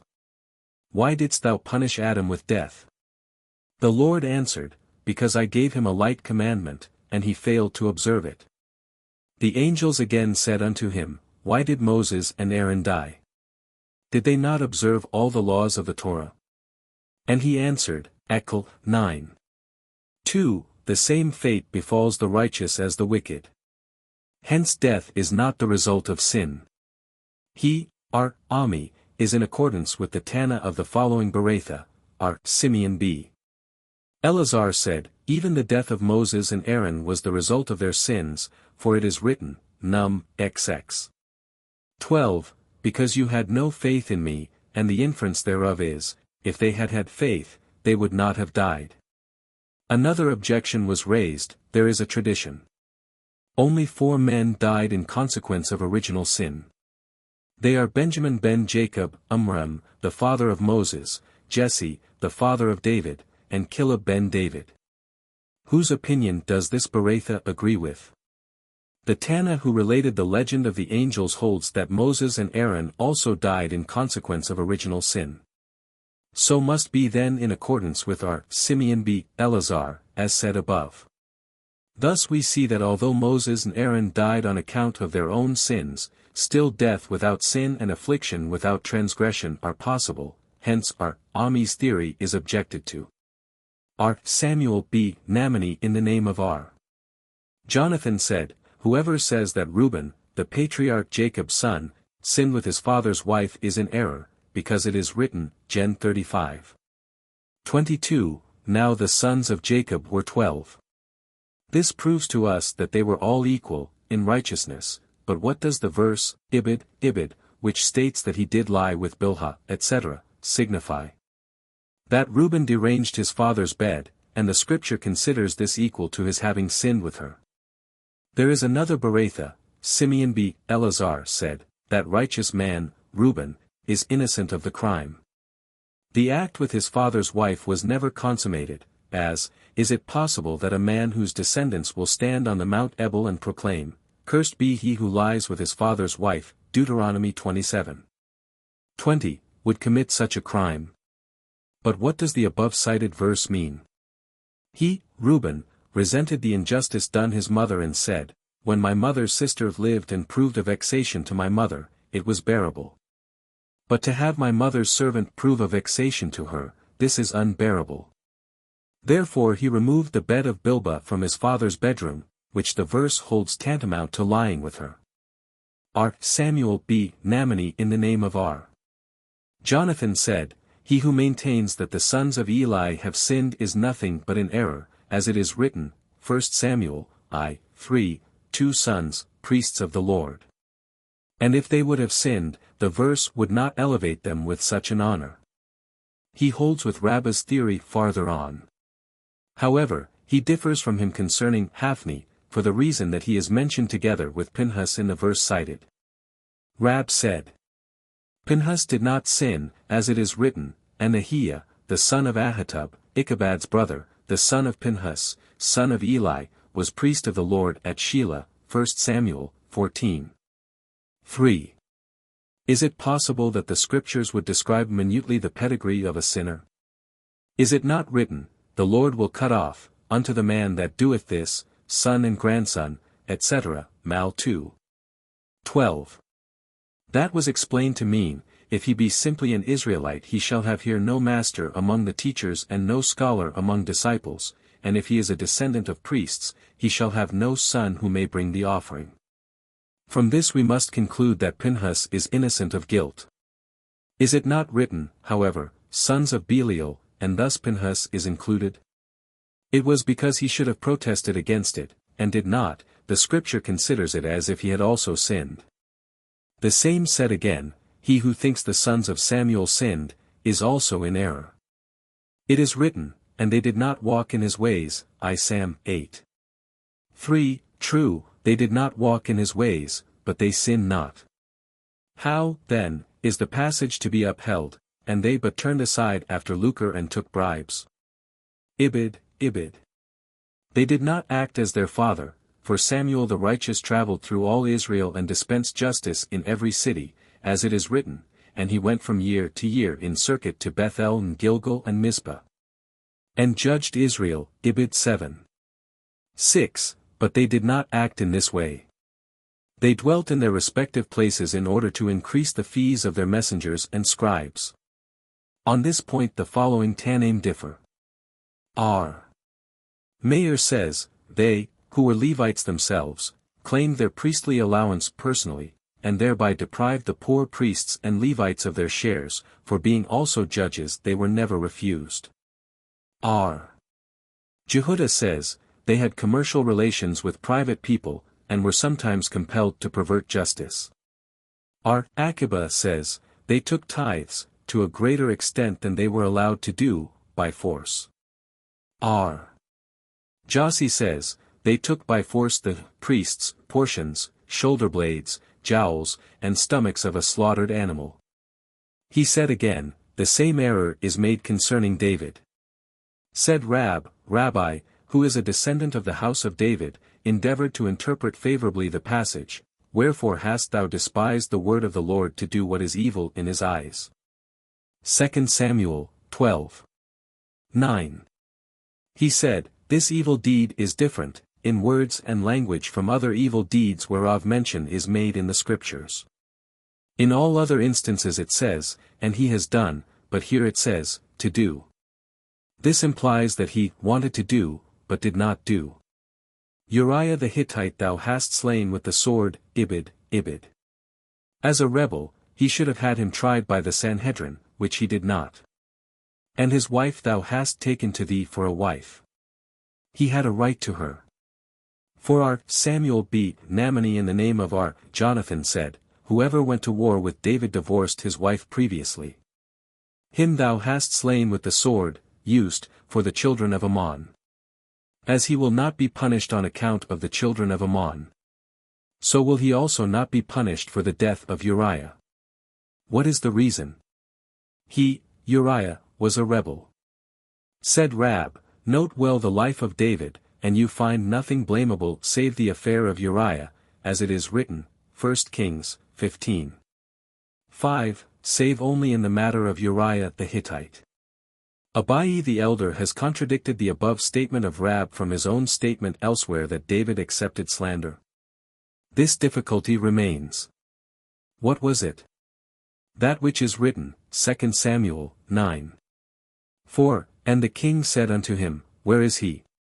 And Ziba said unto the king, behold, he is in the house of Machir, the son of Amiel, in Lodabar, farther on it is written, Ibid. 5, and David the king sent, and had him taken out of the house of Machir, the son of Amiel, from Lodabar. 88 Thus, when David found him doing something good, whereas Ziba informed the king that he was doing nothing good, hence David was convinced that Ziba was a liar. Why, then, did David give heed to his slander afterwards, for it is written, Ibid 16. 3, And the king said, And where is thy master's son? And Ziba said unto the king, Behold, he remaineth at Jerusalem. For he said, Today will the house of Israel restore unto me the kingdom of my father. But whence the adduction that David accepted slander? From what is written further, Ibid. 4, Then said the king to Ziba, Behold, thine shall be all that pertaineth to Mephibosheth. And Ziba said, etc. Samuel said, David did not accept slander. He, himself, saw in Mephibosheth's conduct that which corroborated Ziba's calumny, as it is written, Ibid 19. 25, And Mephibosheth the grand, son of Saul came down to meet the king, and he had not dressed his feet, nor trimmed his beard, nor washed his clothes. This was considered disrespect. Further, it is written, Ibid. 28, And he slandered thy servant unto my lord the king, etc. And further, Ibid 31, And Mephibosheth said unto the king, Yea, let him take the whole, since that my lord the king is come back in peace unto his own house. Now, this last verse, read between the lines, really means, I have anticipated your safe arrival home with anxiety, and since you act toward me in such a manner, I have nothing to complain of to you but to him who brought you safely back. R. Jehudah in the name of Rab said, Had David not given heed to slander, the kingdom of the house of David would never have been divided, neither would Israel have worshipped idols, nor would we have been exiled from our land. The same Rabbi said, He who believes Solomon guilty of idolatry is in error. This theory agrees with our Nathan, who points to a contradiction between the two following passages in the very same verse, 1 Kings 11. 4, And it came to pass, at the time when Solomon was old, that his wives turned away his heart, etc., and farther on, Ibid, it says, like the heart of David his father. While his heart was not as perfect as that of his father David, still he did not sin. Therefore it must be said that it means, his wives turned away his heart toward idolatry, but still he did not practice it. This is supported by the following Beratha. Our Jossi said, It is written, 2 Kings 3. 13, And the high places that were before Jerusalem, which were to the right of the Mount of Destruction, which Solomon the king of Israel had built for Ashtoreth, the abomination of the Zidonians, etc. Is it possible that neither Asa nor Jehoshaphat had cleared them out before Josiah? Did not Asa and Jehoshaphat abolish idolatry in Judea?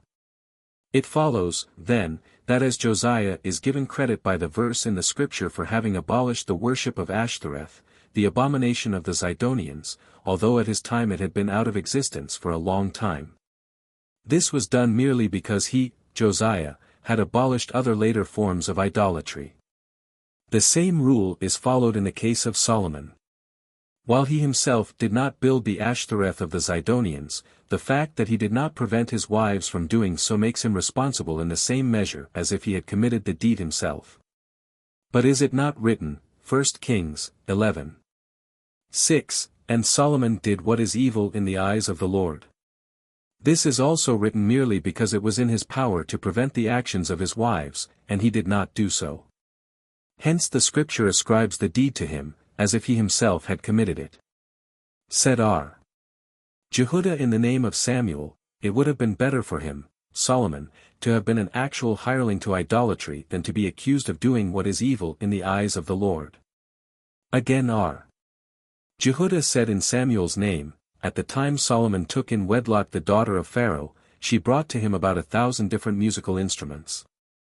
Each of these was used for separate idols, which she named to him, and still he did not protest against it. The same said again in the name of the same authority, At the time Solomon took in wedlock Pharaoh's daughter, the angel, Gabriel came down and planted a cane in the sea. On the sand that accumulated around the cane a great city was afterward built.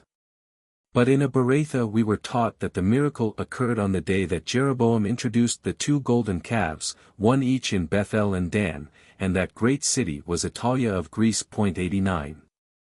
R. Samuel said, Whoever says Josiah sinned is also in error. It is written, 2 Kings 22.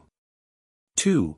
And he did what was right in the eyes of the Lord and walked in the ways of David his father and turned not aside to the right or to the left. Is this not contradictory to the verse, 2 Kings, 23. 25, that returned to the Lord with all his heart? How is the returned to be understood? He must have sinned in order to return. Nay. From this it must be inferred that after Josiah attained the age of 18, he refunded from his private purse all amounts paid by such as he had declared guilty, bound to pay, from the time B was 8 years old, when he became king. This is the interpretation of return to the Lord. However, this differs from Rabbah's following statement: none is greater among penitents than Josiah in his time and one in our own time. And who is he? Aba, the father of Jeremiah b. Aba. Others say Aha, the brother of Aba, father of Jeremiah b. Aba, for the aforesaid teacher said Aba and Aha were brothers. Said Joseph, there is yet another in our own time, and he is Ucban b. Nehemiah, the exilarch.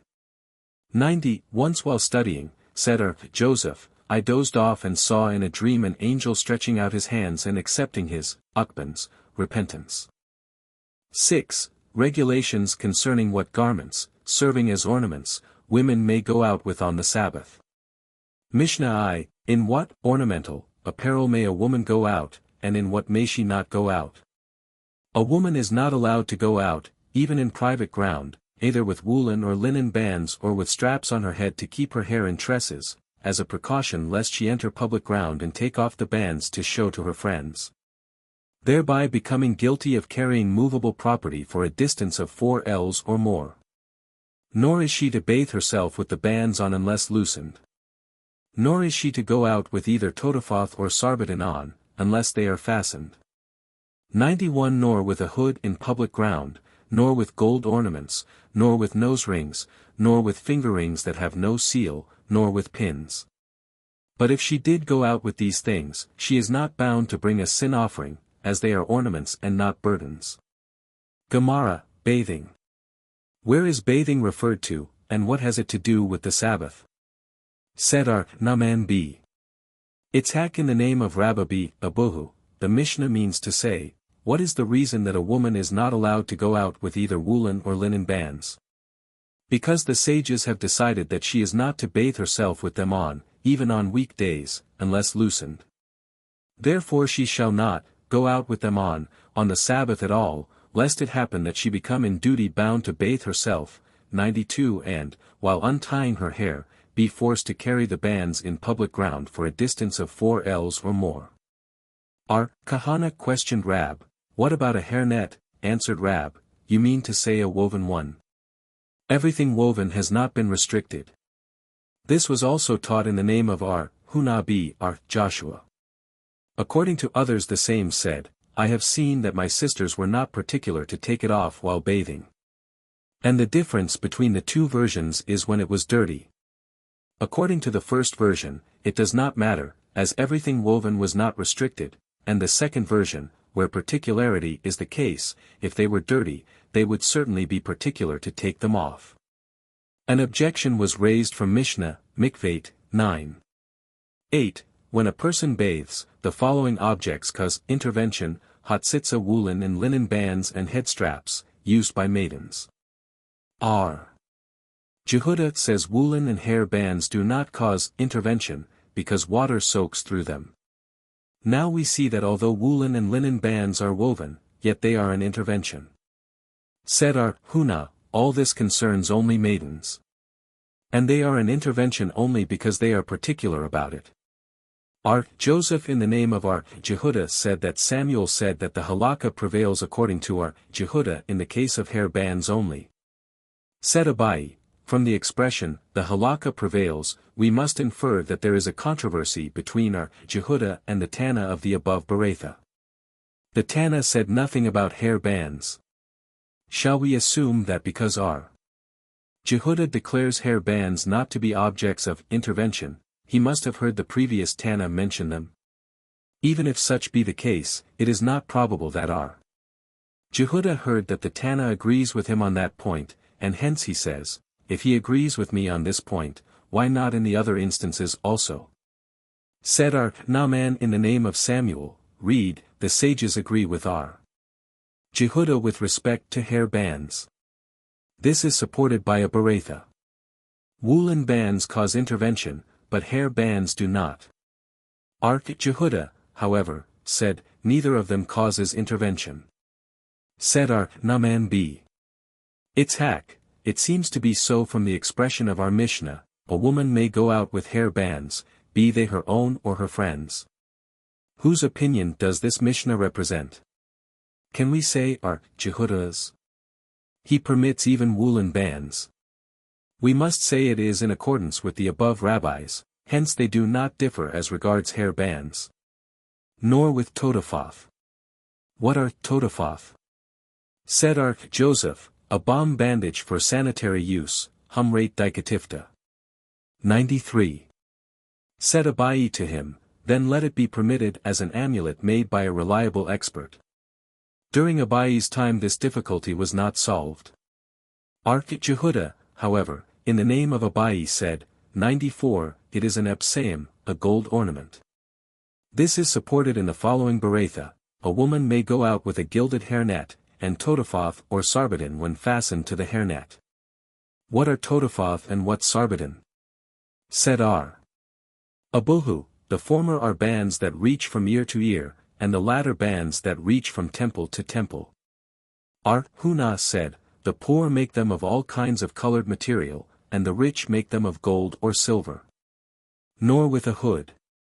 Said Yanai, I cannot understand what kind of a hood the Mishnah means. Is it a slave's hood that it prohibits and permits a woolen hood, or does it prohibit woolen hoods and so much more slaves' hoods? Said Abuhu, it seems that a woolen hood is meant. And so we have learned plainly in the following Berakhot, a woman may go out with a hood and head ornament in her yard. Simeon b. Elazar says, with a hood even in a public ground. It is a rule, said he, that anything below the shebaha, hairnet, is permitted to be worn, but anything above it is not. Samuel, however, said the Mishnah alludes to the slave's hood. Did, indeed, Samuel say so? Did he not say the slave may go out with the mark he wears around his neck, but not with the mark on his clothes? This presents no difficulty. The former applies to the mark made for him by his master, in which case there is no fear of the slave removing and carrying it, while the latter applies to the mark made by himself. What meaning do you attach to Samuel's statement? If he permits the wearing of the mark on the slave's neck because the master made it and the slave will fear to remove it, could not the master also make the mark on the slave's clothes?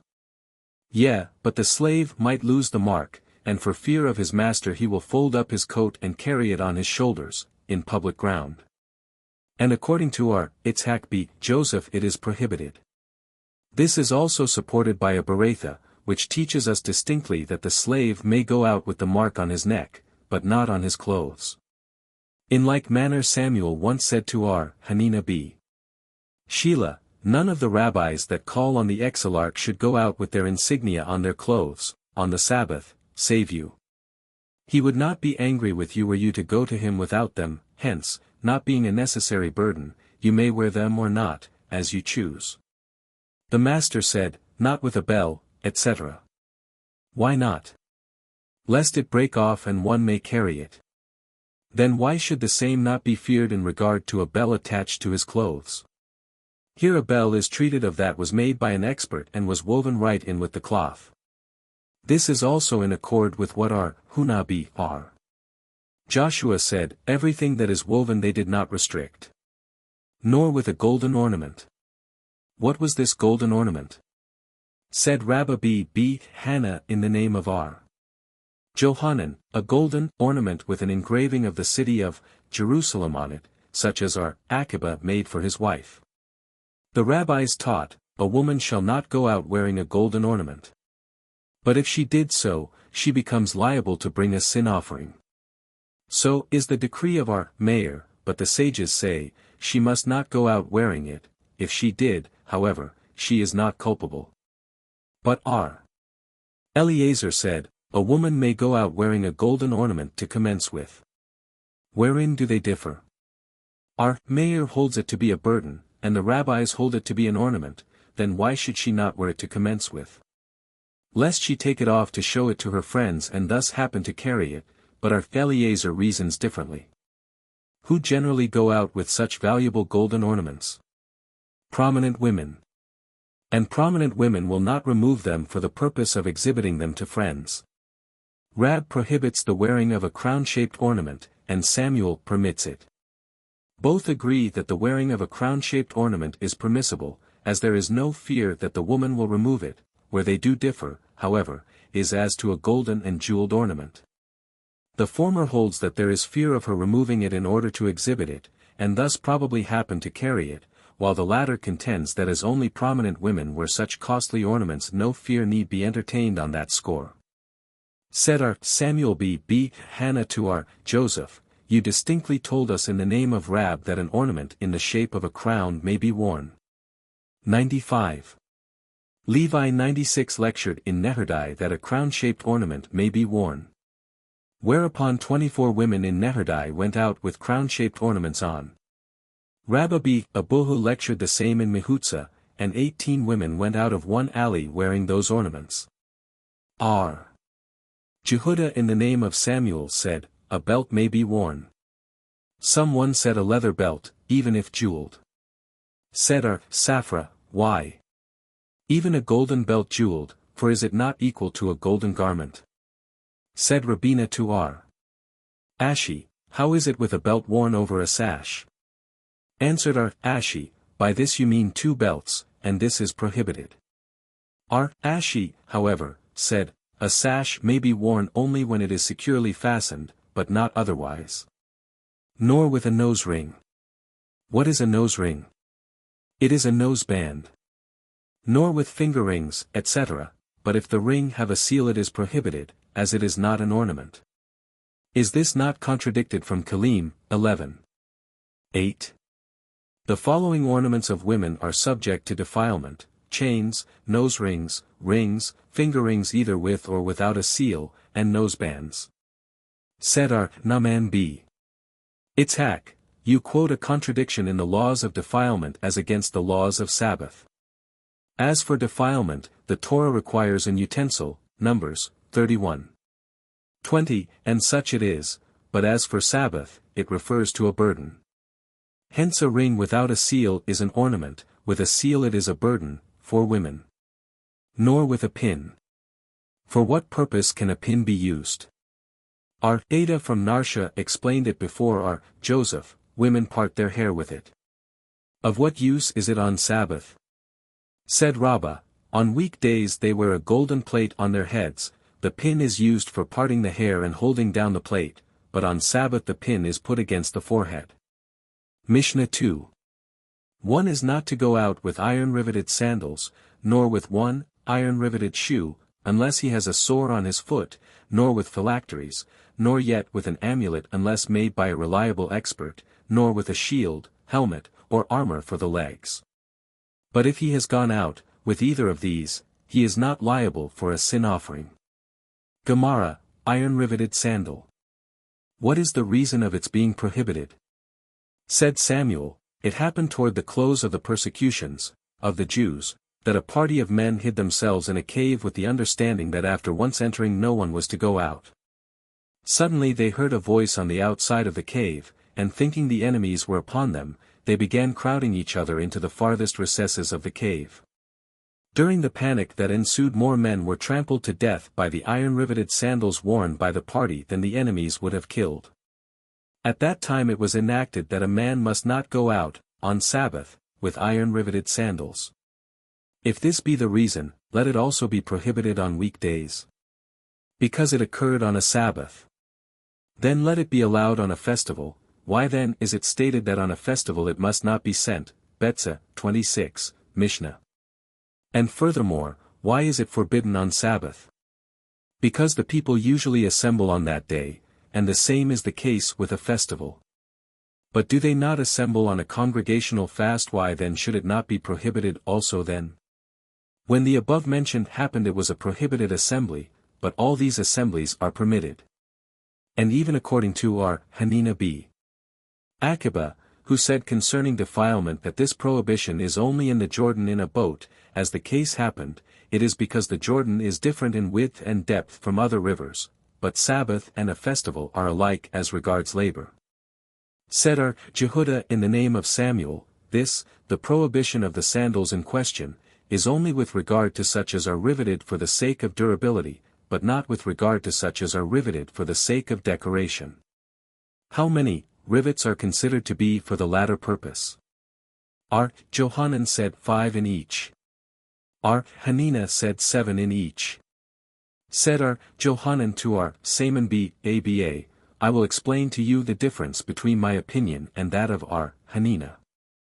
I mean 2 rivets on each side of the sandal and 1 in the center, while he means 3 on each side and 1 in the center. The Gemara declared that our Hanina is in accordance with our Nathan, who permits 7, and our Johanan is in accordance with our Noharai, who permits only 5. And Apha said to Rabbi b. Hannah, ye who are the disciples of our Johanan may act according to him, we, however, are acting in accordance with our Hanina. Our Huna questioned our Ashi, how is the law if there were 5? And he said, even 7 is permitted. And how is it if there were 9? And he rejoined, even 8 is prohibited. A certain shoemaker asked of our Ami, how is it if the sandal is sewed from the inside? He answered, I have heard that it is permitted, but I can give you no reason. Said our Ashi, does master not know the reason? Being sewed from the inside, it is no longer a sandal but a shoe, and the rabbi's precaution was against the riveted sandal, but not in regard to shoes. There is a Beratha, one must not go out with an iron-riveted sandal and shall not walk in them from one room to another, not even from one bed to another, in the same room. But it may be handled to cover vessels with or to support one of the bedstands with. Our Eleazar b. Simeon prohibits even this, unless the majority of rivets fell out and but 4 or 5 remain. Rabbi limits the permission to 7 rivets. If the soles are made of leather and the uppers are riveted, it is permitted. If the rivets are made like hooks, or are flat-headed, or pointed, or pierce through the sandal to protect the sole, it is permitted. Our Masna, others say our Ahadboy b. Masna in the name of our Masna, said, the halakha does not prevail in accordance with Eleazar b. Simeon. Is this not self-evident? When one individual opinion conflicts with a majority, the opinion of the majority prevails. Lest one suppose that, because our Eleazar b. Simeon gave a reason for his statement, should it be accepted, he comes to teach us that it is not so. Said our Haya, were I not called a Babylonian, who permits what is prohibited, I would permit considerably more. How many? In Pumbeditha they say 24, and in Surah they say 22. Said our Naman b. Itzhak, it seems by your remark that on the road from Pumbeditha to Surah you lost 2. Nor with 1, etc. But if his foot is sore he may go out. On which foot may he wear the shoe? On the foot that is sore, for protection. The rabbis taught, when one puts on his shoes he should commence with the right shoe, when he takes them off he should commence with the left. When one bathes he should wash the right side first. When he anoints himself he should anoint the right side first, and whoever anoints the whole body should commence with the head, for the head is the king of all the members, of the body. Nor with phylacteries. But if he went out with them on, he is not liable for a sin offering. Said our Safra, this is not only in accordance with him who holds Sabbath is a day for wearing phylacteries, but it is even in accordance with him who holds that it is not. What is the reason? Because phylacteries are put on in the same manner as a garment. And not with an amulet, etc. Said our Papa, do not presume that both the maker and the amulet must be reliable, it is sufficient if the maker only is reliable. So it seems to be from the statement in the Mishnah, and not with an amulet that was not made by a reliable expert. It does not say with a reliable amulet. The rabbis taught, which are to be considered such. If they have cured 3 times, no matter whether they contained inscriptions, of mystic forms, or certain medicaments. If the amulet is for a sickness, be it serious or not, or if it is for one afflicted with epilepsy, or only serves as a preventive, one may fasten or unfasten it even in public ground. Provided he does not fasten the amulet to a bracelet or a finger ring, to go out with it in public ground, lest those who see it think that it is being worn as an ornament. Did not a Berakhot state that only such amulets as cured 3 different parties are reliable?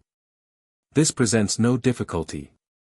Here we are taught as to the reliability of the expert who made the amulet, while in the latter Berakhot we are taught as to the reliability of the amulet itself.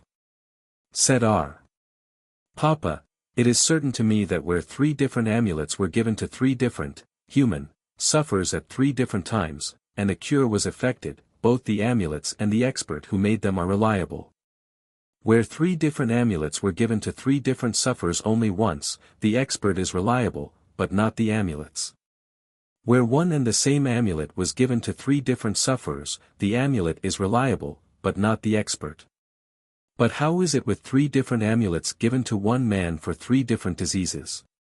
Certainly, the amulets are not reliable, for each cured only once, but how is it with the expert? Should he be considered reliable or not? If we say that the expert cured him, perhaps it was only the fate of the sufferer that he should be cured by a script? This question remains. The schoolmen propounded a question: is there any sanctity in an amulet or not? For what purpose are we to know this? In order to enter a privy, if there is any sanctity in the amulet this would not be allowed, otherwise it would. Come and hear. We have learned in a Mishnah, not with an amulet unless made by a reliable expert. From this we see that if made by a reliable expert one may go out with it. Now, if we say that there is sanctity in the amulet, how can we say that one may go out with it? Perhaps he shall be compelled to enter a privy, he will have to take it off, and thus be forced to carry it 4 ells or more in public ground. Mishnah 3, a woman shall not go out with an ornamental needle, with a hole in, nor with a ring that has a seal, nor with a cullier, nor with a cableth, nor with a perfume bottle. And if she does, she is liable for a sin offering. Such is the opinion of our mayor. The sages, however, freed her in the case of the 2 latter. Gemara, said Ola, with men it is, concerning a finger ring, just the reverse. That is to say, Ola is of the opinion that what is right for women is not right for men, and what is right for men is not right for women. Said Arth Joseph, Ola is of the opinion that women form a class of their own. Rabbi, however, says it often happens that a man gives his wife a ring with a seal on, to put away in a box, and she puts it on her finger until she comes to the box. Again, it happens that a wife gives her husband a ring without a seal for the purpose of having him give it to a jeweler to repair, and until he comes to the jeweler he puts it on his finger. Thus it happens that a woman may wear a man's ring and a man a woman's, temporarily. What is cableth? Cashews, for purifying the breath. The rabbis taught, a woman must not go out with cableth, and if she did so she is liable for a sin offering. This is the opinion of our mayor, but the sages say she should not go out with it, yet if she does she is not liable. R. Eliezer, however, says she may go out with it to commence with. Wherein do they differ? Our mayor holds that it is a burden, the sages that it is an ornament. And the reason that she should not go out with it is lest she take it off to show to her friends, and thus perchance carry it in her hand. Our Eliezer, however, permits it to be carried to commence with, because, said he, who generally carry such women whose breath emits a bad odor, and surely they will not take them off to show them, hence there is no apprehension that they will carry them 4 ells or more on public ground. There is a Berakhot, a woman must not go out with a key in her hand, nor with a box of cashews, nor with a perfume bottle, and if she goes out with them, she is liable for a sin offering. So is the decree of our mayor, but R. Eliezer freed her, provided the box contains cashews, and the bottle perfume, but if they are empty, she is liable, for then there is a burden. Said our Ada B. Ahaba, From this we may infer that one carrying less than the prescribed quantity of food in a vessel on public ground is culpable, as it states if there was no kashu or perfume, which is equal to a vessel containing less than the prescribed amount of food, she is liable. Hence it makes her liable even if less than the prescribed quantity. Said Ashi, generally one may be freed, but here it is different, the box and the bottle themselves are considered a burden. We read in the scripture, Amos 6:6, and anoint themselves with the costliest of ointments. Said Jehudah in the name of Samuel, this signifies perfumery. Joseph objected, Jehudah b. Baba said that after the destruction of the temple at Jerusalem the sages prohibited even the use of perfumes, but the rabbis did not concur in the decree. If we say perfume used only for pleasure, why did not the rabbis concur? Abai answered, according to your mode of reasoning, even drinking wine from bowls, bocals, is prohibited, for it is written further, Ibid, those that drink wine from bowls. Ami said, that certainly means bocals, but Asi claimed that it means they clinked glasses one with another. Still Rabbi B. Huna once happened to be at the house of the exilarch and drank wine out of a bocal, but was not rebuked. It is, therefore, thus to be understood, the rabbis restricted only such pleasures as were combined with rejoicing, but not pleasures unaccompanied with rejoicing. Said Abuhu, others say we were taught in a Beratha, 3 things bring man to poverty, urinating in front of one's bed when naked, carelessness in washing one's hands, and permitting one's wife to curse him in his presence. Said Rabbah, urinating in front of one's bed should be understood to signify turning around so as to face the bed and then urinating, but not turning in the opposite direction. And even when facing the bed it signifies only urinating on the floor in front of the bed and not in a urinal. Carelessness in washing one's hands signifies not washing one's hands at all, but not insufficient washing, for Hista said, I washed my hands well and plentifully and am plentifully rewarded. Permitting one's wife to curse him in his presence implies, for not bringing her jewelry, and then only when one is able to do so but does not. Rahava said in the name of Jehudah, the trees of Jerusalem were cinnamon trees, and when used for fuel the odor extended over all the land of Israel, ever since the destruction of the second temple the cinnamon trees disappeared. But a morsel as big as a barleycorn is still to be found in the treasury of the kingdom of Zimzamai. Mishnah 4, one must not go out with a sword, nor with a bow, nor with a triangular shield, nor with a round one, nor with a spear. If he does so he is liable for a sin offering. Eliezer says they are ornaments to him, but the sages say they are nothing but a stigma, for it is written, Isaiah 2:4, they shall beat their swords into plowshares and their spears into pruning knives, nation shall not lift up sword against nation, neither shall they learn war any more.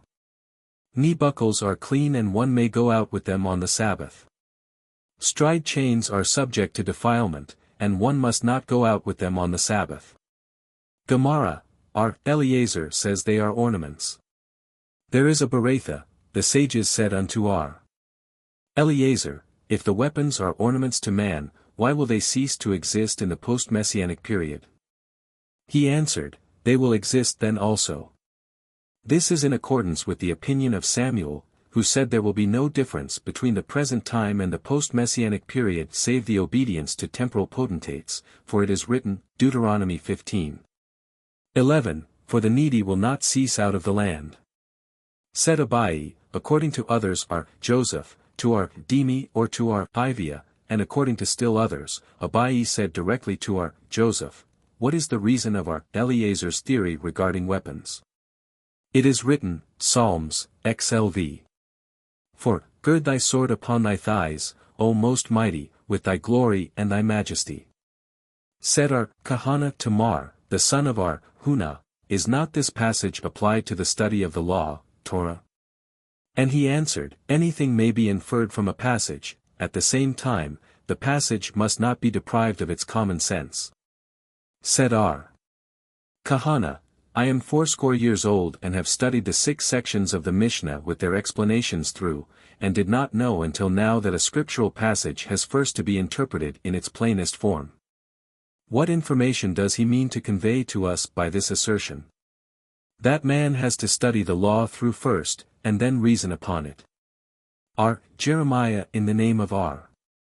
Eleazar said, 2 scholars who debate in the law, not for controversy's sake, the Holy One, blessed be he, causes them to prosper, moreover, they become exalted, for it is written, Psalms, XLV.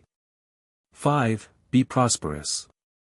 But lest one say that this would be the case even if they debate, not for the purpose of studying the law, therefore it says further, Ibid, because of truth. Again, one might say that the same would be the case even if one became arrogant and conceited. Therefore it says further, Ibid, and meekness and righteousness.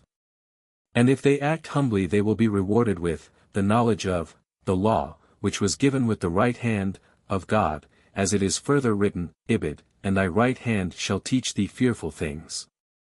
R. Naman B. Itzhak says they will be rewarded with the knowledge of what is said of the right hand of the law, for Rabbi B. R. Sheila, according to others R. Joseph B. Hama in the name of R. Shesheth, said, how is to be explained the passage, Proverbs, 3. 16, length of days is in her right hand, and in her left riches and honor. Shall one say that in the right hand is only length of days, but not riches and honor? Common sense does not dictate so. Therefore it must be interpreted thus, for those who study the Torah in the right way there is long life, and so much the more riches and honor, but for those who study it not in the right way, riches and honor there may be, but not long life. Said R. Jeremiah in the name of R. Simeon B. Lachish, 2 scholars who quietly discourse on the Torah among themselves, the Holy One, blessed be he, hearkens unto them and listens to their desires, for it is written, Malachi, 3. 16, then conversed they that fear the Lord one with the other, etc. Conversed means conversed quietly, as it is written, in Psalms, 47. 4. He will subdue, quiet, people under us. Subdue and converse are expressed by the same terms in the 2 passages, hence the similitude. 97. What is meant by the words, that thought upon his name? Said R. Ami, even when one intended to observe a commandment, but was accidentally prevented and could not accomplish it, it is credited to him as if he had actually observed it. Thus the passage, thought upon his name, is interpreted. Said R. Hanina B. Id, whosoever observes a commandment as prescribed, will not be the recipient of bad tidings, for it is written, Ecl. 8. 5. Whoso keepeth the commandment will experience no evil thing. R. Basi, others say R. Hanina, said, even if the Holy One, blessed be he, has so decreed it, that he shall experience evil things, the decree is annulled through the prayers of this man, as it is written, Ibid. 4. Because the word of a king is powerful, and who may say unto him, What doest thou? And this immediately followed by the passage, Whoso keepeth the commandment will experience no evil thing. R. Aba in the name of R. Simeon B. Lachish said, 2 scholars who mutually instruct themselves in the law, the Holy One, blessed be he, hearkens to their voices, for it is written, Song of Solomon, 8. 13. Thou that dwellest in the gardens, the companions listen for thy voice. Oh, let me hear it, but if they do not do so, they cause the Shekinah to move away from Israel, for further it is written, Ibid 14, Flee away, my beloved, etc. The same in the name of the same authority said, the Holy One, blessed be he, loves 2 scholars who combine to study the law, for it is written, Solomon's Song, 2. 4. And his banner over me was love. Said Rabbi, provided they know something of law, but have no instructor to teach them at the place where they reside. The same said again, the man who lends his money is more deserving than the charitable man, and the most deserving of all is he who gives charity surreptitiously or invests money in partnership with the poor. Furthermore he said, if thy teacher is jealous for thy welfare, and as spiteful as a serpent, if thou neglect thy studies, carry him on thy shoulders, because from him thou wilt learn, and if an ignoramus plays the pious, do not live in his neighborhood. Our kahana, according to others, are Asi, and according to still others are Abba in the name of our Simeon B. Lachish said, Whoso raises a vicious dog in his house prevents charity to proceed therefrom, for the poor are afraid to go in, as it is written, Job 6. 14, as though I were one who refuseth kindness to a friend. As though I were one who refuseth, is expressed in Hebrew by one word, viz., lamos, in Greek lambda alpha mu omicron, means dog, 98, and hence are Simeon's inference. Said R. Naaman, he even forsaketh the fear of the Lord, for it is written at the end of the verse, Ibid, and forsaketh the fear of the Lord. Once a woman went into a certain house to bake, and a dog, through barking at her, caused her to have a miscarriage. Said the landlord of the house, Fear him not, I have deprived him of his teeth and claws. But the woman answered, Throw thy favors to the dogs, the child is already gone. Said our Hunah, it is written, Echl 11. 9, Rejoice, O young man, in thy childhood, and let thy heart cheer thee in the days of thy youthful vigor, and walk firmly in the ways of thy heart and in the direction in which thy eyes see. But know thou that concerning all these things God will bring thee into judgment. Does not this passage contradict itself? Nay. Up to the words, and know, are words of the misleader, and from there on are words of the good leader. Resh Lakish said up to, and, know, the theoretical part of the law is meant, and from there on it speaks of good acts. Knee buckles are clean, etc. Said Ark Jehudah, this, Byrith, means arm bandages. To this R. Joseph objected, we have learned that a Byrith is, virtually, clean, and one may go out with it on the Sabbath. If it is an armband, how can that be? The latter is subject to defilement. It means that the Byrith is worn on the same part of the leg as the arm bandage on the arm.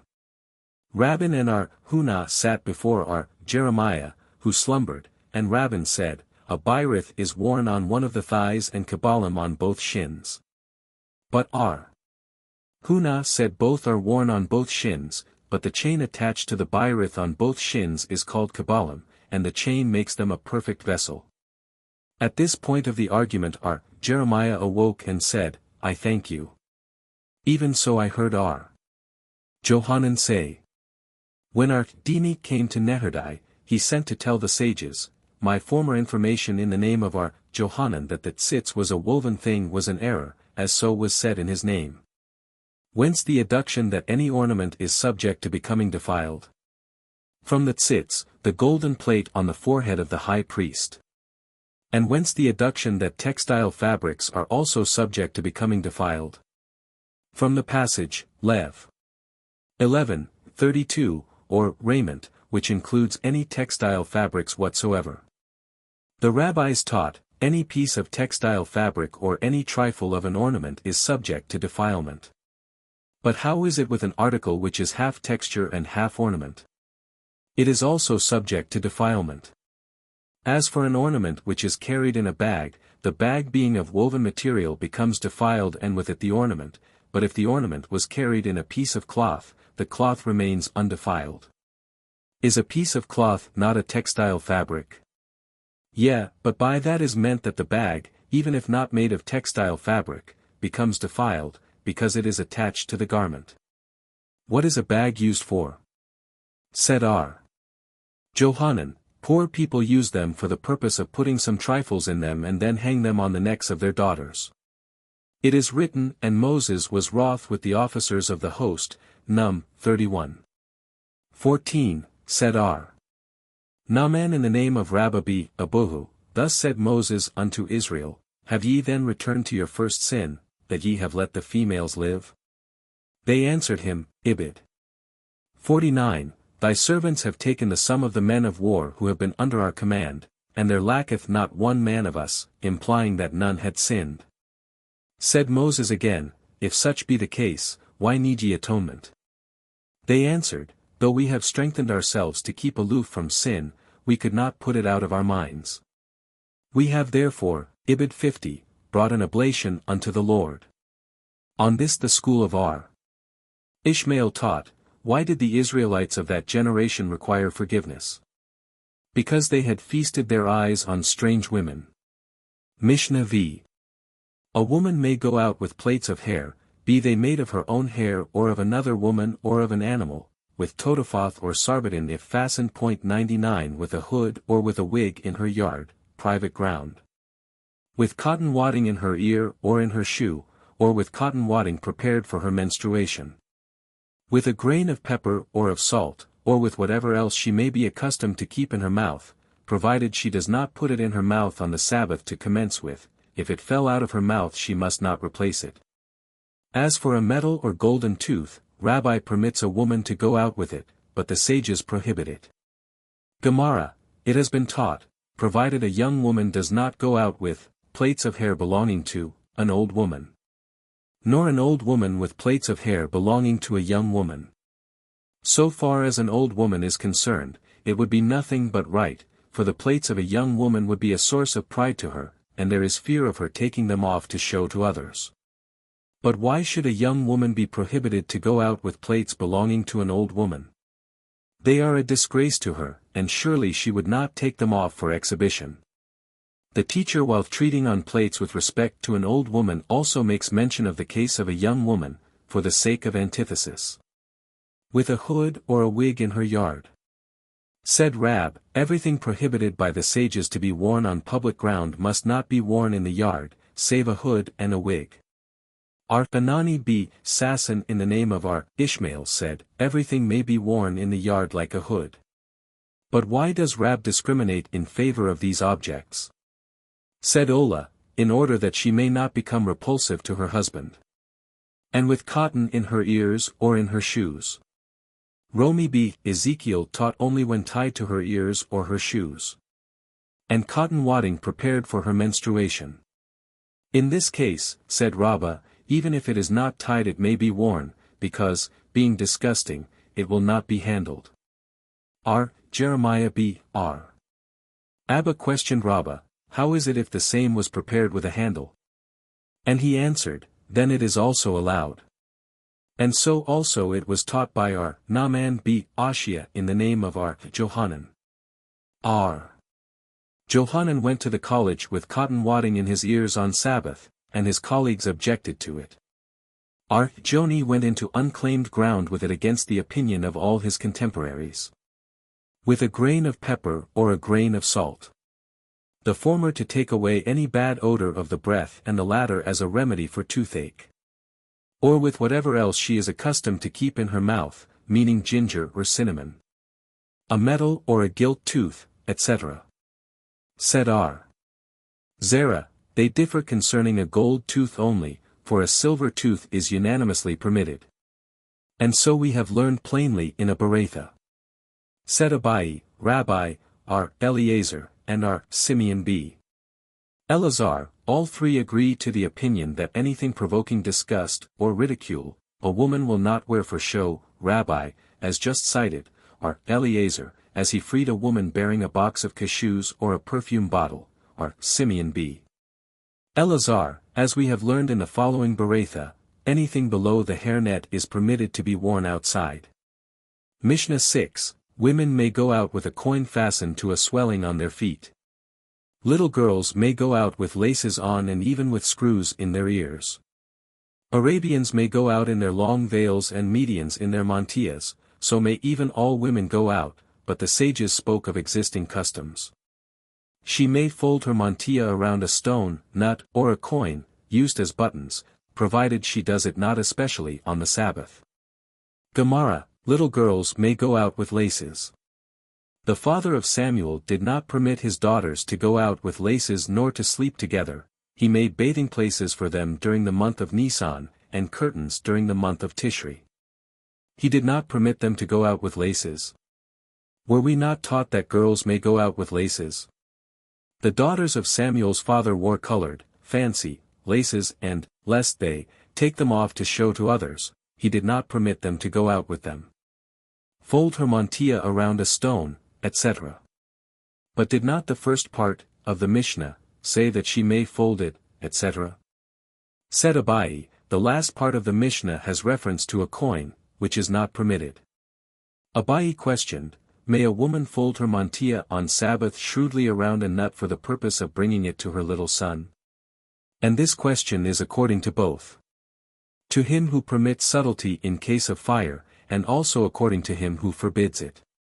According to him who permits it, it may be that only in case of fire he permits, as if it were not allowed, he would extinguish it, but this is not the case here. And according to him who prohibits it, it may be that he does so because the clothing seller usually so bears the clothes, but here, as it is not the custom to bear it so, it may be that it is permitted? The question remains. Mishnah 7. The cripple may go out with his wooden leg, such is the decree of our mayor, but our Jossi prohibits it. If the wooden leg has a receptacle for pads, it is subject to defilement. Crutches are subject to defilement by being sat or trodden upon. 100 But one may go out with them on Sabbath and enter the outer court of the temple. The chair and crutches of a paralytic are subject to defilement, and one must not go out with them on the Sabbath nor enter the outer court of the temple. Stilts are not subject to defilement, but nevertheless one must not go out with them on Sabbath. Gemara, Rabbi said to our Naaman, how are we to accept the teaching of the Mishnah? Did our mayor permit the cripple to go out with a wooden leg on the Sabbath and our Jossi prohibit his doing so, or vice versa? Answered our Naaman, I know not. And how shall the halakha prevail? Answered our Naaman again, I know not. It was taught, Samuel and also our Hunah begin the Mishnah, a cripple shall not, etc. And our Joseph said, as both sages read the Mishnah so, we shall do the same. Rabbi B. Shira, however, opposed, was he not aware that when our Hanan B. Rabbi taught so to Hiah, the son of Rab, the father showed him with the movement of his hands to change the names? In reality Samuel himself has also receded from the former teaching, and has corrected, a cripple may go out, so is the decree of our mayor. Hamath, 101a. And must not enter the outer court, etc. Atana taught before our Johanan that one may go in with them in the outer court. Said our Johanan to him, I teach that a woman may perform the Kalitza, 101 with them, hence they are considered shoes, and you say he may go in with them to the outer court. Go and teach the contrary. Mishnah 8, boys may go out with bands and princes with golden belts, so may every one else, but the sages adduce their instances from existing customs. Gemara, what kinds of bands? Said Ada Mari in the name of our Naaman b. Baruch, who said in the name of our Ashi b. Abhin, quoting our Jehuda, wreaths of pois roots. Said Abai, my mother told me that 3 of such wreaths give relief, in sickness, 5 of them produce a complete cure, and 7 of them are even proof against witchcraft. Said our Ha b. Jacob, and this only if they, the wreaths, have never seen sun, moon, or rain, never heard a hammer fall or a cock crow or the fall of footsteps. Said our Naaman b. Itzhak, thy bread is cast upon the deep, meaning the remedy is an impossibility. 102. The rabbis taught, women may go out with a katana stone, to prevent miscarriage, on the Sabbath. It was said in the name of our mayor that they may even go out with the counterpoise of a katana stone, and not only such, women, as have already once miscarried, but even as a preventive to miscarriage, and not only when a woman is pregnant, but lest she become pregnant and miscarry. Said our Jemer b. Shalmia in the name of Abai, but the counterpoise must be an exact one and made in one piece. Mishnah 9. It is permitted to go out with eggs of grasshoppers or with the tooth of a fox or a nail from the gallows where a man was hanged, as medical remedies. Such is the decision of our mayor, but the sages prohibit the using of these things even on weekdays, for fear of imitating the Amorites. 103. Gemara, the eggs of grasshoppers as a remedy for toothache, the tooth of a fox as a remedy for sleep, viz. the tooth of a live fox to prevent sleep and of a dead one to cause sleep, the nail from the gallows where a man was hanged as a remedy for swelling. As medical remedies, such is the decision of our mayor. Abai and Rabbi both said, anything, intended, for a medical remedy, there is no apprehension of imitating the Amorites, hence, if not intended as a remedy there is apprehension of imitating the Amorites. But were we not taught that a tree which throws off its fruit, it is permitted to paint it and lay stones around it? It is right only to lay stones around it in order to weaken its strength, but what remedy is painting it? Is it not imitating the Amorites? Nay, it is only that people may see it and pray for mercy. We have learned in a Berakhot, it is written, Leviticus 13:45, unclean, unclean, shall he call out. To what purpose?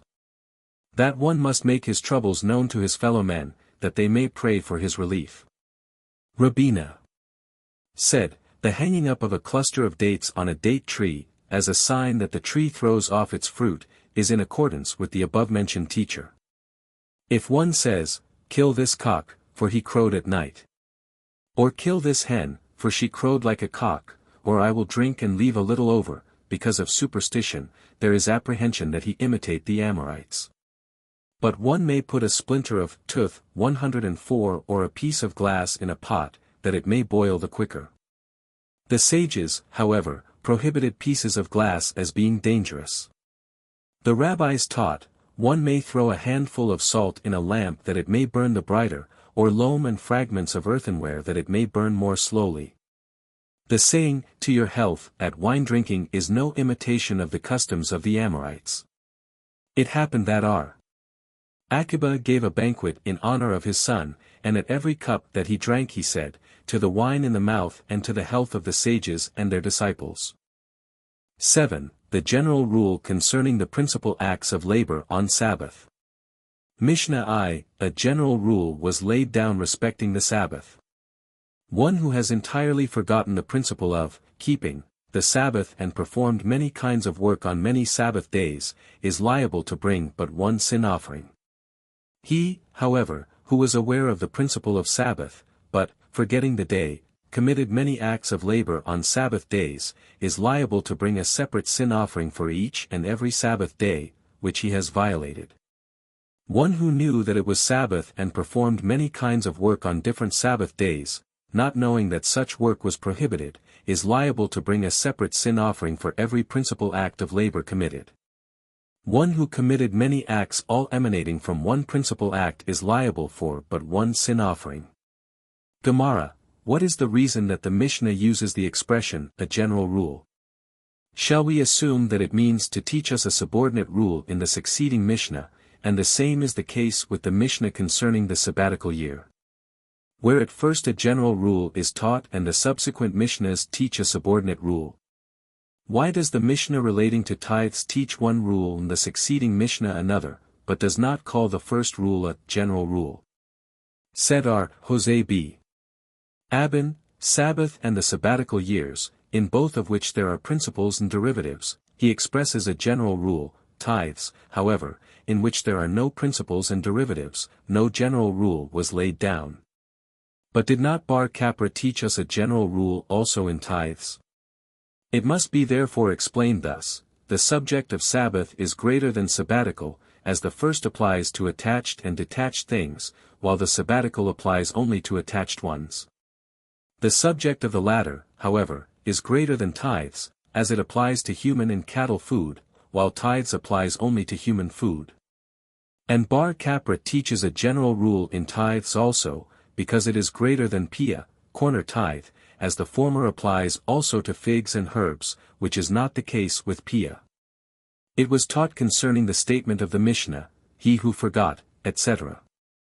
That Rab and Samuel both said, even a child that was captured by idolaters or a proselyte who remained among idolaters is regarded as one who was aware of the principle, but forgot it and is liable, and both are.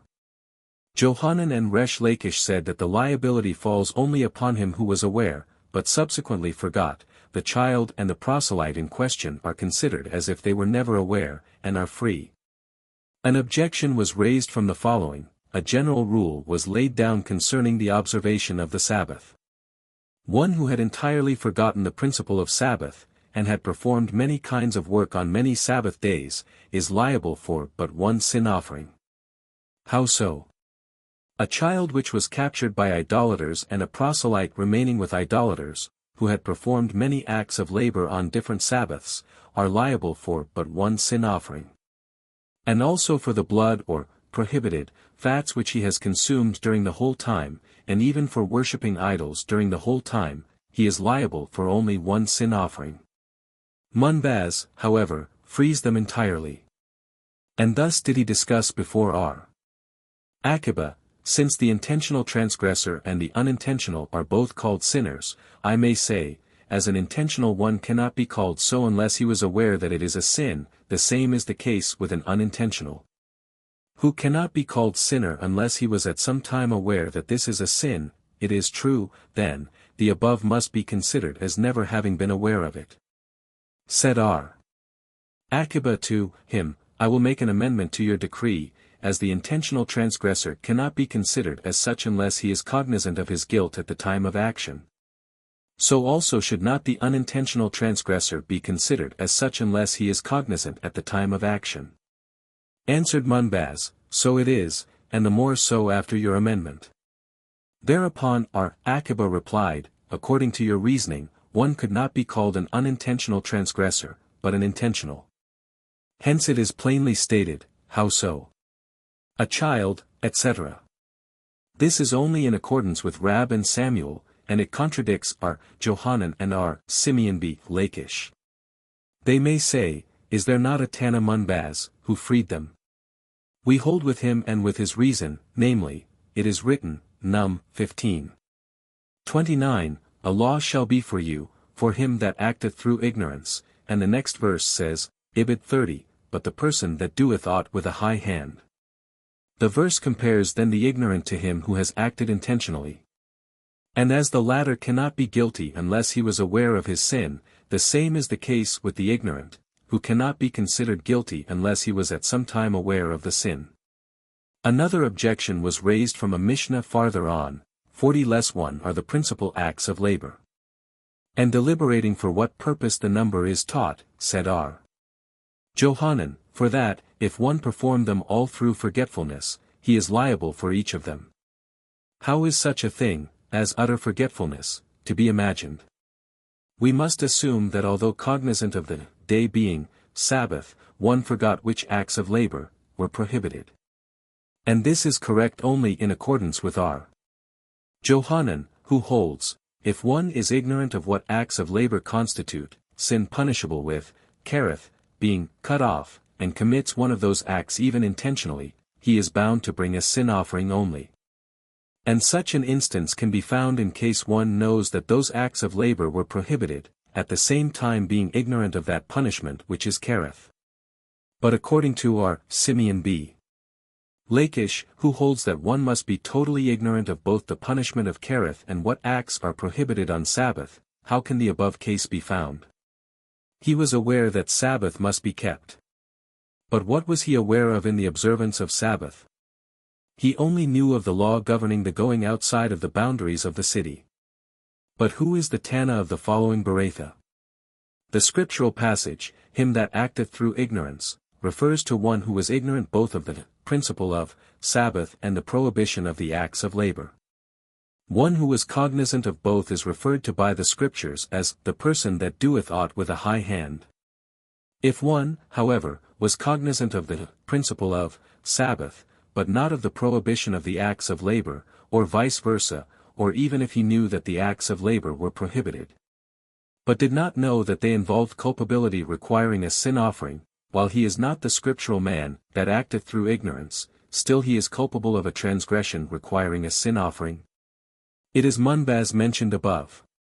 Our Hunah said, one who has been traveling in a desert and does not know what day is Sabbath, must count 6 days from the day on which he realizes that he has missed the Sabbath, and observe the 7th. Hiya b. Rab said, he must observe that very day and then continue his counting from that day. And what is the point of their differing? The former holds that one must act in accordance with the creation, which commenced 6 days before the Sabbath, while the latter holds that one must be guided by Adam's creation, on the eve of Sabbath. An objection was made: if a man while traveling in a desert forgot when the Sabbath arrives, he must count 1 day to 6, and then observe the 7th. Does this not mean he must count 6 days and then observe the 7th? Nay. It may be said that it means that very day, and continue his counting from that day.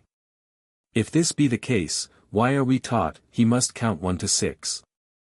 It should be taught, plainly, he must observe a day and continue counting from that day. Moreover, we were taught in a Berakhot, if one while traveling in the desert forgot when the Sabbath arrives, he must count 6 days and observe the 7th. The objection to our Hayabit Rab is sustained. Rabbi said, referring to the traveler who forgot the Sabbath, on every day, except the one on which he realizes that he has missed the Sabbath, he may perform enough labor to sustain himself. But one that should do nothing and die, of hunger? Nay, only in case he provided himself with his necessaries on the preceding day. Perhaps the preceding day was Sabbath. Therefore read, he may labor even on that day to sustain himself.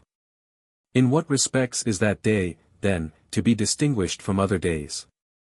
By means of Kiddush and Havdalah. 105. Said Rabbi again, if he only recollects the number of days he has been traveling, he may labor all day on the 8th day of his journey, in any event, for he surely did not start on his journey on a Sabbath. Is this not self-evident? Lest one say that one would not only not start out on the Sabbath, but also not on the day before Sabbath. Hence, if he went out on the 5th day of the week, he is permitted to work on both the 8th and 9th days of his journey. Therefore he comes to teach us that only on the 8th day of his journey would he be permitted to work, for frequently one comes upon a caravan on Friday and starts out even on that day. One who has entirely forgotten, etc. Whence is this deduced? Said our Naaman in the name of Rabbi Abuhu, there are 2 verses in the scripture, viz. Exodus 31:16, and the children of Israel shall keep the Sabbath, and Leviticus 19:3, and my Sabbaths shall ye keep. How is this to be explained?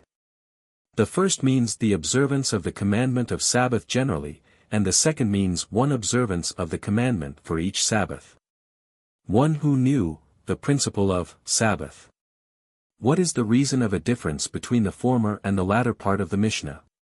Said our Naaman, for what transgression does the scripture make one liable for a sin offering?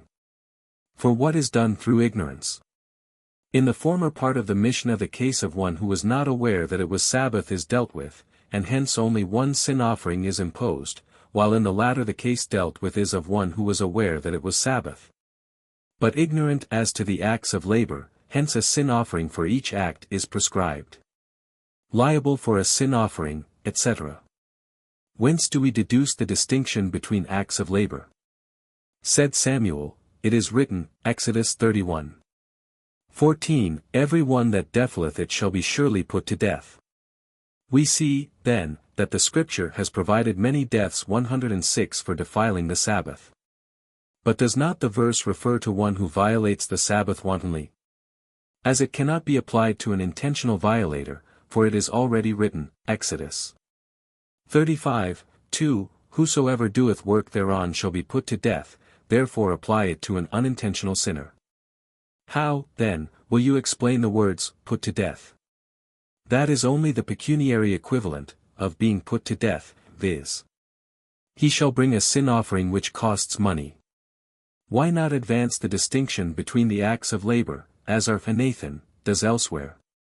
Samuel is not of the opinion of our Nathan, but of our Jossi, who says that the additional commandment not to kindle a fire on the Sabbath was taught additionally for the special purpose of conveying to us that one who does kindle a fire is not to be punished either with kereth or stoning. For we have learned in a Berakhot, the additional commandment not to kindle a fire on the Sabbath was taught additionally for the special purpose of conveying to us that one who kindles a fire on the Sabbath is not to be punished either with kereth or stoning. Such is the opinion of our Jossi. Our Nathan says it is written for the sake of separation from other acts. Let then the separation of acts of labor be adduced whence are, Jossi adduces them in the following Berakhot, it is written, Leviticus 4. 2, and do, of, any, one, of them, as follows, sometimes one is only bound to bring one sin offering for all transgressions, and sometimes one is bound to bring a sin offering for each and every transgression separately. Said our, Jossi b. Hanina, why does our, Jossi explain that passage thus? The verse should read, one of them, Akath Mahino, but in reality it reads, of one of them, Michath Mahino, or it should read, of one them, Michath Hino, but it reads, of one of them. Therefore he explains that sometimes one is equal to many and sometimes many equal one. 107. Rabbi questioned our Naaman, how is it if one is ignorant of both, of the day being Sabbath and the prohibition of the acts of labor on that day? Answered our Naaman, take one instance at a time. You say he was ignorant of the day being Sabbath, then he is bound to bring a sin offering. How would it be if, on the contrary, I had said that he was ignorant of the prohibition of the acts of labor first? Would you say that he becomes liable to a sin offering for each and every act performed? Said R.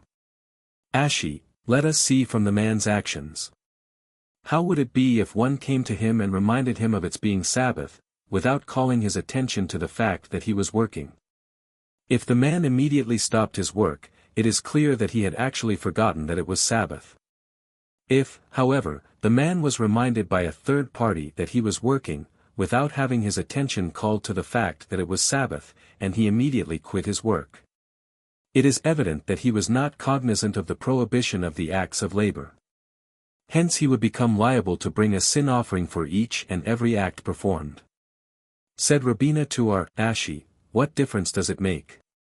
If one is reminded that it is Sabbath and he quits work, he becomes aware that it is Sabbath, and if he is reminded of his working he also becomes aware that the day is Sabbath, hence it makes no difference. Rabbi said, supposing the following case happened, one reaped and ground the equivalent, in size, of a fig on a Sabbath, without knowing that it was Sabbath, and on another Sabbath did the same thing, knowing it was Sabbath, but not knowing that such acts of labor were prohibited.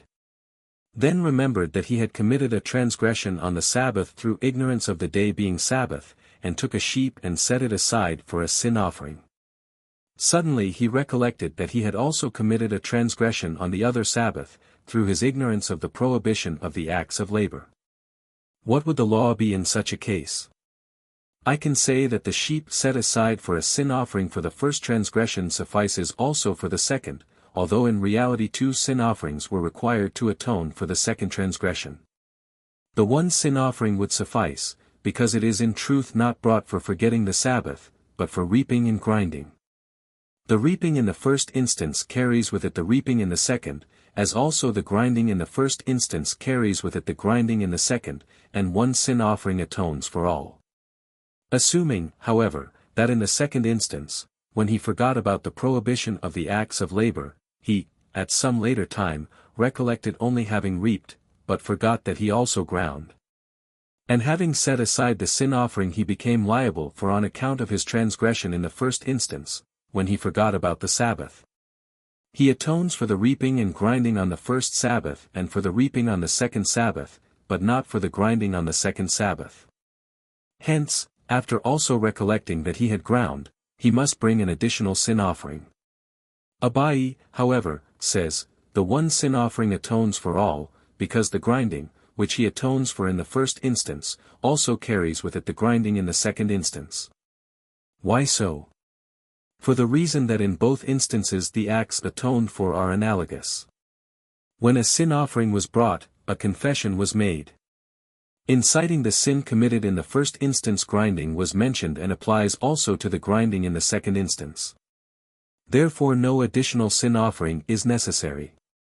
It was taught, if one has eaten tallow, which is prohibited, on 2 different occasions, and at both times the tallow was the equivalent, in size, of an olive, or larger. And afterward he was reminded of the first occasion, and later on of the second occasion also, what is the law in his case? Johanan says, he must bring 2 sin offerings. Why so? Because he recollected the transgressions at different times. Resh Lakish, however, says, he need bring only one sin offering. What is our Johannan's reason? Because it is written, Leviticus 4:28, for his sin, which he hath committed, and he adduces therefrom that for every sin committed one must bring a separate sin offering, and Resh Lakish holds according to the passage, Ibid. 26, concerning his sin, and it shall be forgiven him, and claims that it being one and the same sin, only one sin offering is sufficient. But what will Resh Lakish do with the verse, for his sin which he hath committed? That refers to the sin offering which had already been brought, and therefore could not apply to a later sin. And what about our Johanan and the passage, concerning his sin, and it shall be forgiven? R. Johanan explains this as follows: if a man ate tallow equivalent, in size, to an olive and a half, and later ate another piece the size of half an olive. Afterward he recollected having eaten tallow, but thought that it was the size of one olive, might some not say that the remaining piece eaten in the first instance should be added to the piece eaten in the second instance, and thus constitute another piece the equivalent, in size, to an olive, and make him liable for another sin offering? Therefore the passage which means, after once having obtained forgiveness for the transgression on the first occasion, the second cannot be counted in with the first. It was taught, if one intended to pick up a thing detached, for instance, a knife that had fallen in a row of vegetables, and while doing so, accidentally, cut off one of the growing vegetables, he is free. 108 If, however, he intended to cut something lying on, but not attached to, the ground, and instead cut off something growing out of, attached to, the ground, Rabbi declares him free. Because no intention to cut off the growing object existed in the mind of the man. But Abai declares him culpable for the reason that, while the man did not intend to cut off what he really did, still the intention to cut was prevalent in the man's mind, and he really did cut. Hence he is that the scriptures refer to as, one who acteth unintentionally. It was also taught, one who intended to throw, from private ground into public, only for a distance of 2 ells, but through 4, is freed by Rabbi. For the reason that the original intention was to throw within a permissible distance, throwing for a distance of 2 ells only was permitted. But Abai held him culpable, for the reason that the act originally intended was accomplished. If one threw in public ground mistaking it for private, Rab holds him free, for the same reason as before, and Abai holds him culpable, also for the same reason as he gave in the previous case. Both instances, though analogous, are necessary. In the first instance, of cutting, where Rab holds the offender not culpable, the intention to cut off what was prohibited did not exist, but in the second instance, throwing 4 ells, it could not be accomplished without carrying out the intention of throwing for 2 ells, and passing the 2 ells, the object landing at a distance of 4. Now, lest one might say that Rabba coincides with the opinion of Abai, and from the latter instance it might be assumed that the offender intended to throw 2, but threw 4 ells, hence Rabba holds him not culpable. For the intention to throw 4 ells did not exist. But if one threw 4 ells in what he thought was private ground, and which turned out to be public ground, the intention was carried out, for the object thrown reached its desired destination. And therefore lest one say that in this case Rabba coincides with Abai, the 2 instances are illustrated, and we are informed that not even in this case does Rabba agree with Abai. Mishnah 2, the principal acts of labor, prohibited on the Sabbath, are 40-1 viz. Sowing, ploughing, reaping, binding into sheaves, threshing, winnowing, fruit cleaning, grinding, sifting, kneading, baking, wool shearing, bleaching, combing, dyeing, spinning, warping, making 2 spindle trees, weaving 2 threads, separating 2 threads, in the warp, tying a knot, untying a knot, sewing on with 2 stitches, tearing in order to sew together with 2 stitches, hunting deer, slaughtering the same, skinning them, salting them, preparing the hide, scraping the hair off, cutting it, writing 2 single letters, characters, erasing in order to write 2 letters, building, demolishing, in order to rebuild, kindling, extinguishing, fire, hammering, transferring from one place into another. These are the principal acts of labor. 40-1. Gemara, for what purpose is the number so distinctly given? They are enumerated. Said R. Johanan, if one labored through total ignorance of the laws governing the Sabbath, he must bring a sin offering for every act of labor performed. Sowing, ploughing.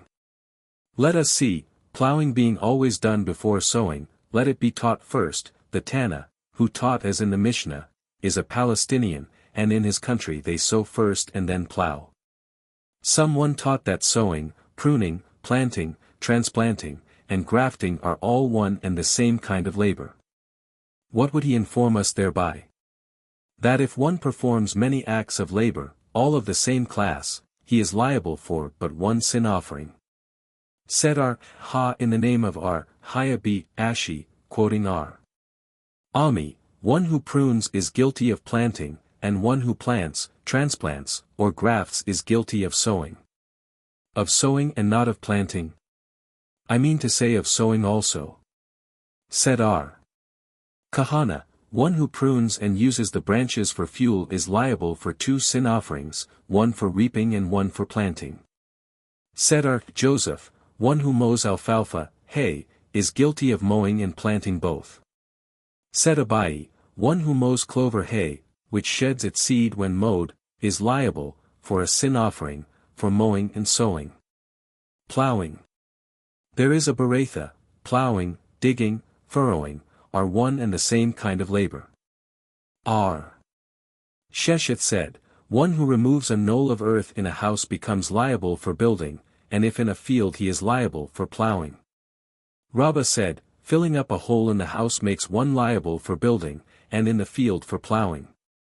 R. Aba said, digging, the same hole, on Sabbath for the purpose of making use of the earth alone is free even according to our Jehuda, who said that the performance of an unnecessary act of labor makes one culpable. He refers to labor that improves an object and not to that which spoils it. Mowing. There is a beratha, reaping, vintaging, selecting dates, olives, and figs are all one and the same kind of labor. Binding into sheaves. Rabbi said, one who gathers salt from salt works is guilty of the act of binding into sheaves. Abai, however, said that binding into sheaves applies only to produce of the soil. Threshing. There is a beratha, threshing, carding, and hackling belong to one and the same class of labor. Threshing, winnowing, fruit cleaning, etc. Is not winnowing, fruit cleaning, and sifting one and the same class of labor? Abai and Rabba both said, acts of labor executed during the construction of the tabernacle are enumerated separately, though they are of an analogous nature. Let pounding then also be enumerated, as labor, inasmuch as the spices for incense had to be pounded. Said Abai, it is true. This is also one of the acts of labor performed at the construction of the tabernacle. But as the poor people do not pound their grain, generally using it in its natural state, it is not included in the principal acts of labor. Rabbah, however, said, the Mishnah should be understood in the sense Rabbi expounded it, the principal acts of labor are 40-1. Should pounding be included, there would be 40 even. Let then one of the principal acts, enumerated in the Mishnah, be stricken out and substituted by pounding. Hence it is best to accept Abai's reason. The rabbis taught, if there are several kinds of food before a man on the Sabbath, he may select such as he desires and even set it aside, but he must not separate the good from the spoilt. If he does this, he is liable for a sin offering. How is this to be understood? Our Hanukah explained it thus, one may select the good from the spoilt for immediate or later consumption, but he must not pick out the spoilt, leaving the good for later consumption. If he does this, he is liable. Abai opposed, is there anything mentioned, in the Mishnah, about separating the good from the spoilt? He therefore explained the beratha as follows, food may be selected for immediate consumption and setting aside, but not for later consumption. If this is done, it is considered the same as storing it, and involves the liability. This was reported to Rabbah by the rabbis, and he said, Na many, Abai, has explained it correctly. When two kinds of food were before a man and he selected part of one kind and ate it, then selected part of the other kind and set it aside, Ashi learned in the Beratha that the man is free, but Jeremiah of Difti learned that he is culpable. Is there not a Beratha which teaches that he is? This presents no difficulty. Ashi refers to food served in a basket or a bowl, but Jeremiah learned that the man sifted the food in a sieve. When Dimi came to Babylon he related, it happened on a Sabbath, when Bibhai's turn came to entertain the disciples, that Ami and Besi arrived. Bibhai placed before them a basket filled with fruit, together with the leaves and sprigs, and I am not aware what his reason was. Was he of the opinion that it is forbidden to separate food from trash, or was it his liberality? Hizkiah said, one who shells pressed lupins, on the Sabbath, is culpable. Does this mean to say that it is forbidden to separate food from trash? Nay, there is quite a difference where pressed lupins are concerned. They must be scalded just 7 times and immediately shelled, for if they are not immediately shelled they become putrid, therefore to shell them is equal to separating trash from good food. Grinding. Said Papa, to chop beets is the same as to grind. Splitting wood for kindling is the same as grinding. Said Ashi, splitting leather is the same class of work as cutting by measure, if he is particular about it. Kneading, baking. Papa said, the Tana of the Mishnah omitted the cooking of spices that took place in the tabernacle and instead of that taught about baking. It is because the Tana follows the order of baking, first comes kneading, then baking, and cooking is included in the latter. Wool shearing, bleaching. Rabbi B. Hannah in the name of Johanan said, spinning wool from a live animal on the Sabbath makes one liable for 3 sin offerings, one for shearing, one for carding, and one for spinning. Kahana, however, said, this is not the way shearing, carding, and spinning are done, hence he is not at all culpable. If one plucked quills, cut off their tops, and singed them on both sides, the rabbis taught that he is liable for 3 sin offerings. Tying, untying. What kind of tying and untying was done at the construction of the tabernacle? Rabbah, others say Elai, said, this is the way of the snail, fishers, to untie their nets from one load and tie them on another. Sewing on with 2 stitches. But 2 stitches do not hold, hence it cannot be called work. Said Rabbi B. Hannah in the name of Johanan, provided 2 knots are made, one at each end. Tearing in order to sew together with 2 stitches. Was there any tearing done at the tabernacle? Both Rabbah and Zerah said, when a curtain became moth-eaten, they tore out the moth-eaten part and sewed it together.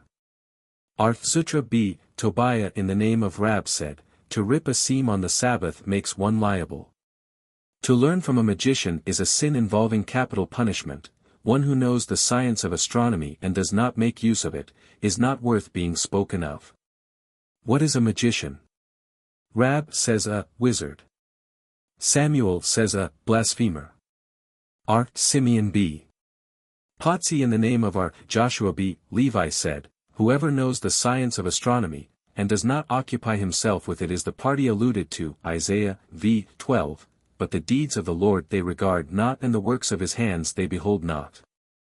Said Samuel B. Numeni in the name of Jonathan, whence the adduction that we are bound to learn astronomy?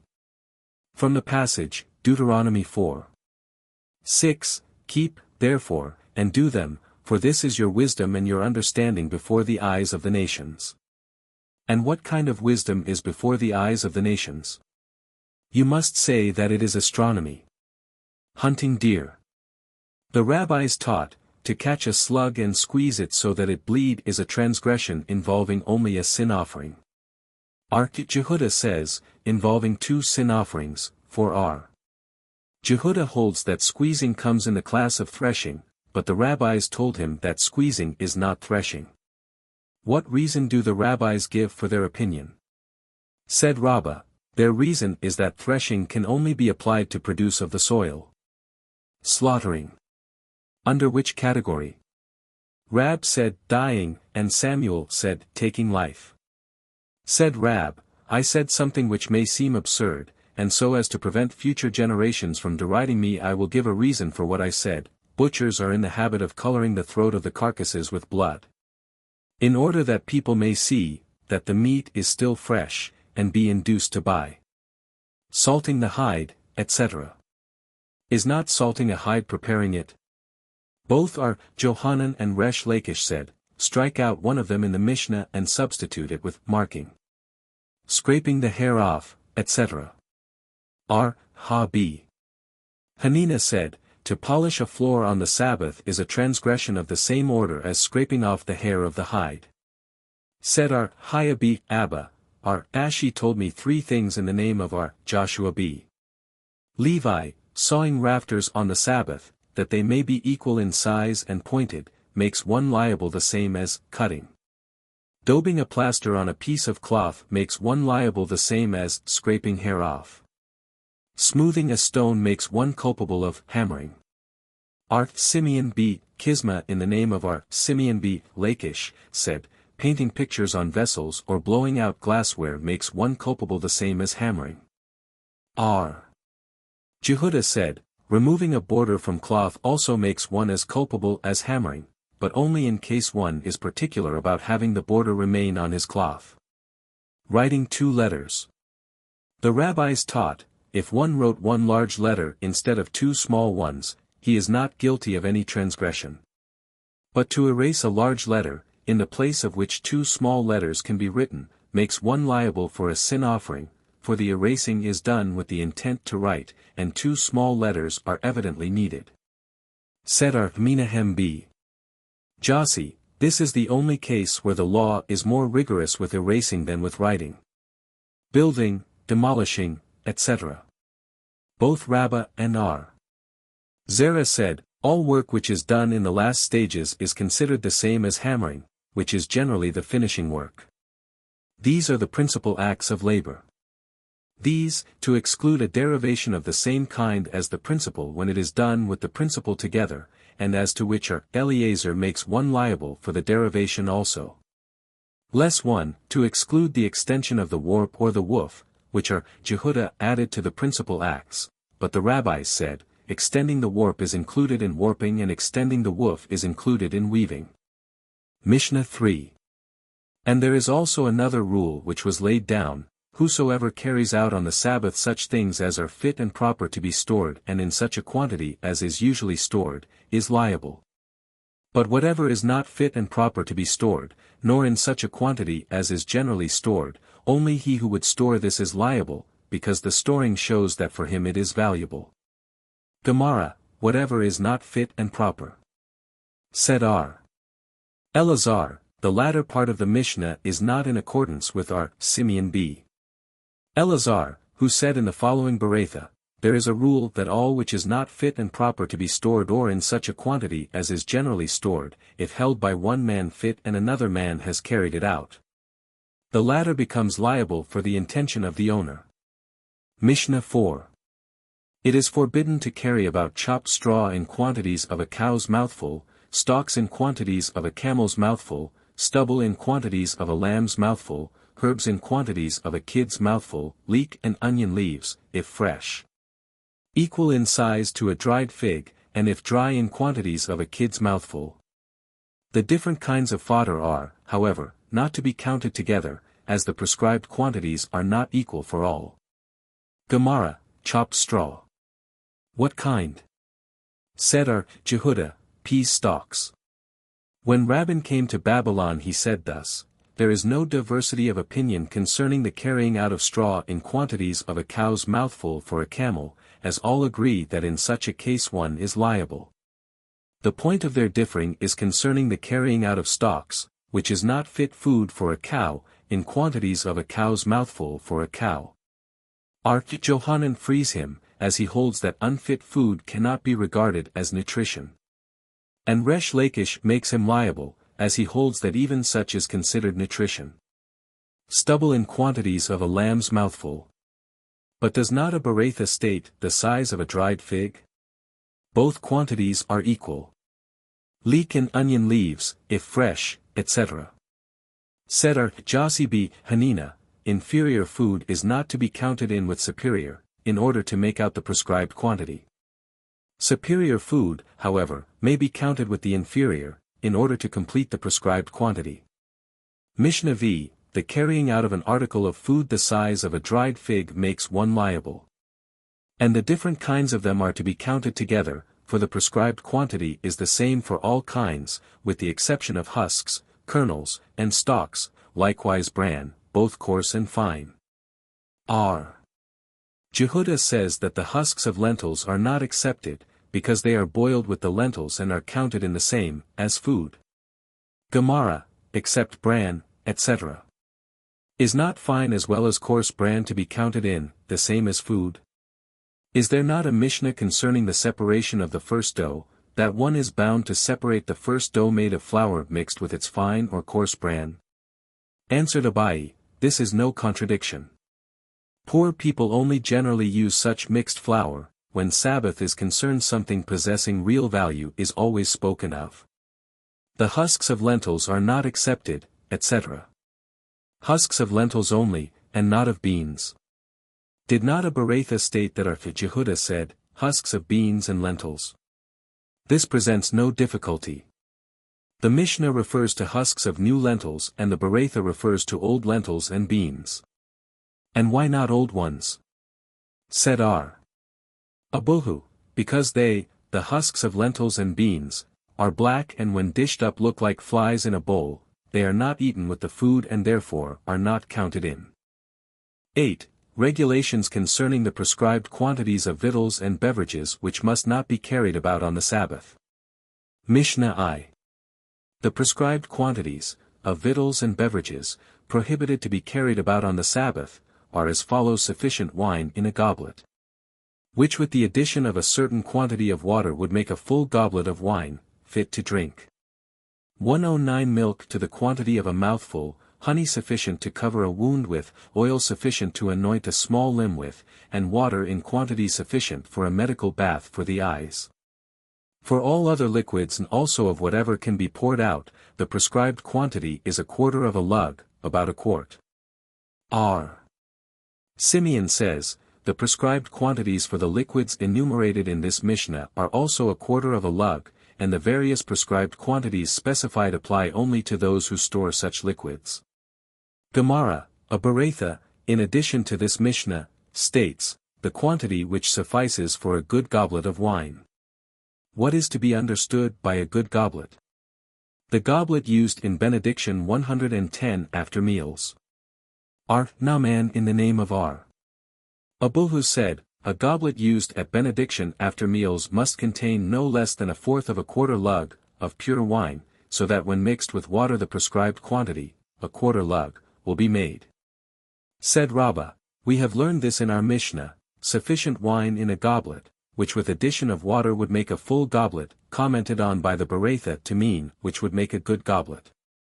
From the close of the Mishnah we learn, for all other liquids the prescribed quantity is a quarter of a lug. And, he is in accordance with his theory elsewhere, that wine which is not strong enough to be mixed with 3 parts of water is not considered wine at all. Said Abai, there are 2 objections to this. Firstly, there is a Mishnah that wine fit to drink is such as has been mixed with 2/3 water, like the wine of Sharon. Secondly, do you think that the water in the pitcher, intended for mixing with the wine, is counted in? Rejoined Rabbi, the first objection does not hold good, as Sharon wine is an exception, which although weak is nevertheless good. Or it may be that there the particularity is the color, which is not changed by an addition of 2/3, but concerning taste, I say that only one which can bear 3/4 of water is considered. As to the second objection, concerning water in the pitcher, it is also nothing as concerning Sabbath. The quality and not the quantity is considered, and the wine in question is of that quality. There is a Berakhot that the prescribed quantity for the extract of wine is the size of an olive. So said our Nathan. And our Joseph said that our Yehuda agrees with him in a Mishnah, Tract Nida, which will be translated there. The rabbis taught, the prescribed quantity for animal milk is the equivalent of a mouthful, for human milk and the white of an egg, as much as is used for the preparation of a salve for a sore eye. When mixed with water, the prescribed quantity is as much as is used to bathe both eyes with. Honey sufficient to cover a wound with. A Berakhot states, sufficient to cover the mouth of a wound with. Said R. Jehudah in the name of Rab, the Holy One, blessed be He, has created nothing useless in the world. He created the snail as a remedy for a sore, the fly for the sting of a wasp, the mosquito for the bite of a serpent for the mange, and the lizard for the bite of a scorpion.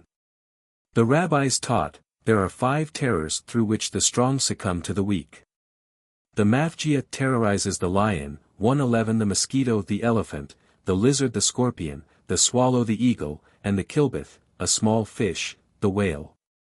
Said R. Jehudah in the name of Rab, is any similarity to be found in the scripture? Amos, v. 9, that causeth wasting to prevail against the strong.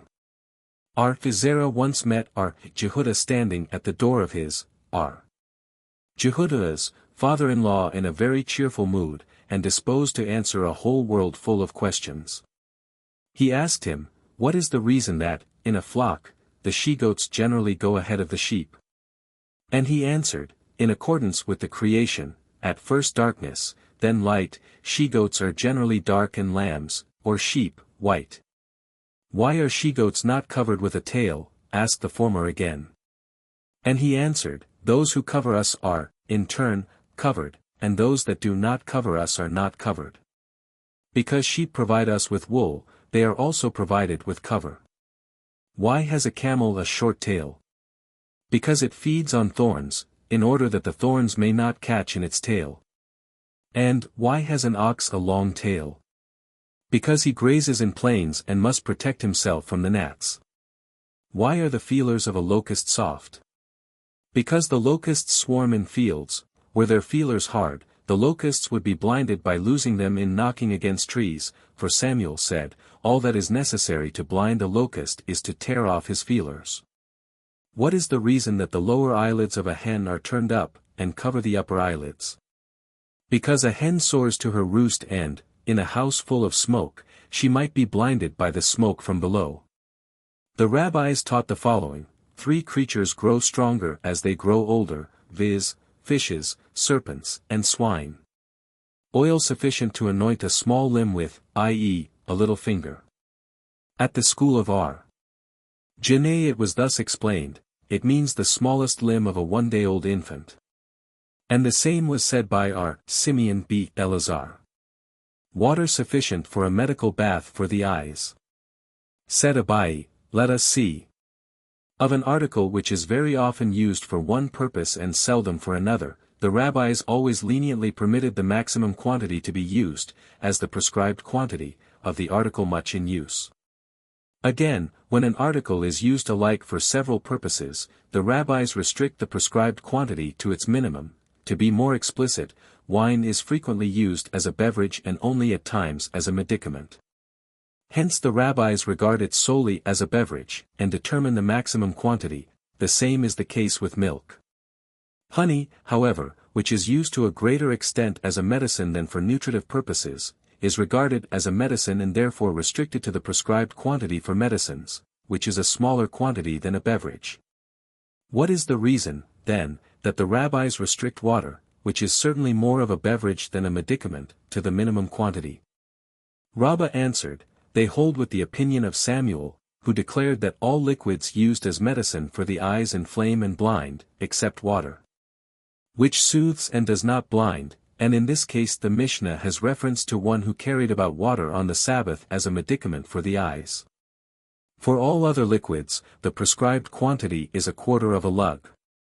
The rabbis taught, for blood and all other liquids the prescribed quantity is 1/4 of a lug. R. Simeon b.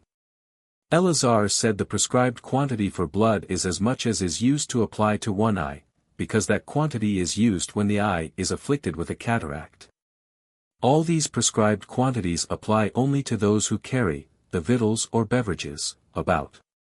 To those, however, who store them, the victuals or beverages, the carrying of even the least imaginable quantity is prohibited, because from his storing them we see that he considers them valuable, but R. Simeon says all these prescribed quantities apply to such as stored, victuals and beverages and hence considered them valuable. But as for persons who only carried them out, for all beverages, whether used also for medical purposes or not, if carried out in any quantities less than a quarter of a lug there is no culpability. The former teacher said that those prescribed quantities only refer to those who carry out, but to those who store them the carrying of even the least imaginable quantity is prohibited. Is the one who stores not also a carrier? He is culpable for carrying and not for storing? Answered Abai, the Berakhot treats of a case where a master ordered his retainer to clear off the table.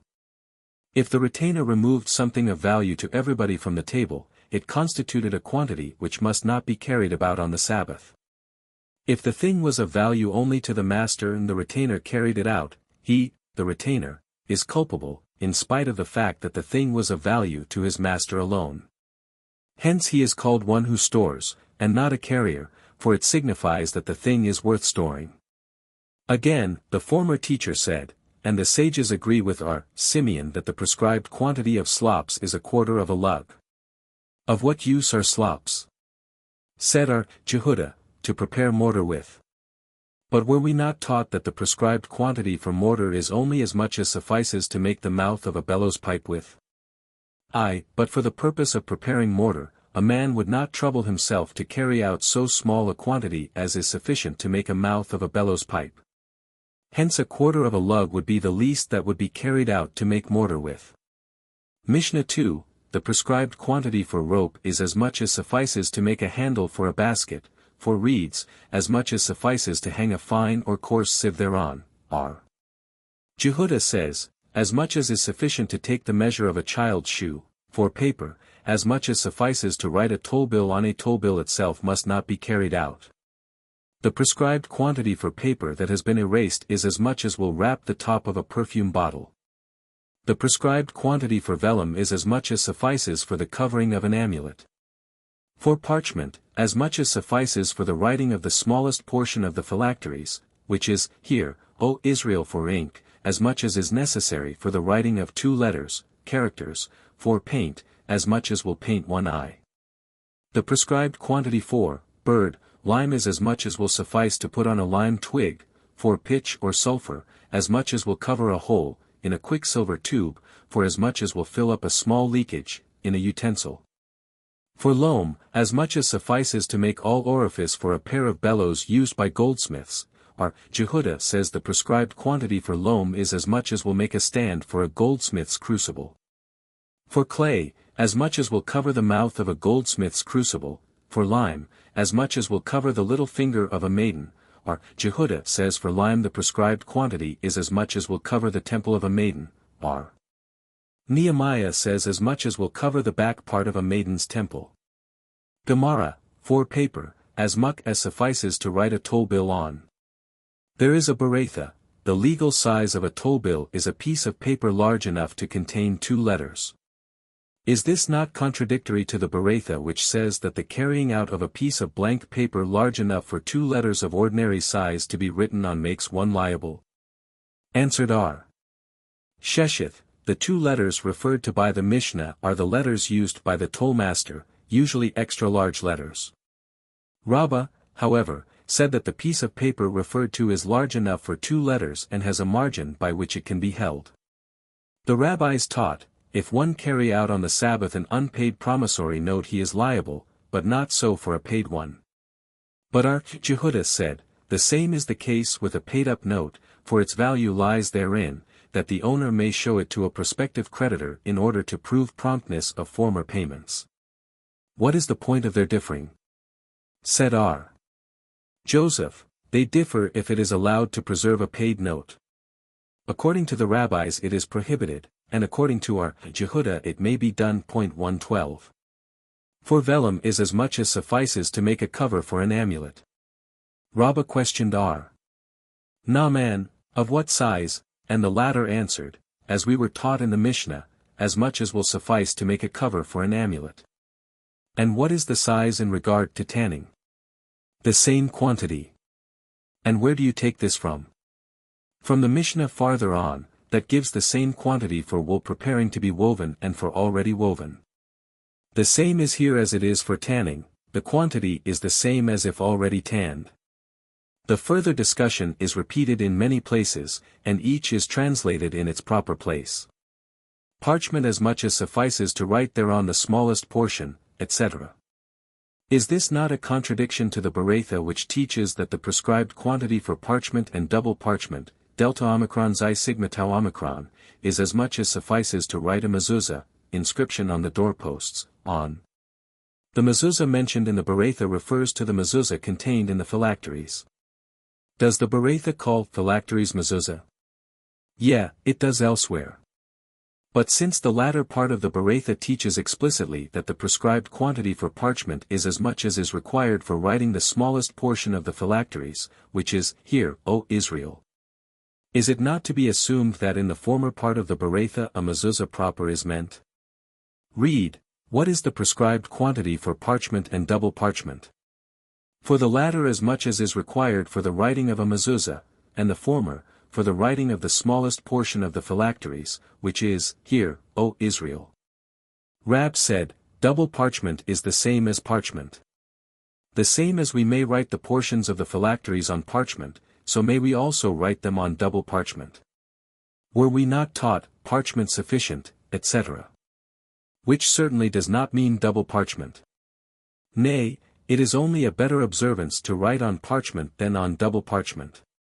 For ink, etc.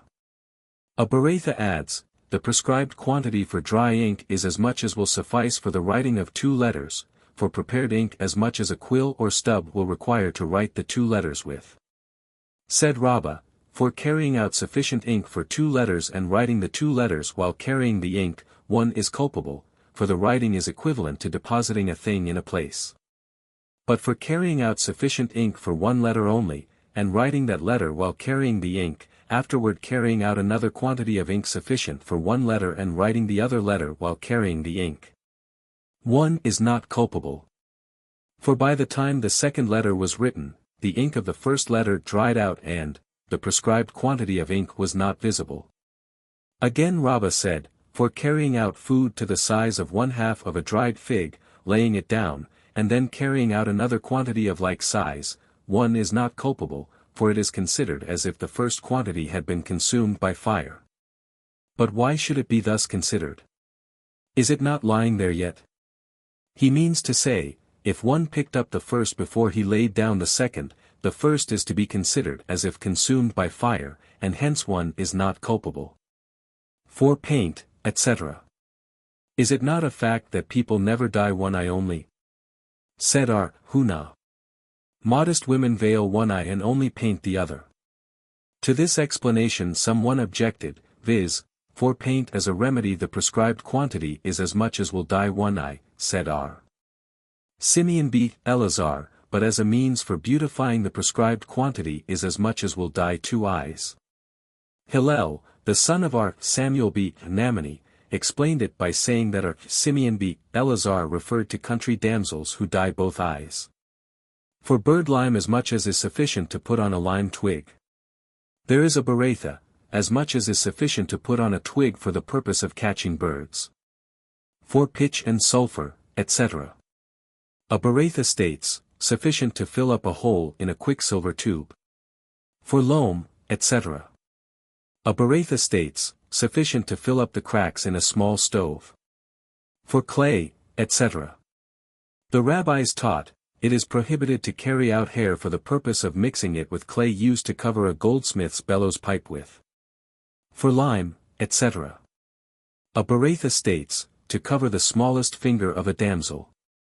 Said Jehudah in the name of Rab, daughters of Israel, when they become of age, and they have not yet developed the signs of puberty, the poor smear their bodies with lime, the rich ones with fine meal, and princesses with myrrh oil. What is myrrh oil? Sigma tau alpha kappa tau eta.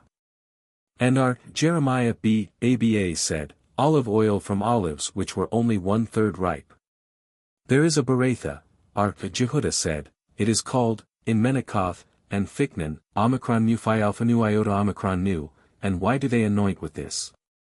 Because it removes the hair and makes the complexion clear. Bibi had such a daughter and he anointed her with the same, each member of her body separately, and finally one of the prominent men paid him 400 zuz and married her.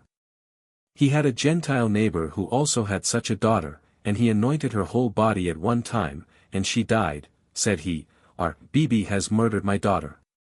Said Naaman, Bibi, who used to drink beer, his daughter needed the anointing, but our daughters do not need it, for we do not drink beer. As much as is sufficient to cover, etc. What is meant by Kalkub and Andiphi? Said Rab, the temple, and the hair between it and the ear. Are we to understand from the Mishnah that the prescribed quantity permitted by Jehudah is larger than that of the rabbis? Is it not a fact that the rabbis allow the larger prescribed quantity? Jehudah allows a larger quantity than Nehemiah, but still a smaller quantity than the rabbis.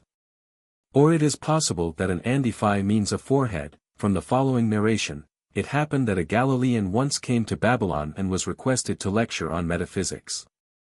The Galilean consented and began, I will interpret to you something in the style of Nehemiah. Meanwhile a wasp flew out of the wall, stung him on the Andiphi, forehead, and the Galilean died on the spot.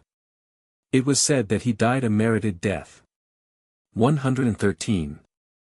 Mishnah 3, for sealing wax the prescribed quantity is as much as is required for the sealing of a bale of goods, so is the decree of Aqiba. The sages, however, say for the sealing of a letter. For dung or fine sand as much as is required to fertilize the soil around a cabbage stalk, according to Aqiba, and to the sages as much as is required to fertilize the soil around a leek stalk.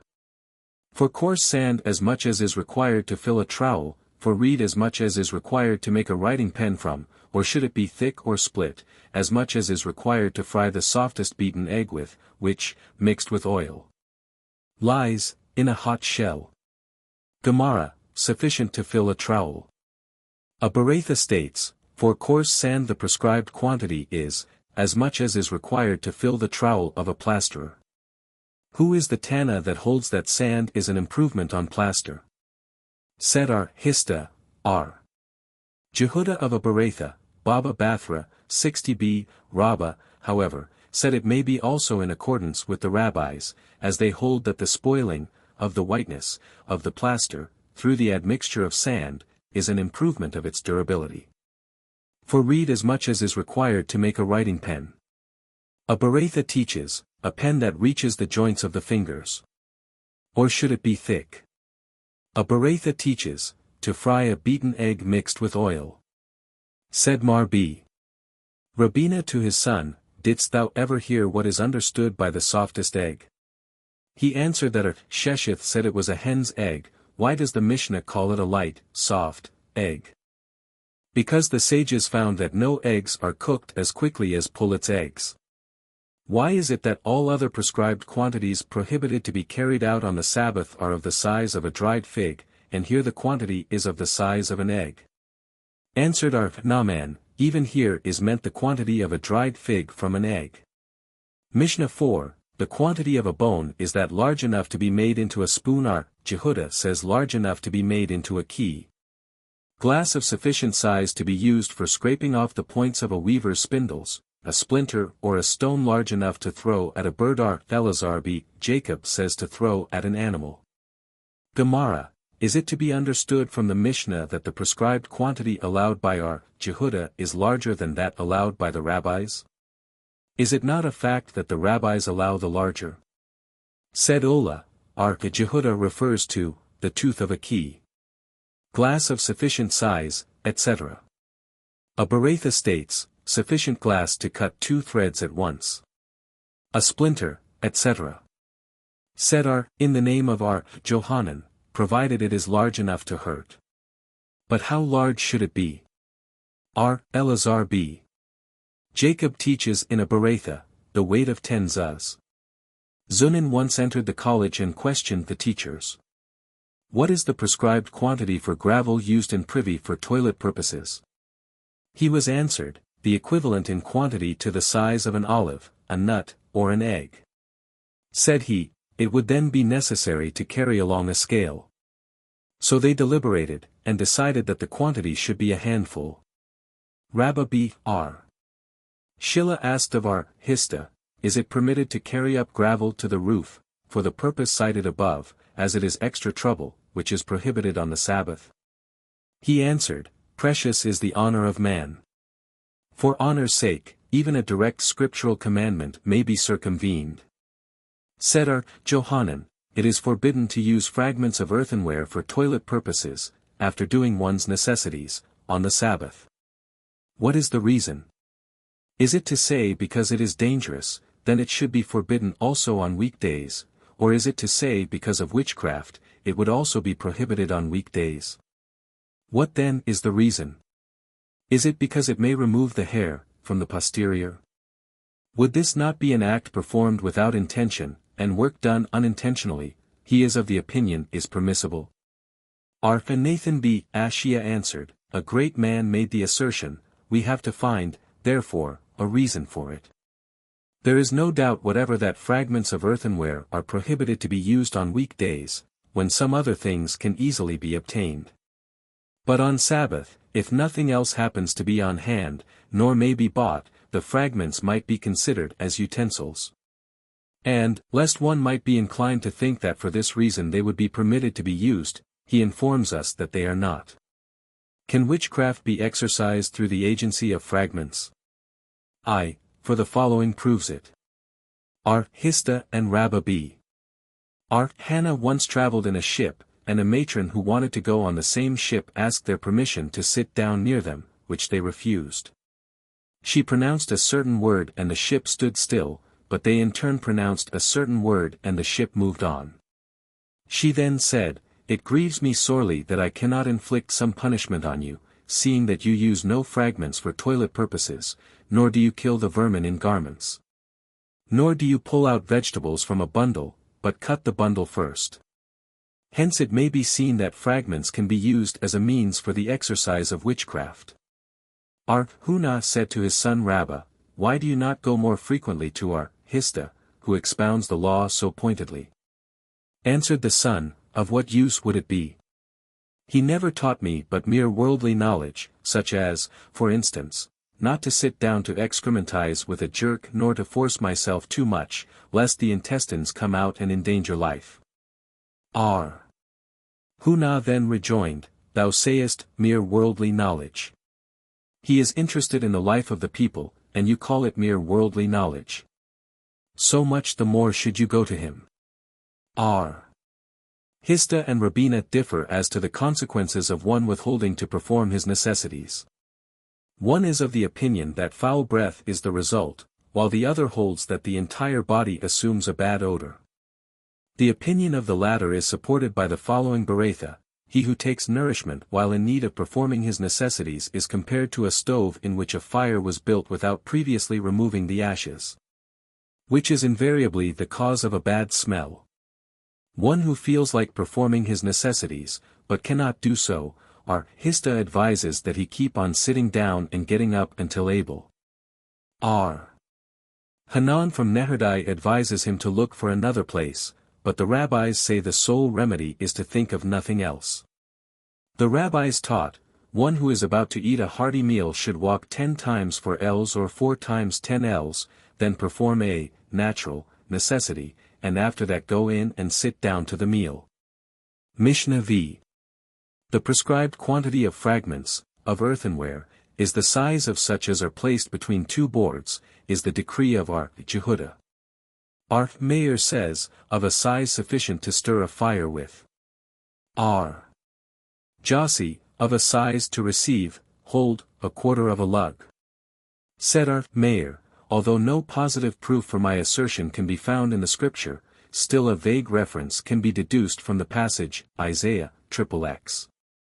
14, so that there cannot be found among their fragments assured to rake fire from a hearth. Said our Jossi, therefrom you would adduce your proof. It says immediately after that, ibid, and to draw water from a pit. Gemara, we must assume that the prescribed quantity allowed by our Jasi is larger than that allowed by our Meir, but the scriptural text shows that our Meir allows the larger. Because, is it possible that the prophet will curse them with a larger object after having cursed them with a smaller?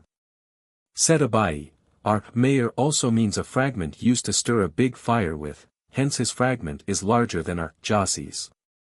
Said our Jasi, etc. Is not our Jasi's answer correct? What could our Meir rejoin? Our Meir might say that the prophet intends to convey that not only shall they not have anything of the least value left, but they shall not even have anything that is as valueless as a piece of fragment big enough to contain a drop of water. 9. Rabbi Aqiba's regulations on different subjects. Mishnah I, our Aqiba said, whence do we deduce that one who carries an idol is as unclean, ritually, as a woman suffering from menstruation? From the passage, Isaiah, XXX. 23, thou wilt cast them away as a filthy thing. 114, get thee hence, wilt thou say unto them. Thus, in the same manner as a woman suffering from menstruation causes, ritual, uncleanness, so does also an idol. Gemara, Rabbi said, the passage mentioned in the Mishnah should be interpreted thus, a strange one 15 them from thyself as a stranger, get thee hence, say unto him, but tell him not to come in. Further Rabbi said, it is unanimously conceded that the carrying of idols causes, ritual, uncleanness and hence it is compared to menstruation. But there is a dissenting opinion among the rabbis concerning a stone, used as a pedestal for an idol or upon which a woman suffering from menstruation chanced to sit, beneath which there were utensils. R. Aqiba holds that idols are regarded the same as menstruating women and the vessels beneath the stone become defiled, for the reason that the stone is the basis of the idol, and the former becomes part of the idol.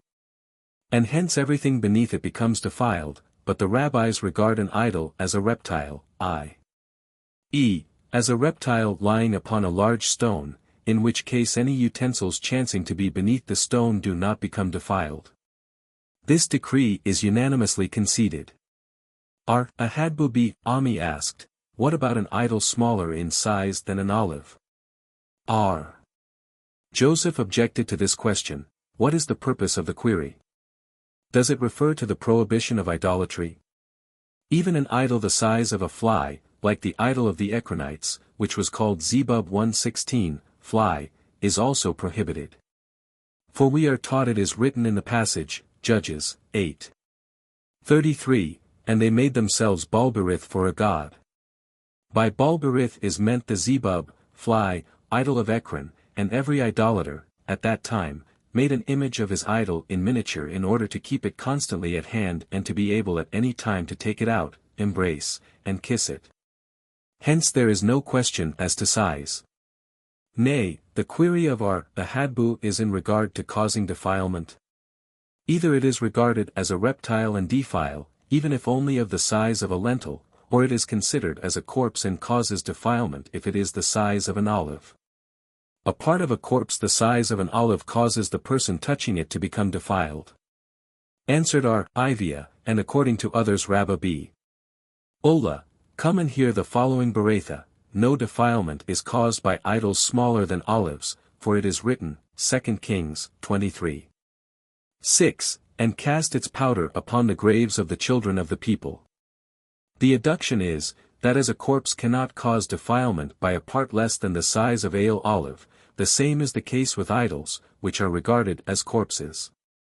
Mishnah 2, R. Aqiba says again. Whence the adduction that a ship, though a wooden vessel, is not subject to defilement. From the passage, Caro v XXX. 19, the way of a ship is in the heart of the sea. Gemara, it is certain 117 that R. Aqiba intends to convey to us that the reason the passage cited in the above Mishnah informs us of a fact known to all is because the sense is to be construed thus, in the same manner as the sea is not subject to defilement. So also a ship can never become defiled. There is a Beratha, Hananiah said, we make the adduction from a sack, which is subject to defilement, that everything which can be carried after the manner of a sack, sometimes full and at other times empty, is subject to defilement. Except a ship which cannot be carried at all, full or empty. What are the points of difference in the two adductions, of our Aqiba and Hanukah? They are concerning a small, river, boat. One holds that all boats, ships, must be regarded as the sea itself, hence not subject to defilement. While the other is of the opinion that a small, river, boat must be regarded as a sack because it is carried to the place whence it is launched and hence is subject to defilement. As our Hanukah Aqiba said, why did the rabbis say that a small, river, boat is subject to defilement? Because it is usually loaded in the dry dock and then carried into the river. Rabbi Johanan in the name of Rabbi said, one should not absent himself from the college even for 1 hour. Behold, this teaching, concerning a river boat, has been taught in the schools for many years and no one knew the reason for it until our Hanukah Aqiba came and explained it. Our Jonathan said, one should never absent himself from the house of learning or abstain from learning the law, even when at the point of death, for it is written, number 19. 14, this is the law, when a man dieth in his tent, i.e., even at the point of death man must occupy himself with the study of the law. Resh Lakish, however, adduces from the same verse that one does not retain, in memory, the law, unless he is ready to die for it. Mishnah 3, R. Aqiba said. Whence do we adduce that in a patch of ground 6 spans long by 6 spans wide 5 different kinds of seed may be planted, one kind each in each of the 4 corners and one in the center of the patch? From the passage, Isaiah, LXI. 11, for as the earth bringeth forth her growth, and as a garden causeth what is sown therein to spring forth. We see then, it is not written, as a garden causeth its seed to spring forth, but what is sown therein. Gemara, how is this to be understood from that passage? Said Jehuda, the passage cited in the above Mishnah is to be thus explained, the earth bringeth forth her growth. Bringeth forth, which is in the singular, can be counted for, 1, kind of seed. Her, growth, also singular, can also be counted for, 1. Now we have 2. What is grown therein, evidently plural, can be counted for 2 more, making 4, and, to spring forth, in the singular again, can be counted as 1, making 5 in all. And, as far as the 6-span square are concerned, the rabbis are quite certain, through tradition, that 5 different kinds of seed in a patch 6-span square do not interfere with one another. But whence do we know that the assurance of the rabbis can be depended upon? Answered our Aba in the name of our Johanan, from the passage, Deuteronomy 19. 14, thou shalt not remove the landmark of thy neighbor, which they of old time have set, which is to be explained, thou shalt not go beyond what is limited by those of old. But what have those of old limited? Answered our Samuel bar Nameni in the name of our Jonathan, it is written, Gen 36. 20, these are the sons of Seir the Chorite, who inhabited the land. Only they inhabited the land. Did the rest of mankind inhabit heaven? It simply means to state that they made the earth inhabitable by their knowledge of agriculture and their experience as to what ground is adapted for the planting of olive trees, vines, date trees, etc. Basi said, the teaching of our Aqiba in the Mishnah refers to a patch of ground 6 spans square, excluding the corners. Rab said, the above Mishnah has reference only to an isolated patch, or furrow, of ground, but in a furrow surrounded by others one cannot sow 5 kinds of grain. As it is necessary to have a space of 3 spans dividing one kind from the other. Are there not corners, however, to the furrow? The school of Rab explained, in the name of Rab, that reference is made to furrows into the corners of which grain had been sown. Samuel, however, said, even in a furrow surrounded by other furrows. But will not the seeds interfere one with another? Samuel refers to furrows which are planted alternately from north to east and from south to west. 118. Mishnah 4, R. Aqiba says again whence the adduction that a woman, from whom seed of copulation 119 escapes only on the 3rd day, after lying with her husband, is unclean. From the passage, Exodus 19:15, and he said unto the people, Be ready against the third day. Approach not unto a woman.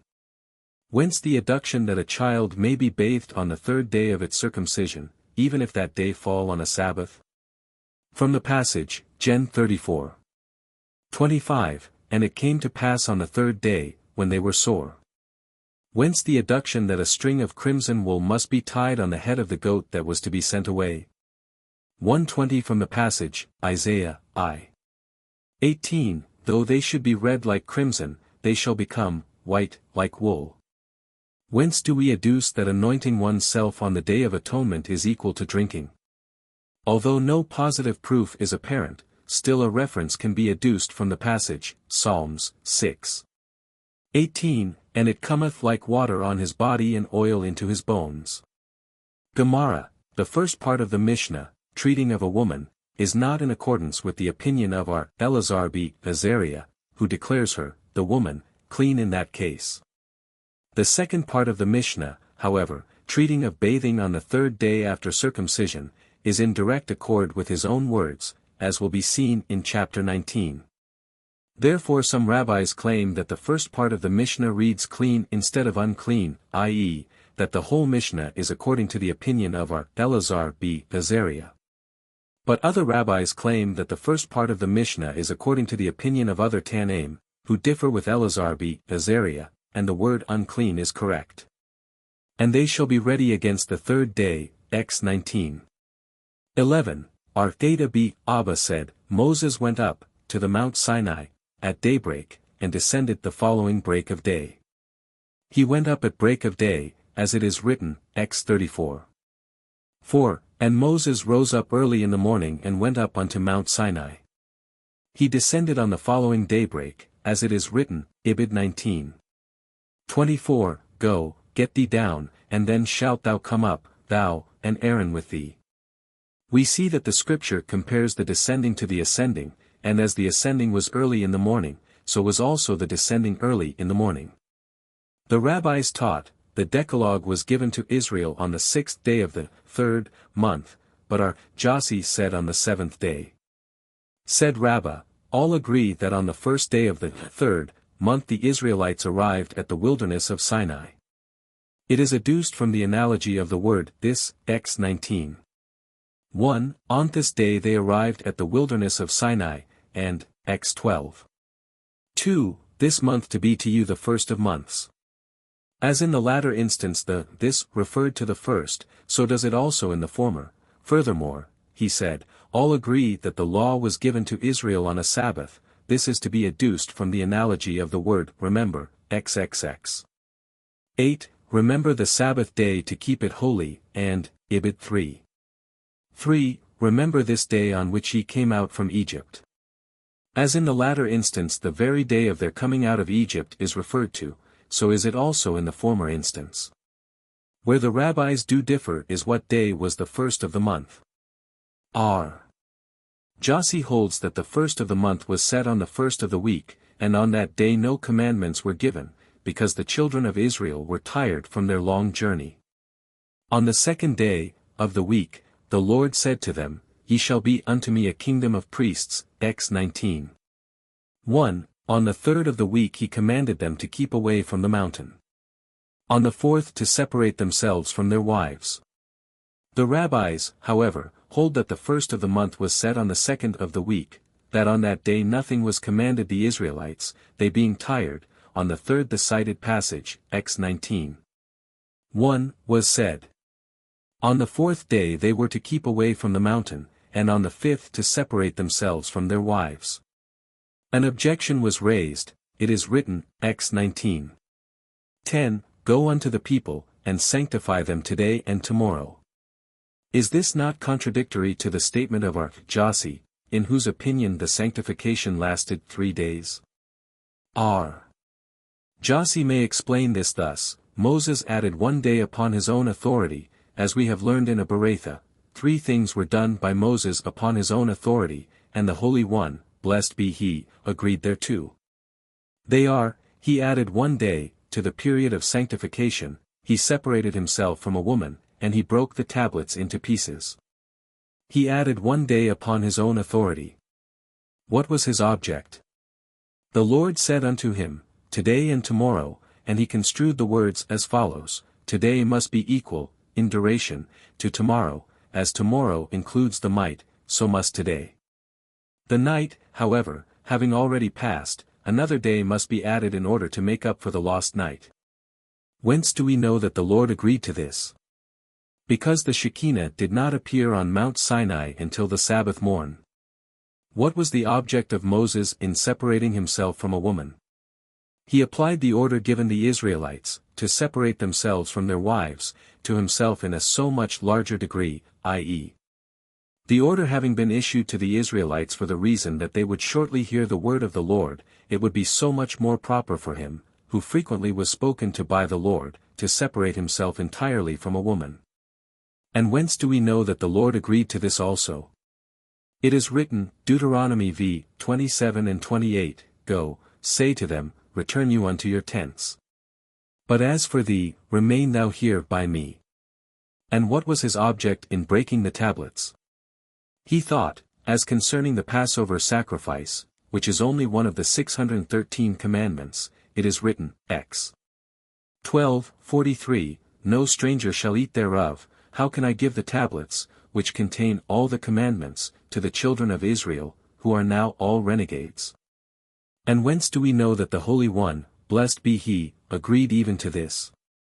It is written, Ex 34:1, And the Lord said unto Moses, Hew thyself 2 tables of stone like unto the first, and I will write upon these tables the words which were on the first tables which thou didst break.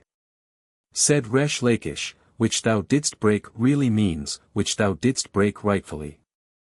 Another objection was raised, it is written, Ex 19:11, And they shall be ready against the 3rd day. According to R. Jossi it should be the 4th day. This is no objection. As it is said above that Moses added another day upon his own authority. Come and hear another objection, the 6th means the 6th of the week and of the month. Is this not contradictory to the statement of the rabbis, who say, the 1st of the month was the 2nd day of the week? Yeah, it may be that, this Berakhot holds to the opinion of our Jossi. Come and hear, on the 14th day of the month of Nisan, during which month the Israelites went out of Egypt, they killed the Passover sacrifice, and on the 15th day they went out. On the night before that the firstborn of the Egyptians were beaten. That day, the 15th, was the 5th of the week. Now, if the 15th of Nisan was the 5th of the week, we must certainly say that the 1st of the next month, Yar, was Sabbath, and the 1st day of the following month, Sivan, was the 1st day of the week. Is this not contradictory to the statement of the rabbis, that the 1st day of the month was the 2nd day of the week? The rabbis might have assumed that the month of Yar was an intercalary month. Said our Habibi of Kuzuna to our Ashi, Come and hear, it is written, XXL 17, And it came to pass in the 1st month in the 2nd year, on the 1st of the month, that the tabernacle was reared up, and a Berakhot teaches that this day was crowned tenfold, viz. That day was the 1st of the 6 days of the creation, the 1st of the days on which the first prince presented his offering before the altar, the 1st of the days on which the priests, Aaron and sons, did their work in the sanctuary. The 1st day on which the children of Israel brought their sacrifices into the tabernacle, the 1st of the days on which the heavenly fire descended upon the altar. The 1st of the days on which the priests were permitted to eat the sacrifices in the tabernacle, the 1st of the days on which the Shekinah appeared in the tabernacle. The 1st day on which Aaron the high priest blessed the Israelites in the tabernacle. The 1st of the days on which sacrifices were no more permitted to be brought on the high places outside of the tabernacle, and the 1st day of the 1st of the months. Now, if the 1st day of this year was the 1st day of the week, we must say the 1st of Nisan of the preceding year fell on the 4th day of the week. Because we have learned in another Berakhot, anonymous teachers say that there can be not more than 4 days difference between one New Year's Day and another. If a leap year intervened, then there may be a difference of 5 days. Is this not contradictory to the opinion of both the rabbis and our Jasi? According to our Jasi there were 7 short months, of 29 days, in that year, but according to the rabbis there were 8 such months, consequently the difference from the last year was only in 2 days, as this year was an extraordinary one. And the first day of the month Yar of the last year was on Friday.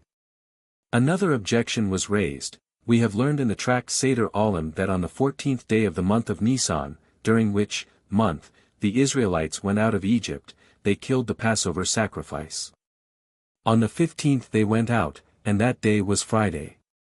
Now, if the first of the month of Nisan of that year was Friday, we must say that the first day of the following, Yar, month was on the first day of the week and the first of the succeeding month, Sivan, was on Monday. Is this not contradictory with our Jasi? Our Jasi will then say that this Beretha is in accordance with the opinion of the rabbis. Come and hear another objection. Our Jasi says, on the second day Moses went up on the Mount Sinai and came back. The same he did on the third day, but on the fourth day, when he came back, he remained. Came back and remained. Whence did he come back? It does not say that he went up at all. Say, then, on the fourth day he went up, came back, and remained. On the fifth he built an altar and offered a sacrifice. On the sixth he had no time. Shall we assume that he had no time because on that day the Israelites received the Torah? If we say that the second refers to the second day of the week, it must be a fact that the Torah was given on Friday, and would this not be a contradiction to his, our Jasi's, own opinion? Nay, he had no time because the Sabbath was at hand. A Galilean lectured in the presence of our Hista, praised be the merciful God, who gave a triple law, the Pentateuch, prophets, and Hagiographa, to a triple people, Canaanites, Levites, and Israelites, through a man who was the third child of his parents, Miriam, Aaron, and Moses. On the third day of sanctification and in the third month. We see from this that the Galilean held in accordance with the teachings of the rabbis. It is written, X 19:17, and they placed themselves at the foot of the mount. Said our Abdimi b. Hama b. Hassa, it appears from this passage that the Holy One, blessed be He, inclined the mountain toward the children of Israel and gave them the choice of either accepting the Torah or being buried right under the mountain. Said our Ha b. Jacob, this would accord us the right to protest against any punishment inflicted upon us for violating the law. For we were compelled to accept it.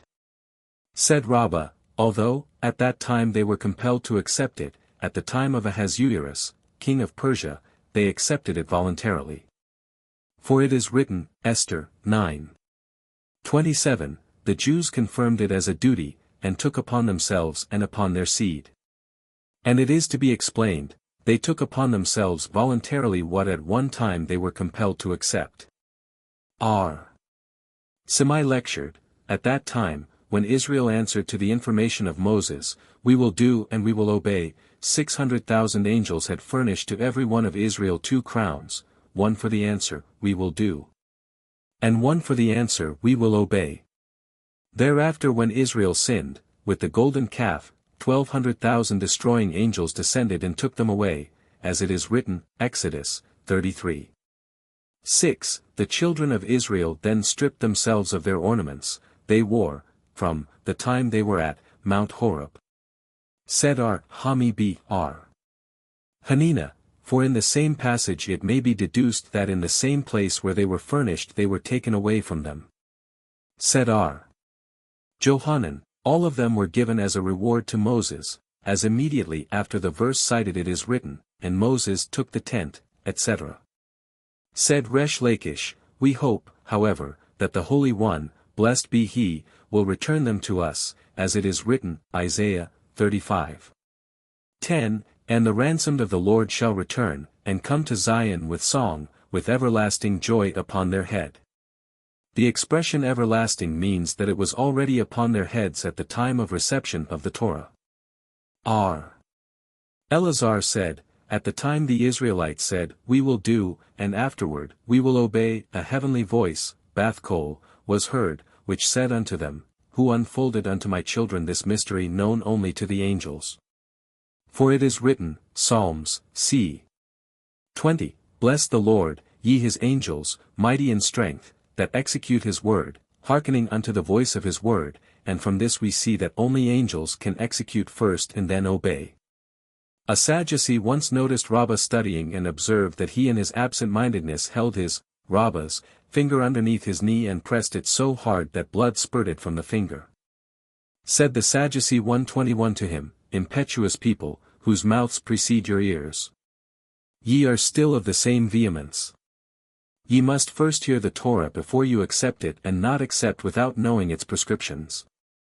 Answered Rabbi, we who are upright men trusted him, as it is said of us, Proverbs 11.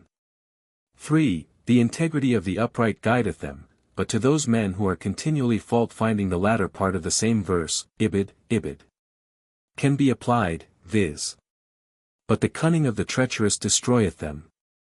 Our Samuel beat not many in the name of our, Jonathan said, it is written, Solomon's Song, 4. 9. Thou hast ravished my heart, O my sister, my bride. Thou hast ravished my heart with one of thy eyes. This means, when thou didst but receive the Torah, it was with one of thy eyes. When thou wilt obey it, it will be with both of thy eyes. Johanan said, it is written, Psalms, 68. 12. The Lord gave, happy, tidings, they are published by female messengers, a numerous host. This implies that every word emanating from the mighty God was heralded in 70 languages. The school of R. Ishmael, however, adduced the same from another passage. It is written, Jeremiah, 23. 29, Is not thus my word like the fire?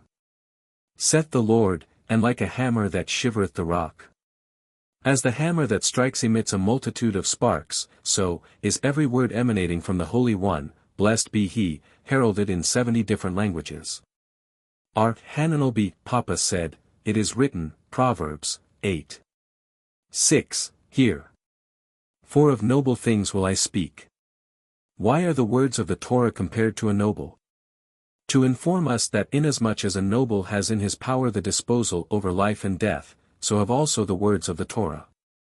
This is similar to what Rabbi said, to those who walk in the right ways of the law, it is an elixir of life, but to those who pursue not the right way, it is the poison of death. Jehoshua b. Levi said, it is written, Solomon's Song, I. 12, A bundle of myrrh is my friend unto me, that resteth on my bosom. Said the congregation of Israel, Lord of the universe. Although my friend chastiseth 122 me, still he resteth on my bosom. The same Rabbi said, it is written, Solomon's Song, v. 13, his cheeks are as a bed of spices, as turrets of sweet perfumes. Every word emanating from the Holy One, blessed be he, fills the whole world with the aroma of spices. If the world was filled with the aroma arising from the first word, where could the second word go? The Holy One, blessed be he, sent forth a wind from his store, which cleared off the aroma of each word, as it is written, Ibid. His lips like lilies, dropping with fluid myrrh. Do not read Shoshanim, lilies, but Shoshanim, learned men. The same said again that from each word which came from the Holy One, blessed be he, the soul of Israel was going out, as it is written, Ibid, 6, my soul had failed me while he was speaking. But the Holy One, blessed be he, has let down the dew with which he will in the future make the resurrection and bring them to life, as it is written, Psalms, 68. 10. Rain of beneficence didst thou pour down, O God.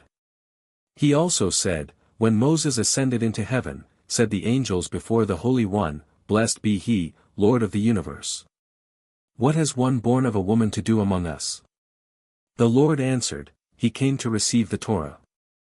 Said the angels again, wouldst thou give a precious thing that thou hast preserved since 974 generations before the creation of the world to a being of flesh and blood? It is written, Psalms, 8. 5. What is the mortal, that thou rememberest him? And the Son of Man, that thou thinkest of him? Said the Holy One, blessed be he, unto Moses, give thou them an answer. Answered Moses before the Lord, Lord of the universe. What is written in the law, which thou gavest unto me? XXX. 2. I am the Lord, thy God, who have brought thee out of the land of Egypt. Moses then said to the angels, Were ye in Egypt? Have ye served Pharaoh? Of what use can the Torah be unto you? Further, what is written in the Torah, Ibid 3, Thou shalt have no other gods before me. Are ye among the nations that worship idols? And furthermore, what is written in the Torah? Ibid 8, Remember the Sabbath day to keep it holy. Do ye any labor on the weekdays? Ibid 7, Thou shalt not take the name of the Lord thy God in vain. Are ye merchants, that ye must swear? Ibid 13, Honor thy father and thy mother. Have ye fathers and mothers to honor? Ibid 12, Thou shalt not kill, etc. Is there any jealousy among you? Have ye any evil intent? Then the angels confessed and praised the Holy One, blessed be he, as it is written, Psalms 8. 10, O Eternal One, our Lord, how excellent is thy name on all the earth, but the ending of the verse, Ibid 2, Thou who hast set thy majesty above the heavens, is not cited in this verse. Then every one of the angels befriended Moses and each of them disclosed some mystery to him, as it is written, Psalms 68. 19, Thou didst ascend on high, lead away captives, receive gifts among men, which means that because at first the angels called Moses one born of a woman, man, they at the close gave him gifts. And even the angel of death disclosed a mystery to him, as it is written, Number 17, 12 and 13, And he put on the incense, and made an atonement for the people. And he stood between the dead and the living. Now if the angel of death had not disclosed unto Moses this mystery, how could he have imparted it to Aaron? Said R. Jehoshua b. Levi again, when Moses descended from heaven, Satan came before the Holy One, blessed be he, and said, Lord of the universe. Where is the Torah? And the Lord answered, I have given it to the earth. Satan descended to earth and said to it, Where is the Torah? And the earth answered, Job 28. 23, God, alone, understandeth her way, and he knoweth her place. Satan then went to the sea, and the sea said, She is not with me. He then went to the deep, and the deep answered, Not in me is she, as it is written, Ibid 14, The deep saith, Not in me is she, and the sea saith, She is not with me. Ibid 22, Perdition and death say, With our ears have we heard a report of her. Satan then ascended before the Holy One, blessed be he, and said, Lord of the universe. I have looked for the Torah on the whole earth and could not find it. Then said the Lord unto him, Go unto the son of Amram. And Satan went to Moses and said to him, Where is the Torah which the Holy One, blessed be he, gave unto thee? And Moses answered, Who am I, that the Holy One, blessed be he, should give me the Torah? Said the Lord unto Moses, Moses, art thou a liar? Said Moses before the Lord, Lord of the universe. Shall I claim that thou hast given unto me a precious thing which thou didst fondle every day? Said the Holy One, blessed be he, unto Moses, Because thou hast humbled thyself, the Torah shall bear thy name, as it is written, Malachi 3. 22, Remember ye the law of Moses my servant. The same Rabbi said again, When Moses ascended unto heaven, and he was silent, the Lord said unto him, Moses, is there no peace in thy city? And Moses answered, Is it then proper that a slave should salute his master? Said the Lord, Still thou shouldst have wished me well. Then said Moses before the Lord, Numbers 14. 17, And now, I beseech thee, let the greatness of the power of the Lord be made manifest as thou hast spoken. A string of crimson wool, etc. Did not the passage say, Kashanim, 123, like years, and not like crimson, for were it like crimson it would read Kashani? Said R. Itzhak, the passage is thus to be explained, The Lord said unto Israel, If your sins all lie before me as the years that have passed since the creation, they shall nevertheless become white as snow. Rabbi lectured, "It is written, Isaiah, I. 18, Go now, 124 and let us reason together, said the Lord." It should not read, "Go now," but, "Come now," and not, "Saith the Lord," but, "Said the Lord." The passage should be explained, "In the future the Lord will say unto Israel, Go to your ancestors and they shall rebuke you, and Israel will say before the Lord, Lord of the universe, to whom shall we go? Shall we go to Abraham, to whom thou hast said, Know of a surety that thy seed shall be a stranger in a land which is not theirs, and they will make them serve, and he did not pray for us? Shall we go to Isaac, who, when blessing Esau, said, Gen. 27:40, And it shall come to pass that when thou shalt have the dominion thou canst break his yoke from off thy neck, and he also did not pray for us? Shall we go to Jacob, to whom thou didst say, Gen. 46. 4, I will go down with thee into Egypt, and not even he prayed for us? To whom shall we go now? Then the Lord will say unto Israel, Inasmuch as ye have attached yourselves to me, though your sins should be as scarlet, they shall become white as snow. Said our Samuel beat Nameni in the name of our Jonathan, it is written, Isaiah 63. 16, For thou art our father, for Abraham knoweth nothing of us, and Israel recognizeth us not, thou, O Lord, art our Father, our Redeemer from everlasting is thy name. In the future the Holy One, blessed be he, will say to Abraham, Thy children have sinned before me, and Abraham will answer, Let them be wiped off the face of the earth, for the sake of the holiness of thy name. The Holy One, blessed be he, will then say, I shall tell this to Jacob, who had trouble in rearing his own children, perhaps he will pay for the present generation. The Lord said to Jacob, Thy children have sinned before me, and Jacob gave the same reply as Abraham. Then said the Lord, Not with the aged can feeling be found, nor with the young wise counsel. The Lord then said to Isaac, Thy children have sinned before me. Then said Isaac before the Lord, Creator of the universe, Thou sayest my children, are they not thine? When they answered before thee, We will do, and, then, obey, thou calledst them, my son, my firstborn, and now they are my children and not thine. And furthermore, how long a time have they sinned before thee? Let us see. What is the duration of a man's life? Only 70 years. Take off the 20 years that thou dost not punish for sin and only 50 remain. Take off the nights and only 25 full years remain. Deduct again 12 years and 6 months spent in praying, eating, and in the performance of other necessities, only 12 and 1/2 years remain. If thou wilt bear the whole it is well, but if not let me bear half and thou the other half. If thou wilt say that I must bear the whole, did I not sacrifice myself for thee? Then Israel said, unto Isaac, For thou, alone, art our father.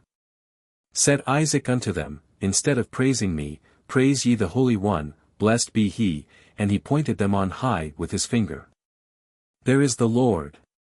Then they lifted up their eyes unto heaven and said, Thou, O Lord, art our Father, our Redeemer from everlasting is thy name.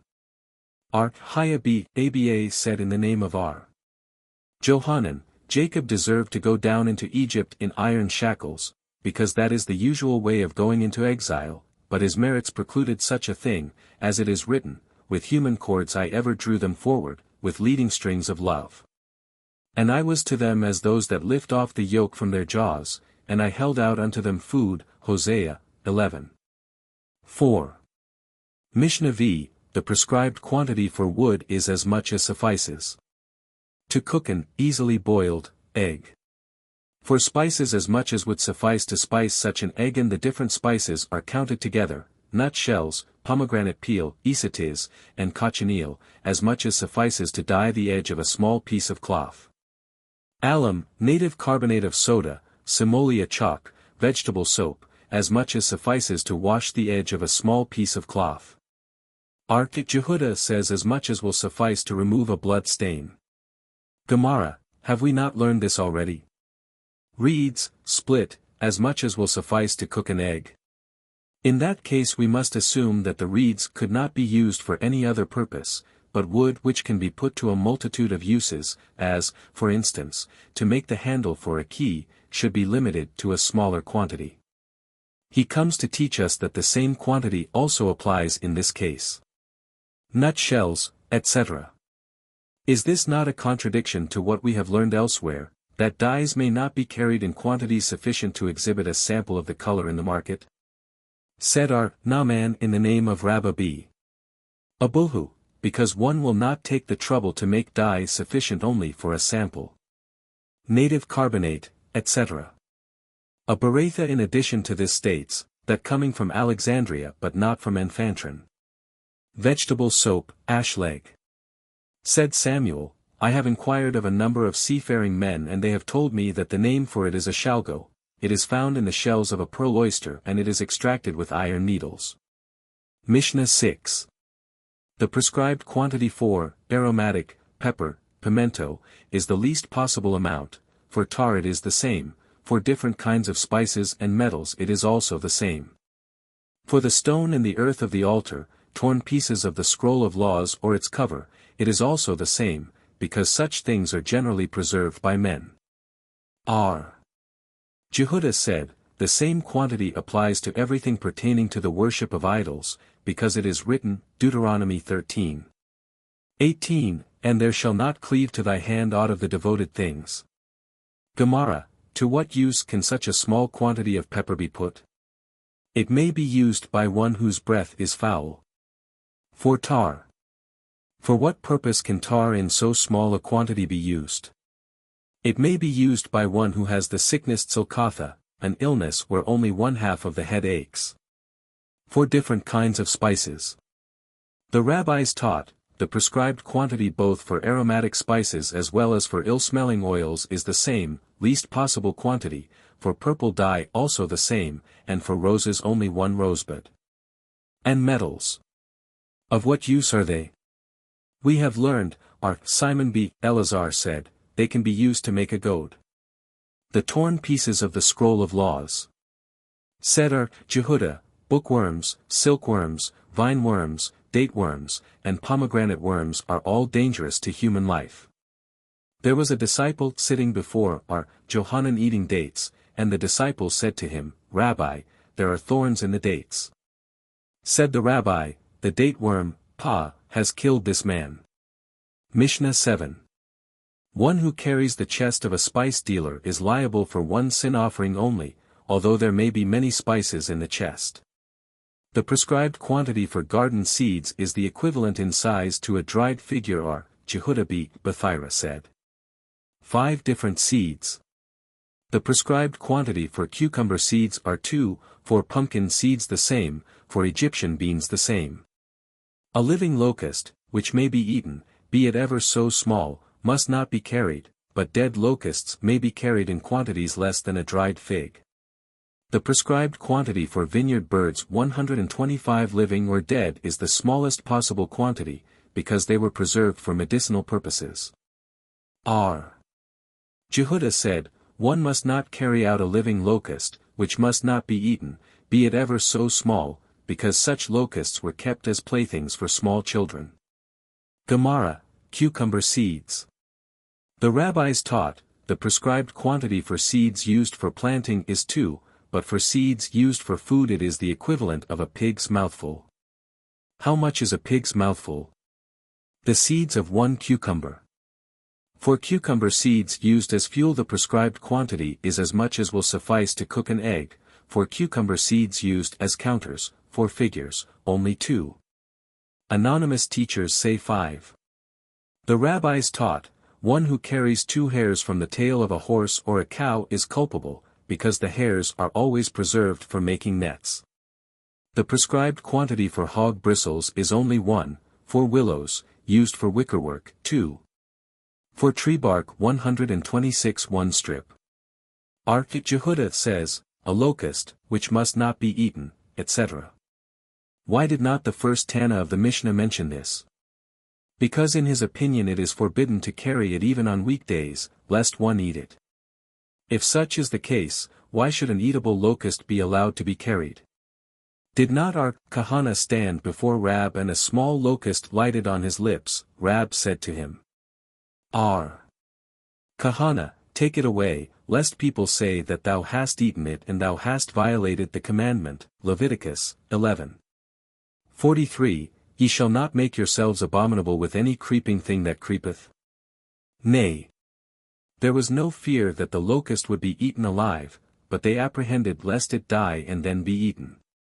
An eatable locust would not matter, but an uneatable locust would be a violation of the law. If that is the case, why does our Jehudah permit this? Our Jehudah holds that there is no fear of the locust being eaten when dead, as the child will mourn its death. 10. Further regulations concerning the prescribed quantity of things to be stored. Mishnah I. One who had stored anything for planting, sampling, or medicinal purposes, before the Sabbath, and carried some of it out, into public ground, on the Sabbath, be it ever so small a quantity, is liable for a sin offering. Anyone else, however, is culpable only then if he carried out the prescribed quantity. Even the one who had stored is culpable only for the prescribed quantity, if he brought the thing carried out by him back to private ground. Gemara, for what purpose is it said in the Mishnah, one who stored anything? Would it not be sufficient to say, one who carried out things intended for planting, sampling, or medicinal purposes, be the quantity ever so small, is culpable? Said Abai, the Mishnah treats of the case of a man who, after storing the thing, forgot for what purpose he had stored it, and then carried it out into the street for any purpose whatever. Lest one say that the original intention, to store it, is abolished, and now the thing carried out has for him only the same value as for others, and he would be culpable only for carrying out the regularly prescribed quantity. It comes to teach us that one who commits a deed executes his original intention. Our Jehudah said in the name of Samuel, our mayor declares one who carried out only a single wheat grain, intended for sowing, culpable. Is this not self-evident? The Mishnah taught, be it ever so small. One might presume that the term, be it ever so small, denotes something smaller than a dried fig but not smaller than an olive. Our mayor therefore informs us, that it refers even to 1 wheat grain. Our Itzhak, the son of our Jehudah, opposed this. We see that, the Mishnah declares one culpable for an act originally intended to be performed, but now, supposing a man intended to carry out his entire household at once. Is he then not culpable until he had accomplished the entire task, even if he had carried out part of it? The answer was, if a man has an absurd intention it is abolished by the law, and he is culpable for carrying out the prescribed quantity. Anyone else, however, etc. Our Mishnah is not in accordance with that of our Simeon b. Elazar, on page 145.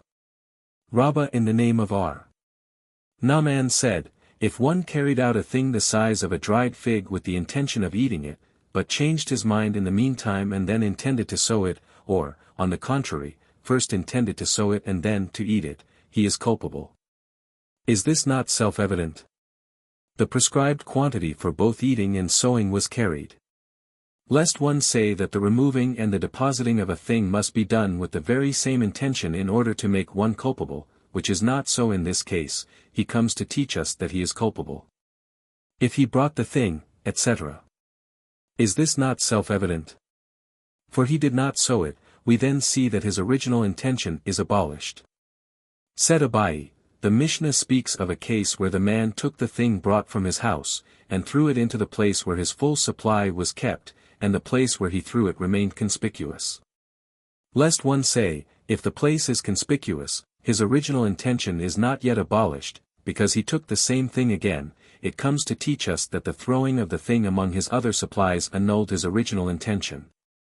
Mishnah 2. If one intended to carry out victuals and deposited them on the doorstep, whether he afterward carried them out, into the street, himself, or this was done by someone else, he is not culpable, because he did not accomplish the deed at one time. If one deposited a basket of fruit on the outside doorstep, even if the bulk of the fruit was on the outside, in the street, he is not culpable, unless he carried out the entire basket, into the street. Gemara, what kind of a doorstep does the Mishnah have reference to? Should we assume that the doorstep was public ground, how can the man be not culpable? He carried out from private into public ground. Should we assume that the doorstep was private ground, why does the Mishnah teach that if he carried it out, into the street, or anyone else, he is not culpable? It is again a case of carrying out from private into public ground. We must therefore assume that the doorstep was unclaimed ground, and it comes to teach us that only when the victuals were deposited on the unclaimed ground the man is not culpable, but if they had been carried out from private into public ground. Even by way of unclaimed ground, he is culpable. And the Mishnah does not agree with the opinion of Ben Azai, of the following Berakhot, one who carries out from his store into the market by way of the alley is culpable, but Ben Azai says he is not. If one deposited a basket of fruit, etc. Said Hizkiah, the case in question treats only of a basket filled with cucumbers and beets, but if full of mustard seeds he is culpable. From this we see that Hizkiah considers a vessel no support 127, i.e. the cucumbers are encircled by the basket and need no support, but the mustard seeds, which are heaped up, are outside of the basket proper and not supported by it. Therefore, when the basket with mustard seeds is carried outside, part of the mustard seeds are already on the outside and the carrier is culpable. Johanan, however, says, even if the basket contained mustard seeds, he is also not culpable. Thence we see that Johanan does consider a vessel a support. Said Zera, how is it with the Mishnah? It is neither of the opinion of Hizkiah nor of Johanan. Hizkiah may explain it in accordance with his theory and Johanan with his own. Hizkiah explains the Mishnah, which said, unless he carries out the entire basket. This is the case if the basket is filled with cucumbers and beets, but if filled with mustard seeds it is equal to putting out the entire basket into the street, and he is culpable, but Johanan explained the Mishnah thus, although the bulk of the fruit is on the outside, or even if all the fruit were on the outside, the man would not be culpable unless the entire basket was put on the outside. So also said Rabbi, the Mishnah treats only of a basket filled with cucumbers and beets, but if filled with mustard seeds the man is culpable. Whence we see that he does not consider a vessel a support. Abai, however, said, even if the basket contained mustard seeds, the man is also not culpable. Whence we see that he does consider a vessel a support. Shall we say that Abai adopted the system of Rabbi and Rabbi of Abai, or Abai contradicts himself and Rabbi does the same? As it was taught, one who carried out fruit into public ground, Abai said, is culpable only if he carried it out with his hand, although the body remained in public ground, but if in a vessel he is not culpable. Why? Because Abai does not consider the body a support to the hand, in spite of the fact that the hand is attached to the body, but if he carried out the fruit in a vessel and part of the vessel still remained in private ground, he is not culpable. And Rabbi says, on the contrary, if he carried the fruit out in his hand he is not culpable, because he considers the body a support and the hand is part of the body, but if he carried it out in a vessel he is culpable, because although the vessel is still in private ground, some of the fruit is in public ground. The answer is, reverse the case. Say Abai's statement should be Rabba's and Rabba's Abai's. Mishnah 3. One who carries out anything in the right or in the left hand or in his bosom or on his shoulder is culpable, as so was the manner in which the sons of Kehath carried their burdens. 128 But one who carries out a thing on the back of his hand or with his foot, with his mouth, with his elbow, with his ear, with his hair, with his waist bag, the opening of which is at the bottom, or between his belt and his shirt, with the edge of his shirt, with his shoe or sandal, is not culpable, because he carries it in an unusual manner. Gemara, Elazar said, one who carries out a burden 10 spans above the ground, not on his shoulder, but in the air, is culpable, because in this manner the sons of Kehath carried their burdens. Whence do we know that the sons of Kehath carried their burdens in this way? It is written, Num. 3. 26, which is by the tabernacle and by the altar round about. Hence he compares the tabernacle to the altar. As the tabernacle was 10 ells, so was also the altar 10 ells, and whence do we know that the tabernacle itself was 10 ells? Because it is written, Ex 26:16, 10 ells shall be the length of the boards. Or we may say that we know that the sons of Kehath carried their burdens in this manner from the ark, as the master said, the ark was 9 spans high, and with the cover, which was 1 span higher, it was 10. Experience is to the effect that when a burden was carried on the shoulders by means of poles, 1/3 of the burden was above the poles and 2/3 below. Then as the ark was 10 spans high and 1/3 of it was carried above the shoulders, it was certainly more than 10 spans above the ground. But let it be inferred from Moses himself, of whom it is said elsewhere that he was very tall. With Moses the case is different, as the master said elsewhere that the Shekinah does not rest upon a man unless he is a scholar, a strong, rich, or tall man. It was taught, one who carries a burden on his head is not culpable. And if one will say that the inhabitants of the city of Hutzal do so, we may assume that their deed is abolished by the rest of mankind, who do not carry burdens on their heads. Mishnah 4. One who intends to carry something in front, but the thing moved to his back, is not culpable, but if he intends to carry it on his back and it moves to the front he is.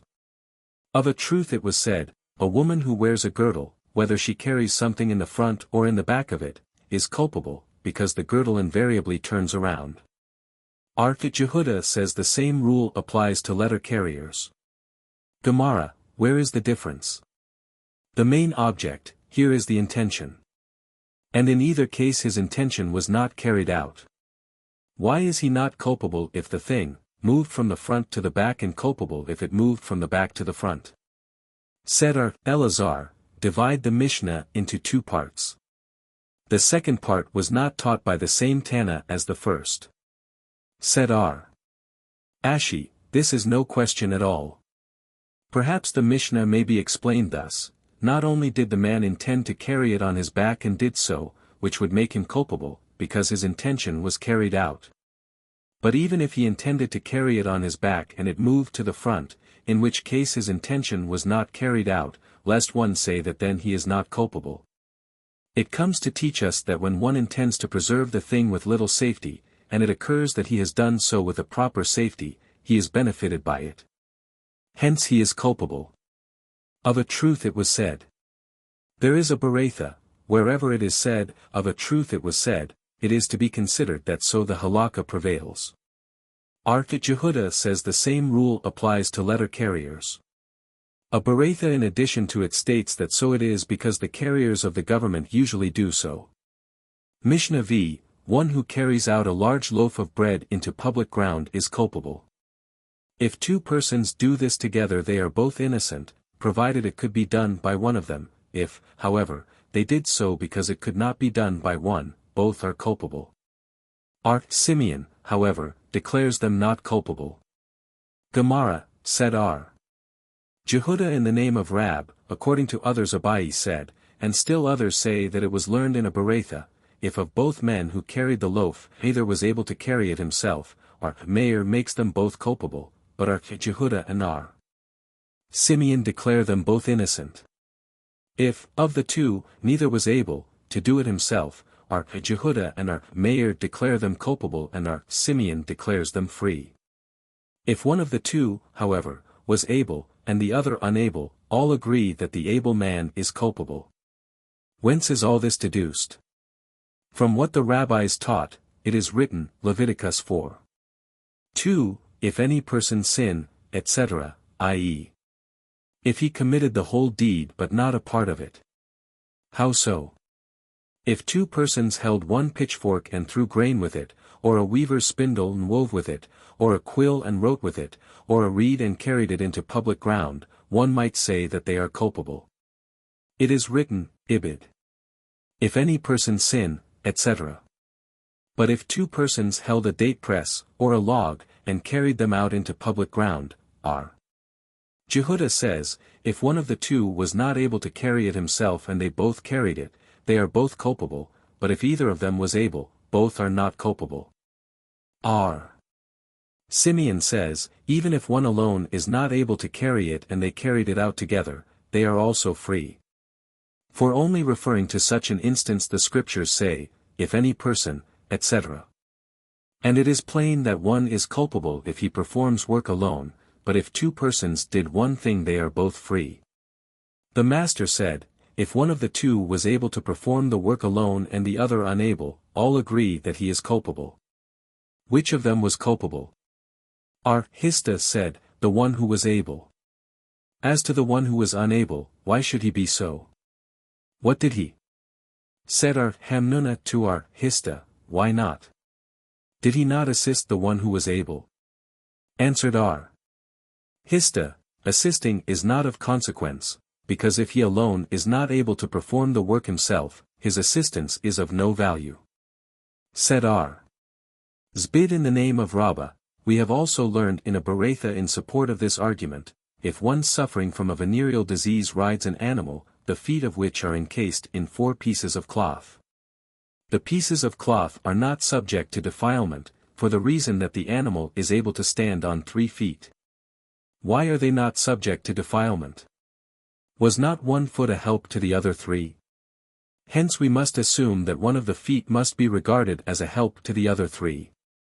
A mere help, however, not having any legal consequence cannot become defiled, and as it is impossible to determine which one of the 3 feet is to be regarded as a help, all 4 pieces of cloth encasing them are not subject to defilement. Again the Master said, if either of the 2 were able, Meir holds them both to be culpable. The schoolmen propounded a question, must the object carried out by them be of double the prescribed size, i.e., a prescribed size for each of them, in order to make them culpable, or does the prescribed size for one man suffice to make them both culpable? Hista and Hanukah, both answered. One of them held that one prescribed size suffices, and the other that it must be double in order to make them culpable, and it is known which of them held to the former opinion and which to the latter. Said Ashi, we have also learned in a Berakhot, 2 men who carried out a reed used by a weaver, into the street, are both culpable. Why so? Was not double the prescribed quantity necessary in order to make both culpable? Hence we must assume that the Berakhot holds one prescribed quantity to be sufficient. Said Faha, the son of Rabbi, to Ashi, what proof do you derive from this Berakhot?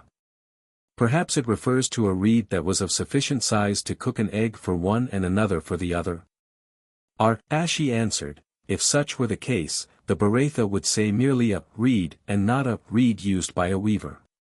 Said Aha again, perhaps the Berakhot refers to a reed of sufficient size to weave a napkin each for both of them. Therefore it were better to say that from this Berakhot we can derive no support either for one opinion or the other. A certain scholar taught in the presence of Naaman, 2 men who carried out a reed used by a weaver, into the street, are both not culpable. Simeon, however, declares them culpable. How can this be? Is this not contrary to Simeon's usage? Read then, on the contrary, the scholars said they are culpable and Simeon said they are not. Mishnah 6. If one carry victuals of less than the prescribed quantity in a vessel, out into the street, he is not culpable even of carrying the vessel, for the vessel is of no consequence to the victuals. If he carried a person on a litter he is not culpable even of carrying the litter, because the litter is of no consequence to the person. If he carried a corpse on a cot he is culpable. The same is the case if he carries a part of the corpse of the size of an olive or of a carcass the size of an olive and of a reptile the size of a lentil. Simeon declares all of them free. Gemara, the rabbis taught, if a man carry out victuals of the prescribed quantity in a vessel, he is culpable of carrying the victuals, but not of carrying the vessel, because the vessel is of no consequence to the victuals. But if the victuals are such that they cannot be carried otherwise than in a vessel, he is culpable of carrying the vessel also. Shall we assume from this teaching that if one ate 2 pieces of tallow each the size of an olive at different times through forgetfulness, and was not reminded of his sin between both times of eating, he is bound to bring 2 sin offerings? Said Ashi, in the case of the man who is culpable of carrying both the victuals and the vessel, it must be assumed that he carried them through forgetfulness and was subsequently reminded of having carried only one of them, but forgot about the other. Later he was reminded of having carried the other also, and according to the opinion of the teacher of this Berakhot, he is culpable and bound to bring 2 sin offerings, one for each time he was reminded. The same difference of opinion exists here as we have seen existed between our Johanan and our Simeon b. Lachish, in the chapter concerning the general rule of Sabbath. If he carried a person in a litter, etc. Shall we assume that the Mishnah is in accordance with our Nathan and not with the rabbis of the following Berakhot? If one carried out an animal or a bird into the street, whether alive or slaughtered, he is liable. R. Nathan, however, says, for carrying out a slaughtered animal or bird, he is culpable, but not for one that is alive, because a live creature carries itself. Said Rabbi, it may be said the Mishnah is in accordance with the rabbis of the Berakhot cited, as they differ with our Nathan only concerning animals or birds, which usually struggle to get loose and thus become a burden. But concerning a person, who is carried and agrees to being carried, and virtually carries himself, the rabbis yield to our Nathan. Said our Ada b. Abba to Rabbi, how will, in your opinion, the statement in our Mishnah be made plain? Ben Bethira permits the selling of a horse to a Gentile, and a Berakhot, in addition to this, states that the reason that Ben Bethira permits this is because the Gentile will not perform any work with the horse on a Sabbath that would involve the liability of a sin offering, for a horse is used for riding only. And when a person rides a horse the person virtually carries himself, and hence is no burden to the horse, and R. Johanan says that Ben Bethira and R. Nathan said, practically, the same thing. Now, if in your opinion the rabbis differ with R. Nathan only in the matter of animals and birds, because when carried they struggle for freedom, but agree with him in the matter of a person, why does R. Johanan say that only Ben Bethira and R. Nathan say the same thing? Did not the rabbis also admit this? The answer was, R. Johanan said that Ben Bethira in permitting a horse to be sold to a Gentile referred to one which was used only for carrying falcons. Are there then such horses? Yeah. They are to be found at the Zaydans. 129. R. Johanan said, even R. Nathan holds a man culpable if he carries a person, animal, or bird that is bound. If he carried a corpse, etc. Said Rabbi b. Hannah in the name of R. Johanan, and the same was said by R. Joseph in the name of R. Simeon b. Lachish, R. Simeon frees one, even if he carries out a corpse for burial. Said Rabbi, even R. Simeon concedes that if one carry out a spade to dig a grave with, or a scroll to read from, he is culpable. Is this not self-evident? Should we then assume that according to R. Simeon's opinion even this kind of labor is not labor for its own sake? How can we find any labor for its own sake which in the opinion of R. Simeon would involve the liability of a sin offering? Lest one say that R. Simeon does not hold a man culpable for carrying a thing unless the work done with the thing is both for the man's sake and also for the sake of the thing itself. For instance, if the spade was needed for digging and also had to be sharpened, or the scroll had to be examined and used for reading, hence he informs us that such is not the case. There was a corpse in Drokra 130 and R. Naaman b. Itzhak permitted it to be carried out into unclaimed ground.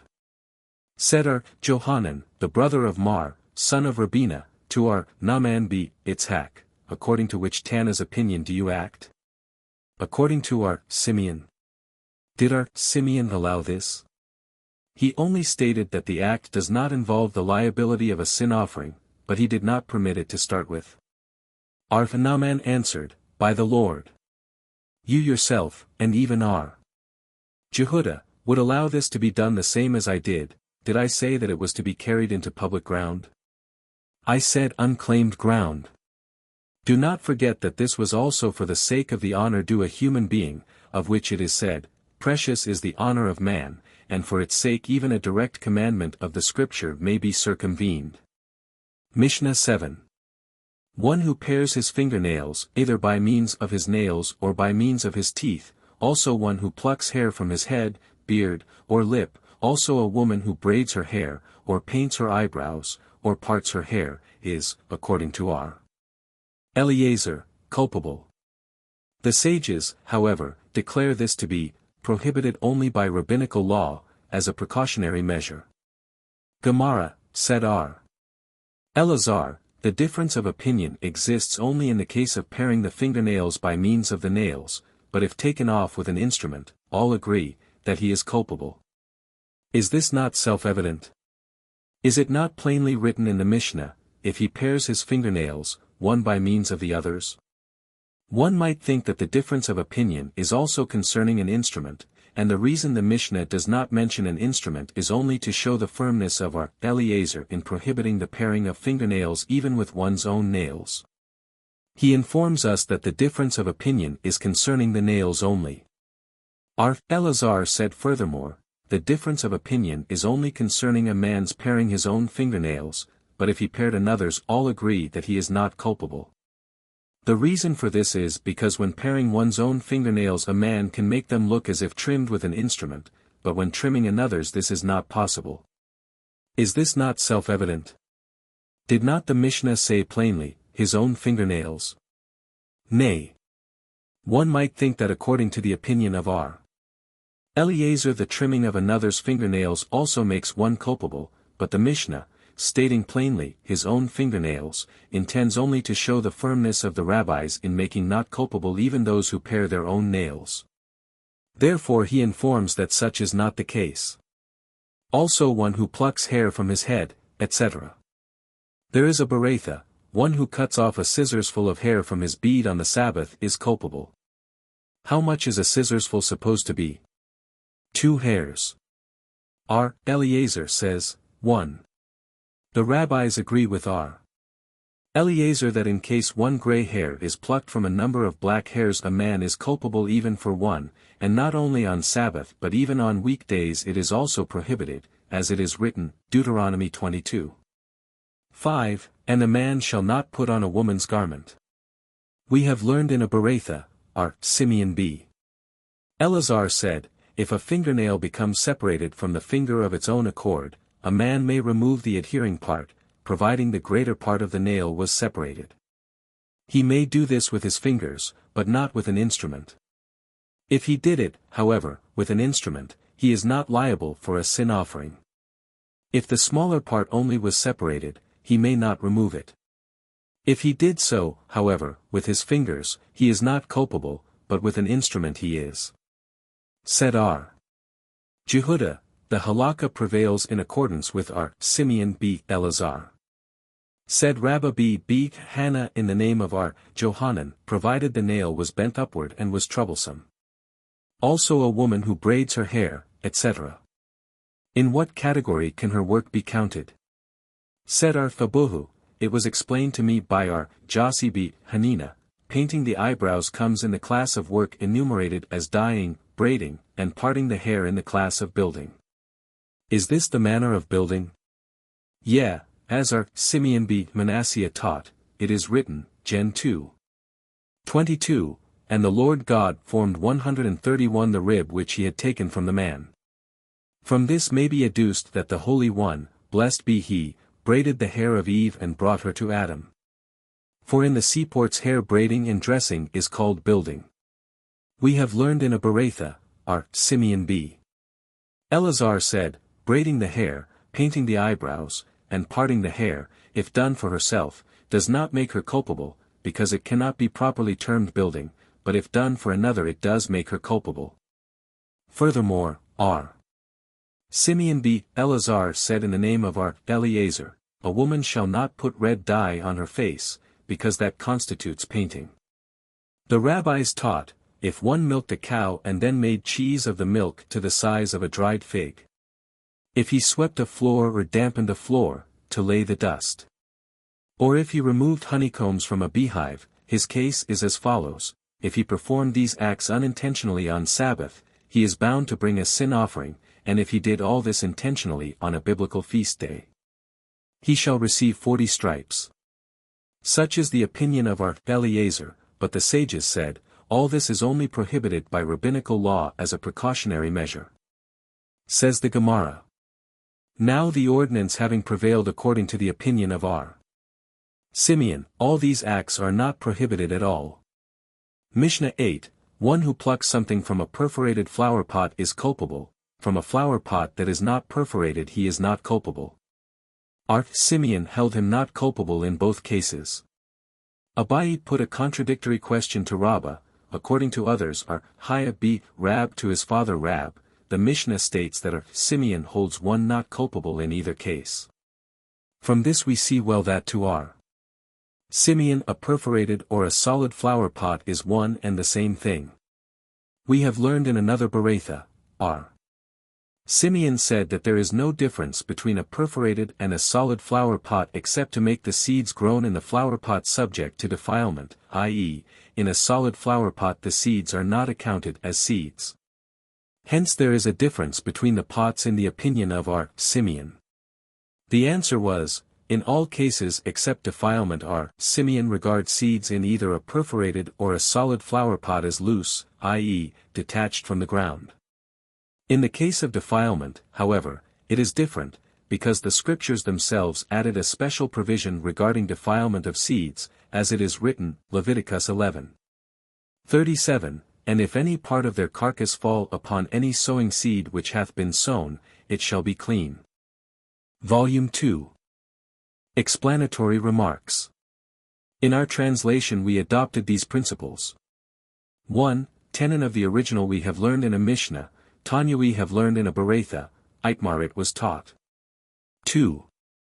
Questions are indicated by the interrogation point, and are immediately followed by the answers, without being so marked. 3. When in the original there occur two statements separated by the phrase, Lisna Akrina or Webeath Ima or Ika Diamri, literally, otherwise interpreted, we translate only the second. 4. As the pages of the original are indicated in our New Hebrew edition, it is not deemed necessary to mark them in the English edition, this being only a translation from the latter. 5. Words or passages enclosed in round parentheses denote the explanation rendered by Rashi to the foregoing sentence or word. Square parentheses contain commentaries by authorities of the last period of construction of the Gemara. Synopsis of Subjects. Synopsis of Subjects of Volume 2, Tract Sabbath. Chapter 11. Mishnahs I, 2, 3, 4, and v. Throwing from private into private by way of public ground. What constituted the sin of the wood-gatherer? The mysterious scrolls found by Rab in the house of his uncle are, Haya concerning the principal acts of labor. What was the name of the wood-gatherer? Arraignment of R. Aqiba by Jehuda ben Bethaira for slandering Zelophehad, by naming him as the wood-gatherer, and for slandering Aaron, by stating that he had been punished by leprosy. Reward for merit comes more quickly than retribution for wickedness. Regulations concerning pits in public ground for the Sabbath. Throwing from a distance of 4 ells against a wall. Throwing within 4 ells, when the object thrown rolled to a greater distance. Throwing at sea for a distance of 4 ells, and throwing from the sea to land, or from one ship to another.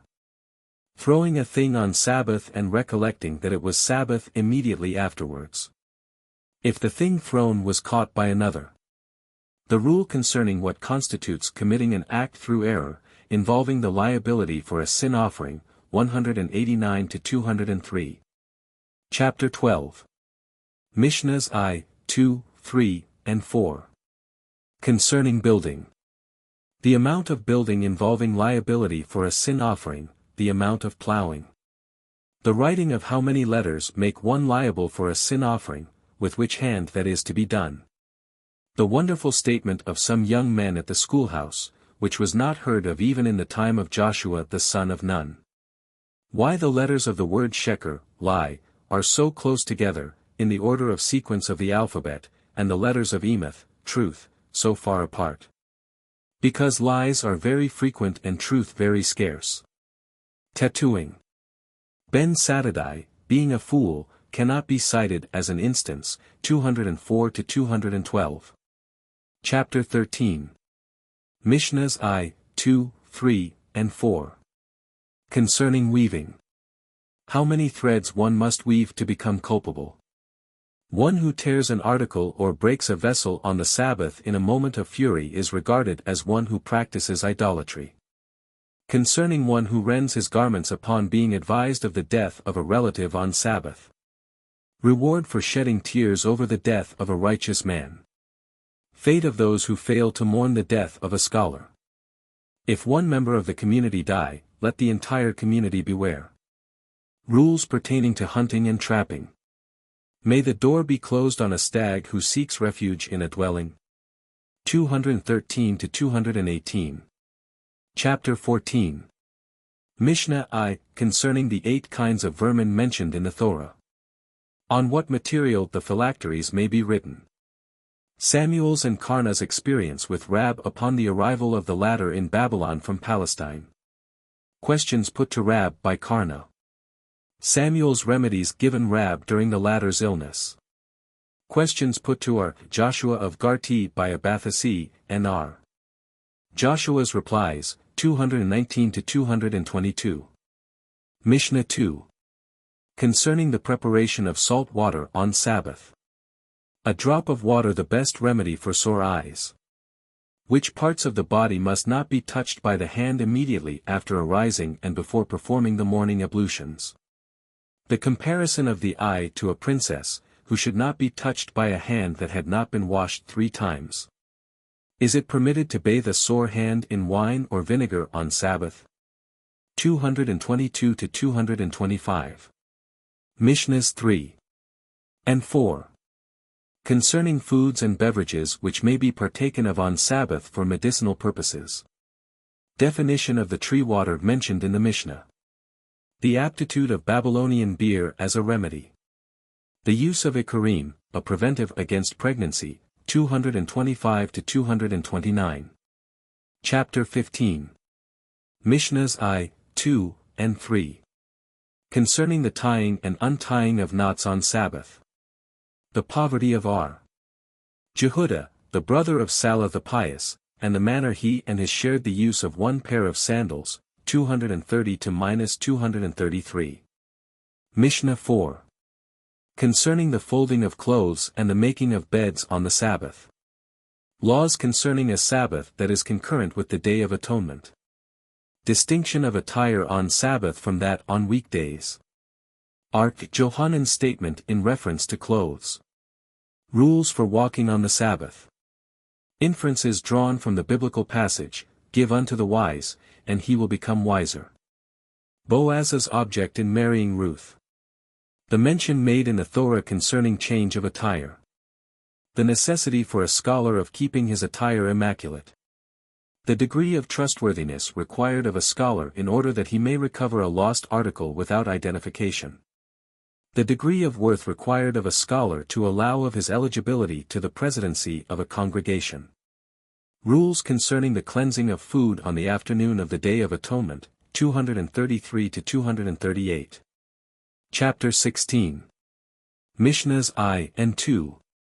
Concerning the saving of sacred scrolls from a conflagration on Sabbath.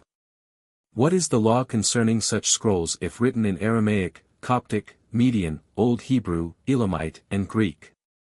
What happened to Aba Halafta on his visit to our Gamaliel the Great in Tiberias, while sitting at the table of Johanan the Nazaph? Aba Halafta's reminiscence of our Gamaliel's grandfather, in reference to the book of Job, written in Aramaic. The law concerning the saving of written benedictions and amulets from a conflagration. One who writes benedictions is regarded as one who burns the law. What happened to men of Sidon, who wrote benedictions, which fact became known to our Ishmael?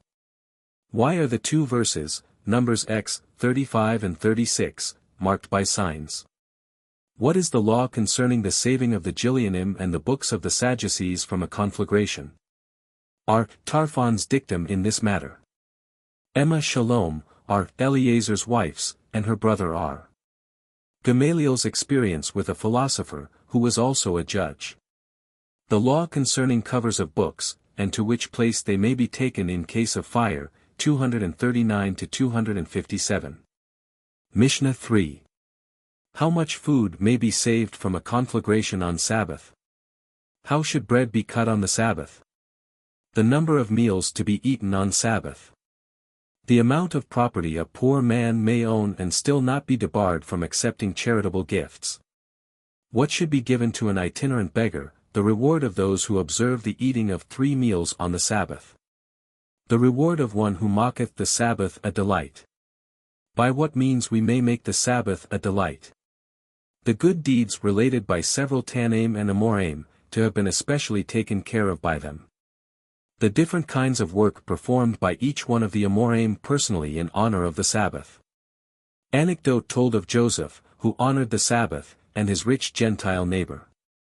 The eventual impoverishment of the Gentile through the purchase of a pearl which was swallowed by a fish, and the sudden wealth of Joseph, who bought the fish and found the pearl. Experience of R. Hayabar Aba while the guest of a rich man in the city of Ludkai. How must the Day of Atonement be honored? What the 2 angels who accompany man at the close of Sabbath say to one who had honored the Sabbath and to one who had not. The story of R. Abulha and his calf. Different opinions concerning the cause of the destruction of Jerusalem, 257, 258. Mishnahs 4, v. 6, and 7. How many loaves of bread may be saved in a basket from a conflagration? It is allowed to cover a chest with a goatskin to keep it from burning. Partitions to be made with vessels filled with water. Concerning a candle that had fallen on the table. Concerning Gentiles and minors at the extinguishing of a fire on Sabbath. The miracle occurring for Joseph ben Semai. What dangerous animals may be killed on Sabbath?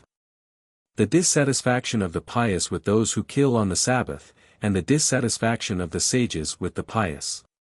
Aba bar Minyumi at the house of the Exilarch. The story of R. Gamaliel on board of a ship, and of Samuel, in whose presence a Gentile lit a candle for his own use, 258 to 265. Chapter 17. Mishnahs I to 6. Concerning vessels which may be handled on the Sabbath. Vessels which may be removed for lack of space, also from sunshine into the shade, whether fragments of the vessels may be moved with them, and other such matters. The questions put to Rab by Mari bar Rachel, and Rabba's replies. Concerning window blinds and covers of vessels, 266 to 275. Chapter 18. Mishnah I. How much straw may be removed for the accommodation of guests on Sabbath? The reward for hospitality.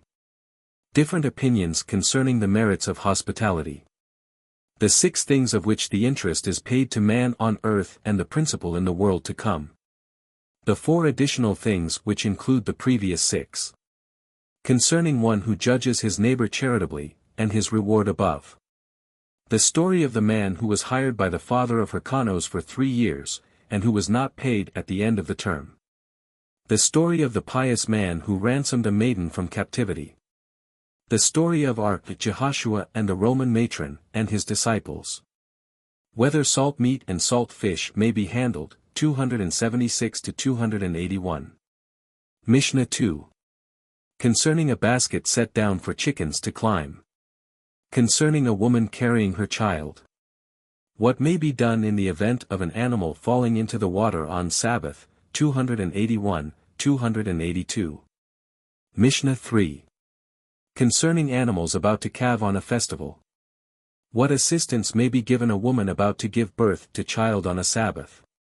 For how long a period may the Sabbath be violated on account of a woman lying in? From what time is she considered to be lying in? Where life is at stake, the ordinances may be put to the most lenient construction. Everything necessary for a sick person, where the illness is not dangerous, should be performed by a Gentile. Concerning bleeding. Meals after being bled. The duty of drinking wine after being bled, and advice to one who has no wine, on what days one should be bled and on what days one should not. Everything mentioned in Ezekiel 16. May fourth be done for a woman lying in on Sabbath, 282 to 287. Chapter 19. Mishnahs I, 2, and 3. Concerning the bringing of the knife for circumcision on Sabbath. When it should be brought publicly and when it should be concealed before witnesses. Public carrying of the knife as a proof of the love of the commandment. Commandments accepted by Israelites with joy are even now carried out joyfully, those received with protest are now reluctantly carried out. Story of Elisha, the man of wings. The Sabbath may be violated on account of preparations for circumcision. Concerning the sucking out of the blood, and bandages necessary for circumcision. What Abai's mother told him. Rabbi's experience with the physicians of Mihazah. Children who have imperfect circulation should not be circumcised until in perfect health. What happened to Nathan of Babylon? How a child should be bathed on Sabbath. The law concerning hermaphrodites. Concerning a child born at twilight and a child born without a foreskin. The story of the child of Ar-Ada bar Ahaba, who was carried to 13 circumcisers. Whether the Sabbath may be violated on account of a child that had been delivered from the side of the mother, with instruments. When a child is called a miscarriage. If a child was to a certainty regularly born, it must in the event of its death be mourned in the regular manner, 288 to 305. Mishnahs 4, v, and 6. Concerning one who had 2 children to be circumcised. Under what circumstances a child may be circumcised after the 8th day and until the 12th. The benedictions pronounced by the circumciser, the father of the child, and the assembled guests after the circumcision, 305 to 308. Chapter 20. Mishnahs I to V concerning wine filters. Laws concerning folding beds, folding chairs, etc. Question put by our Kahana to Rab. Rabbi's reply and the explanation of same by the Gemara. The assertion that the law will be forgotten by Israel, and R. Simeon's ben Jokai explanation of same. The advisability of investigating amongst the judges in Israel in times of trouble. Corrupt judges the hindrance to the resting of the Lord's Shekinah among the children of Israel. Zion's redemption must come through justice. The story of the young scholar who was accused before Ashi. The story told by Joseph concerning the goblet of wine served him by Mar Uqba. Concerning the soaking of Lazarpicium on Sabbath, indisposition of Aha bar Joseph, who was cured by Lazarpicium. Several sayings of Hista, giving advice. How animals must be fed. Concerning straw on a bed. Concerning customary and unusual handling of things. Small men should not wear large shoes nor women torn shoes, 309 to 321. Chapter 21. Mishnahs I to 3. Concerning the lifting of a child in connection with things held by the child, and the lifting of a corpse in connection with other things. Concerning a base to a prohibited thing. Concerning a stone at the opening of a barrel or on a cushion. Concerning the removal of husks and bones from the table. The decision of Abai that the school of Hillel is always in conformity with Simeon's opinion, that the law of Muktzah has no foundation, 322 to 327. Chapter 22. Mishnah I.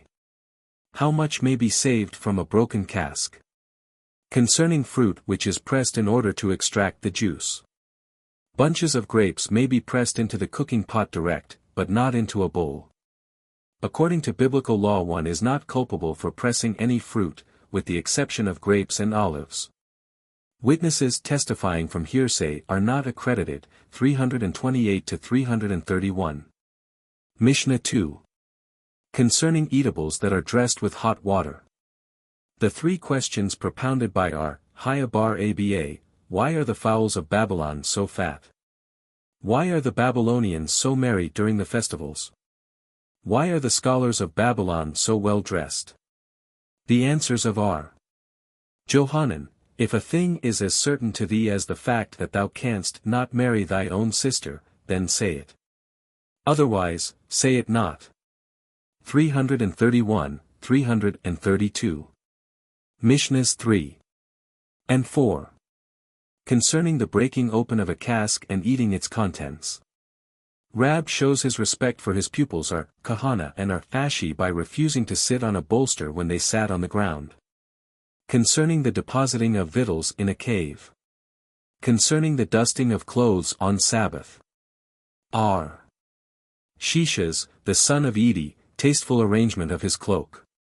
The narrative of R. Demai in the name of and regarding Rabbi, 332 to 338. Mishnah V concerning bathing in a cavern or in the hot springs of Tiberias. How the wine of Pergatha and the water of Dumseth robbed the Israelites of 10 tribes. How R. Jehudah had a pledge taken from Rabbi Bar Hannah to ensure the latter's appearance at his college, and the advantage gained by R. Jehudah in learning a new halakha, 338 to 341. Chapter 23. Mishnahs I and II. Concerning borrowing and lending. Such acts as must be performed on festivals should be performed in as different a manner to what they are performed on weekdays as possible. Concerning the counting of guests and dishes. Casting lots at meals. A man on whose account another is punished is not admitted into the abode of the Lord, 342 to 346. Mishnahs 3, 4, and V concerning the hiring of laborers on Sabbath. The rule laid down by Abba Saul.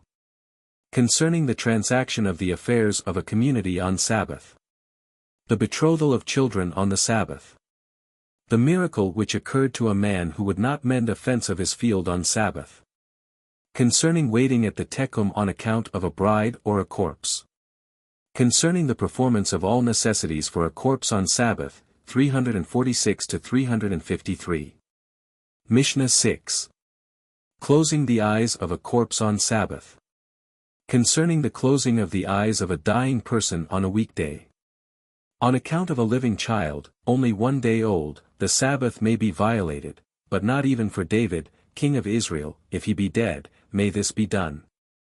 A living child 1 day old need not be guarded from the attacks of rats, but even the dead body of Og, king of Bashan, must be guarded from such attacks. Practice charity when the opportunity presents itself and when it is within thy reach. Poverty is compared to a wheel constantly turning. He who pities living creatures is pitied also in heaven. The explanation of many verses in Ecclesiastes regarding the human body. Why R. Hanina did not weep over the death of his daughter. There are 6 kinds of tears which are shed, 3 good and 3 bad. The dispute of Joshua ben Karha with the eunuch. Why Barzillai was a liar. Worms are as annoying to a corpse as a needle is to excrescences on the flesh. The soul of a man mourns for the body 7 days. The narrative relating to R. Jehudah and his actions towards a stranger who died in his vicinity.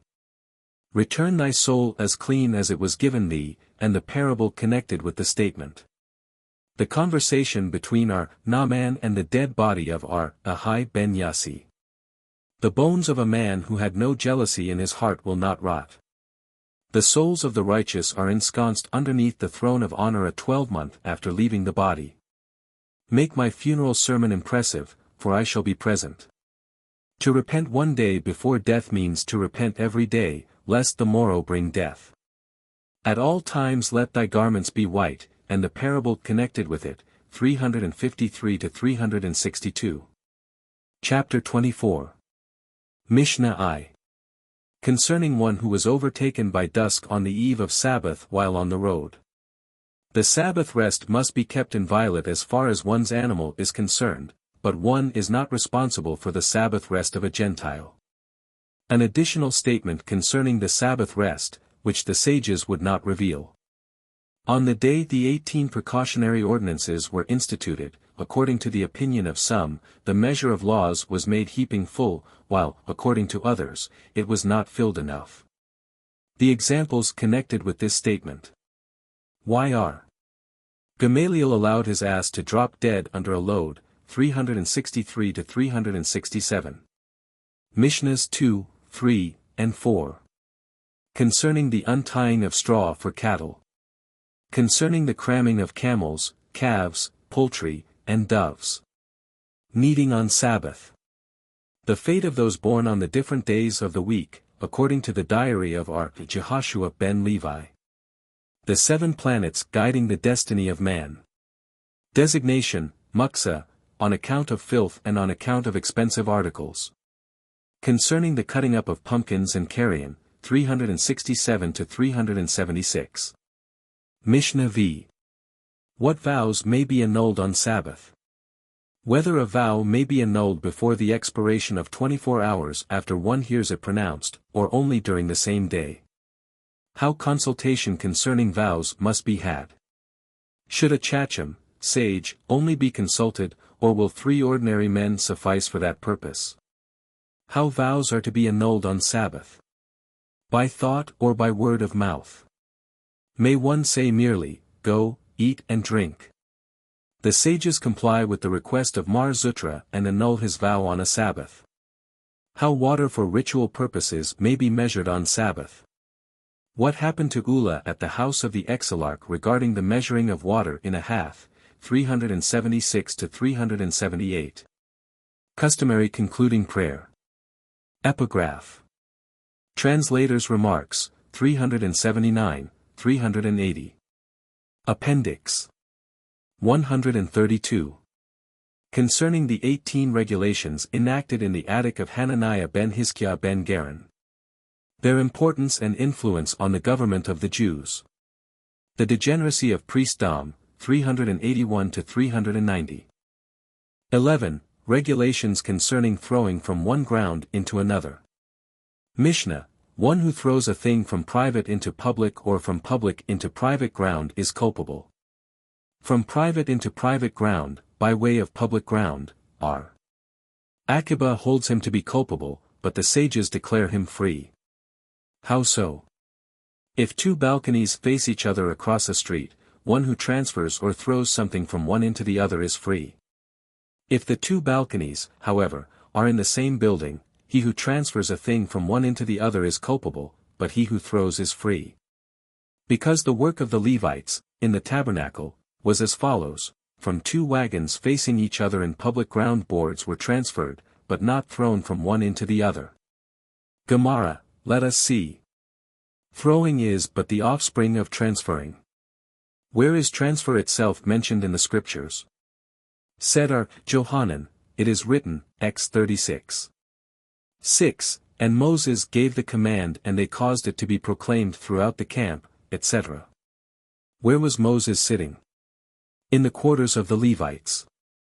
The quarters of the Levites was public ground, because all the people were received there by Moses.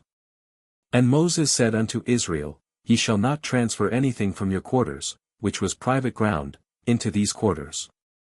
We have found, then, transfer from within, but where do we find transfer from without? It is a logical conclusion, that transfer from within is the same as transfer from without. Still he calls transfer from within the principal act and transfer from without but the offspring. Now, if transferring from within and transferring from without involve the same degree of culpability, why does he call the one a principal and the other all offspring? For the following reason: if one commit 2 principal acts of labor, or 2 offsprings of 2 different acts of labor, he becomes bound to bring 2 sin offerings. But if he commits 1 principal act and 1 offspring of the same act of labor, he becomes bound to bring only 1 sin offering. Whence do we know that if one throw a thing 4 ells in public ground he is culpable? All that is said about 4 ells in public ground is traditional.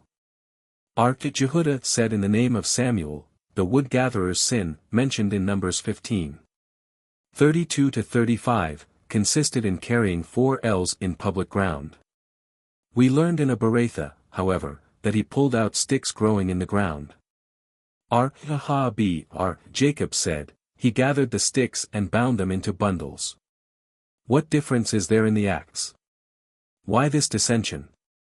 The difference is, as we were taught in the name of Rab, who says, I found a mysterious paper in the possession of my uncle, Haya, upon which was written, Isi ben Jehudah said, the principal acts of labor are 40 less 1.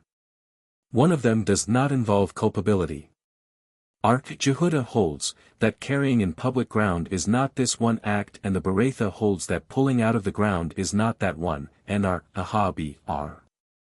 Jacob holds that binding into bundles is not the act which involves culpability. Each one of these three was certain that if a man committed any of the acts mentioned by each he was undoubtedly culpable. The rabbis taught, the name of the wood-gatherer was Zelophehad, and so it is written, Num. 15:32, and while the children of Israel were in the wilderness they found a man, etc., and further on, Ibid 27:31 it is written, Our father died in the wilderness, etc., etc., but in his own sin he died, etc., an analogy of the word wilderness. As by our father is meant Zelophehad, so also the name of the wood-gatherer was Zelophehad. So said Aqiba. Said to him Jehuda be Bethira, Aqiba. Whether your statement be true or false, you will have to answer for it at the time of the divine judgment. For if it be true, you disclose the name of the man whom the scriptures desire to shield, and thus you brought him into infamy, and if it be false you slandered a man who was upright. The same case occurred in the following, it is written, Num. 12:9, and the anger of the Lord was kindled against them, etc. From this we learn that Aaron also became leprous. So said Aqiba.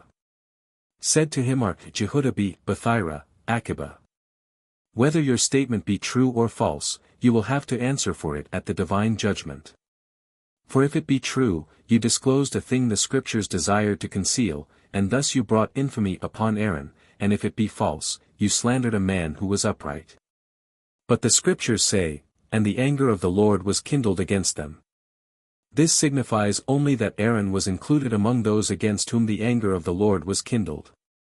We have learned in a Berakhot according to the opinion of Aqiba, Aaron also became leprous, as it is written, and Aaron turned toward Miriam, and behold she was leprous, which implies that at the moment when he turned toward Miriam he was cured of his leprosy and perceived it in Miriam. Said Resh Lakish, he who suspects an innocent man is punished in the flesh, as it is written, X 4:1, but behold, they will not believe me, and it was known to the Holy One, blessed be he, that Israel will believe, and the Lord said unto Moses, They are believers and they are children of believers, but thou, I know, wilt finally not believe. They are believers, as it is written, Ibid 4:3-1, and the people believed, they are children of believers, as it is written, Gen 15:6, and he believed in the Lord. Thou wilt finally not believe, as it is written, Num. XX 12, Moses and Aaron, because ye have not confided in me, and whence do we know that he was punished in the flesh, as it is written, X 4:6, and the Lord said furthermore unto him, Do put thy hand into thy bosom. And he put his hand into his bosom, and when he took it out, behold, his hand was leprous, white as snow. Rabbi said, according to others, Jose b. Hanina, reward for merit, destined for a man, comes to him more quickly and in a greater degree than retribution for wickedness, for in the case of Moses we see it written, Exodus 4:6, and he put his hand into his bosom. And when he took it out, behold, his hand was leprous, white as snow. But the reward was, as it is written, Ibid 7, and when he pulled it out of his bosom, behold, it was turned again as his other flesh. The reason that the verse repeats, pulled it out of his bosom, is to show, that the hand had become cured while in the bosom, and thus the reward was given more quickly and effectively. It is written, X 7:12, Aaron's staff swallowed up their staves.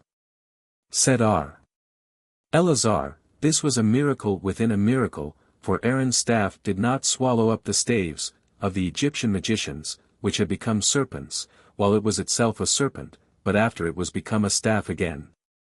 From private ground into private ground, etc. Rabbi propounded a question, shall we assume that the point of difference is in the opinion relating to whether the surrounding of a thing by the atmosphere of a certain place makes the thing equal to being deposited in that place or not? And if this is the point of difference, it must follow that the Mishnah treats of a case where the object thrown was at no time above 10 spans from the ground, because above 10 spans no public ground exists. Those who deem it a culpable act, do so, because they hold that the object, being surrounded by the air of the public ground, through which it passed, makes it equal to being deposited therein. While those who do not deem it a culpable act are not of this opinion. But if the object thrown was above 10 spans from the ground, do both sides agree that the thrower is not culpable?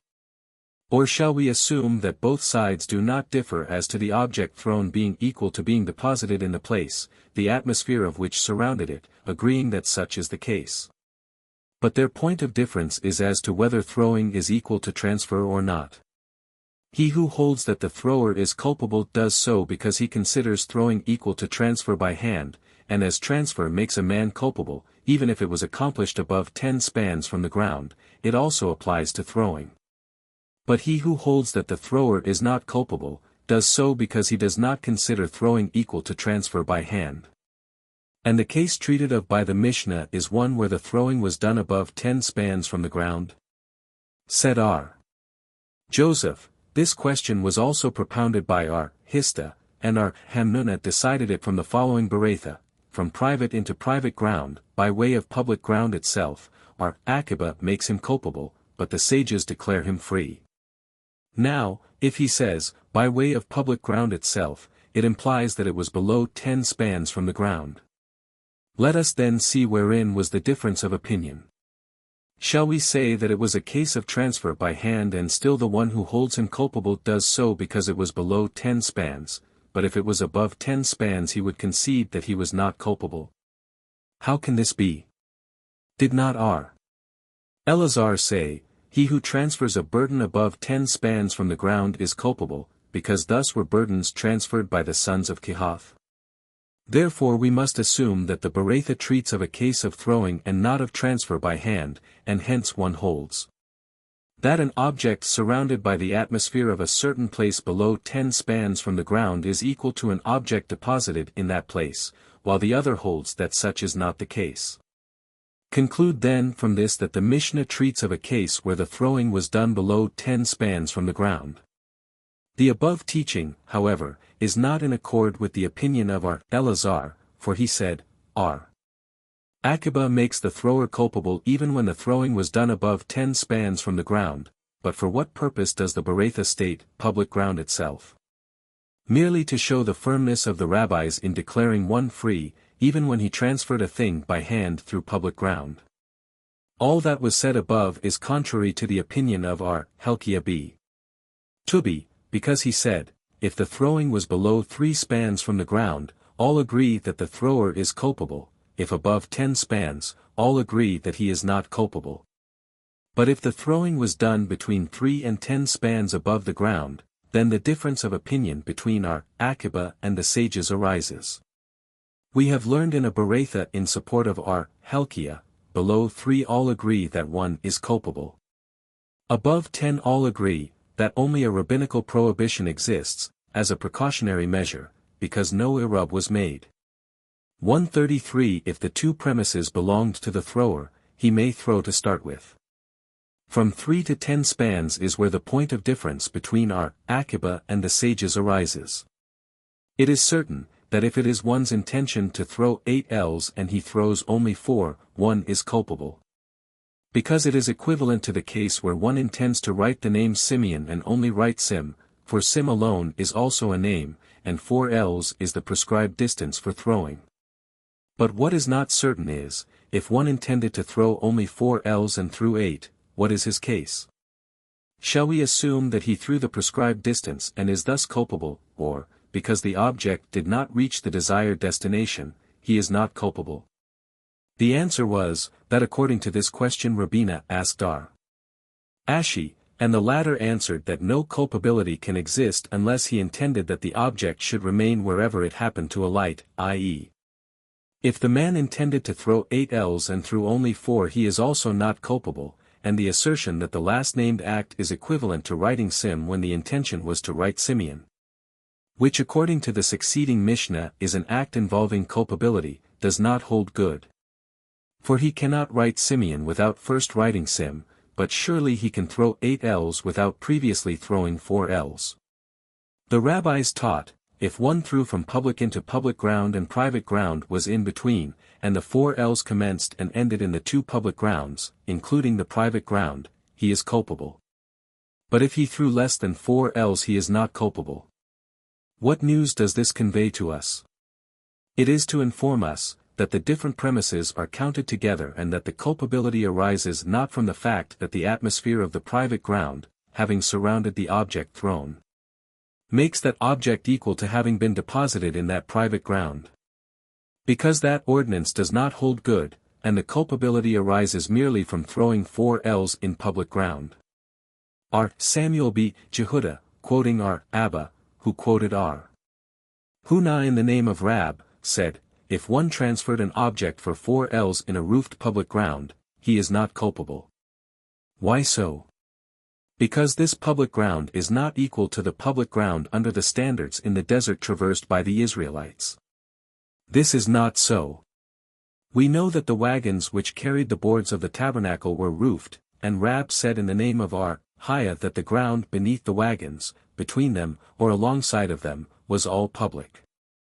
Rab means to state that the wagons were not actually covered, but that the boards were placed crossways on them in layers, and between every layer there was uncovered space, and that space was, in the opinion of Rab, public ground.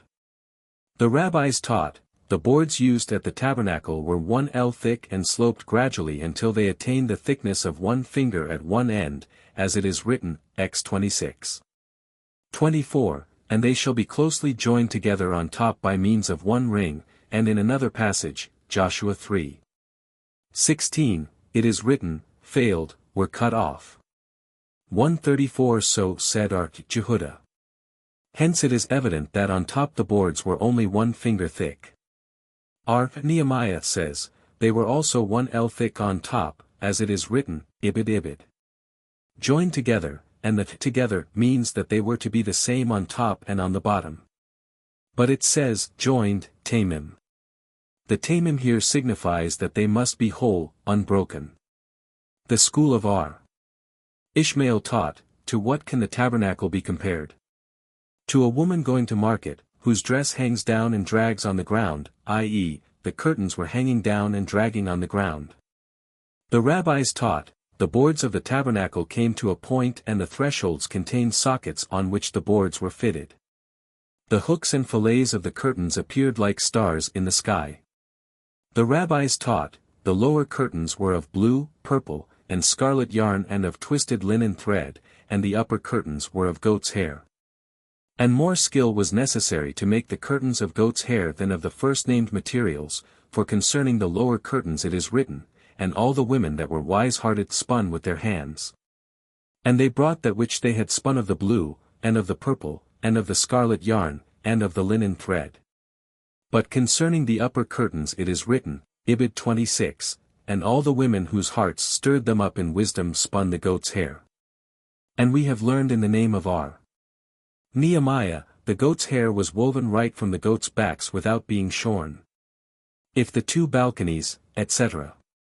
Said Rab in the name of our Hiah, the space between the wagons, beneath the wagons, and alongside of them is public ground. Said Abai, the space between 2 wagons was the length of another wagon. What is the length of a wagon? 5 ells. Rabbah said the sides of the wagon, i.e., the width between the sides, was the width of a wagon. What is that width? 2 1/2 ells. Now, we know that the width of a way in public ground is 16 ells. Whence do we adduce this? If we adduce this from the case of the tabernacle, it should only be 15 ells. For the width of 2 wagons together with the space between them was 15 ells. The answer is, there was another ell additional between the 2 wagons where the Levite walked in order that he might watch the wagons and adjust anything that might come out of place. Mishnah, one who takes anything from, or places anything upon a sand heap, dug out of a pit or a stone that is 10 spans high and 4 spans wide, is culpable. If the sand heap or the stone is below that height, he is free. Gemara, why does the Mishnah say a sand heap, dug out of a pit, or a stone? Why not the pit or the stone itself? Then we would know both the height and depth which must not be used for the placing of a thing. This was said in support of the statement of our Johanan, viz., that the sand heap dug out of a pit is counted in with the depth of the pit as to height to complete the 10 spans. We have also learned thus in a Berakhot, one must not draw water from a pit in public ground which is 10 spans deep and 4 spans wide, unless he has made a railing round the pit that is 10 spans high. He must also not drink from the pit unless he put his head and the larger portion of his body into it. The pit and the sand heap dug out of the pit are counted in with it to complete the 10 spans. R. Mordecai asked of Rabbi, what is the law regarding one who threw a thing on a post 10 spans high and 4 spans wide, standing in public ground?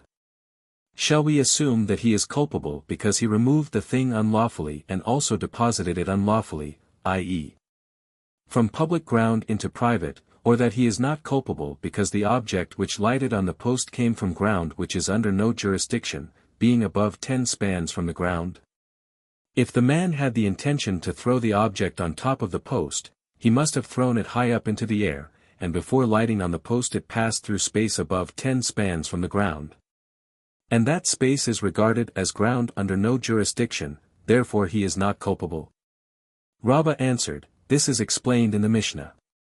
Our Mordecai then went to our Joseph and asked the same question. He received the same answer, it is explained in the Mishnah. Thereupon he came to Abai with the same question, and again received the same answer. Said our Mordecai to Abai, do ye all spit with the same spittle? Answered Abai, dost not thou think that the Mishnah explains it? Did not the Mishnah say, one who takes from or places upon? Rejoined our Mordecai, perhaps the Mishnah treats of a needle which can be placed on a level with the 10 spans height. Said Abai, a needle must also be lifted above the level. Said our Mordecai again, it can be placed without being lifted above the level, because every stone has some crevices that are lower than the surface of the stone and the needle can be placed in one of the crevices. R. Johanan propounded a question, what is the law regarding a man who throws a cake of earth, 4 spans square and 1 span deep, into a pit exactly 10 spans deep and 4 spans square? Shall we say, that he is culpable because he threw the cake of earth into the pit, which was still 10 spans deep and therefore private ground? Or that he is not culpable because as soon as the cake reached the bottom of the pit it lessened the pit's height to 9 spans, and thus made the pit unclaimed ground? Let R. Johanan decide this question himself by what he said in the following Mishnah, if one throw a thing from a distance of 4 ells against the wall, and it strikes the wall at a height of over 10 spans from the ground, he is free. But if below 10 spans from the ground he is culpable, because one who throws a thing to the ground at a distance of 4 ells is culpable. We have investigated the case, how can he be culpable if the object thrown did not adhere to the wall? And our Johanan answered, the case was one of a soft date, which did adhere to the wall. Now, if the conclusion is that the cake of earth lessened the depth of the pit, the date which adhered to the wall also lessened the distance of 4 ells from where the date was thrown, and he says that the man is culpable. The answer was, in the case of the date the thrower did not intend that the date should adhere to the wall permanently, while in the case of the pit the cake of earth remained in the pit permanently, as intended by the thrower. Abai said, if a man throw a mat into a pit 10 spans deep and 8 spans wide in public ground he is culpable. If he, however, placed the mat into the pit so that the pit was divided into 2 equal parts, he is not culpable. The latter decree informs us of 2 facts, firstly, that although the mat was placed in the pit, while the pit was still of sufficient size to constitute it private ground and was only diminished at the time the mat was placed into it, the man is not culpable, and secondly, that the mat takes up sufficient space to make the 2 pits caused by division less than 4 spans wide each. Now, if, according to Abai, it is a certainty that the mat is sufficient to nullify the enclosures necessary for the designation of private ground, so much the more is this the case with the cake of earth previously mentioned, but according to our Johanan, to whom it is even questionable whether the cake of earth can produce that effect, surely a mat cannot. Abai said again, if a man throw an object into a pit 10 spans deep and 4 spans wide, filled with water and standing in public ground, he is culpable, but if the pit was filled with fruit, he is not culpable. Because water does not annul the enclosures necessary for the designation of private ground, while fruit does, the reason is that an object thrown into a pit of water falls to the ground in spite of the water, viz. a stone or iron, while in a pit filled with fruit it rests on top. 135 We also learn the same in a Berakhot, in the name of our Simeon, water does not annul the enclosures necessary for the designation of private ground. Mishnah, if one throw a thing, a soft date, from a distance of 4 ells against the wall, and it strike the wall at a height of over 10 spans from the ground, he is free, but if it strike the wall below 10 spans from the ground, he is culpable. Because one who throws a thing to the ground at a distance of 4 ells is culpable. Gemara, said our Jehudah, quoting Rab in the name of our Haya, if one throw a thing at a distance of 4 ells against a wall, and the thing rested in a hole in the wall above 10 spans from the ground, the law in his case is decided differently by our Mayor and the sages, viz. our Mayor holds, that any object, like a hole, capable of being enlarged, must be looked upon as having been already enlarged, and therefore the man is culpable. The sages, however, hold that such is not the case. Everything must be regarded in its actual condition. R. Jehudah said in the name of Rab, if a man throw a thing upon a sand heap 4 ells wide and sloping up to a height of 10 spans, he is culpable, provided the thing rested on the highest point of the heap. Because the heap is regarded as being 10 spans high in its entire length. The same we have learned in a Berakhot in the name of our Hanina ben Gamaliel. Mishnah, if one threw an object within 4 ells, in public ground, and the object rolled to a greater distance, he is free. If he threw a thing outside of 4 ells and it rolled back within 4 ells, he is culpable. Gemara, why should a man be culpable in the latter clause of the Mishnah? The object thrown did not rest outside of 4 ells if it rolled back within the prescribed limit. Said R. Johanan, the Mishnah treats of a case where the object thrown came in contact with an obstacle by means of which it rolled back, and therefore it rested for a moment outside of 4 ells. Rabbi said, in the opinion of the sages, who differ with R. Aqiba concerning his decree, that an object surrounded by the atmosphere of a certain place makes the object equal to having been deposited in that place, a man who threw a thing from private into private ground by way of public ground, even below 3 spans from the ground, is not culpable unless the thing thrown rested for a moment at least on the public ground. Marimer sat and repeated the above decree. Said Rabina, does not our Mishnah say the same, through the declaration of R.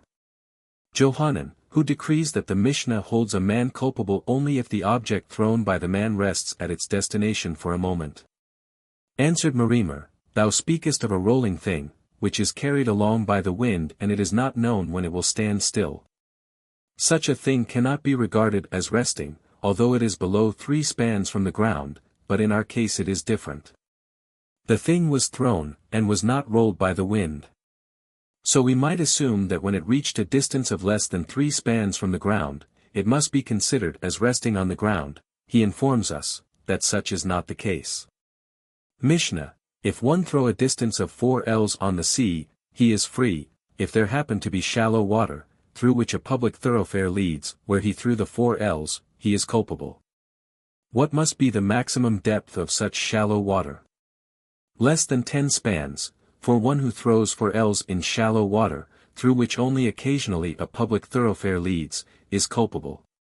Gemara, said one of the schoolmen to Rabbi, the Mishnah mentioning a public thoroughfare twice is justified in doing so, because we might presume that a thoroughfare used only in cases of necessity cannot be regarded as a public thoroughfare.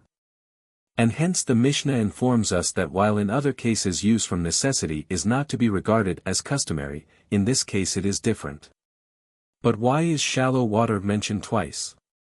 Answered Abai, we might presume that the shallow water was not 4 ells wide, in which case it would be used a thoroughfare.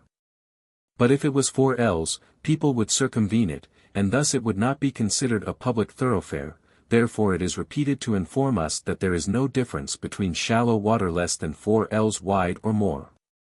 Mishnah, one who throws from the sea into land, from land into the sea, from the sea into a ship, from a ship into the sea, or from one ship into another, is free. If ships are bound together, one may transfer an object from one into the other. But if the ships are not bound together, even though they lie alongside of one another, and meet, one must not transfer a thing from one into the other.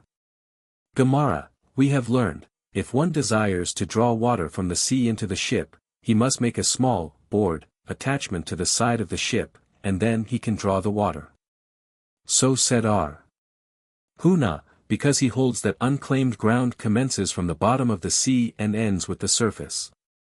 The atmosphere above the sea is considered as ground under no jurisdiction, and hence the making of the attachment was really not necessary. But it being Sabbath, this should be done to distinguish the Sabbath from weekdays. R. Hista and Rabbi Bar R. Huna said, the attachment made should be 4 ells wide, because they hold that the unclaimed ground commences from the surface of the water, and the water itself is considered as ground, and if the attachment were not made, it would constitute carrying from unclaimed ground into private ground, and this is not allowed to commence with. R. Huna said, on the small boats, that are not 4 spans wide down their entire depth, a man must not carry anything only for 4 ells, because it cannot be considered private ground. Unless at a distance of 3 spans from the ground the boat is 4 spans wide. If there be sticks or refuse at the bottom of the boat commences from the top of such sticks or refuse, and if the boat be 10 spans high, according to that calculation one may carry in it. R. Naaman opposed this. Why should a man not be permitted to carry in a boat the bottom of which is not strewn with sticks and refuse? Have we not learned in a Berakhot that our Hosea b. R. Jehudah said, if one placed in public ground a stick, 10 spans high, on top of which was a trough, which was 4 spans wide, a person throwing anything on top of the trough is culpable, because, while the trough was not 10 spans high itself, the height of the stick upon which it rests is considered as included in its own. Why should this not also refer to the case of the boat, and the place where it is 4 spans wide be considered as if it reached down to the bottom? R. Joseph opposed R. Naaman as follows, did not R. Naaman hear that R. Jehudah, in the name of Rab, according to others, in the name of R. Hiah, said, that the sages did not agree with Hosea b. R. Jehudah and exonerated the man? Hence we see that the Berakhot, treating of the boat, holds with the opinion of the rabbis. If ships are bound together, etc. Is this not self-evident? Said Rabbi, the Mishnah wishes to inform us, that one is permitted to carry from one ship into another, even if a small boat is between them, i.e. one may carry from one ship into the boat and thence into the other ship, even though the small boat is not tied to either ship. Said Saphra to him, Moses. 136 How canst thou say such a thing? Does not the Mishnah state explicitly that one may carry from one ship into another? No boat between them was mentioned. R. Saphra, however, explained the Mishnah thus, the Mishnah, by saying one may carry from one ship into another, means to say that an erub may be made between the 2 ships, just as between 2 houses. And then things may be carried from one into the other, as we have learned in a Berakhot, an erub may be made between ships that are tied together and things may be carried from one into the other. If the rope by means of which the ships were lashed to each other became torn, carrying to and from one ship to the other is not allowed. But if the ships were lashed together again, either intentionally or unintentionally, through compulsion or through an error, the original permission again holds good. The same is the case with mats of which tents were made, whereby the ground enclosed by the mats becomes private, and if many such tents were made, carrying from one tent into another is permitted, provided an erub is made. If the mats were rolled up, however, such carrying is not permitted. Were the mats rolled down again, intentionally or unintentionally, through compulsion or through error, the original permission again holds good. It was reported in the name of Samuel, if the ships were tied together with a mere thread, permission to carry from one into the other holds good. Mishnah, if one threw a thing, and after the thing had passed out of his hand, he recollected that it was Sabbath, if another person caught the thing thrown. If a dog caught it or if the things thrown was consumed by fire, before reaching its destination, the man is free. If one threw a thing for the purpose of injuring a man or a beast, and before such injury was inflicted recollected, that it was Sabbath, he is free. For, this is the rule, only such are culpable and, bound to bring a sin offering as commit an act through error from beginning to end. If the act, however, was committed through error only at the start, and at the close was committed consciously, or vice versa, the perpetrator is free until the beginning as well as the end of the act is committed through error. Gemara, what would be the case, if the thing, after passing out of the thrower's hand, had rested, outside of 4 ells in public ground? Would he be culpable? Why? Did he not recollect, that it was Sabbath, before the thing rested? And our Mishnah, distinctly, states that one cannot be culpable unless an act were committed through error from beginning to end. Said Rabbi, the Mishnah teaches us 2 facts. Firstly, if one threw a thing, and after the thing had passed out of his hand he recollected, that it was Sabbath. Or secondly, even if he did not recollect, that it was Sabbath, but another man, or a dog, caught the thing, or it was consumed by fire before it rested, he is not culpable. This is the rule. We have learned, if one threw a distance of 6 ells, 2 ells through error, the next 2 consciously, and the last again through error, Rabbi declares him free. How can that occur? As soon as the object had passed out of his hand and had not yet reached farther than 2 ells, he became conscious that it was Sabbath, and before it had passed the next 2 ells he forgot again that it was Sabbath.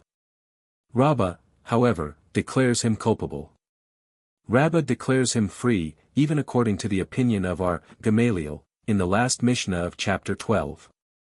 Who does not consider the consciousness during the time intervening between the perpetration of the 2 acts, each of which only executed 1/2 the prescribed deed, as being of any consequence, but considers the 2 unfinished acts as one prolonged act done unintentionally and making the perpetrator culpable. For what reason? Because in the case treated of in the cited Mishnah nothing was done during the period of consciousness, of the Sabbath, intervening between the 2 unfinished acts to neutralize the erroneous character of the 2 unfinished acts. And thus they became one finished act and made the perpetrator culpable. In this case, however, Rabbi assumes that during the time intervening between the passing of the first 2 ells and the last 2 ells, the man carried the thing, and did so fully conscious, of the Sabbath. And thus neutralized the erroneous character surrounding the throwing for the first 2 and last 2 ells. Rabbi, however, declares him culpable, even according to the rabbis, who hold contrary to the opinion of our Gamaliel, in the cited Mishnah, and consider the consciousness, of Sabbath, during the period intervening between the 2 unfinished acts as a neutralization of the unintentional character of the unfinished acts, thus making the perpetrator not culpable. In this case, however, the man is culpable. Why so? Because in the case cited in the same Mishnah the entire act could have been committed, but was not, for after the man became conscious, of its being Sabbath, he stopped. Hence the unfinished act was not counted. Later he again forgot that it was Sabbath, but again recollected, before the entire act was committed, so the second unfinished act was not counted, and the man is free. In this case, however, the thing having been thrown could not be stopped when the man became conscious of its being Sabbath before it reached its destination. Thus the act was committed, and the fact that the thrower became conscious, of its being Sabbath, in the meantime is of no consequence. Now, the conclusion is that there is really no difference between the rabbis and our Gamaliel or between Rabbi and Rabbi, because all agree that if the thing was thrown the man is culpable, but if carried by hand he is not. Rabbi said, if one threw a thing and it rested in the mouth of a dog or in the opening of an oven, he is culpable. Did we not learn in the Mishnah that if a dog caught it, or if it was consumed by fire, he is not culpable? Yeah. But the Mishnah refers to a case where the intention was to throw it elsewhere and accidentally a dog caught it or it was consumed by fire. But Rabbi means to say that a man is culpable if he intentionally throw it into the dog's mouth or into the oven. Said our Bibhi B. Abai, we have also learned elsewhere that the intention to have a thing rest in a place makes that place a fit one for the thing. 12. Regulations concerning building, ploughing, etc., on the Sabbath. Mishnah, among the 40, less 1, principal acts of labor, building was enumerated. What is the least amount of building which will make a man culpable? The least possible amount. The same applies to stonemasonry, smoothing with a hammer, at the close of the work, as for planing, he who planes the least bit, and for drilling, he who drills ever so little, is culpable. For this is the rule, he who performs any act of labor which is of permanent value is culpable. Our Simeon ben Gamaliel said, he who during his work strikes the anvil with his sledge is culpable, because he virtually brings about labor. Gemara, of what use is so small an amount of building? Said our Aha bar Jacob, so small an amount of building is usually done by a householder who discovers a hole in the wall of one of his rooms and fills it up, with wood or cement. And the instance of such work having been performed at the construction of the tabernacle is, when one of the boards contained a hole produced by worms, a little molten lead was poured into it and it was thus filled. Samuel said, one who places a stone in the street for the purpose of paving the walk is culpable. An objection was made. We have learned elsewhere, if one furnished the stone for paving and another furnished the mortar, the latter is culpable. Says the Gemara, if you base your objection to Samuel's decree upon this Berakhot, why do you not also cite the latter decree of the Berakhot which reads, R. Jose says, one who picks up a stone and places it upon a row of stones is also culpable. Hence we see that there are 3 different kinds of building. Building at the base, in the center, and on the top. Building at the base only requires a solid foundation in the earth. Building in the center requires mortar. Building on top needs only proper placing without the use of mortar. Stonemasonry. In what category of labor can stonemasonry be placed, that its performance should make one culpable? Rab said it comes under the category of building, and Samuel said under the category of smoothing with a hammer. The same difference of opinion exists between Rab and Samuel in the case of one who bores a hole in a chicken coop that was not previously perforated. The former holds this to be building, while the latter regards it the same as smoothing with a hammer. It makes no difference to one who performs such labor unintentionally, for in either event he must bring a sin offering, regardless of what class of labor he performed, if he does only one act, but when he performs 2 acts there is a difference. If they are both of one category, he is bound to bring only one sin offering, but if they are of different categories, he must bring 2. But in the case of one who performed such work with intention, even if he does only one act it does make a difference. The witnesses to his deed when warning him of his wrongdoing must inform him just what class of labor he is engaged in executing. Should they tell him incorrectly, he cannot be held guilty. This applies to all cases where the Gemara asks as to the category of labor performed. The same difference of opinion also exists in the case of one who affixed a handle to a pickaxe, Rab classing such work as building, and Samuel as smoothing with a hammer. A question was propounded by our Nathan bar Oshia to our Johanan, under what category of labor is stonemasonry to be placed? Our Johanan answered him by making the sign of hammering with his hand. For this is the rule. What additional significance does the statement, for this is the rule, contain? It applies to the hollowing out of a block of wood capable of holding a cab, about 4 lugs, a cavity a good deal smaller. Our Simeon ben Gamaliel said, etc. What labor is performed by striking an anvil with a sledge? The Tosefta in this chapter explains it as follows, said our Simeon ben Gamaliel, he who during his work strikes the anvil with the sledge is culpable.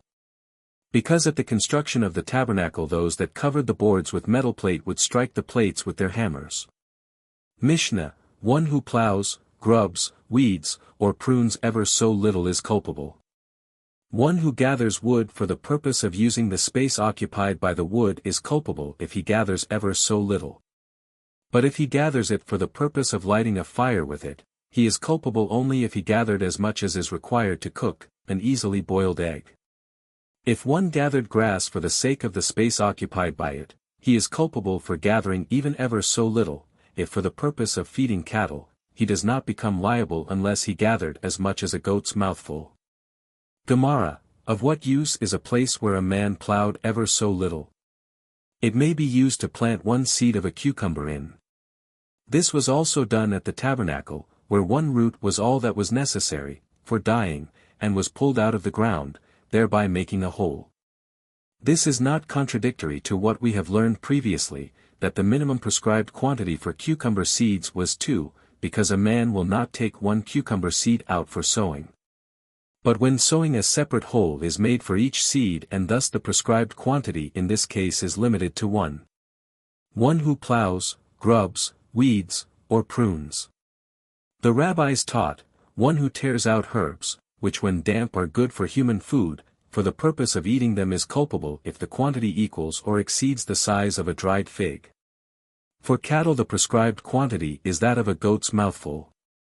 If for the purpose of using for fuel, the prescribed quantity is as much as is used to cook an easily boiled egg with. If for the purpose of cleaning, weeding, his place, he is culpable even for ever so little. Is all this kind of work not done for the sake of cleaning the place? 137 said Rabbi and R. Joseph, the Mishnah treats of a case where even if the man was not standing in a garden belonging to an individual, but even if he did it in a public field, if his intention is to clean the place he is culpable. Abai said, the same is the case, even if he did it in a private field and had no intention to clean the place, as it did not belong to him but to someone else. Mishnah, one who writes 2 letters, with the right or with the left hand, be they of one denomination or of different denominations, or be they written with different inks or be they letters of different languages, alphabets, is culpable. R. Jose said, the only reason that one is declared culpable for writing 2 letters, is because they can serve as marks, for thus the boards used at the tabernacle were marked in order to be able to tell which fit together. Rabbi Jehuda Hanassi said, we also often find a short name which forms part of a long name, as Sam for Simeon and Samuel, Noah for Nahor, Dan for Daniel, Gad for Gadiel. Gemara, it would be right if the Mishnah were to say that if one write with his right hand he is culpable, because writing with the right hand is the general way, but writing with the left is entirely out of the ordinary. Why should he be culpable? Said our Jeremiah, the Mishnah also refers to a left-handed man. A left-handed man? His left is his right and his right his left hand. Let him then not be culpable if he use his right hand. Said Abai, in the case of the Mishnah a man is referred to who has equal strength in both hands, but our Jacob, son of the daughter of Jacob, said, the Mishnah stands according to the decree of R. Jose that the reason of a man's culpability is because of the letters standing for marks, and the making of marks with either the right or the left hand is prohibited.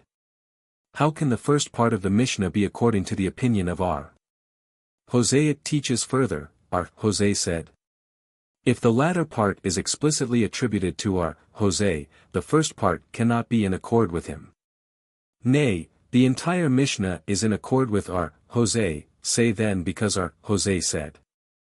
Rabbi said, we also often find a short name, etc. What does Rabbi mean by this teaching? Shall we assume that one is culpable only if he wrote 2 letters representing 2 different names, but if the 2 were merely an abbreviation of one name he is not culpable? Did we not learn in a Beretha, it is written, Leviticus 4. 2, and do, of, any, one, of them. One might assume from this verse that the man is not culpable unless he wrote the entire name, or wove the entire cloth, or he finished the whole length of the seam, therefore it is written, of any, one, of them. Now, if we take, of any, one, of them, literally, the writing of even one letter or the weaving of even one thread should make one culpable. Therefore it is written, of any, one, of them. How should this be understood? One is not culpable until he writes a short name which forms part of a long name, like Sam for Simeon or Samuel, Noah for Nahor, etc., etc. Rabbi Jehudah said, the two letters need not be part of a long name, but even if the two form a name, of a thing, in themselves like, Shesh, Taith, Red, Gag, Chalk. Shesh lion, Taith to give, Red go below, Gag roof, Chalk nose band. Said R. Jose, is then the man culpable because of writing? It is only because of making a mark, for thus were the boards of the tabernacle marked in order that one mill tell which fit together. Therefore if one made but one scratch on two boards or two scratches on one board, he is culpable. R. Simeon quotes the same verse, and do, of, any, one, of them. One might assume that the man is not culpable unless he wrote the entire name, etc. How should this be understood? One is not culpable until he has performed labor which is permanently fixed. Now in the Berakhot we see that R. Jehudah said the two letters need not be part of a name, but even if the two form a name. Does not R. Jehudah contradict himself? This presents no difficulty. In the above Mishnah he gives his own opinion, while in the Berakhot he cites his master's opinion, because we have learned in another Berakhot, R. Jehudah said in the name of R. Gamaliel, even if the two letters are not part of a long name, but form a name in themselves, he is culpable.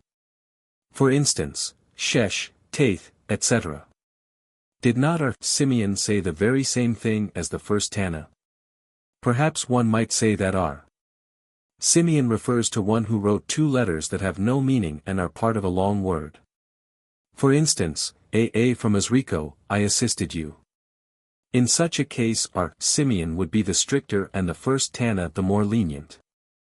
Is this not contrary to R. Simeon's wont, as we have learned in a Tosefta further on, if one bore a hole with a drill, be the hole ever so small, he is culpable, etc. R. Simeon however declares him free until the hole made was as large as it was originally intended to be. Answer and interpret R. Simeon's words thus.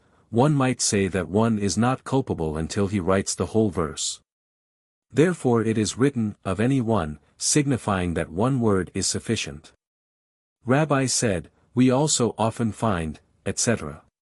How can the name of Sam be equal to Simeon? The letter mem in Sam is an end, closed, letter, while the mem in Simeon is an open, middle, mem. 138 said R. Hista. From this we may infer that if one write by mistake an open mem instead of a closed mem in the scroll of laws, the scroll may be used. The rabbis said to R. Jehoshua ben Levi, there were some young men at the schoolhouse today, and they related such wonderful things as were never taught before even in the time of Joshua the son of Nun. These are they, Aleph, Beth means Aleph Bino, go and teach knowledge.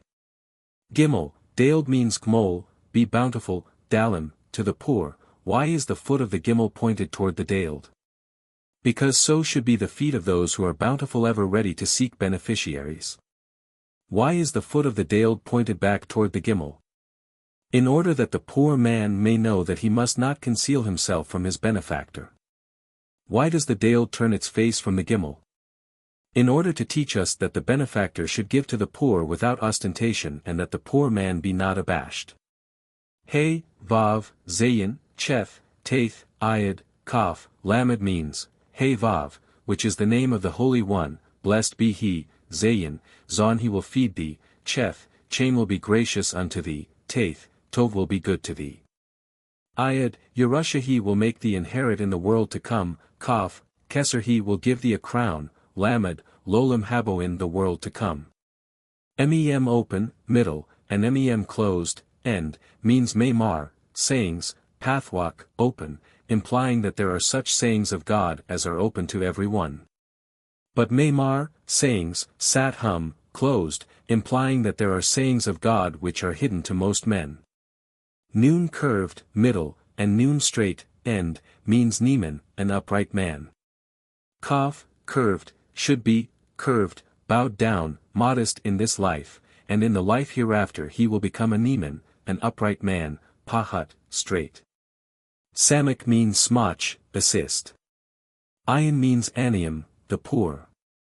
Peh round, middle, and peh straight, end, means peh, a mouth, paswatch, shall be open, to teach, and peh, mouth, sesam, shall be closed, to slander. Tzadi round, middle, and tzadi straight, end, means tzaddik, a righteous man, should be modest and fearless, straight. Kuf means kodash, holy, implying who does all, that has been mentioned, is holy. Resh means rasho, wicked, implying, who does the contrary is wicked. Why does the crown of the Kuf look down upon the Resh? Just as the Kodash, Holy One, blessed be he, looks down upon the Rasho, the wicked, saying, Turn from thy ways and I shall also give thee a crown. Why does the foot of the Kuf hang unsupported? In order to admit of the wicked entering into the Kedoshim, holiness, if he turn from his ways. Shin means sheker, a lie, and Thaf means emeth, truth. Why are the letters of sheker so near to one another? The order of sequence in the alphabet is Resh, Kuf, Shin, and Emeth so far from one another, being the first, middle, and last letters of the alphabet. Because lies are very frequent, while truth is very scarce. Why have the letters in sheker but 1 foot while those in Emeth have so many?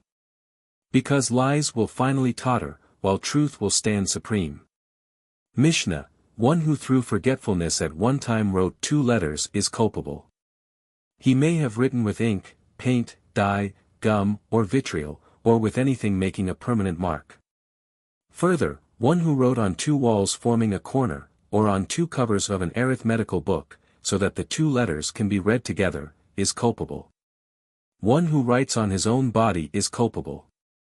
One who tattoos letters in his flesh are. Eliezer holds him culpable for a sin offering, and Jehoshua holds him to be free. If one write with dark liquids, with fruit juice, or in road dust, in fine sand, or in anything that does not retain the writing, B is free.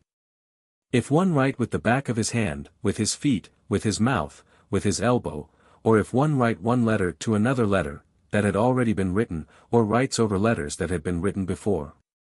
Or when one's intention was to write a cheth and wrote 2 zayins. Or if one write one letter on the ground and another on the wall, or on 2 separate walls, or on 2 separate pages of a book, when the 2 letters cannot be read together, he is free. If one wrote one abbreviated letter, R. Jehudah ben Bethira holds him culpable and the sages hold him free. Gemara, or with anything making a permanent mark, etc. What other additional things does the Mishnah mean to express by this? R. Hananya taught, it means if one wrote with berry juice or with gallnuts, he is also culpable. R. Haya taught, if one wrote with graphite, soot, or black ink, he is culpable. One who tattoos 2 letters on his flesh, etc. We have learned in a Beratha, said Eliezer to the sages, did not the son of Sadadai 139 bring witchcraft out of Egypt, through tattooing on his flesh? Answered the sages, he was a fool and we do not cite single instances of fools. If one write one letter to another letter, etc.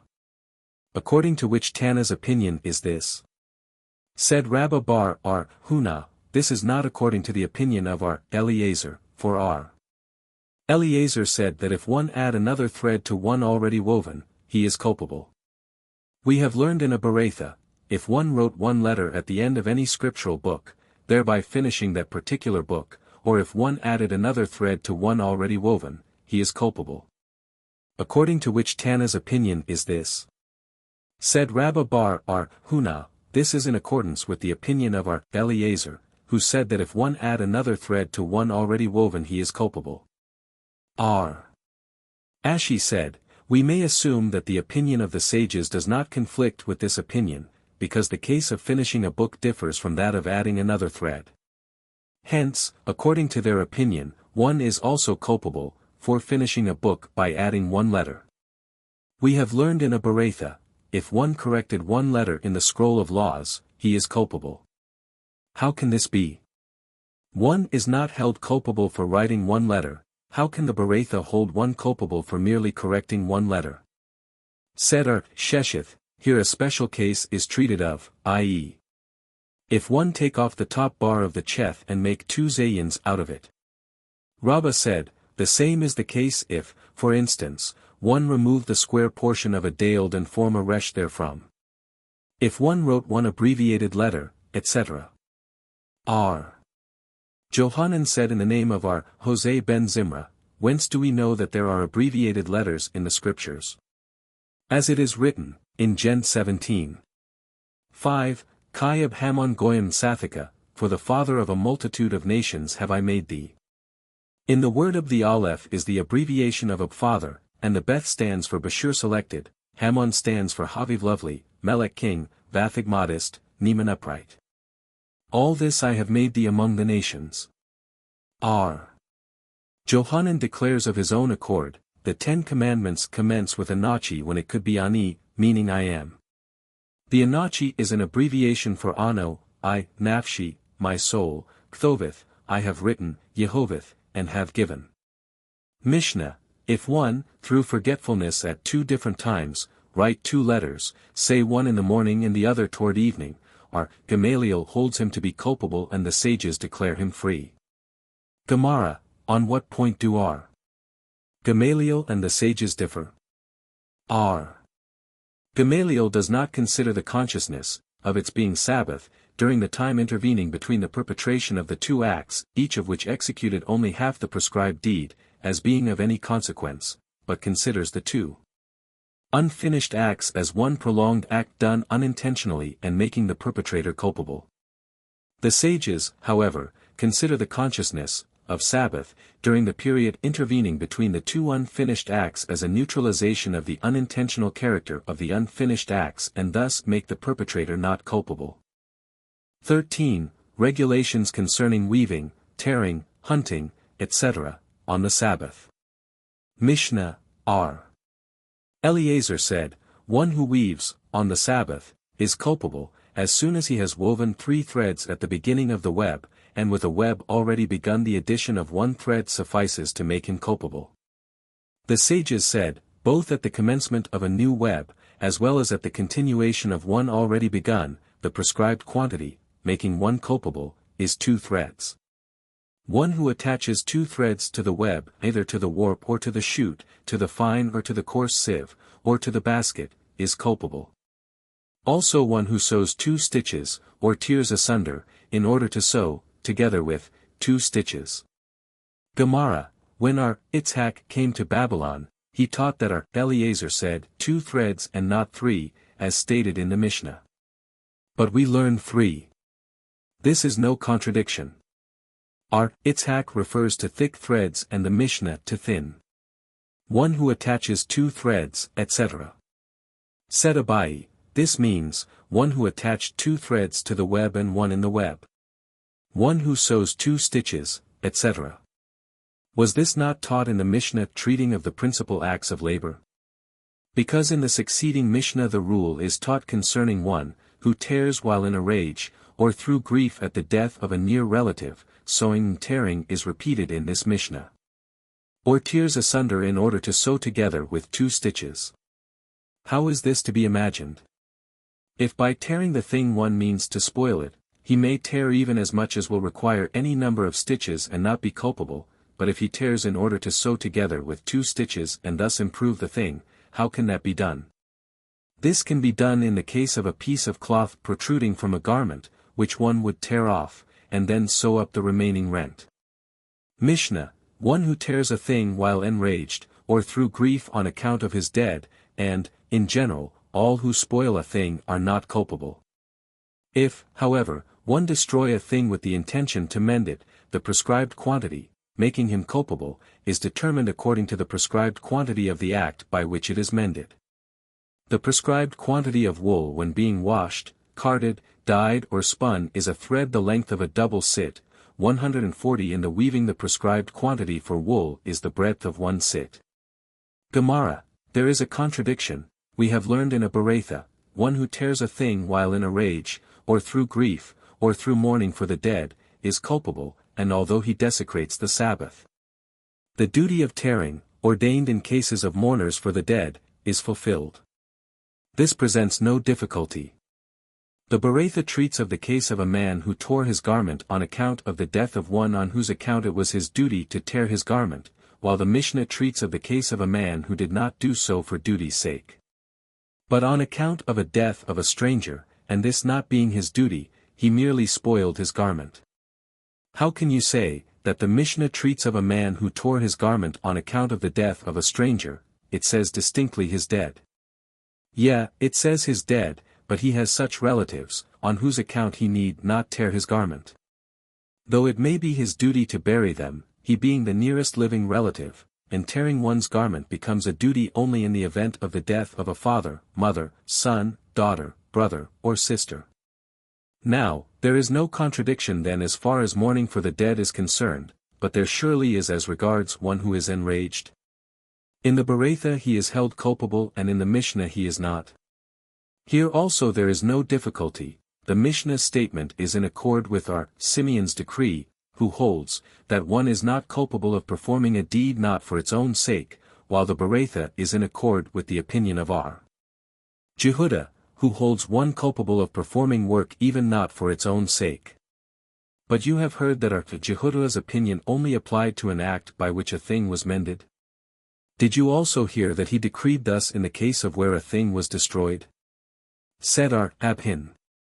This is also a case of mending, because it relieves the man's mind, and while he may spoil the garment at the same time he abates his fury. Is such action permitted?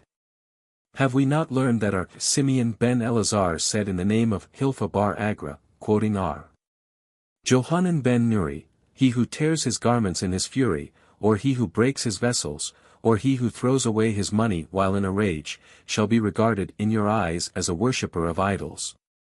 Because such is the custom of the misleader, today he says to one, do so, tomorrow, do something else, until he tells one to go and worship idols and the man does so.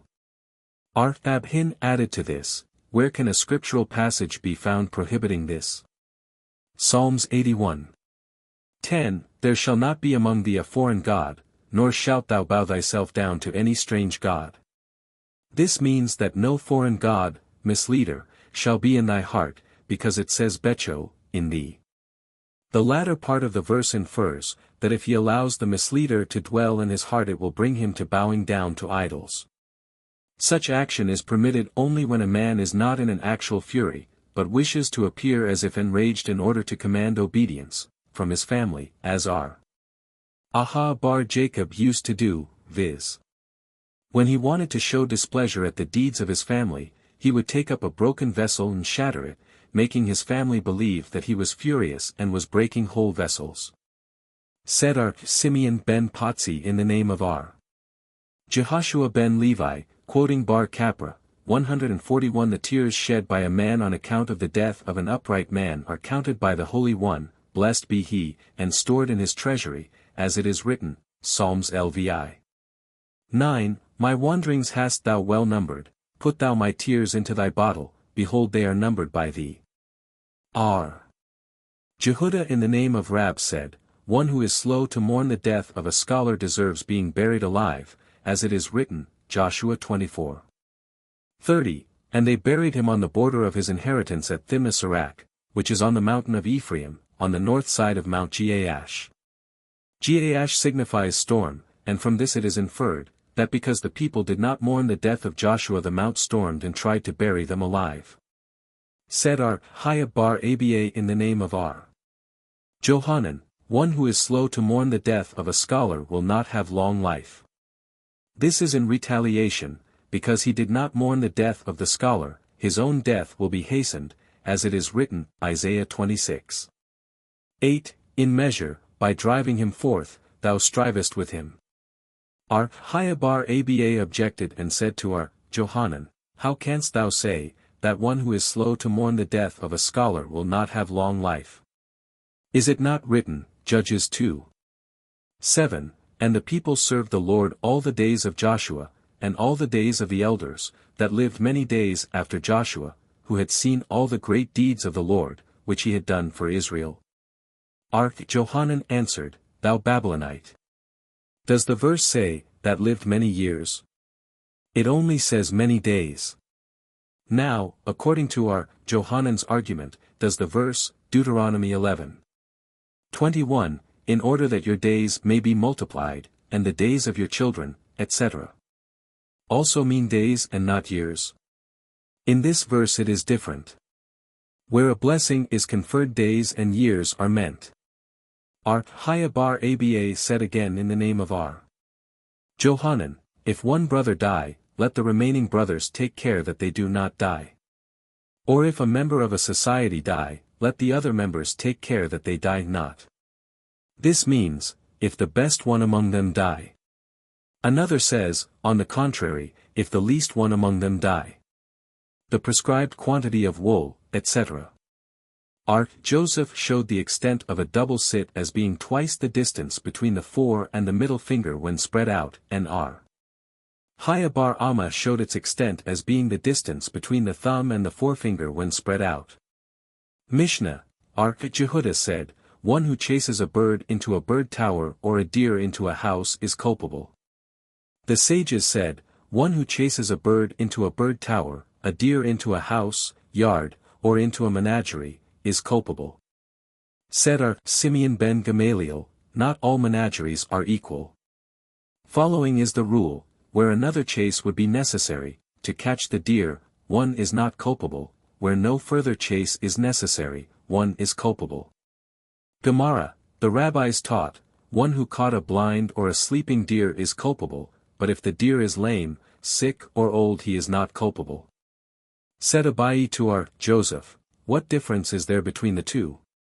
Answered our Joseph, a blind or a sleeping deer, as soon as touched, would attempt to escape, whereas a lame or a sick animal could not do this. Have we not learned in a Berakhot, that one who caught a sick deer is culpable? This presents no difficulty. The rabbis refer to a deer sick with fever, when it was impossible for it to move, while the Berakhot refers to sickness arising from overexertion. Mishnah, if a deer run into a house and one lock the doors behind the deer, he, the man, is culpable. If two men lock the doors, both are free. If one of them could not lock them himself and both did so, they are both culpable. R. Simeon declares them free. If one sit down at the entrance of the house without filling it up and another sit down beside him, thus filling up the gap, the latter is guilty. If the former sat down at the entrance and filled it up, and another came up and sat beside him, the former, even if he got up and walked away, is culpable, and the latter free. For this is the same as if one locked his house to preserve its contents and a deer were on the inside. Gemara, our Jeremiah bar Aba in the name of Samuel said, one who catches a lion on the Sabbath is not culpable until he brings him into his cage. Our Aba said in the name of our Chaya b Ashi, quoting Rab, if a bird flew under a man's coat skirt, the man may keep it there until dark. Our Naman b Itzhak objected, from the above Mishnah, if a man sat down at the entrance and filled it up, and another came up and sat beside him, the former, even if he got up and walked away, is culpable and the latter is free, would we not assume that the man is free, i.e., he need bring no sin offering, but he should not have done it in the first place? Nay, it means he is free and may do so to commence with. This seems to be borne out by the latter part of the Mishnah, viz. For this is the same as if one locked his house to preserve its contents and a deer were on the inside. It is certainly allowed to close the house on a Sabbath and hence, being the same as locking the house, it is allowed in the first place. Said Samuel, at all times when it is taught, that one is not culpable of performing work on the Sabbath, it is meant that, while he is not culpable, he must not perform such work to commence with. Excepting in the three following instances, one of the three has just been mentioned, concerning the deer. The second is, when one lances a wound on the Sabbath, if the intention is to extract the pus contained in the wound, he is not culpable, and may do so in the first place. As we have learned in a following Mishnah, that a sewing needle may be used to remove a splinter from the flesh. The third is, when one catches a snake on the Sabbath and he did so in order to escape being bitten, he is not culpable and may do so to commence with, as we have learned in a preceding Mishnah, that one may put a vessel over a serpent in order to escape being bitten. 14. Regulations concerning the catching of reptiles, animals and birds. Mishnah: one who catches or wounds any one of the 8 kinds of reptiles enumerated in the Scriptures, Leviticus 11. 29-30, viz. the weasel, the mouse, the tortoise, the hedgehog, the chameleon, the lizard, the snail and the mole, is culpable. One who wounds worms or any other kind of reptiles, not enumerated above, is free. One who catches them for a purpose is culpable.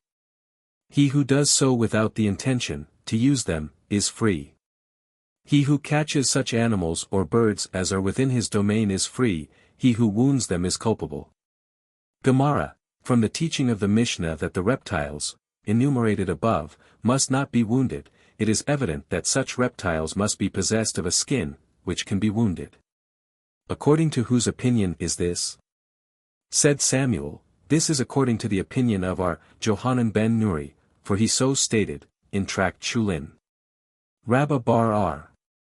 Huna, however, in the name of Rab said, it may also be assumed that the Mishnah is in accord with the rabbis, who disagree with our Johanan ben Nuri only where defilement is concerned, but who agree with him as to Sabbath. And as regards the Sabbath they, the rabbis, do not disagree with our Johanan.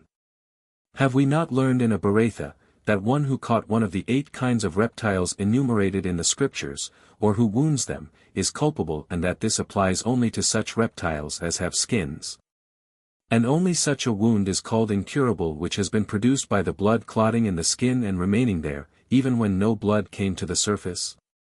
Our Johanan ben Nuri, however, states, that all the 8 reptiles enumerated in the Scriptures have skins, and therefore one who wounds any of them is culpable. We see that they disagree even as regards the Sabbath. Said R. Ashi, the first Tana of the mentioned Berakhot, at variance with our Johanan, is our Jehuda, who stated, that there are among the 8 such as have no skin, but the other rabbis, who differ with our Johanan, where defilement is concerned, do not disagree with him in regard to Sabbath. Then why is it stated, that our Johanan ben Nuri, however, states, etc., as if he opposed the rabbis? Read, thus states our Johanan ben Nuri and his opponents. Or any other reptiles. How is it, if one kills them? Is he culpable? The Mishnah must be understood that if one only wounds them he is not culpable, but if he kills them he is culpable. According to whose opinion is this? Said R. Jeremiah, this is according to the opinion of our Eliezer, as stated in the first chapter, page 22. R. Joseph opposed this, thou sayest, according to the opinion of our Eliezer.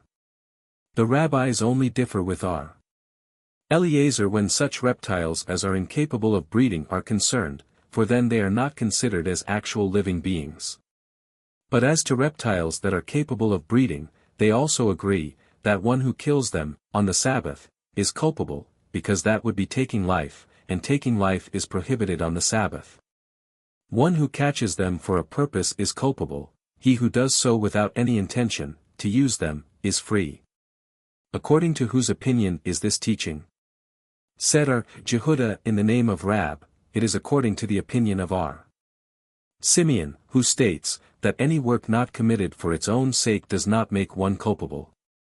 Samuel said, one who takes a live fish out of the water, is culpable as soon as a part of the fish as large as a sela has become dry, because then the fish cannot live. Said R. Jose bar Abhin, Samuel means to say, that he is not culpable unless a place as big as a sela become dry under its fins, and not on its body. Mar bar Hamduri in the name of Samuel said, if one thrust his hand into the entrails of an animal and displaced a fetus, that may have been there, he is culpable. Why so? Said Rabbi, Mar bar Hamduri explained this to me as follows, did not R. Shesheth say, that if a man tore out flax from among the thorns surrounding it, he is culpable, because he removed a thing whence it grew. So also in this case he is culpable because he displaced the fetus whence it grew. Said Abai, The same is the case with one who tore out a mushroom which grows near a vessel filled with water, because he removed an object whence it grew. R. Oshia objected, did we not learn that one who tears out a thing from a flower pot, which is not perforated, is not culpable, but from a perforated flower pot he is culpable? Why should he be culpable in this case? Because a thing does not grow in a flower pot which is not perforated, as a rule, but in this case it grows in its usual way. He who catches such animals or birds as are within his domain, etc. R. Huna said, it is allowed to write tefillin on the skin of a bird which is ritually clean. Said R. Joseph, what would be inform us? That a bird has a skin. This is taught in the Mishnah, for it says, he who wounds a bird is culpable. Said Abai to R. Joseph, he informs us of a very important matter. From the Mishnah we would simply know that the bird, having a skin, must not be wounded, but we might think, that such a skin, being porous, must not be used for tefillin. Hence he informs us, that it may also be used for tefillin, as it was said in Palestine that pores which do not permit of ink soaking through cannot be considered as pores. Mar the son of Rabina asked of R. Naaman bar Itzhak, is it allowed to write tefillin on the skin of a fish which is ritually clean? R. Naaman answered, this can only be decided by Elijah, when he comes again, he will decide whether it is allowed or not. Samuel and Karna were sitting on the banks of Lake Malka. Samuel noticed that a ship was struggling with the rough waters and a man was suffering in consequence. Said Samuel to Karna, it seems to me, that a great man is coming from Palestine and that he is sick at the stomach. Go and see what ails him. He went and found Rab on the ship, and asked him, whence do we know that tefillin may be written only upon the skin of a ritually clean animal? Rab answered, it is written, Exodus 13:9, in order that the law of the Lord shall be in thy mouth, which means, that the law shall be written only on such a thing as thou mayest take into thy mouth. Karna asked him again, how do we know that blood is red? Rab answered again, because it is written, 2 Kings 3:22, the Moabites saw the water at a distance as red as blood. In the meantime Rab felt that Karna was quizzing him. He asked him, what is thy name? He answered, Karna. Said Rab, a Karna, thorn, be in thy eyes. Finally Samuel took Rab to his own house, gave him barley bread, small fishes, milk and such things as tend to produce looseness of the bowels, but did not show him the place to excrementize in. So Rab cursed him and said, may the one who wishes to make me suffer, not be able to rear his children. So it was. The rabbis taught, it is allowed to write tefillin on the skins of, ritually, clean animals and creatures, also upon the skins of such as died a natural death and were not slaughtered, and it is an ordinance, instituted, by Moses at Sinai. That the tefillin are wound in a hairy hide of such animals, whence the skin may be taken, and are sewed with the veins of such animals. But it is not allowed to write tefillin on the skins of, ritually, unclean animals and creatures, whether such animals were slaughtered or naturally expired. This question was asked by a Bathasi of our Joshua of the city of Garsi. Whence do we know that tefillin must not be written on the skin of an unclean animal? From the passage, Leviticus 13:9, in order that the law of the Lord shall be in thy mouth, which means, that the law shall be written only on such a thing as a man may put into his mouth. According to thy argument, said the Bathasi, tefillin should not be written on the skin of a, ritually, clean animal, that died a natural death, because it must not be eaten also. Answered R. Joshua, I will give thee an instance of two men, who incurred the death penalty. One was duly executed, while the other died at the moment that he reached the gallows. Which is preferable? Certainly the natural death. In this case also, why should the skin of the animal that died a natural death not be used for writing the tefillin thereon? According to that, then, said the Bathasi, why should it not be eaten also? Answered our Joshua, it is written, Dut. 14:21, ye shall not eat anything that dieth of itself, and thou wouldst that it should be eaten. Answered the Bathasi, Kalos, Greek kapalanda omicron equals nice, well. Mishnah, it is prohibited to prepare brine on Sabbath, but the making of salt water, in order to dip one's bread into it, or to use for seasoning other dishes is permitted. Said Jose, is this not brine? What is the difference? Be it more or less salted? Only the following kind of salt water may be made, if oil is first put into the water or into the salt. Gemara, how should the Mishnah be understood? Said Jehudah. In the name of Samuel, it is not permitted to make a great deal of salt water, but a little may be made. Said Jose, is this not brine? Be it more or less salted? The schoolmen asked, does Jose, by making that statement, mean to say that both should be prohibited or that both be allowed? Said Rabbi and also Johanan, Jose meant to say, that both should be prohibited. We have also learned this in a Berakhot, one shall not make a great deal of salt water in order to put it into a giztar, a large vessel, filled with things requiring a soaking. But he may make a little salt water to dip his bread into it or use it for seasoning other dishes. Said Jose, because one is more and the other less salted, the former should be prohibited and the latter should be permitted. Then one might say that a greater act of labor should be prohibited and a smaller one permitted. Therefore, I say, both are not allowed, but it becomes permissible, if oil is put into the water or into the salt. The main thing is that one should not mix water and salt to commence with. Judah bar Haviva taught, one shall not make salt water very strong. What does he mean by very strong? Rabbi and Joseph bar Aba both said, if one put an egg into the water and the egg flowed, it is strong salt water. How much salt must be used for such water? Said Abai, 2/3 salt and 1/3 water. For what purpose can that be used?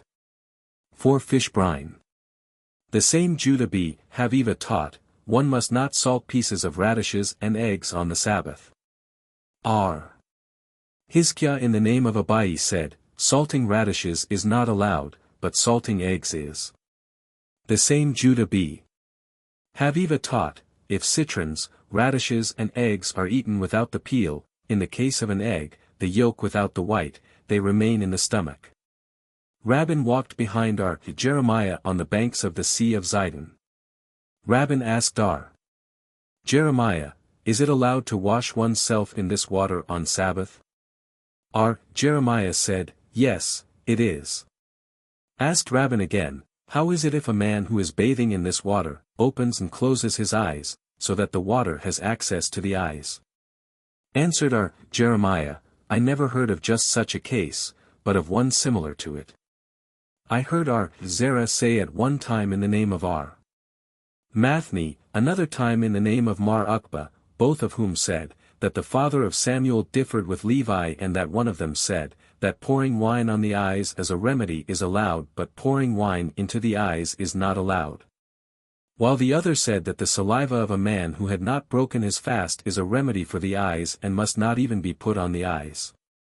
But Mar Aqiba in the name of Samuel said, a man may soak a medicament for the eyes on Friday in water and may then use the water on Sabbath with impunity. Bar Levei was standing before Mar Aqiba, and saw the latter opening and closing his eyes, so that the medicinal water may have access to them. Said he to Mar Aqiba, so much Mar Samuel did certainly not permit. Yanai sent to Mar Aqiba a request, let master send his the eye salve prescribed by Samuel for sore eyes. Mar Aqiba answered, I send it to you, so that you do not think me parsimonious, but Samuel said, that bathing the eye in cold water in the morning and bathing the hands and feet in warm water at night is better than any medicine for the eye in the world. The same we have learned in a Berakhot, by Munah in the name of Jehudah. The same Munah used to say, as soon as a man rises and his hand touches his eye, nose, mouth, ear, or a vein, it had better be chopped off. The same should be done with a hand that touches a pitcher used for beer, before it, the hand, is washed, because such a hand causes blindness, deafness and bad odors. We have learned, Nathan said, "The eye is, like, a princess and it hurts her to be touched by a hand that has not been washed 3 times. R. Johanan says, Puk, a precious stone or a certain kind of paint 142, applied to the eye, stills its wrath, dries its tears and causes its lashes to grow. Mar Uqba said, one who, accidentally, injured his hand or foot so that blood flowed, on the Sabbath, may steep them in wine in order to stop the flow, with impunity. The schoolmen asked, may he do this, in vinegar also? Said R. Hillel to R. Ashi, when I attended the school of R. Kahana, it was said, that it is not allowed in vinegar. Said Rabbi, and the men of the city of Mehutza, who are very delicate, are generally cured by wine the same as other people are by vinegar. It happened, that Rabina came to the house of R. Ashi and saw the latter, having had his foot trodden upon by an ass, soaking it in vinegar. Said Rabina to him, does not the master coincide with R. Hillel, who said, that soaking in vinegar is not allowed? R. Ashi answered, with a wound on the instep of the foot and the back of the hand it is different, because R. Ada B. Mathni said in the name of Rab, that a wound on the back of the hand and on the instep of the foot is equal to an internal wound and the Sabbath may be desecrated on its account. The rabbis taught, one may wash his body in the waters of Gror, Shamton, Essia and Tiberias, all of which are salt waters, but it is not allowed to bathe one's self in the Great Sea and not in water used for soaking flax. Also not in the Sea of Sodom. Is this not contradictory to what we have learned in the Beretha, viz. One may bathe in the Tiberias and in the Great Sea, but not in water used for soaking flax and in the Sea of Sodom. This presents a difficulty. For in the Beretha bathing in the Great Sea is permitted, while the rabbis prohibit it. Said R. Johanan, there is no difficulty. One Beretha is in accordance with the opinion of R. Meir, while the other is in accord with the opinion of R. Jehuda, who differ in Tract Mikvah chapter 5, Mishnah 6. R. Naaman bar Itzhak opposed this, and said, they differ only as regards defilement, but have ye heard that they also differ concerning the Sabbath? Hence R. Naaman bar Itzhak explained this otherwise. He said, that the Beretha which does not permit bathing in the Great Sea refers to one who stays in the water some length of time, and it is obvious that this is done on account of his health. Now, if we say, that the one Beretha refers to a man who stays in the water for some time, we must assume, that the other Beretha refers to one who does not stay long, and if this is so, why should not the one, who does not stay long, be permitted to bathe even in the water used for soaking flax? Have we not learned in another Beretha, one may bathe in the Tiberias, in flax water or in the Sea of Sodom, even if his head be scrofulous, provided he does not stay long in the water? Therefore we must explain, that the difficulty existing between the two former Berethas concerning the Great Sea is, that the one prohibiting bathing in the Great Sea refers to bad water which is not usually used for bathing, while the other refers to the good water generally used by bathers and in both the case refers to one who stays in the water for some time. Mishnah, it is not allowed to eat Greek hyssop, a remedy for worms, on the Sabbath, because it is not food for healthy people. It is allowed, however, to eat yozer, wild rosemary, and to drink shepherd blossom, tea, an antidote for poisonous beverages. It is permitted to partake of all usual eatables and beverages on the Sabbath as medicaments with the exception of tree water, water of a certain spring, and root tea, a compound of gum, herbs, and powdered roots. Because the two latter serve only as a remedy for jaundice. At the same time it is permitted to drink tree water to quench one's thirst, and one may anoint himself with root oil but not as a remedy.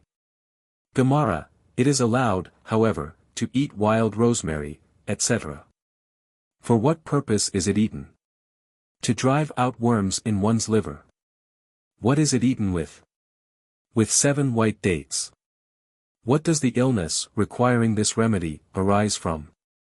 From the eating of meat broiled over live coals and the drinking of water immediately after the eating on an empty stomach, or from eating fat meat, beef, nuts or rapa twigs when eaten on an empty stomach and immediately washed down with water.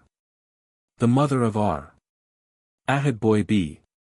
Ami made a remedy for a man who had imbibed poison of an adder by cooking laurel leaves in a cupful of beer, giving it to the man to drink, then clearing out the coals from a burning hearth.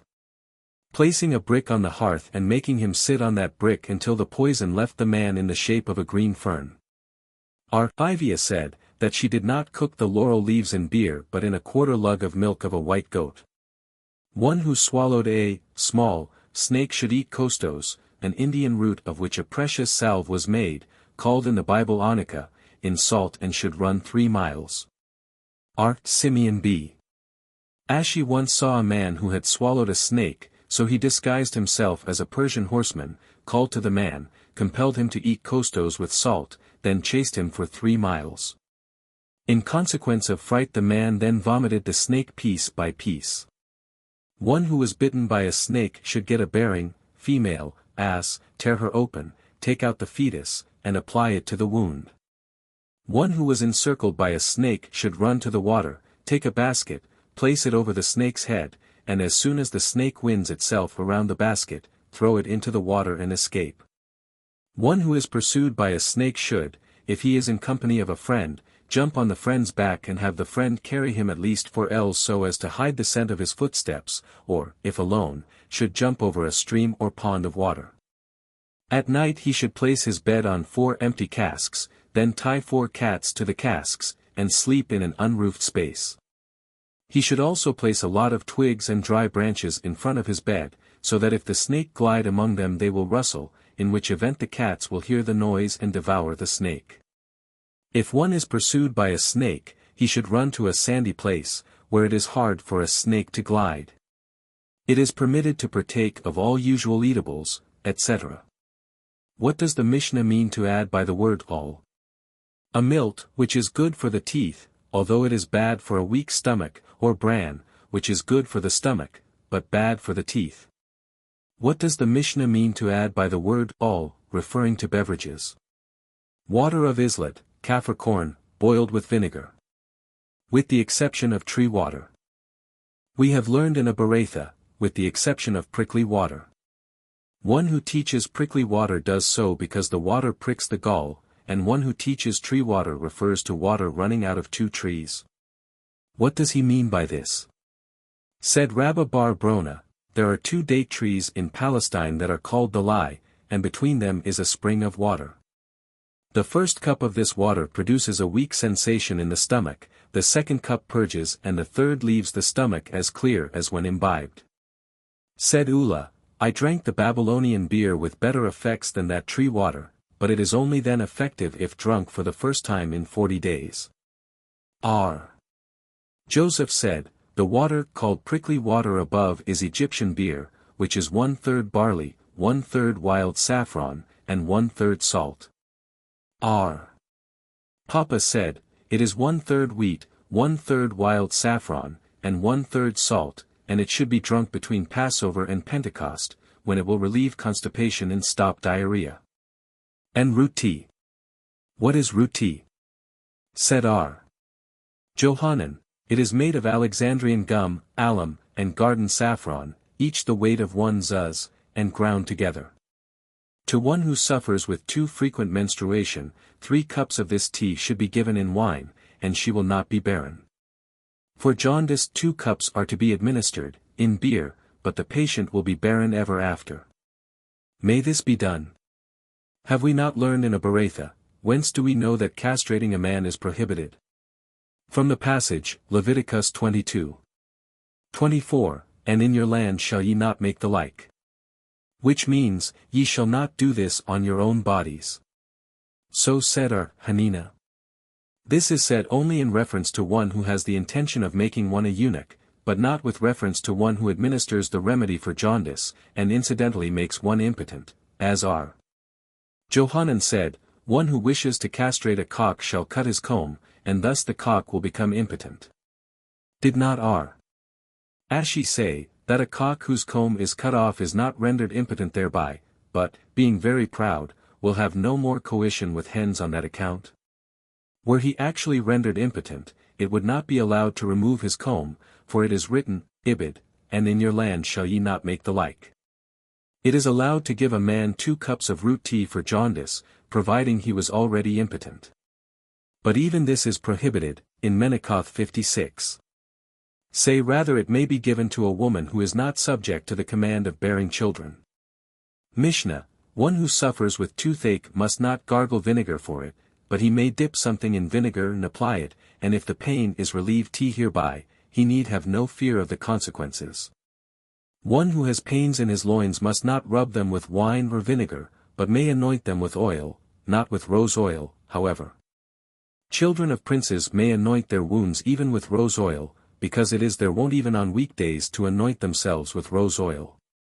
R. Simeon said, all Israelites must be considered as children of princes. Gemara, R. Aha bar Papa Asdar. Abuha concerning the following contradiction, the Mishnah teaches, that one who has a toothache must not gargle with vinegar, implying thereby, that vinegar is a remedy for toothache, and still we find in the passage, Proverbs X. 26, as vinegar is to the teeth, and as smoke is to the eyes. This presents no difficulty. The Mishnah refers to an injured tooth, whereas the passage refers, to sound teeth, which are put on edge by vinegar. Must not gargle vinegar. Have we not learned in a Beretha, that it is not allowed to gargle vinegar and then spit it out, but if swallowed afterwards gargling is allowed? Said Abai, such is also the intent of the Mishnah, meaning, if he spit out after gargling. One who has pains in his loins, etc. Said our Abab Zabda in the name of Rab, the law according to the opinion of our Simeon prevails. Shall we assume that Rab holds with our Simeon? Did not our Simi bar Haya say in the name of Rab, that a bunghead tied around with a piece of cloth must not be hammered into a barrel on a festival, because the barrel being full of wine, the cloth will absorb some. And by being pressed into the hole the wine absorbed will run out, and wringing a thing is not allowed, although the wine runs out of its own accord, and not through the intention of the man. But according to our Simeon this would be permitted? Where an act is concerned which will most certainly be consummated, even without the agency of man, as the head of a creature being removed, death must surely follow. R. Simeon also admits, that it is not allowed. We have learned elsewhere, however, explicitly, that Haya bar Ashi said, that Rab holds according to our Jehudah, and Samuel according to our Simeon. How can it be said that Rab holds with our Simeon? Said Rabbah, I and the lion of our society, i.e., our Haya bar Abin, explained this as follows, the ordinance prevails according to our Simeon, that rose oil is allowed, but not for the reason advanced by our Simeon. R. Simeon says, that all Israelites are considered as princes, and therefore, even in such places where rose oil is very costly, one may also anoint himself with it. But Rab says it is allowed, because, where he, Rab, resided, rose oil was very cheap, but where it is costly it is not allowed. 15. Regulations concerning the tying and untying of knots on the Sabbath. Mishnah, following are the knots for the tying of which one becomes culpable. The knot of the camel drivers, made on the guiding ring, and the knot of the seamen, made on the bow of a ship, just as one becomes culpable for tying them, so also one becomes culpable for untying them. R. Meir said, one does not become culpable for any knots that can be untied with one hand. Gemara, what is the meaning of a knot of the camel drivers and a knot of seamen? Shall we assume, that by such a knot is meant the one that is tied in attaching the guiding line suspended from the nose ring of a camel to something else, and also the knot made in attaching the hawser of a ship to a capstan on the dock? Such knots are not permanent, why should the tying of them be prohibited? Nay, by that knot is meant the one made in attaching the guiding line to the nose ring and the hawser to the ship itself, both of which are permanent knots. Mishnah, there are knots on account of which one does not become culpable, as in the case of a camel driver's or seaman's knot. A woman may tie the slit of her chemise, the bands of her hood, the bands of her girdle, the straps of her shoes and sandals, also the bands of leather flasks, filled, with wine or oil, and of a pot of meat. R. Eliezer, the son of Jacob, says, one may tie a rope in front of cattle, in order that they may not escape. One may tie a bucket, over the well, with his girdle, but not with a rope. Jehudah permits this to be done with a rope also. For a rule was laid down by Jehudah, one is not culpable for any knot which is not permanently fastened. Gemara, is there not a difficulty in understanding the Mishnah itself? The first part states, that there are knots on account of which one does not become culpable, etc., implying, therefore, that, while one who ties them does not become liable for a sin offering, at the same time he must not do it to commence with. The latter part, however, says, that a woman may tie the slit of her chemise, etc., implying, then, that she may do it in the first place. The Mishnah means, there are some knots for the tying of which one does not become culpable, as in the case of the knots of the camel drivers, etc. And they are, the knots by means of which the guiding line is attached to the nose ring, and the knots by means of which the hawsers are attached to the ship itself. For tying such knots one does not become liable for a sin offering, but he must not make them to commence with, because at times the knot is left on the nose ring or on the ship for some time. And there are other knots which may be tied in the first place, such as the slit of a woman's chemise, etc. What would he inform us? Is it not self-evident, that a woman must tie the slit in her chemise? The case treated of is where a chemise has two slits, an upper and a lower, and it can be put on, over the head, even if the lower one is tied. We might assume, then, that only the upper one of the slits would be permitted to be tied. He therefore informs us, that both the upper and the lower may be tied and untied. The bands of her hood. Is this not self-evident?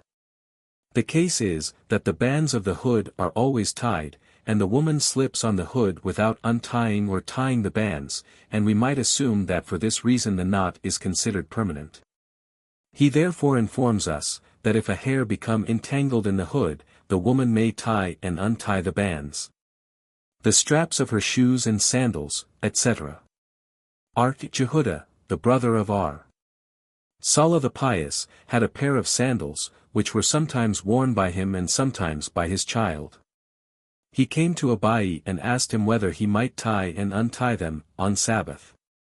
Said Abai, he who does this unintentionally becomes liable for a sin offering. Said Jehudah to him, if thou hadst said, that one is not culpable for doing this, but that it must not be done to commence with, it would seem strange to me. Thou sayest now, that one is liable for a sin offering. Asked Abai, why so?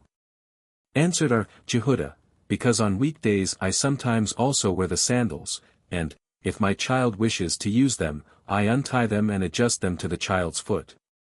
Answered Abai, if such be the case, they may be tied or untied, on the Sabbath, to commence with. Jeremiah was walking behind Abuha on unclaimed ground, and the band of his sandal having been torn off, he asked Abuha what to do. Abuha told him to take damp seaweeds, which an animal can eat, and which may therefore be handled on Sabbath, and tie his sandal. Abai stood before Joseph in private ground, and the band of one of his sandals becoming torn off, he asked Joseph what to do. Said Joseph, leave thy sandal here and walk without it. Asked Abai, wherein does my case differ from that of Jeremiah? Answered Joseph, Jeremiah's sandal was torn off in unclaimed ground, where, had he left it, it would have been lost, but thine is in my yard and will be safe. Said Abai, but the sandal is a perfect vessel. For I can put it on my other foot and then it will not fall off. Why should I not be permitted to handle it? Joseph answered, because we learned elsewhere in regard to Halitzah that Johanan interpreted a Beretha in accordance with Jehudah, who says, that if the band of a sandal was torn off, the sandal cannot be regarded as a vessel. We must assume, therefore, that the ordinance according to Jehudah prevails. Also the bands of leather flasks filled with oil or wine, etc. Is this not self-evident? The case treated of is where the flasks had two mouths, and lest we assume that only one of them may be tied and untied, he informs us that both may be tied. And of a pot of meat. Is this not self-evident?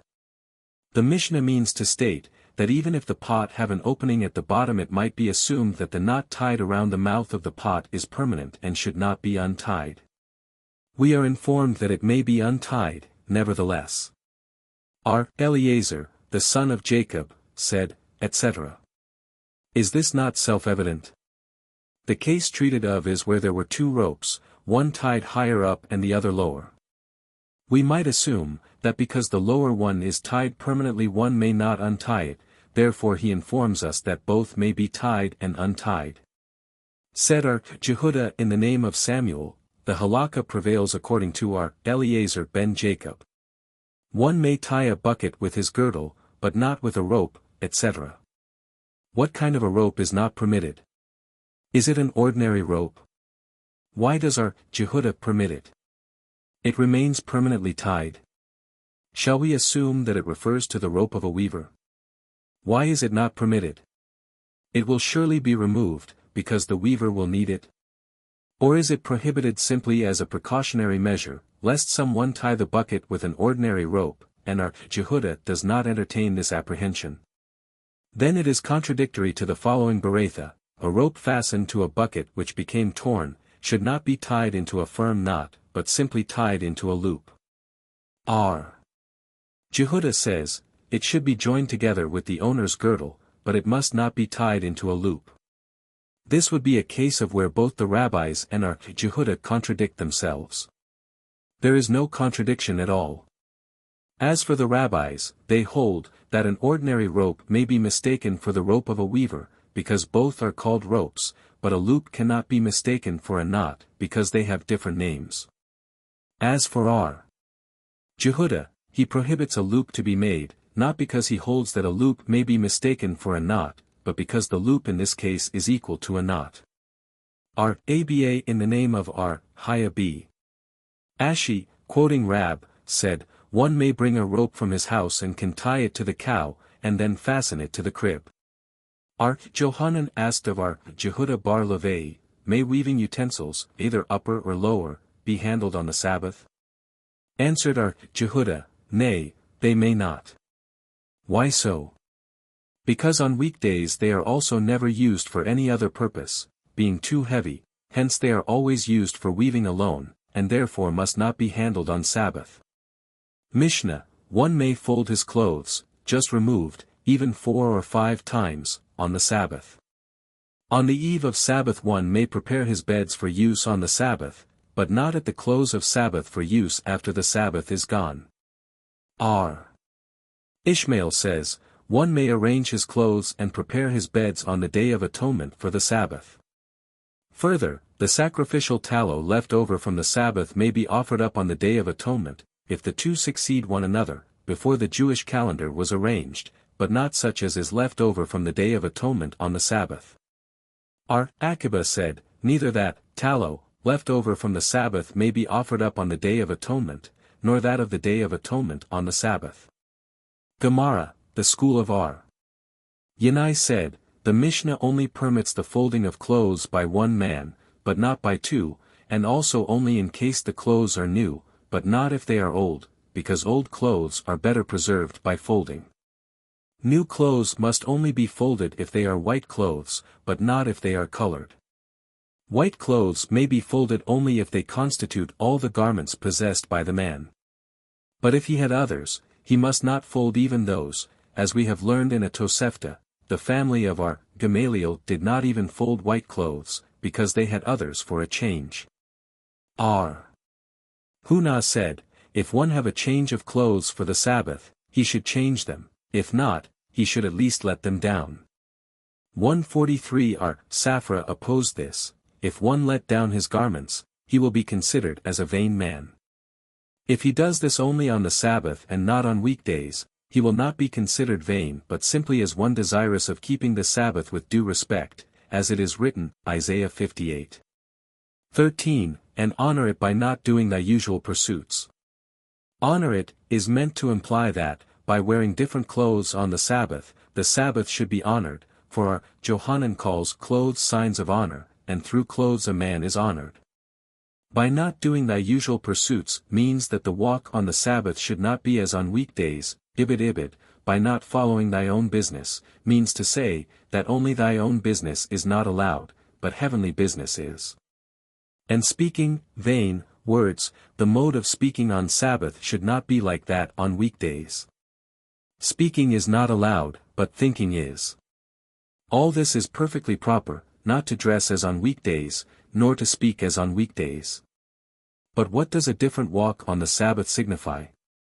It signifies, that one should not make long strides on the Sabbath, as Rabbi asked of our Ishmael b. our Jose, may one make long strides on the Sabbath? Answered he, may one do so even on weekdays?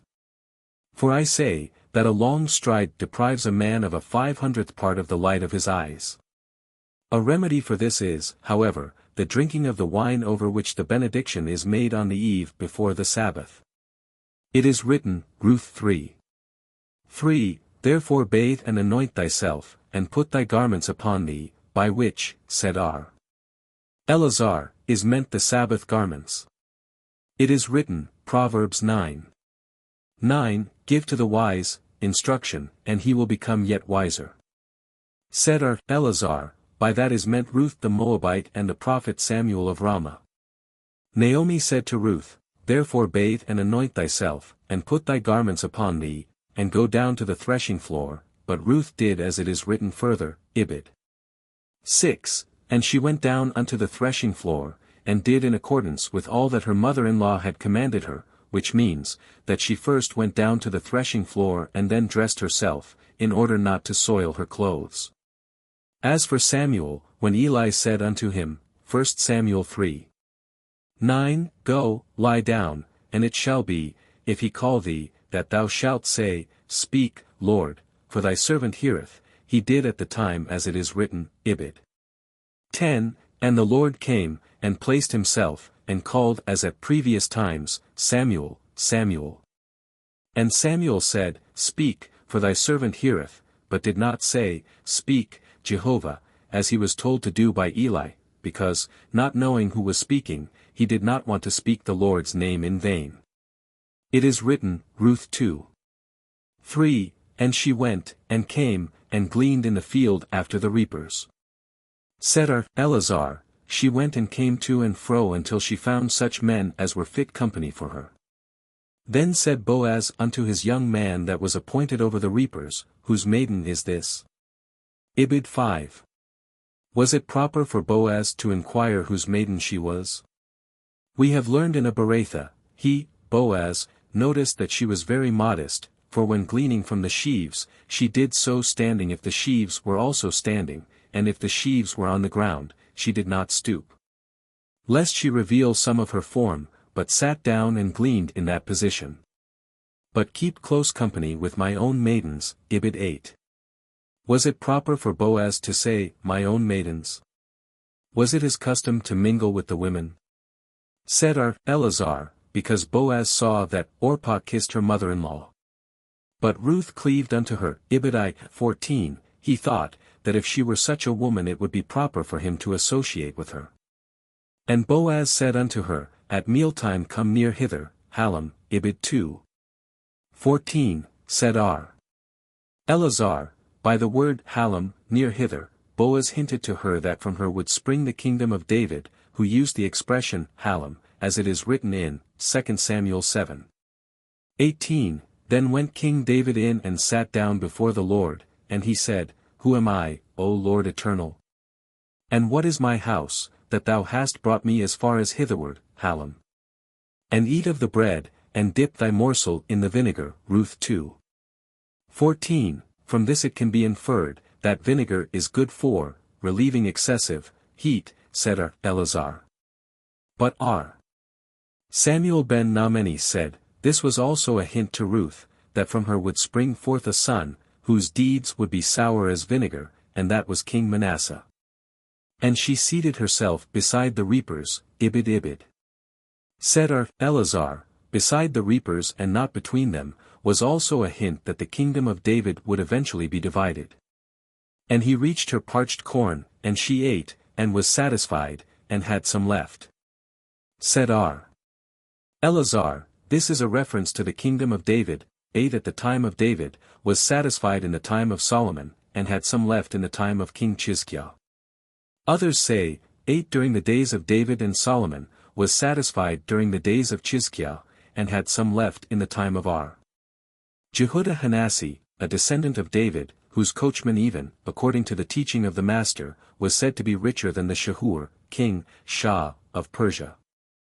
In a Beratha, however, we have learned, this passage does not refer to the kingdom of David but to Israel in general. It means, Israel ate in this life, will be satisfied in the times of the Messiah, and shall have some left in the world to come.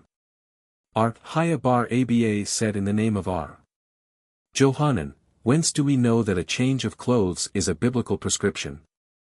Because it is written, Leviticus 6:4, And he shall take off his garments, and put on other garments, and carry forth the ashes to without the camp, unto a clean place. This was commented upon by the school of Ishmael to mean, that the clothes worn while cooking for one's master should not be worn when serving the master at table. The same teacher said again, a scholar, Talmud Chacham, upon whose clothes a stain can be found, deserves to be put to death, for it is written, Proverbs 8:36, All those that hate me love death. Do not read, those that hate me, Messanai, but those that cause others to hate me, Masnei, implying that if a stain is noticed on a scholar's clothes, the whole law is held lightly. Rabina said, in the Beratha was taught not, upon whose clothes a stain can be found, but, upon whose clothes grease, Reb had, 144 is found. They do not differ, however. The former refers to an overgarment, while the latter to an undergarment. Johanan said, who can be called a scholar trustworthy enough to be believed when claiming a lost article, without identification, but simply by seeing the article lost and claiming it as his own? A scholar who is so particular that, if he happen to put on his night robe wrong side out, he will take the trouble to take it off again and adjust it properly. Johanan said again, who is the scholar worthy of being made the president of a congregation? The one who, when asked concerning an ordinance bearing on any subject, knows exactly what to answer, even such ordinances as are contained in the tract Kala. Kala is a supplement to the Talmud, which is not generally read, and treats of a bride. He said again, who is the scholar that is deserving of having his work performed by his fellow citizens? The one who neglects his own affairs to attend to religious affairs. This refers, however, only to one who has lost his subsistence on account of his congregational duties. Again, Johanan said, who can be called a scholar, Talmud Chacham? One who can give the interpretation of any ordinance in whichever chapter, or tract, that may be shown him. What difference does that make? The difference is this, if a man is familiar only with the ordinances of a certain tract, he may only be competent to be the presiding officer of one community, but if he understand them all, he may be made the chief of the house of learning in a whole district. Ishmael said, one may arrange his clothes, etc. The rabbis taught, it is written, Num. 28:10, this is the burnt offering of the Sabbath. From this we learn, that we may offer up the tallow left over from the Sabbath on the Day of Atonement, but one might say, that the fat left over on the Day of Atonement may be offered up on the Sabbath also, therefore the passage says, Ibid. On every Sabbath. So says Ishmael, but Aqiba says, this is the burnt offering of the Sabbath on every Sabbath, implies, that the fat left over from the Sabbath may be sacrificed on a biblical feast day. But one might say, that it may be done also on the Day of Atonement, therefore the passage says, on every Sabbath. The point of difference between Ishmael and Aqiba is as follows, Ishmael contends that vow offerings and voluntary offerings may be brought on feast days, and therefore the term every Sabbath cannot refer to feast days, but does refer to the Day of Atonement, whereas Aqiba contends that such offerings must not be brought on feast days, and hence every Sabbath implies that the fat left over from the Sabbath may be offered up on a feast day. Fizera or Aba said in the name of Huna, if the Day of Atonement fall on a Sabbath, herbs for cooking must not be selected on that day. Said R. Manna, this we have learned in a Berakhot as follows. Whence do we know that if the Day of Atonement fall on a Sabbath herbs must not be selected? Because it is written, Exodus 16:23, a rest, a holy rest is unto the Lord tomorrow. Why is the word rest repeated? Shall we assume that no other labor must be performed? This is ordained, in chapter 20:10, thou shalt not do any work. It must therefore refer to such work as is not really labor, as selecting herbs, and the passage must refer to a Sabbath on which the Day of Atonement happens to fall, because on ordinary Sabbaths no additional prescription is necessary. But it being the Day of Atonement, on which, were it not also Sabbath, such work would be permissible, on account of alleviating the sufferings caused by fasting, we might assume that it would be allowed also on a Day of Atonement, which occurs on a Sabbath. Therefore the passage refers to a Sabbath upon which the Day of Atonement happens to fall. R. Haya bar Aba, however, in the name of R. Johanan said, selecting herbs on a Sabbath concurrent with the Day of Atonement is permissible, and the repetition of the word rest is on account of the prohibition of actual labor, and as for there being another ordinance to that effect, it is for the purpose of signifying that the transgressor of this commandment will be punished for the violation of both the positive and the negative commandments. We have learned in a Berakhot in support of our Johanan, selecting herbs on a Day of Atonement concurrent with a Sabbath is permissible. Nuts may be cracked and pomegranates cleaned after the afternoon prayer, for the purpose of alleviating the suffering of the fasting. In the house of our Jehudah, cabbage was prepared, and in Rabbah's house, pumpkins were cleaned. Later on Rabbi noticed that this was being done even before the afternoon prayer, so he told them that a message was received from a Johanan of Palestine that this was prohibited.